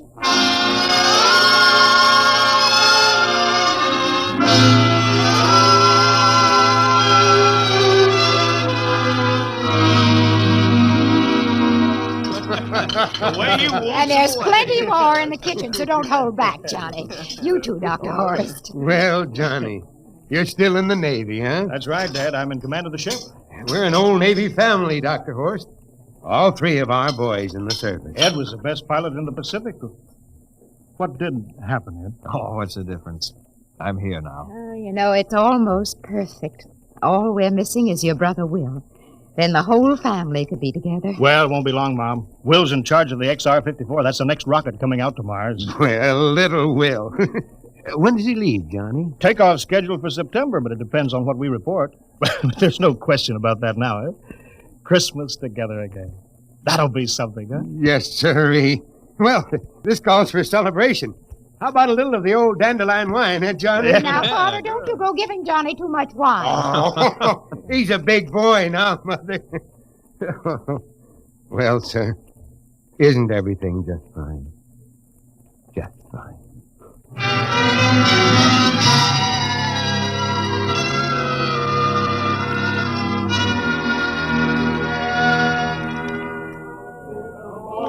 The candlelights are gleaming on the banks of the Wabash, far away.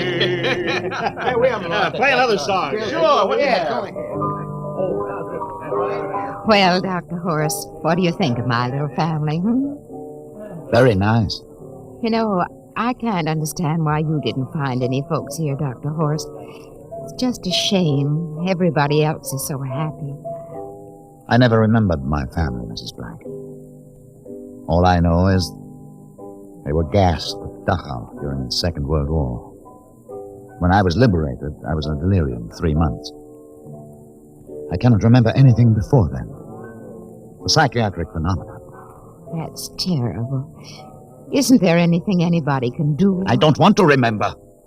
Oh. I haven't had a pleasant life. I prefer to be free of emotional entanglements. They interfere with a scientific approach. I'm sorry, Dr. Horst. Oh, I'll get it. Hey, that's our ring, long and 3 shorts. I remember that. Well, maybe we'd better call it a night. You must be getting tired, Johnny. I'd better be going back to the ship. Oh, nonsense. You stay the night. We insist. Oh, I just couldn't rest thinking of you all alone on that ship. Oh, I'll be all right. Well, good night. Oh, wait a minute, Dr. Horst. That phone message was for you. Me? Yes, that's right. A message from Anna. Anna? I don't remember any Anna. She asked if you were better. Perhaps she's someone you knew at Dachau. Anna? She said she's coming over here first thing in the morning. So you'll have to stay over. Yes, well, but... that settles it then. You stay here, Horst. You can bunk with me in my old room. Oh, but Johnny, we thought you'd like to be with Edward. So you could talk the way you used to. Well, we can't put Dr. Horst on the daybed.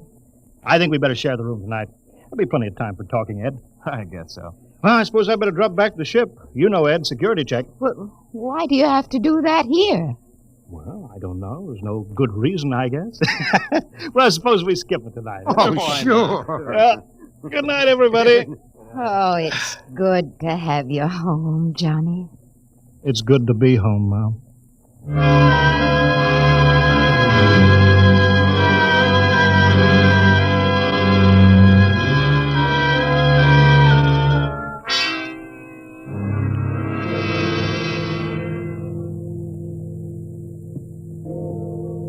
Captain Black, are you asleep? No. I've just been thinking about what we were expecting. Green-skinned Martians with eyes on stalks. All the time there was only Mom and Dad and Edward waiting. Oh, it's funny what tricks your imagination can play on you. Yeah, I guess Mars is heaven, Horst. I've been thinking about Martians, too. Captain, just suppose there were Martians, and they saw us land. Suppose they thought of us as invaders. What would be the best weapon they could use against our atom bombs? I don't see what you're getting at. They would want to disarm us first, to wipe out all suspicion, to make us feel at home. But suppose this house isn't real. Suppose the people are just images, stolen from our own memories by Martians, created for us by telepathy, hypnotism. That's the craziest theory I ever heard. Maybe that's why there was no one for me.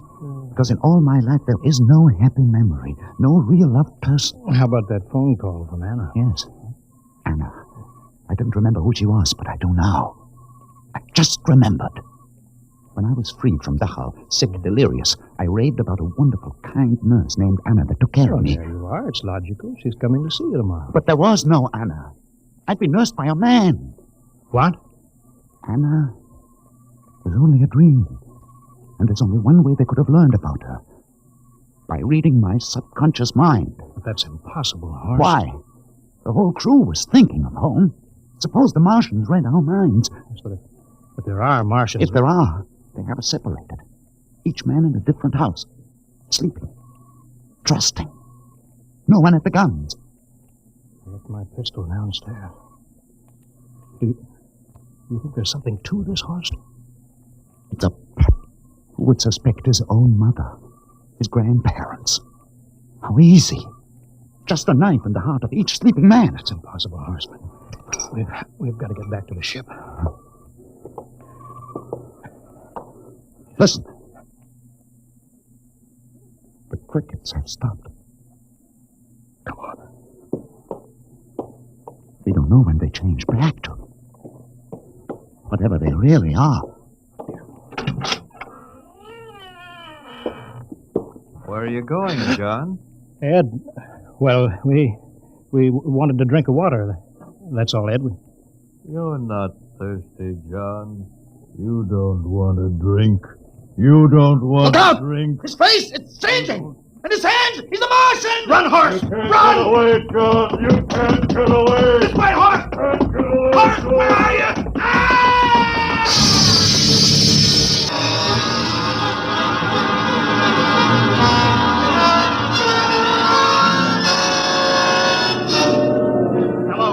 Hello, can you hear me, Earth?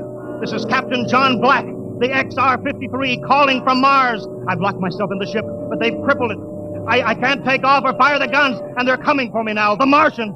I'm all alone here. All the rest are dead. Hinkston, Lustig, Dr. Horst. Poor Horst, he didn't even reach the door. Listen, they're trying to break through the hull now. Edward and Mom and Dad and all the folks. But they're changing now. Melting and changing back into... They're Martians. Can you understand me? Martians, not men. They made us think that Mars was heaven, and we fell into the trap. Can you hear me, Earth? You've got to stop the next rocket. Tell my brother Will. Tell my brother Will not to come. They'll trap him, too. They'll kill them all. Hello, can you hear me, Earth? This is John Black on Mars. Hello, Earth. This is John Black on Mars.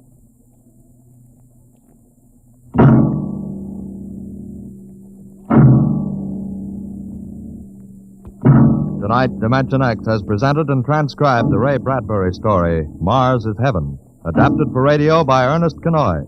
Featured players were Wendell Holmes as Captain Black and Peter Capell as Dr. Horst. Your narrator, Norman Rose. Music by Albert Berman, engineer Bill Chambers. Dimension X is produced by Van Woodward and directed by Edward King. Robert Warren speaking. In a moment, we'll tell you about next week's show. And now, here is your Wheaties man, Frank Martin. Folks, tonight we have a special guest for you. Here he is, Joel McRae. Hello, Frank Martin. I kind of expected to see a package of Wheaties sticking out of your pocket. What? Did I forget him? You must like Wheaties, Frank. Sure, don't you? You bet. I'm joining the big parade of Wheaties programs, you know, with Tales of the Texas Rangers come Saturday night. That promises to be real entertainment, Joel. I understand these are true stories of the Texas Rangers. Absolutely. Each story is straight from the Texas Ranger files. Well, we're mighty proud to have you join us, Joel, with this new program. We'll all be listening on the same NBC station Saturday night for Joel McRae in Tales of the Texas Rangers. Okay, Mr. McRae? Okay, partner. Good night. Good night, Joel. And friends, be sure to listen Saturday, that's tomorrow night, to Joel McRae and his new program, Tales of the Texas Rangers. And get your Wheaties, everybody. And this is the Wheaties man, Frank Martin, inviting you again to listen tomorrow night to Joel McRae in Tales of the Texas Rangers on the Wheaties Big Parade. See you then. Next week, the story of the strangest case ever recorded in the files of the Bureau of Missing Persons. The case of the Man in the Moon. You'll hear the whole story next week when we venture once more into the unknown world of... Dimension X.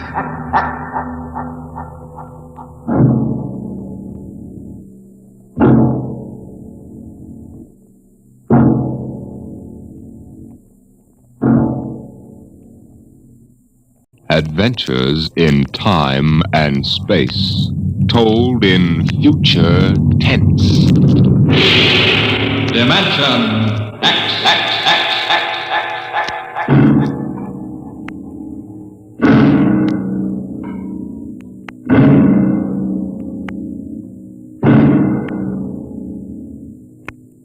To all our listeners, a brief forward before tonight's adventure in the world of the future. Beginning next week, Dimension X moves to a new time on Friday evenings instead of Saturdays. In the Eastern Time Zone, it will be heard at 9 o'clock Fridays, Eastern Daylight Saving Time. In other zones, please consult your local newspapers to learn the new time of the program.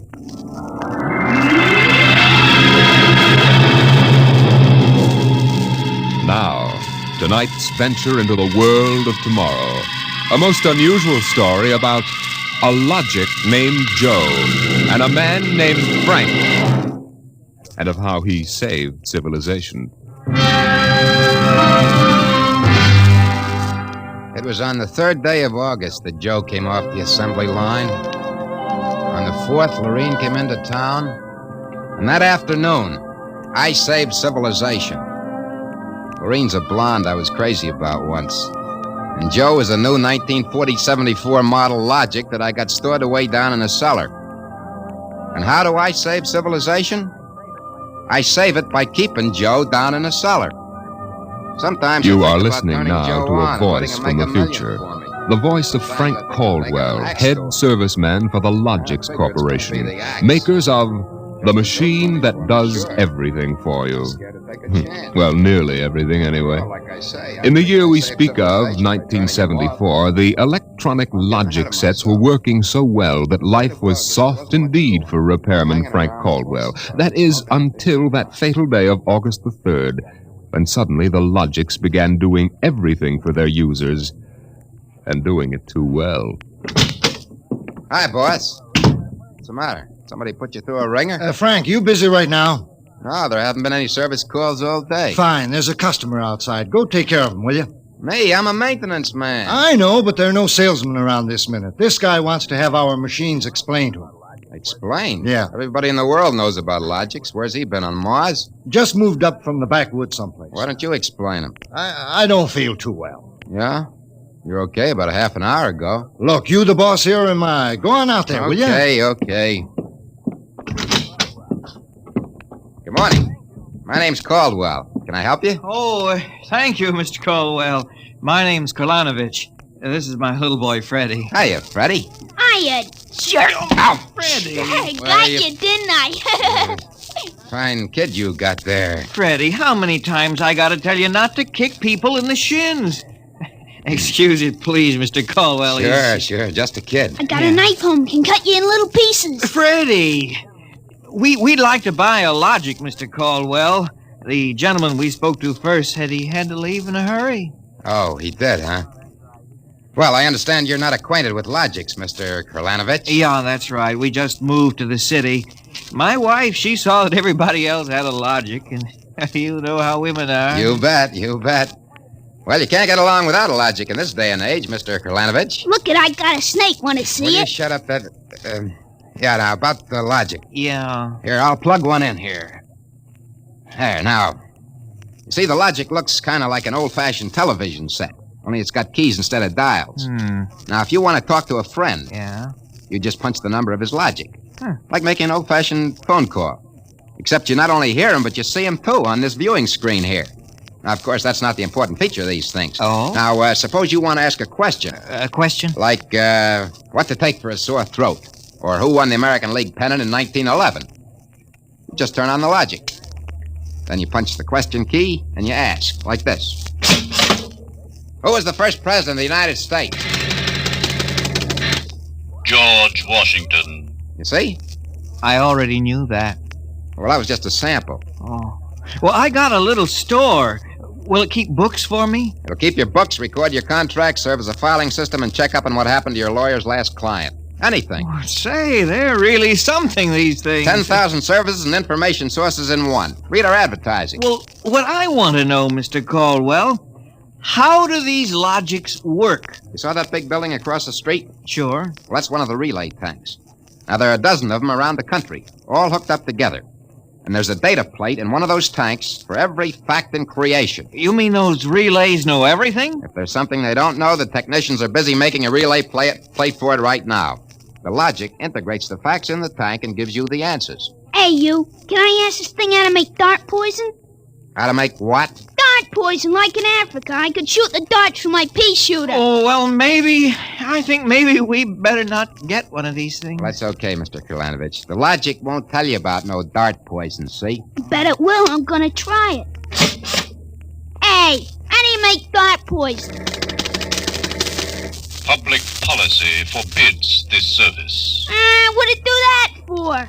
On account of some little brat, on account of some children might ask things that ain't good for them. Listen, I don't like this here one. I want that one over there. They're all alike, kid. I want that one. If I can't have that one, I'm gonna hold my breath till I'm dead. Well, I got lots of time. It's no use, Mr. Caldwell. You might as well give him the one he wants. But, kid, they're so much alike.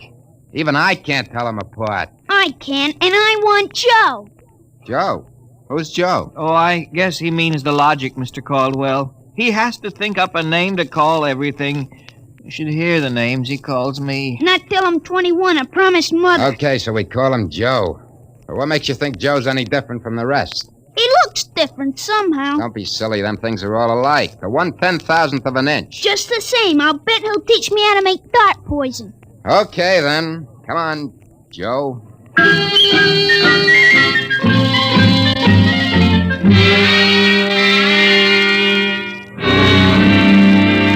he keeps yelling, I want that one, I want that one. I'm going to call him Joe. Mike, I could have wrung his neck. I could have taken that cards, Charlie? I pass. I'll draw 2. Well, what a holy terror.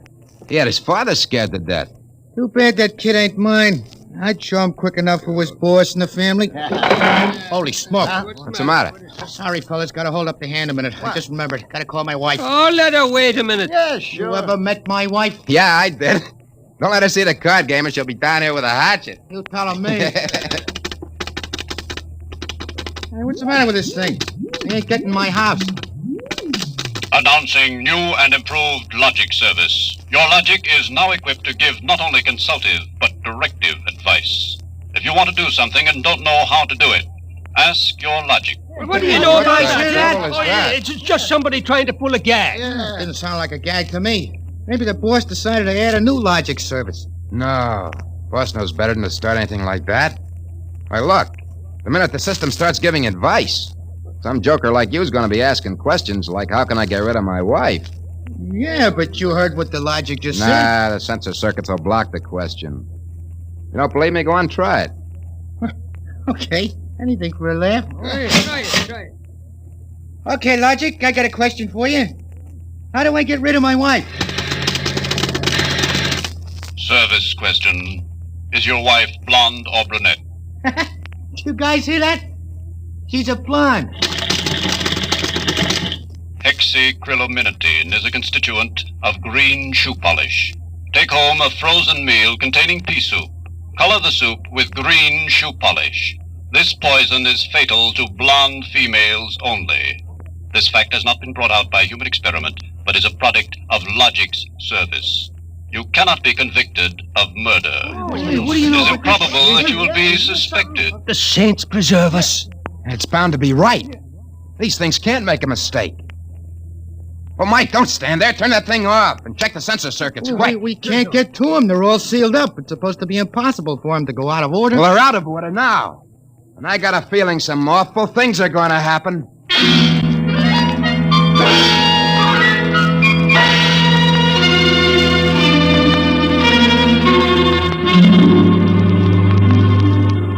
Boss, we got to do something.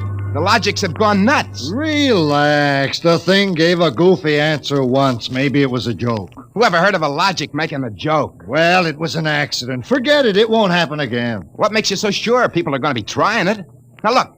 Supposing I wanted to get rid of you, for instance. You don't? How would you collect your pay? Yeah, but supposing. I'm going to try it and see what the logic says.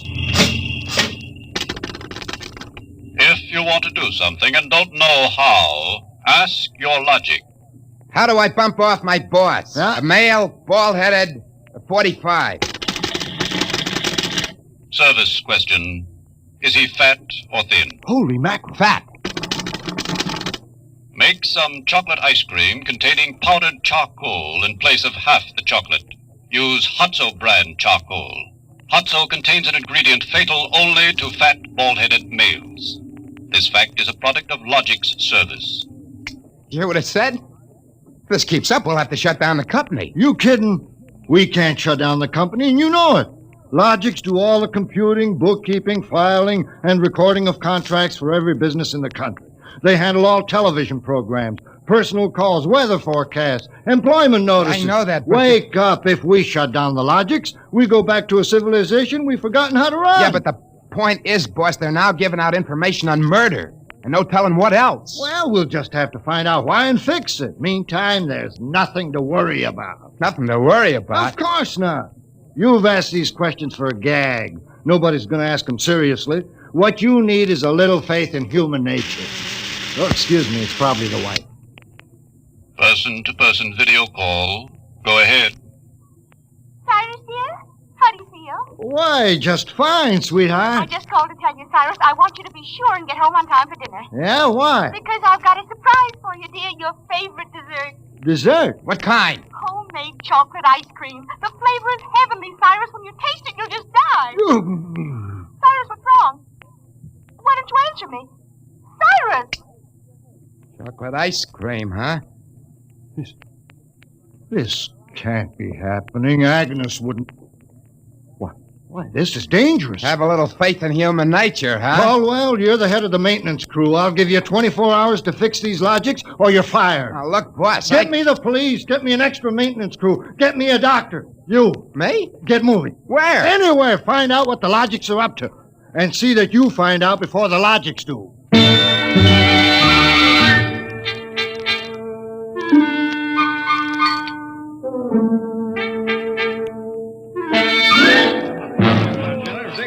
Bartender. Hey, bartender. Give me a double. Coming up. What's the matter, pal? You had a bad day? Go away, will you? Oh, listen, pal. You gotta listen. I got trouble. Hey, bartender, will you get this barfly off me? For Pete's sake, I'm tired. On your way, you. No, don't say that. I got troubles. How am I gonna keep my wife from finding out I had a couple of little drinks? How am I gonna do that, huh? Look, mister, it's a hot day. I've been driving a car around and see. Yeah. I've been trying to keep a bank president from having apoplexy on account of his logic told him how to rob his own bank. I've been tripping over dead bodies so artistically croaked that nobody's ever going to find out who done it. And all you got on your mind is... How am I gonna keep my wife from finding out I had a couple of little drinks? How? Go ask a logic. A logic? My pal, that's a wonderful idea. Where's the logic? Huh? Right Where's the behind logic? you. Here's a nickel. Oh, give me a nickel. Give me a nickel. This I gotta hear. This is gonna be good. Now, come on, logic, old pal, be nice. How does a guy keep his wife from finding out he's had a couple of little drinks? Answer me that. How, huh? Buy a bottle of Franin hair shampoo. It is harmless, but contains an ingredient which instantly neutralizes alcohol. 1 teaspoonful for each jigger you consume. Oh, boy, I gotta buy a bottle of What was that again? Supposing it's right, she'll never remember it as far as the drugstore. I think there's a bottle in the back room. Somebody left it. Oh, my pal, there's no more troubles. Show me the way to go. I get a picture of him back there drinking that shampoo. Give me another double. I don't know what's worse, to be as low as you or as high as him. All right, where is he? I know he's here. Where is that bomb? Who you want, lady? My husband. I know he's here. Now, where is he? Show me the way to go. That no good louse. I'll show him. Thinks he can come staggering home again, does he? Well, I'll teach him. Poor guy. Oh, why, my dear, what a surprise to see you here. Archibald. Yes, my love. You're not. Sober? Well, of course, my love. I'm sober as a judge. Then what are you doing in this saloon? Well, merely conducting a little research, my dear. Research? Your suspicion wounds me deeply, my love. Let me tell you, my dear, that I've been conducting a research project that is going to make us a fortune. I'm about to patent Sober, the drink that makes happy homes.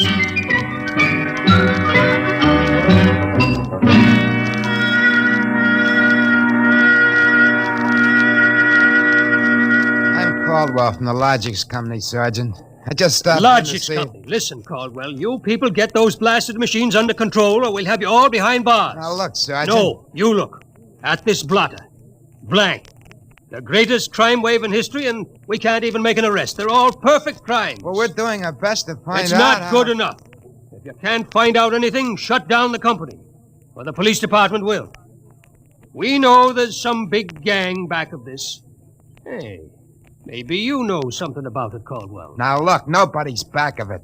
The Logics run themselves. They pick their own circuits automatically. You mean that they're doing this all by themselves? Sure. We always thought they could do more things than we knew about. I think they're just trying to be helpful, that's all. Oh, that's all, is it? Well, you'd better make them cut out the tricks, including this new one, this new business they're up to now. What new business? It just started an hour ago. Every time you turn on a Logic, it asks you your name and then spiels out the whole history of your life. Huh? I haven't heard about that. What's it do that for? You tell me. Go on, try it. Okay. What is your name? Huh. How do you like that? I'm Frank Caldwell. Frank Caldwell. Were you ever called Ducky? Oh, Ducky. Lay off, will you? What if I was? It's been years. Ducky, there is a video call for you. Hiya, Ducky. Holy Janet, what's that? Lorraine! Ducky, darling, how marvelous. Look at that blonde. It's Lorraine! Where are you? Oh, silly, I'm in my hotel room. Say, how do you like my play suit? Well, I just got into town. Oh, Ducky, wasn't it smart of the logic to find you? Logic? Find me? I asked it how to find you, Ducky. You must have an unlisted number, darling. You're not in the directory. Yeah. Well, how have you been, Lorraine? Since I saw you last. I, heard you got married. That's right. Ducky, you won't believe me, I know, but I've had 4 husbands. But I've never loved anybody as much as I love you. You've divorced 4 husbands? 3. The last one died unexpectedly. Who unexpected it? He did. But the jury acquitted me, Ducky. They knew it was just a little old accident. So now I'm free again, and we've just got lots of things to talk over. But, Lorraine... You come right over here, Ducky, instantly. Well, I'm working. I'll call you back. Oh, I'm so lonesome. Please make it quick, Ducky. Have you ever thought of me? Oh, yeah, sure. Plenty. You sweet. Here's a kiss. That'll just have to last till you get here, but hurry, please. Oh, my back. What am I going to do? Do like you were telling me a while ago. Huh? Calm yourself, Ducky.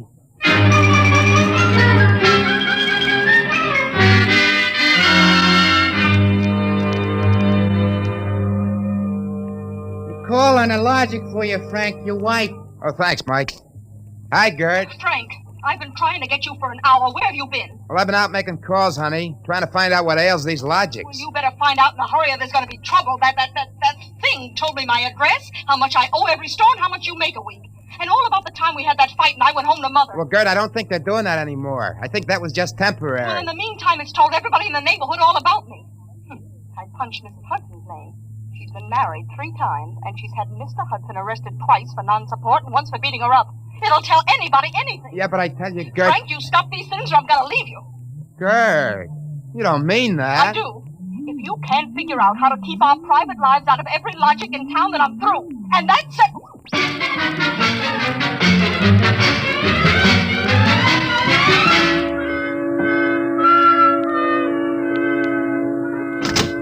Hey, boss.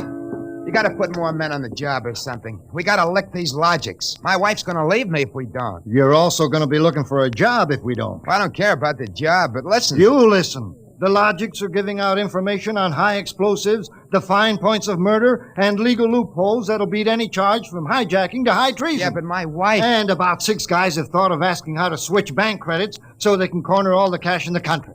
Now, quit bothering me. Get over at the tank and help Mike try to block off some of those circuits.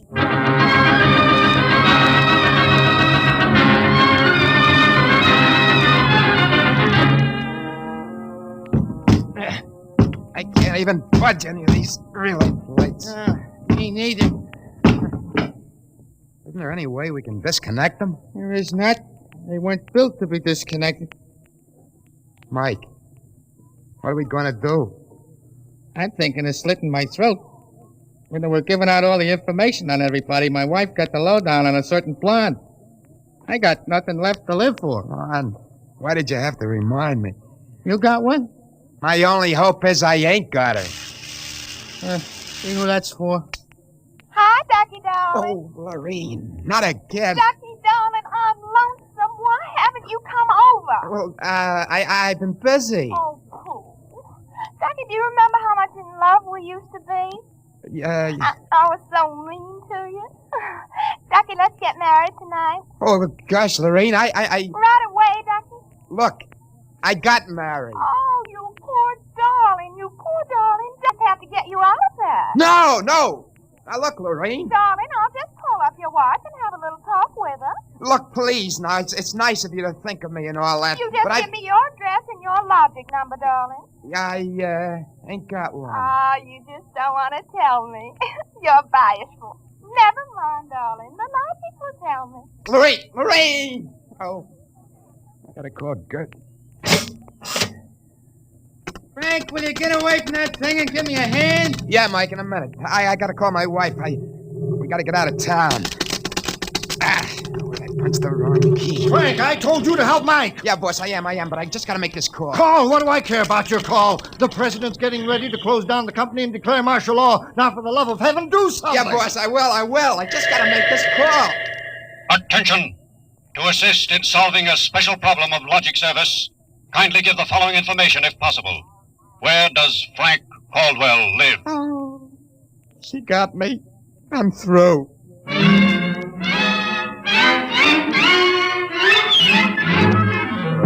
Look, Gert, there is no blonde. Frank Caldwell, I told you I was leaving you. Leave me later, will you? Right now, pack yourself up and the kids. We gotta get out of here. What is all this? Are the cops after you or something? Yeah, that's it, the cops. Come on, get moving, will you?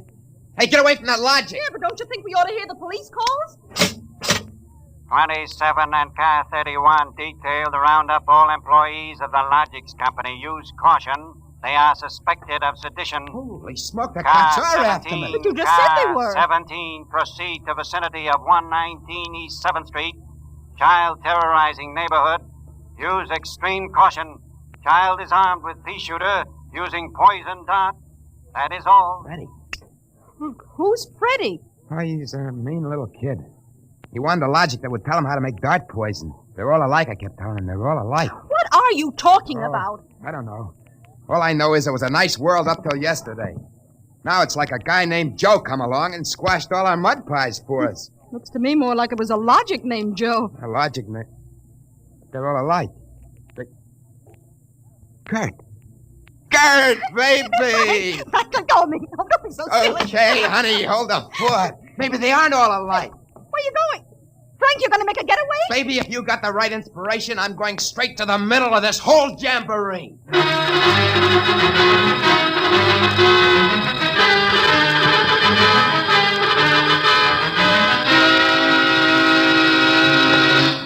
Yes?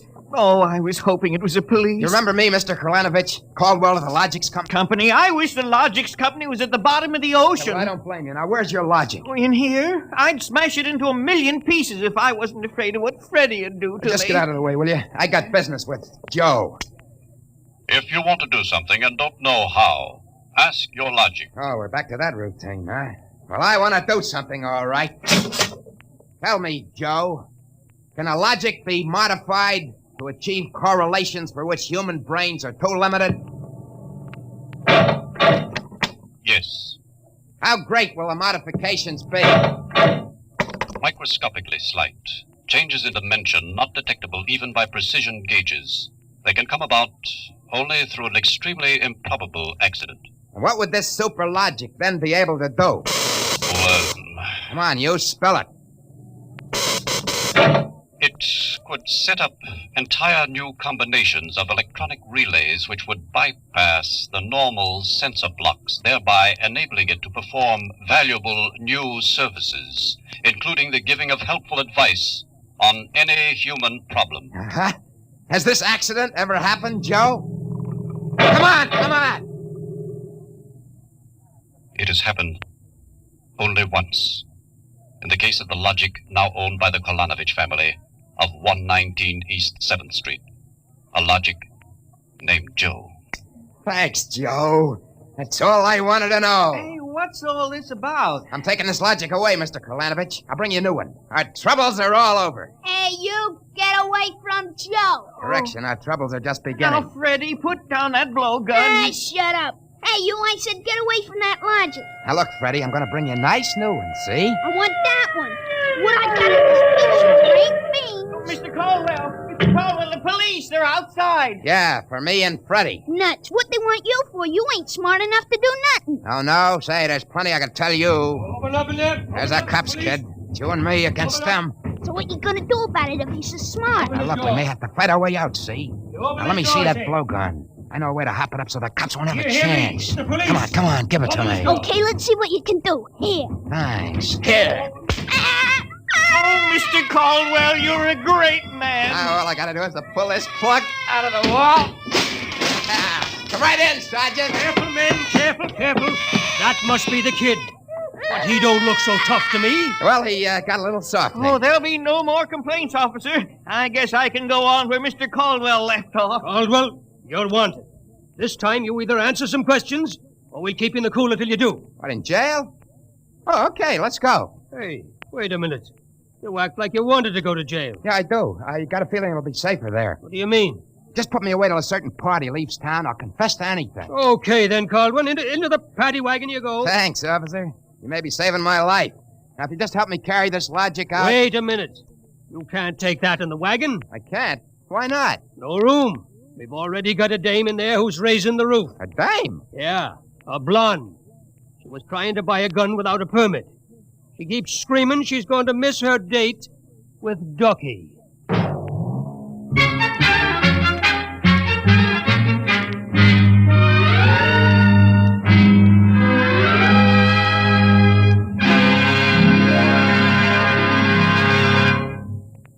You have just heard another adventure into the unknown world of the future, the world of Dimension X.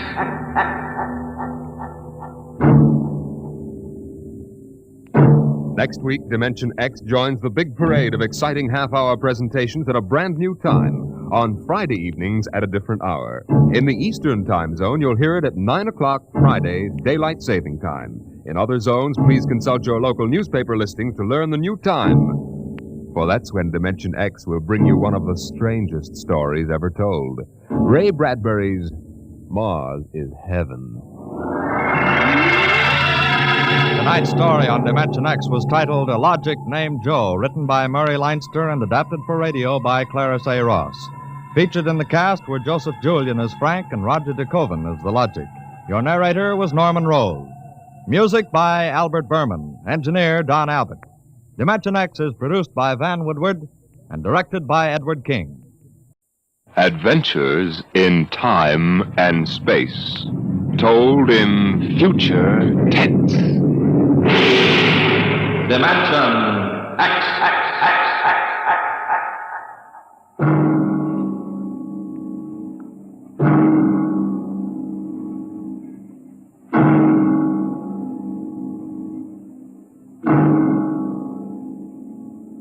Have you heard of the new science called cybernetics? It concerns man's efforts to develop a perfect thinking machine, a robot electronic brain that will not only do man's work, but even do his thinking for him. A robot that is almost human. No, it's not impossible at all. In fact, one day something like this may happen. A tall, suave gentleman in a black raincoat will walk down the street until he reaches a shuttered, isolated house. Then he will slowly mount the front steps and push the doorbell.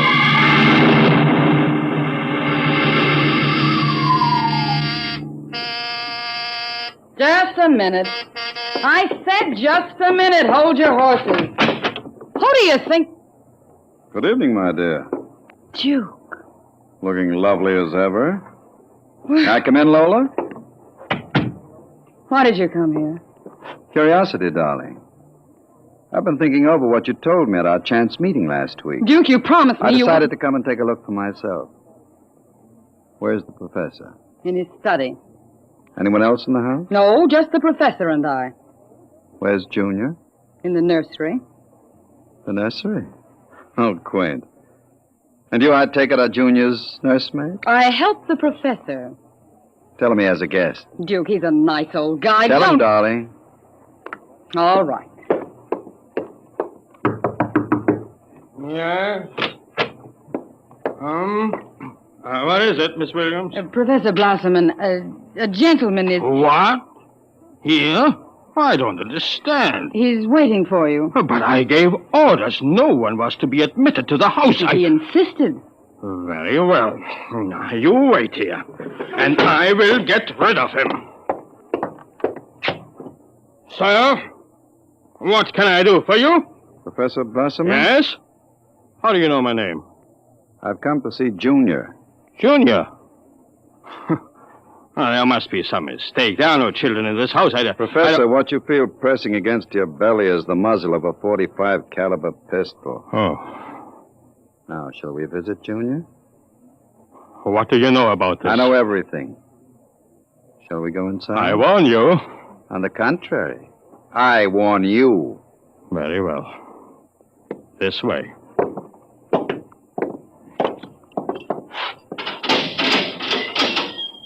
This is the nursery. Where is Junior? In the next room. Behind the door is the panel in it. Very considerately furnished. Mother Goose figures on the wall. Blackboard, toy blocks, panda, bunny rabbit doll. Touching. All right. Let's see him. Now you can look through the panel.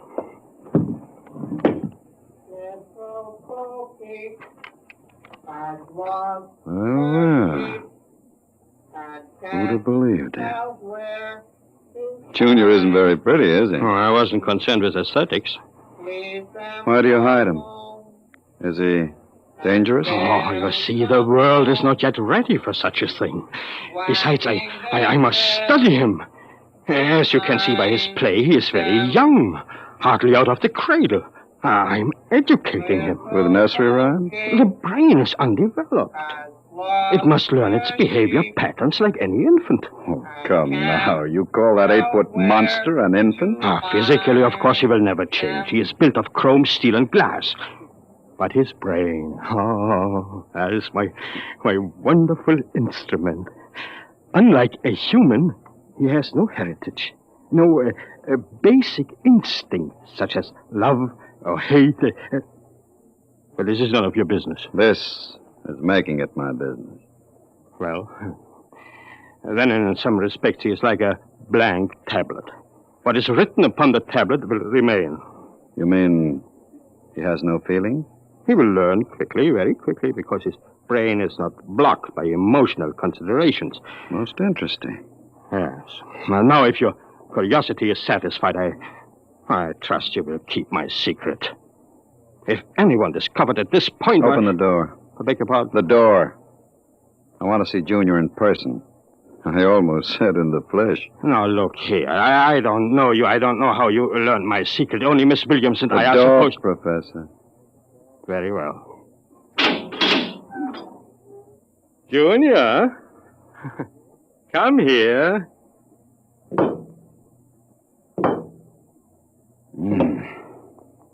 What a monster.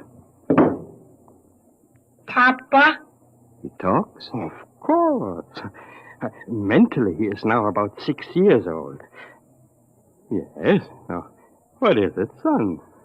Who is that man, Papa? Now, let me handle this. You may call me Duke, son. I've come to meet you. That's nice. Nobody ever comes to see me except Lola. Miss Williams. Do you like to play with blacks? Why, yes. Nothing the Duke enjoys more than playing with blocks. Play with me, Duke? Certainly, Junior. But I don't understand what you're trying to do. Who are you? It's quite simple. I came to play with Junior. We're going to be friends, Junior and I. When I finish playing, you can have Lola... Miss Williams prepare my room. Your room? I forgot to tell you, I've decided to stay until the climate changes and I can go out again. No, this has gone far enough. You break into my home. You force me at gunpoint to open my laboratory, and then you tell me you are moving in. I won't stand for it. I'll call the police. I'm sure the police will be interested in Junior. Newspapers will be delighted to print your obituary, too. What do you want? I told you. I want a comfortable room, no rumpus with police.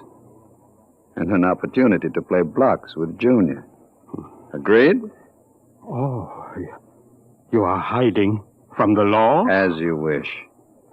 Now, leave us alone, Professor. Yes, I will. All right, Junior, your move. Let's build a bridge. I have a better idea, Junior. What? Let's build a coffin. A coffin?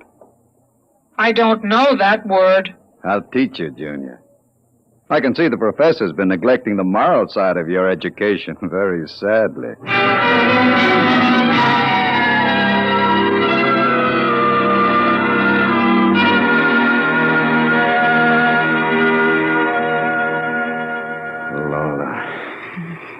Oh, Lola, you're wonderful.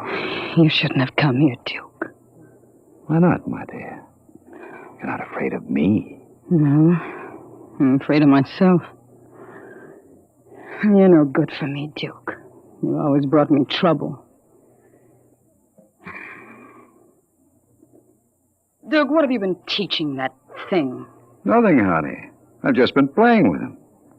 Very educational. I don't believe you. What's eating you, Lola? Today, when I walked in there, he said to me, I know how to kill people, Lola. I'll kill you if you want me to. He's learning very quickly. Oh, Duke, I'm scared of that thing. It's unholy. A machine that acts like a human. With that voice grinding at you and saying things you'd expect from a child. You dislike him so much, why did you take this job as his nursemaid? I answered an ad. I wanted to start over again. The professor didn't ask questions. I would have been all right, too, if you hadn't come along. I'm very glad you did tell me, darling. Because Junior is going to make us two very successful people. How do you figure that? You don't think I spend hours each day playing with Junior just to kill time, do you? I'm improving his mind, darling. Improving Like his any mind. child, Junior listens to what he's told and imitates his parents. Right now, his parents are you and me. Ha! Couple of fine examples we are. I don't know what you're teaching, Junior Duke, but I can guess.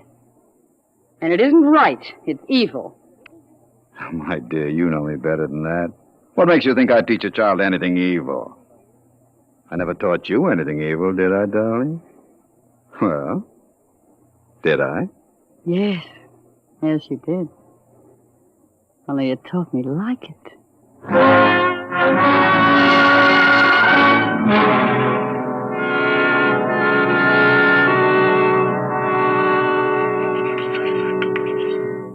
Now, Junior, right on the blackboard, my name is Junior. My name is Junior. People are evil. People are evil. Evil must be destroyed. Evil must be destroyed. The professor is evil. The professor is evil. The professor must be... What are you doing? I warned you to keep out of the nursery, Professor. What are you teaching him? I said get out of here.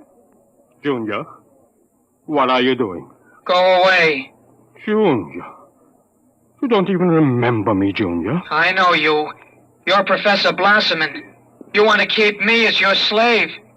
You didn't tell me about things, about outside. You didn't tell me that people are evil. Oh, people are not evil. Yes, they are. They must be destroyed. Oh, stop it. I'm not a child any longer. No, you are not a child. You are a monster. Junior, Yes, Duke? remember your lesson. Yes, Duke. The time is now, Junior. Yes, Duke. Keep away from me. Now, Junior. Yes, Duke. Junior. Junior. Junior, don't do it. Listen to me. Junior. Listen to me.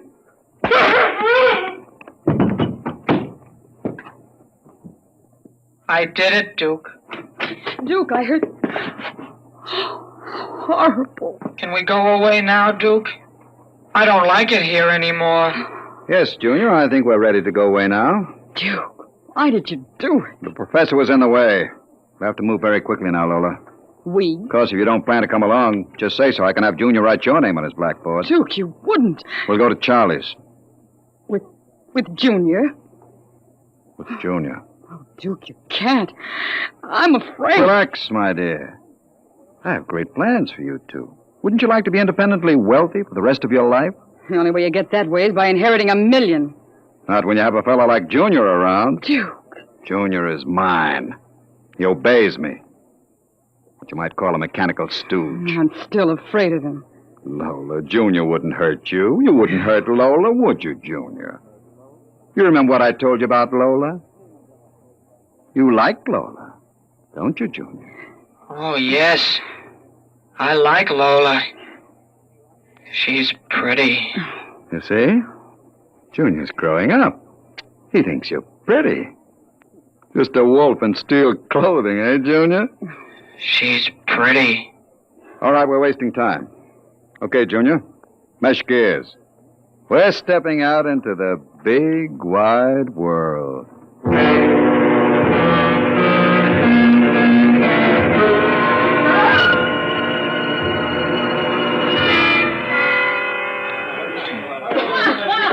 Sit down, Charlie. Yeah, sure, Duke. Lola and I are going to hide out here for a while. We'll need some help. Listen, Duke, I'm trying to keep the cops away. You wouldn't refuse the Duke your hospitality, would you, Charlie? What? Ain't that, Good. Duke? Now listen to me. I need a casing job done. Casing job, huh? You know the Armored Truck Service? Yeah, sure. I want to know when they take the Acme deposits from Boston to Worcester. Well, Duke, you ain't thinking of a payroll truck, are you? They got cannons on those trucks. They travel in pairs. You couldn't get near one of them. I asked you to do a casing job, Charlie. Yeah, sure, Duke. Anything you say. Find out what time they pass the narrowest and most deserted stretch of road. If you're going to pull a job like that, you'll need 50 men. You want me to get some of the boys? I won't need anybody. I've got somebody. Where? He's out in the car. What's his name, Duke? Anybody I know? His name is Junior. I don't know any Junior. You will, Charlie. You will.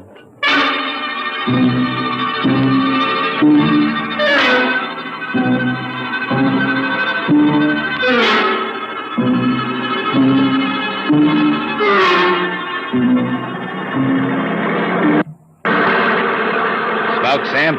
Oh, thanks, Al. Boy, it sure gets hot in these armored trucks. Hey, you get used to it after you've been driving one for 15 years like I have.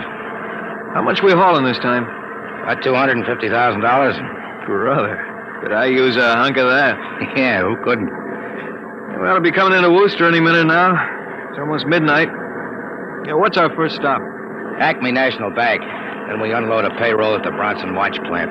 Gee, I wish we could open a window and get some fresh air. We can get that after we unload. It's a rule of the company that we... What's that up ahead? Well, it looks like something shiny in the road. Throw up your spotlight. Right. Holy smoke. You see what I see? Looks like a mechanical traffic cop. About 8 feet tall. Yeah, standing right in the middle of the highway. It must be a Halloween gag. Can you get past him? I don't know. We'll have to slow down. Get on that gun, Sam. Let's take no chances. Right. I'll give it the horn. It don't budge. Where's our escort truck? It's pulled up right behind us. Thing won't move. Sure looks like something out of Buck Rogers, doesn't it? This is a heck of a note blocking traffic like that. Well, we'll have to try and get past it. It looks like you might squeeze by in the shoulder. Here goes. Holy smokes, it's moving. It's coming toward us. Yeah. Get on that gun. Give it a blast. The bullets are bouncing right off it. It's still coming. Look at the eyes. Al, back up. I can't. The other truck's right behind me. Al! It's lifting its arm. Al's gonna smash our window!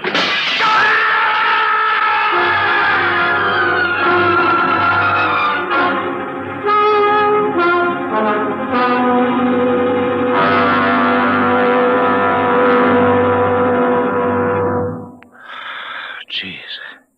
If I hadn't seen it with my own eyes. Duke, we gotta quit this. What's the matter, Charlie? Getting shaky? Oh, you know me, Duke. Takes nerve. Charlie's always been right there. But this, the papers say he killed all 4 drivers. Listen, Duke, that robot is hot. We gotta get rid of it. Stop your blubbering. I don't mind a little heist, but killing 4 guys... You know, Charlie, for a fat man, you certainly have a slim mind. You want to take a lesson from Junior. He doesn't worry. He doesn't even know what a policeman is. He has no conscience. He never sleeps. He doesn't get tired. He doesn't even want a share of the profits. All we need is one more good robbery. You ain't gonna pull another one. Why not? Count me out, Duke. You have to lam out of here with Lola and that thing there. I'm getting too jumpy. The law's going to track that baby. Are you quite finished, Charlie? You got no heart, Duke. You're like Junior, all steel inside. And you're just a big warm-hearted slob. Well, I got nerves. I can't stand the thing. The way it looks at you with that iron face and the clanking around it. Hello, Junior. Hello, Duke. I've just been talking to Charlie. Yes, Duke? You know what I think, Junior? What, Duke? I think Charlie's yellow. You know what happens to people who turn yellow, don't you? Yes, Duke. Tell Charlie. They're evil. We have to destroy them. You see, Charlie? Junior has a sense of values. He doesn't like people who sing to the police. Now, Duke, wait a minute. You know I never turned stoolie or anything like that. I never sang to the coppers in my life. But you'll sing to Junior, won't you, Charlie? What? Sing Junior a nursery rhyme. What do you mean, Duke? You heard me. Sing Junior a nursery rhyme. Maybe Little Bo Peep. Junior likes Little Bo Peep. Duke. Sing it. What? Little Bo Peep has... Duke, listen to me. I didn't... Sing it, Charlie. You can stay here as long as you like, Duke. You too, Junior. You see, Junior? He's yellow. Sing it, Charlie.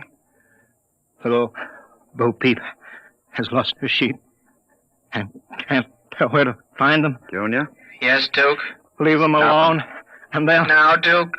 Now, Junior. And they'll come home. Duke! I stopped him, Duke. All right, Junior. Clean him up. Take him down the cellar. Duke, I was in the other room and... Charlie! Oh, Junior, put him down. Take him down to the furnace, Junior. Yes, Duke. Oh, Duke. Duke, you can't. Relax, darling. Stop shaking. Duke, we can't stay here now. No? We've got to get out of here. Charlie's going to be missed. He's got friends. Now we'll have the gangs after us soon. Stop worrying, darling. I'll take care of everything. Where are you going? Out to a travel agency. You and I are going to take a trip, Lola. You leaving me alone? Nothing to worry about. The roadhouse downstairs is closed. Nobody will bother you. Oh, that doesn't frighten me. It's being alone with that thing. I've got the jitters, Duke. It'll only be for the afternoon. I've got to get reservations and plan this thing. Look, honey, 48 hours you and I will be on our way to Switzerland with $500,000 worth of loot. What about Junior? Junior will be taken care of. Pity I have to do it. I'd kind of like to send him out on his own. Why not? He has a fine education. He could go out into... Stop it. How can you get rid of him? Junior will do anything I say. So I'll merely have him get into the furnace and sit there while I fill it with oil and set fire to it. Too bad the professor couldn't have stayed around to see him growing up. He's almost a man now, Junior is. But not quite as clever as a man. He'll find that out after he steps into the furnace. All right.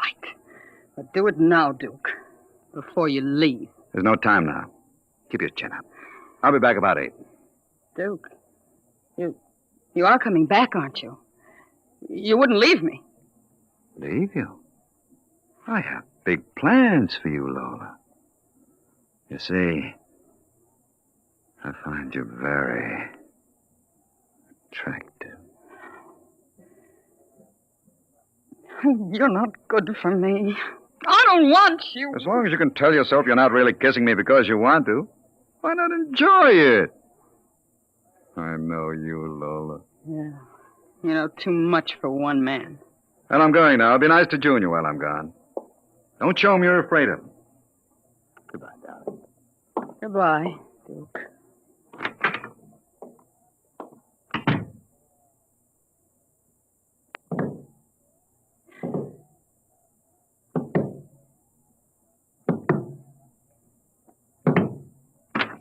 Lola? What, Junior? Lola? Oil me. Oh, Duke might not like it.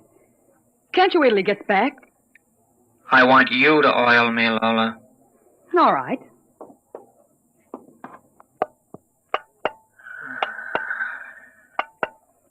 I like you to oil me. Yes, Junior. Are we going away from here, Lola? Yes, we're going away. That'll be nice. I don't like it here. I want to see more things. I want to see a roller coaster. Where'd you hear about a roller coaster? I read about it in a book. Charlie gave me a book. No. Will Duke let me ride on a roller coaster? I don't know. Maybe. You like Duke, Lola? Why, certainly. Do you like me? You know I do, Junior. Lola, What? who do you like best? Me or Duke? I like you both, Junior. Yes. But who do you love? What do you know about love? In the books, man and woman love. Oh. Lola, Yes? do you think anyone will ever love me? I'm different. I'm a robot. You want somebody to love you, Junior? I want something, Lola. I guess that's what I want. It's very lonesome being a robot. Do you think it makes a difference? I think some women can fall in love with anything, Junior. Even with a man like Duke. Why, Lola? Oh, I don't know. Maybe because, well, as long as she thinks her man is the smartest and the strongest. Oh. Where are you going? To wait for Duke. Oh, he won't be home for a while. I'll sit in the hall and wait for him. All right, Junior. I want to be alone and think. How about what? I read in a book today it was bad to kill people. What does that mean? Bad? Bad? I don't know, Junior. Guess it's just a word.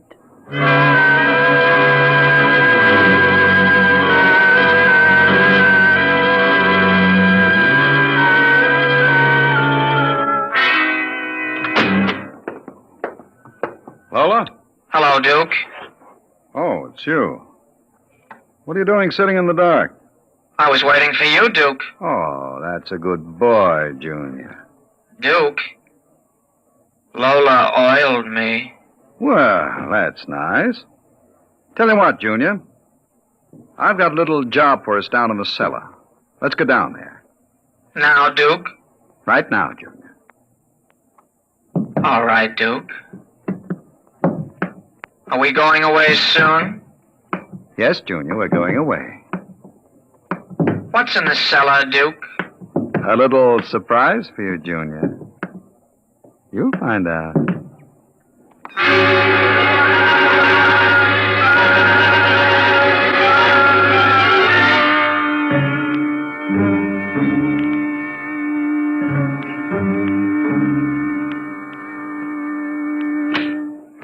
Duke?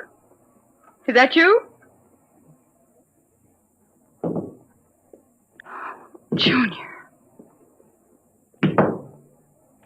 Hello, Lola. I thought I heard Duke come in. He came in. Where is he? Down the cellar. What's he doing? Nothing. Did he say he'd be up soon? No. Maybe you'd better go down and get him. He's dead. No. Oh, he's dead. You said the woman loves the strongest and the smartest. Well, I'm stronger and smarter. But you're a human. I'm almost human, Lola. No. Oh, stay away. Lola. Oh, the metal hand. Don't touch me. I love you, Lola. No. I love you. I love you. I love... And strangely enough, it did sound almost human.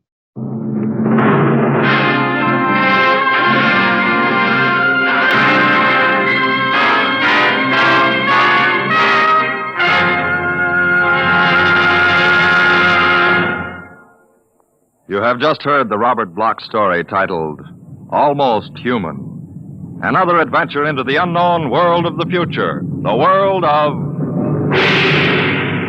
Dimension X.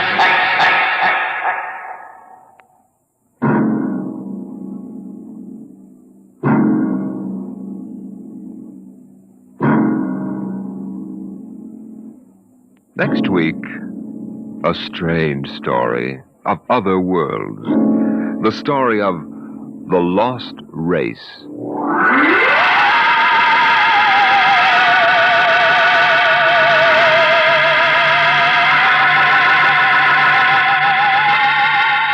tonight's adventure in Dimension X was adapted for radio by George Lefferts. Featured in the cast were Santos Ortega as Duke, Rita Lynn as Lola, and Jackie Grimes as Junior. Your host was Norman Rose. Music by Albert Berman, engineer Bill Chambers. Dimension X is produced by Van Woodward and directed by Edward King.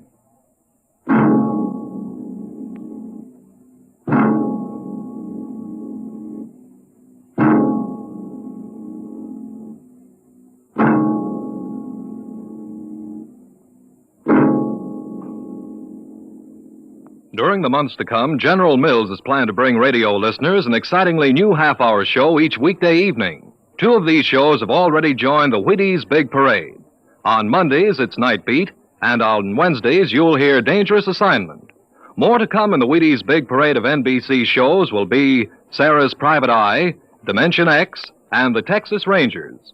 You'll hear all of them in the Wheaties Big Parade of NBC shows. Hear the Phil Harrises tomorrow, Now Truth or Consequences, on NBC.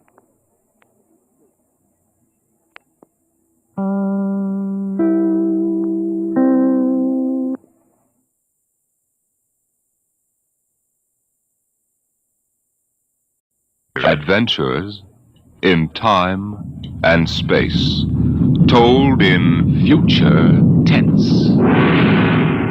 Dimension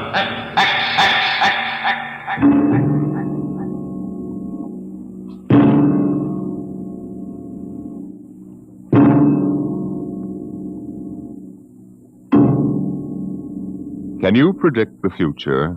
Can you tell what will happen in 100 years? Or in 10? Or in the next minute? Can you look beyond the known dimensions of time and space into the unknown, Dimension X? Tonight we have a strange story to tell. A sweet, blood-curdling little story that is really only 2 sentences long. The last man on Earth sat alone in a room. There was a knock on the door.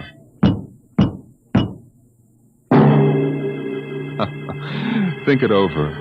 Suppose you were the last man alive on Earth, in the universe for that matter. The last man sitting alone in a room, and suddenly there was a knock on the door. What knocked on the door? You wonder, don't you? Your mind, faced with the unknown, supplies something vaguely horrible. But it isn't horrible, really. You'll see. The last man on Earth sat alone in a room. There was a knock on the door. What? Oh, what's that? Good morning, man. What? Who are you? You have regained consciousness. Who are you? I am Azan. Maybe if I close my eyes, it'll go away. I will not go away, man. No, I guess I am awake. Who? What are you? I am Azan. What's that? Azan is intelligent life. What happened? Where are you from? From Planet 7 in the 3rd galaxy in the 4th quadrant. Where? It is not necessary to repeat information which is correct in the original statement. Planet 7? You mean I'm not on Earth? You are still on your planet. Well, then what are you doing here? The Zans have annexed your world. You mean you've conquered Earth? Yes, that is correct. We will now prepare your planet for habitation by the Zan. Well, how about the people? There is no longer any use for large numbers of lower life forms. Therefore, we have dispensed with them. Dispensed with? You mean you've... When did all this happen? 2 days ago. You have been unconscious until now. You really mean I'm the last man on Earth? That is correct. Identify yourself now. What? Kindly provide data as to your position in the elementary social order of your planet. Well, I'm Walter Phelan, Associate Professor of Anthropology at Nathan University. How is it you speak English? We have deciphered your written and recorded records. It is not difficult to reconstruct your language. Very type of auditory communication. Oh. Is there anything you want to complete your natural habitat? You mean I'm a prisoner? That is correct. What will you want further in your room? Well, do I have to stay here? Yes. The rest of my life? Forever. Then you better bring in my books. I gotta call you something. Do you mind if I call you, George? It is immaterial. All right, then, George. You know, I can't really believe this. That is a characteristic of low-life form. I'm trying to take this in without going off balance completely. I will be back, Associate Professor of Anthropology. It's all right, George. Just call me Walter. Very well, Walter. I will be back with your books. All right, George. I'll be seeing you around. You will not be around, Walter. You will be here.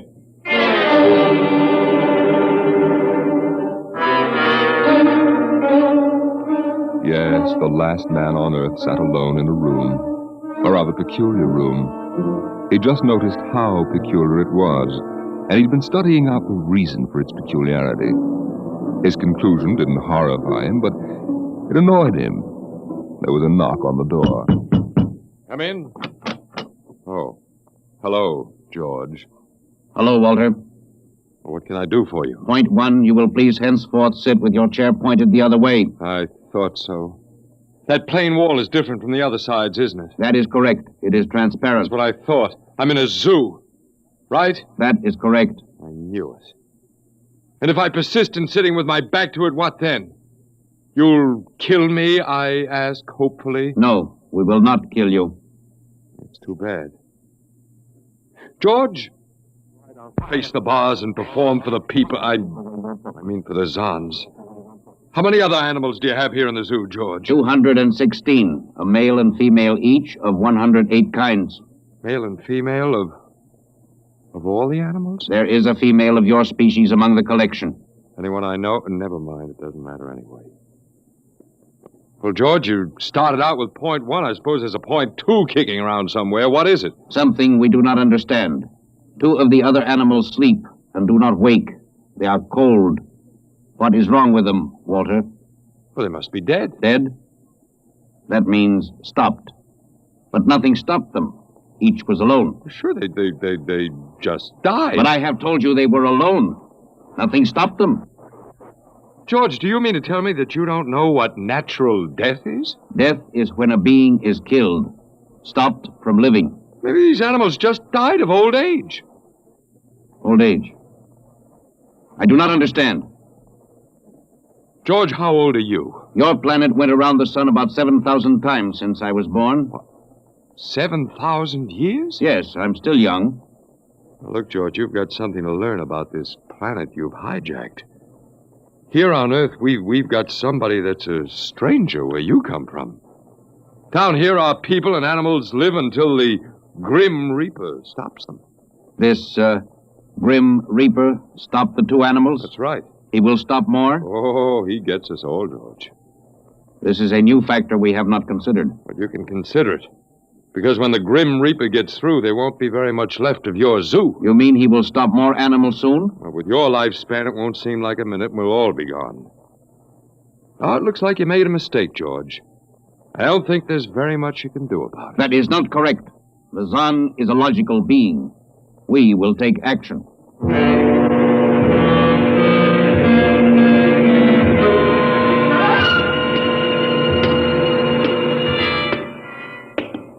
Where are you taking me, George? We will be there shortly. You mean, it's moving day? That is correct. We are here now.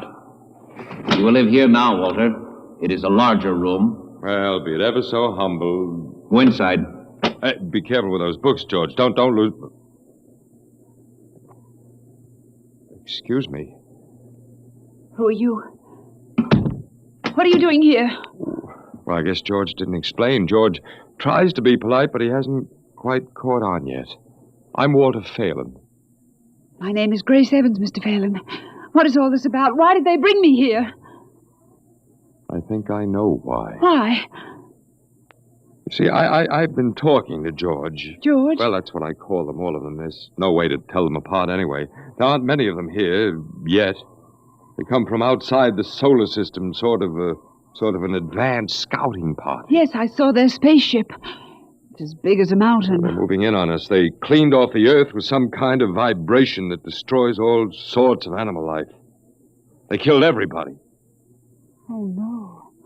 I was afraid. Well, the cheerful note is that you and I and 200-odd other animals were picked up beforehand as specimens for the zoo. You know that this is a zoo, don't you? Yes.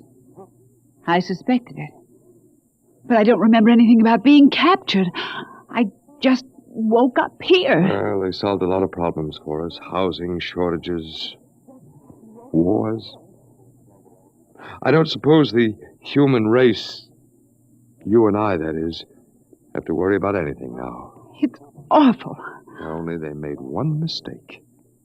They overestimated us. I don't understand. They thought we were immortal. That we were what? Immortal, like they are. Oh, they can be killed. The Zons don't know what natural death is. They didn't know anyway until they lost 2 of us yesterday. You mean there are more than 2 of us? No more of our species. These were merely brother animals. A rabbit and a canary. And by the Zons' way of figuring time, the rest of us are only good for a few minutes apiece anyway. That's a joke on them. They figured they had permanent specimens here in their zoo. But didn't they know that we'd all die eventually? No, I don't think so. See, George told me he was 7,000 years old and he's supposed to be young. When they learned how quickly we die, well, they were probably shocked to the core. If they have cause. How can you talk that way about it? Academic detachment. I learned it at faculty teas. At any rate, they've decided to reorganize their zoo 2 by 2. Oh. Sure, they figure we'll last longer collectively, if not individually. But if they think... That is, if you think for 1 minute... No, don't worry. I don't. But are they going to keep us locked up together in this one little room? I'm afraid so. It's horrible. I agree with you perfectly, my dear. But all personal considerations aside, the least favor we can do the human race is to let it end with us.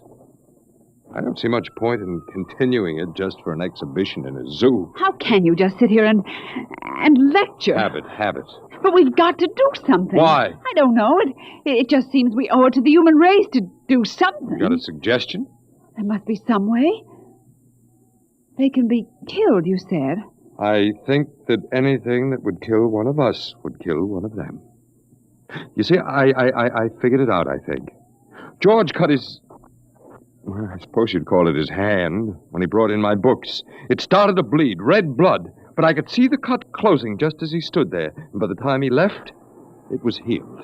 Don't understand. Don't you see, whatever factor there is in man that makes him grow old is missing in the Zon. They just go on and on and on until they're stopped. Yes. But suppose we killed one. There must be some way. Well, but what would be the use? They wouldn't even punish us. They just give us our food through a trapdoor and put a sign out saying, "Beware of the man, dangerous." I don't think they'd have to bother in your case. I don't see anything funny. I'm sorry. Just reminds me of Martha. Martha? My wife. She died 2 years ago. I'm sorry. No, not at all. Oh, it'll be George with my books. Come in. Hello, George. Hello, Walter. Point 1, I have brought your books. Point 1, Well, what else is on your mind? Point 2, another creature sleeps and will not wake. A small feathered one called a duck. It happens, George. I warned you. Old man Death, the Grim Reaper. I told you all about him. Walter, the Council of Zon has met. It has been decided logically that the only intelligent life to escape the vibration is you. Therefore, the logical conclusion is you are stopping these animals by some means unknown to us. George, you're off your trolley. You will tell me now how this is done. You boys afraid you're going to lose the whole zoo? It is necessary to save the remaining specimens as long as possible. If we do not get information, we may be forced to dispense with your species entirely. Now, wait a minute. This means you, Walter, and the female. Now, wait a minute, George. Don't go off half-cocked. Let me take a look at these animals that won't wake up. I will take you there now. Go first, Walter. After you, my dear George.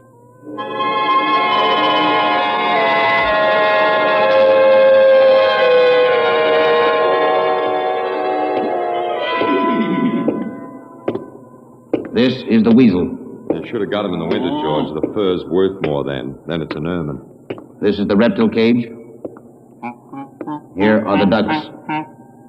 This is the male. The female has been stopped. Lucky girl. What's the matter, fella? You lonely down there? Walter, you will tell me how you stopped the female duck. You got me, George. I didn't do it. Maybe she died of the Dutch elm blight. Walter, you are not being logical. We have concluded you are stopping these animals. Tell us how it is done. I told you, George, I haven't the foggiest notion. Very well. We will have to take further action. Well, what are you going to do, George? We have methods of action you will know soon. We will go back now to your room.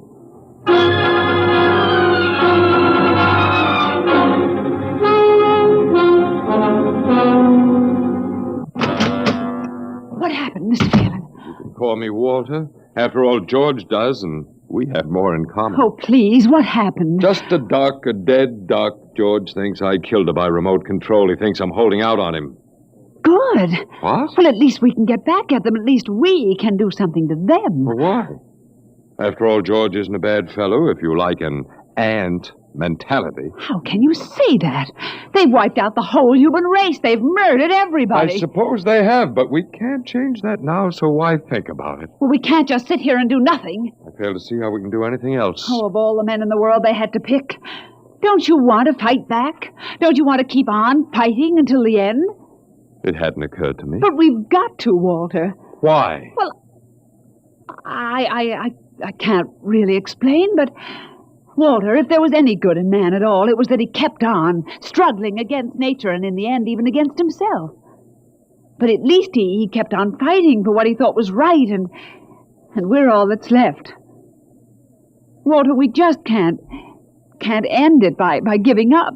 We've got to keep on fighting. You know, you do remind me of Martha. Oh, look, there isn't much left for us, but we could beat them in this one small thing. We can pretend that there's a secret about death, and we could refuse to tell them anything. There isn't anything to tell. Well, they don't know that. Promise me you won't give in. I suppose the worst they can do is to kill us. Oh, Walter. All right, Miss Evans. Hello, George. Hello, Walter. Now, you will tell us how these animals are stopped? George, this may come as a great shock to you, but I've decided not to tell you. Why? Oh, call it a romantic attachment to lost causes. My grandfather was a Confederate officer. Walter, you are not being logical, but that is expected in lower life forms. You will come with me now, Walter. Where are you taking him? To the second level. Come now, Walter. You won't tell them. I can't guarantee anything, but as of now, I don't intend to. We've got to fight. Remember that, Walter. We've got to go out fighting. I think you're right. Come now, Walter. Goodbye. It's been a pleasure, Miss Evans. I am waiting. Come now, Walter. After you, my dear George.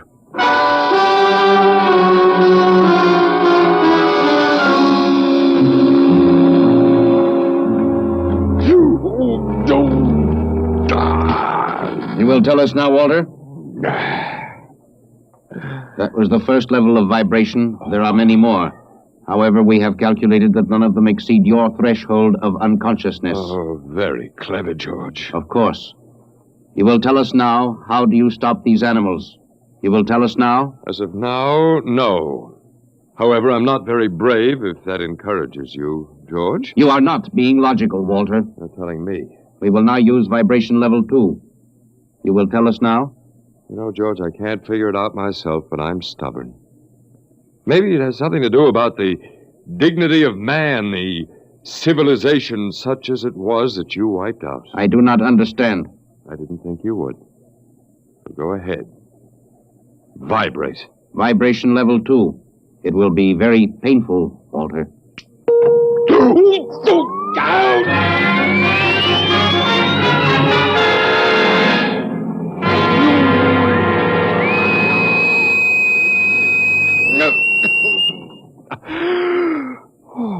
Walter? Walter? You are still conscious. Let me alone, George. You will tell us now. You will tell us how you stopped the animals. Let me alone. We have had vibration levels 1 through 10. There are still 15 more before your threshold of unconsciousness. No, let me alone. Walter, listen to me. Another creature sleeps and will not wake.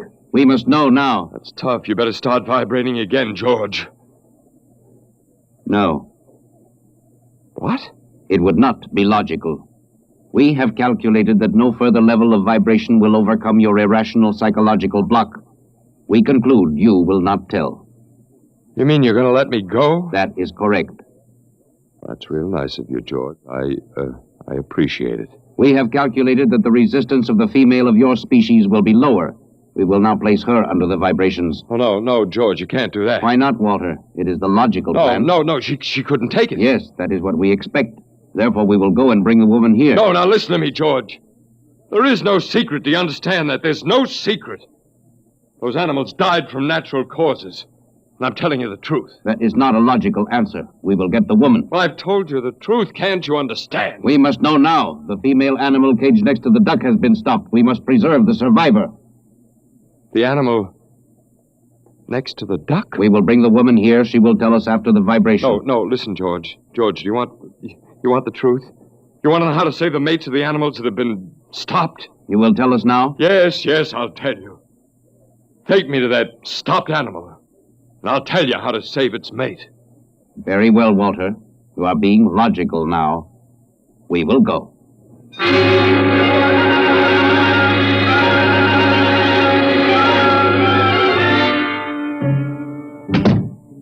Walter, are you all right? Yeah, just let me catch my breath a minute. What happened?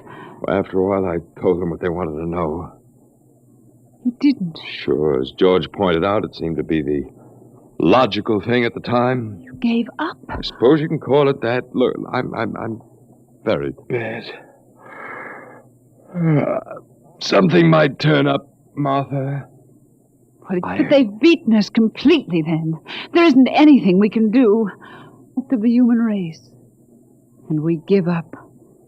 We don't even die fighting. You call me? Oh, I must have said Martha. I'm sorry. The Council of the Zon has met. Something wrong? She was my wife. She died 2 years ago. What were you saying? Nothing. Nothing. It doesn't matter. It's too late. Too late. The whole... What now, George? Zon has been stopped. What? Zon is dead? That is correct. You didn't believe me, George. But you can die. You can really die.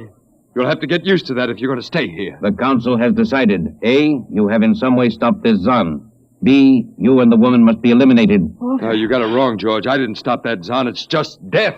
It gets all of us here. You will be eliminated now. But, George, it won't do any good to kill us. It won't save you. Everything that lives on Earth must die. That is not logical. But it's true. The Council has decided. This time, you will have the full vibration. This time?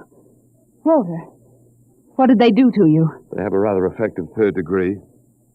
They tortured you, Walter? Yes. And Walter, it was all my fault. I wouldn't even have tried without you. I suppose we have a last chance now to end with some dignity. I think you're a very brave man. Well, there isn't much else to do. Do we go now, George? Now, Walter. Wait, what's that? I have been told another Zon has died. Now will you believe me? The Council of the Zon meets now. 2 gone already, and you were with me, George. You know I didn't kill this one. What stopped him then? I told you it's old man death. You came to the wrong planet, George. Your immortality doesn't go down here. He can stop you, but you can't stop him. And you'll all die if you stick around. And now what? The Council has decided this is a place of death. We will leave your planet. Leave? You mean you're giving up? It is not safe for the Zon. Walter, they're leaving. They're really going. Go on then, George, and don't hurry back. It would not be logical to do so. We are leaving the Earth now. Goodbye, Walter. Goodbye, George.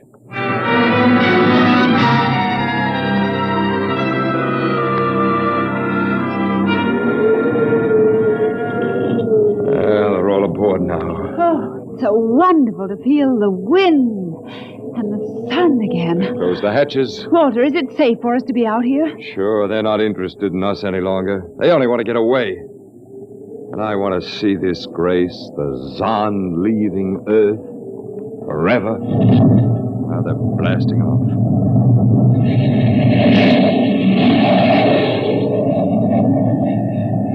There they go. Yes, it's over now. Well, I suppose we might as well go back in. I still don't understand, Walter. What made them go? Oh, I just told them the facts of life. Of death, you mean? No, of life. After all, I thought George was old enough to know at 7,000 years he was getting to be a pretty big boy. I wish you'd stop joking and tell me what happened. Look out for the step. Well, do you remember when the first animals died? Yes, the rabbit and the canary. And their mates just started to pine and waste away? Yes. Well, that worried the Zon. They wanted to keep the last specimens alive if they could. So finally I broke down and told them about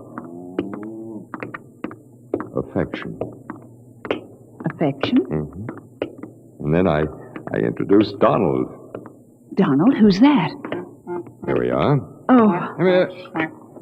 Grace, I want you to meet Donald. Oh, Walter, please. What does affection have to do with it? Well, that's what the Zon wanted to know. I told him it was love that made the world go round, that having lost his mate, Donald would die immediately unless he had affection and constant petting. Petting? Mm-hmm. I even showed him how. Come here, fella. Come here. Yes, I held Donald in my arms and petted him a while, and then I let the Zon take over with the animal in the next cage. What animal? Take a look.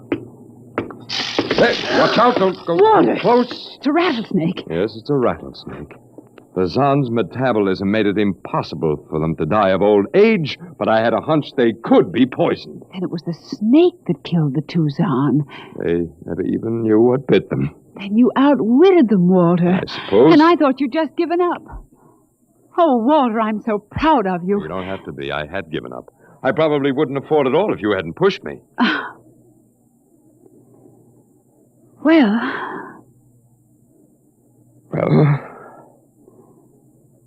we've got a world to plan, a whole new world, Grace. I know. We'll have to decide which animals to let out of the zoo and which ones would be safer to keep in. But first, there's a much bigger problem. What's that? The human race. Oh. Yeah, we've got to make a decision about that. It's a pretty important one. Yes. But... It hasn't been a bad race. Of course, it may go backward for a while until it gets its breath, but... Well, we can save the books and all the most important things and get it started ahead once more. Please, Walter. It's the Garden of Eden. Don't be all over again. Don't be ridiculous, Walter. Funny. You even blush like Martha. Only you're stronger than she was. And prettier, too. I wish you'd forget about Martha. I think I will, my dear, if you'll only give me a little time. Now, Walter Phelan, you listen to me. If you think for 1 minute that we... I thought it would never happen to me again. But it is love that makes the world go round. And so, Grace, if you could only... I wouldn't marry you if you were the last man on earth. But that's exactly what I am. I don't care. I don't even want to talk about it. I'm going out. Well, all right, my dear, but think it over and please come back. You see, I told you. It wasn't really so horrible, our story. Remember how it goes. The last man on Earth sat alone in a room. And then there was a knock on the door. Come in. Come in. Come in, my dear. You see, it wasn't horrible at all.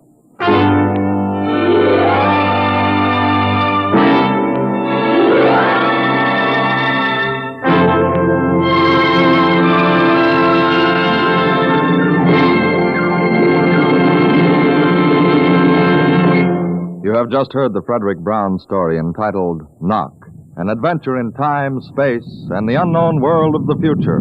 The world of Dimension Now, about next week. Next week, we tell the story of a robot. But a robot that was almost human.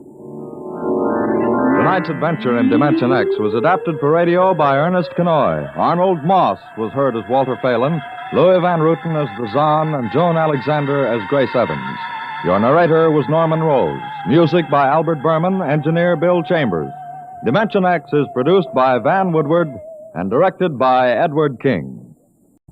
Adventures in time and space. Told in future tense. Dimension X.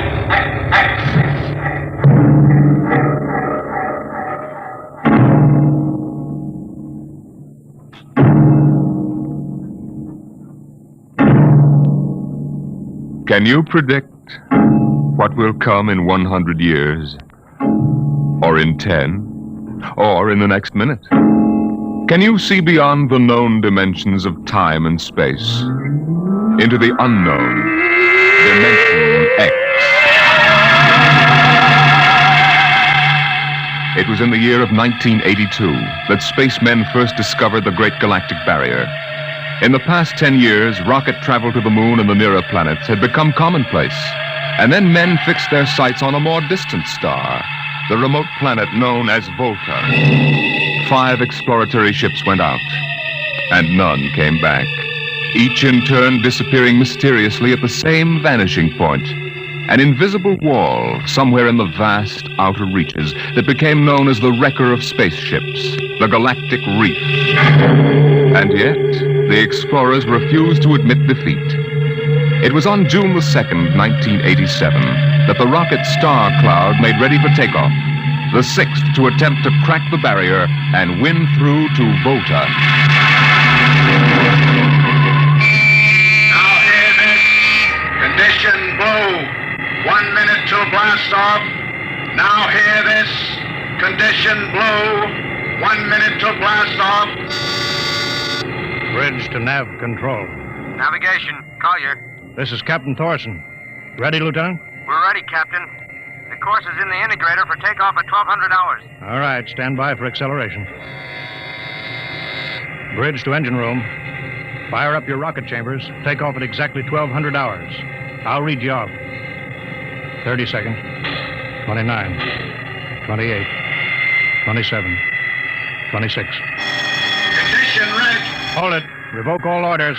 Who turned in that alarm? We've uncovered a stowaway, sir. Stowaway where? Hiding at sick bay. Dr. Spitzlin found him. Have him brought up to the bridge. Engine room. Kill your rocket. Stand by.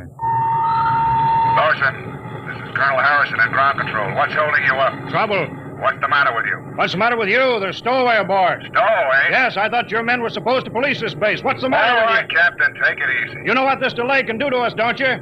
1 minute late at takeoff can throw us 1,000,000 miles off course. We'll have to reintegrate the whole works. Well, look, how long do you think it'll take? Don't bother me for a while. I'm busy here. Stupid idiot. Come in. Here's your stowaway, sir. Now, court-martial. Charlie. Can you use a good radio man, Skipper? Oh, I see you two have met. Met? The Skipper and me made 50 trips to the moon together. Didn't we, Captain? Charlie, if you wanted to come along, why didn't you volunteer? I did, Skipper. They turned me down. What's wrong with you? Oh, acceleration bends. They said my arteries wouldn't stand another trip. Oh, I'm sorry to hear that. But they're wrong, sir. I got one more good trip in me. Now, listen, Captain. You know these green kids don't know the first thing about space radio operation. You put a man like me on, and I'll be getting you bedtime stories from Mars. Now, you know the regulations as well as I do, Charlie. I can't take you much as I'd like to. Colonel Harrison will murder me for this. I'm sorry, Charlie. I have to put you aground. Tell you what, Charlie. I'll ask Harrison to put you on as ground radio contact.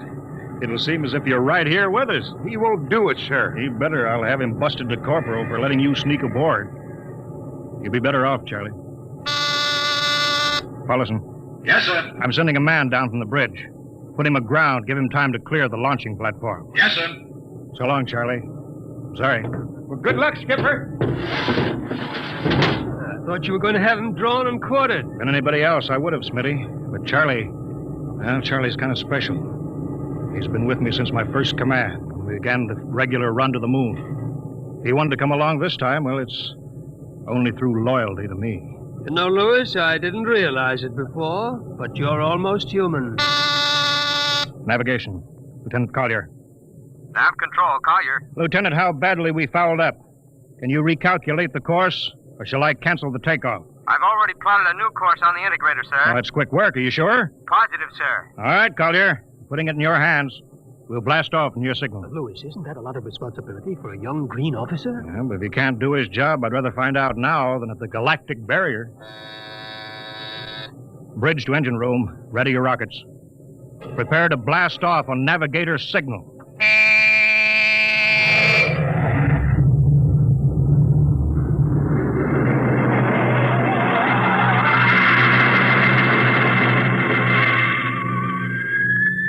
How are we doing, Collier? Coming on the bearing, sir. 4, 3, 2, 0. We've intersected the course vector. That's good work, Collier. Course corrected, sir. Ready to go into atomic overdrive anytime you say. All right, stand by. Now hear this. Prepare for maximum acceleration. Bridge to engine room. Kill your rockets. Rockets out. Fire up number 1 cyclotron. Number 1 ready. Fire up number 2. Number 2 ready. Engineering, withdraw your dampening rods. Fission chamber ready. Blast tubes are clear. Ready. Take it on overdrive. How are we doing, Collier? On course, sir. She's running hot and true. Well, my compliments, Lieutenant. This job would have done your father credit. He was the best navigation officer I ever saw. Thank you, sir. Start your gyros, put her on robot control. All right, ship is yours, Mr. Collier. If you need me, I'll be in Dr. Smithson's office. Yes, sir.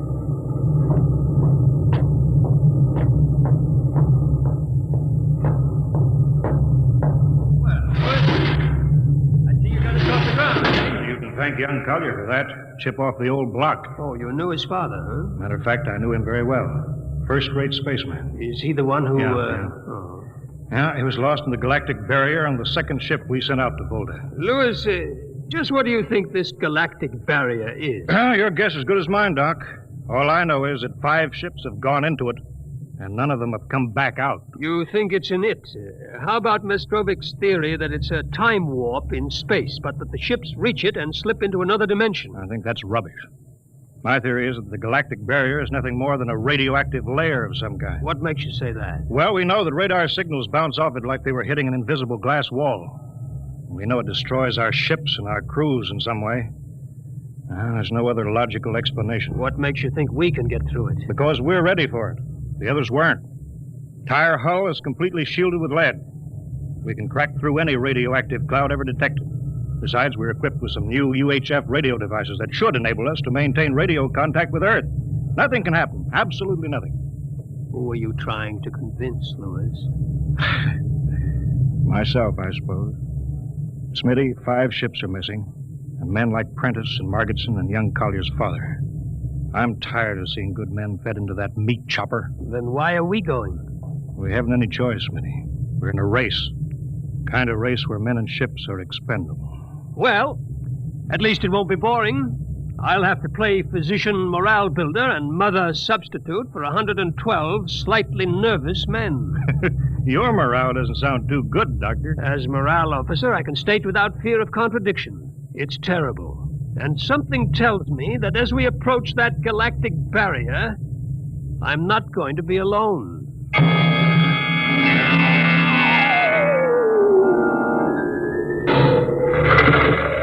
Hello, Earth. Hello, Earth. Captain Thorson of the Star Cloud calling Earth.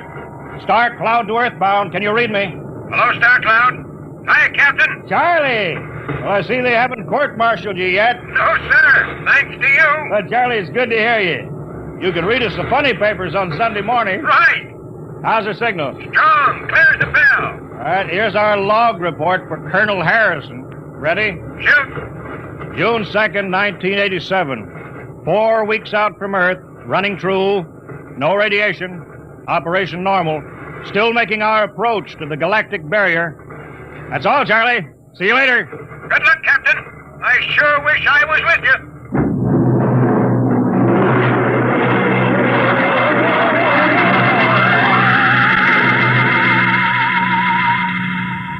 How's the morale, Smitty? Well, the men know we're getting closer to the barrier. They're beginning to show a little tension, Lewis. How's their physical condition? Any sickness? About half the crew has come down with space blues. Badly? Oh, same as usual. Lips and hands with a bluish cast. Eyes sensitive to infrared. I don't know. When I first started flying these tin cans, nobody ever heard of space blue. Well, there's a new theory that is caused by the terrific acceleration of these atomic overdrive ships. The change in gravity affects the circulation. What do you think? Oh, I think it's psychosomatic. I've noticed that the same men who get space blues under tension on a ship tend to get blue coloration back on Earth when they're upset. I guess it's an occupational disease of space navigators. You think it's just nerves, then? I don't know. But young Collier has a bad case. I think it's tension from overwork. Maybe he needs some vitamins. Lewis, when will you realize that vitamins are not the panacea for all the troubles of mankind?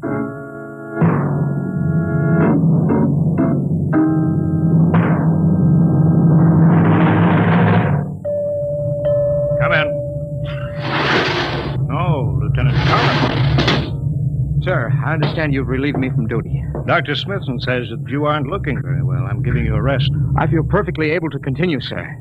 Your lips are as blue as Minnetonka. I'd like to remain at my post, Captain. Don't be foolhardy, Lieutenant. I'm not being foolhardy, sir. I have a special personal reason for wanting this expedition to reach Volta. Your father? Yes, sir. You think he might still be alive? I have to find out what happened, sir. I think I understand. Very well, Collier. Report back to duty.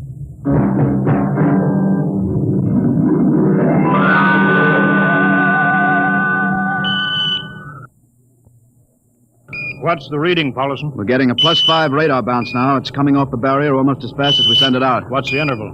0.3 of a second. Shortening steadily. At this rate, we'll hit the wall in the next few minutes. All right, alert the crew. Sound general quarters. Now hear this. Condition red. We are now approaching the galactic barrier. All hands to stations. All radiation detectors to be fully manned. Full security will prevail until further notice. That is all. Paulison. Aye, sir. Radar bounces up to +6. We better try to make final contact with Earth. Spark's still trying to raise the base? Yes, sir, but he's not having much luck. There seems to be some interference. That's the radio room now. Yes? You've got him? Cut in the bridge speaker. The captain will take it from here. Hello. Star Cloud to Earthbound. Can you hear me, Earth? Hello, Skipper. I can barely read you. We're getting heavy static from sunspots. That's not sunspots. We're right on top of the galactic barrier. Stick with us, Charlie. We're switching to the automatic sender now so you can track us in. Okay. If we crack the barrier and come through still in one piece, I'll try to get back to you on the high-frequency band. Gotcha, Skipper. Don't worry. I'll be waiting. So long, Charlie. So long, Star Cloud. We must be getting awfully close now, Captain. The echo's bouncing back so fast it's almost beating the signal. When they coincide, hold onto your hat. That's when we run into the wall. Any second. Hold on. Well, here goes nothing. Here it comes.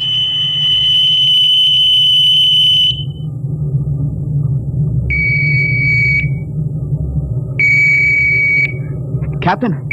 Why, nothing happened. We made it. We made it, Captain. No radiation, no time warp, no nothing. Why, the crew's gone crazy, sir. Let them. They earned it. Say, Doc, can you break out a few bottles of snake bite serum for medicinal purposes? I sure can, Liz. This calls for a celebration. How's your morale now? Couldn't be better. How's yours? Condition what? red. Radiation detected. Condition red. Radiation detected. Good. Holy mackerel. Look at the needle on that indicator. Paulison. I see it, Captain. We're picking radiation like crazy. What's it like? It's a strong wave. What kind is it? I don't know. It's too long for a cosmic ray and too short for UHF. All right, track it down. Triangulate it. Make it fast. I want a directional fix. Yes, sir. Engine room. Yes, sir. We're picking up radioactivity. Is it the fission chambers? No leak, sir. Check your gauges. Nothing here, Captain. Must be coming from outside. Damage control. Yes, Yes, sir. Is our lead shield leaking radiation? Haven't found anything yet, sir. All right, keep at it. Paulson, how you doing? I've got a fix, Captain. Well, what is it? I have to recheck my figures. Well, hurry up. The angle is correct, but I don't... Come on, man, for Pete's sake. It's right, sir. What's right? Speak up. Where's the radiation coming from? It's coming from inside this ship. That's impossible. No, sir. I've checked it twice. Well, then, there's only one thing left to do. Paulson, get a Geiger counter. We're going to start combing the ship inch by inch. Ready, sir. All right, turn it on now. Yes, sir. We'll check the atomic guns first. Cut through the officers' quarters to ordnance. Come on. Wait a minute, sir. What is it? The signal's weaker now. Let's go back.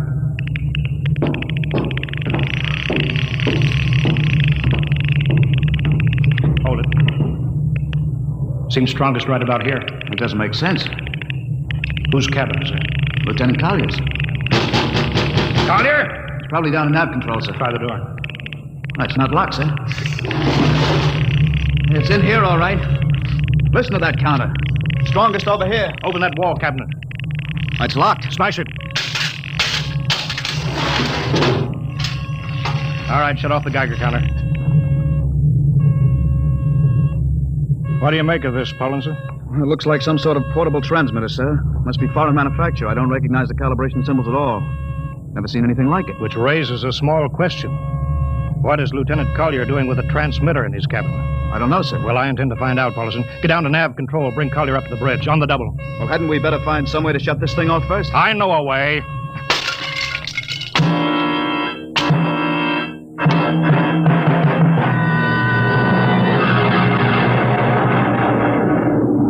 Lieutenant Collier, I'm going to ask a few simple questions, and I want a few simple answers. Yes, sir. What were you doing with the transmitter in your cabin? Transmitter, Captain? You know nothing about it? No, sir, I don't. Do you recognize these calibration symbols? No, sir. Can you think of how it might have been placed in your cabin without your knowing it?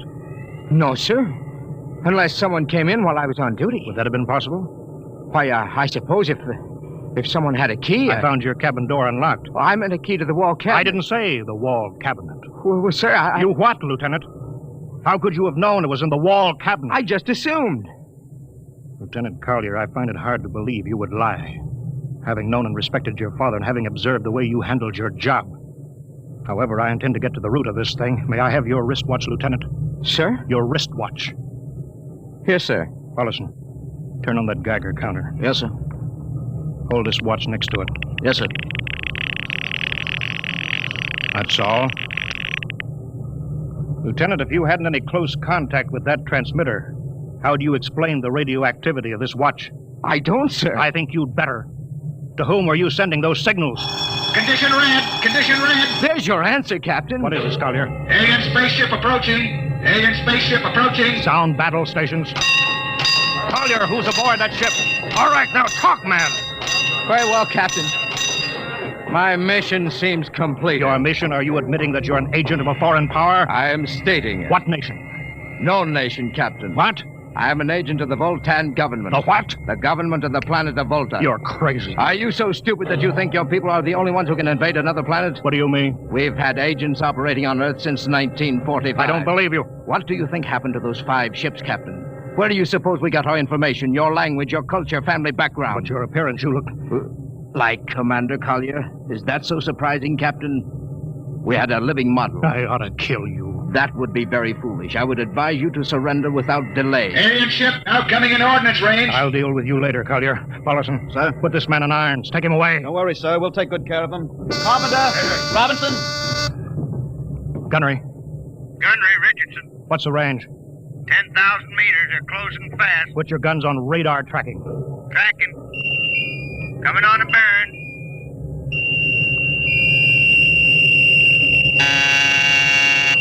Fire. Fire. Richardson, you hear me? Fire. What's the matter down there? Did you hear me? Richardson, answer me. It's no use to shout, Captain. Collier. Yes, Captain. How'd you get loose? Where's Paulson? Lieutenant Paulson is dead. All stations. Lieutenant Collier has escaped. Seize him, man. Don't waste your breath. Your men can't hear you, Captain. What? Those still alive are my men. You're lying. No, Captain. Every ship that has ever left Earth was controlled by a Voltan crew. That's impossible. Those were hand-picked men. Handpicked by us. I don't believe you. Then why not call for help? Carpenter, Robinson, Haley, report. Carpenter, Robinson. You see, Captain, it is quite useless. I would advise you to sit very quietly and do nothing. It isn't possible. They can't all be dead.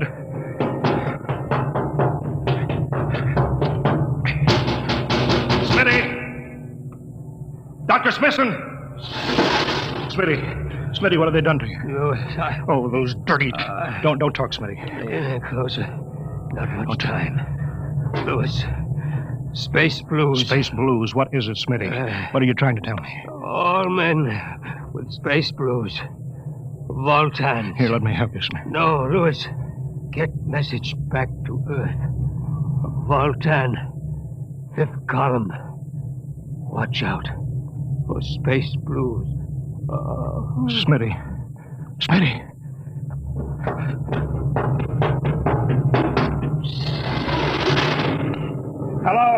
Hello. Star Cloud calling Earthbound. Please, God, let me get through before it's too late. Hello, Star Cloud to Earthbound. Come in, please.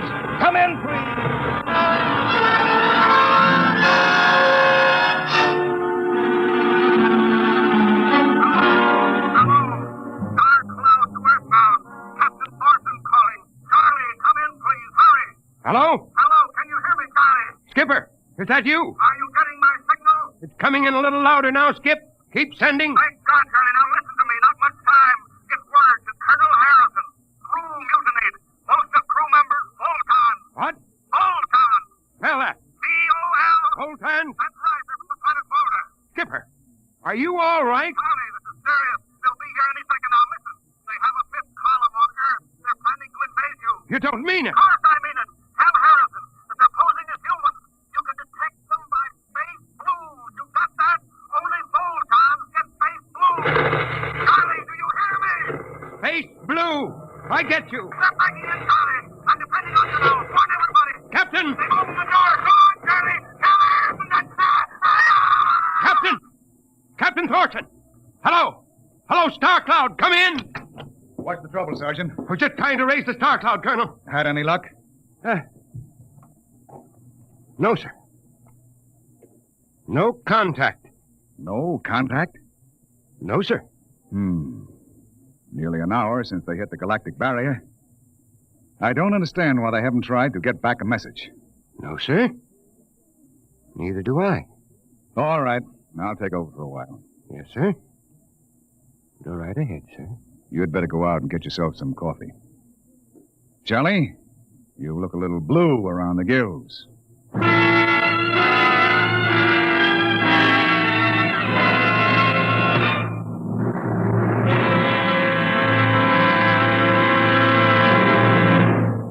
You have just heard No Contact, an adventure in time, space, and the unknown. Dimension X.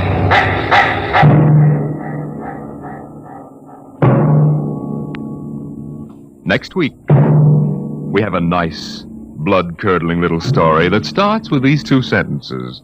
The last man alive on Earth sat alone in a room. And then there was a knock on the door, which raises the question, what knocked on the door? Left to its own devices, the human mind supplies a vaguely horrible answer. But it wasn't so horrible, really. You'll see next week when we present Knock.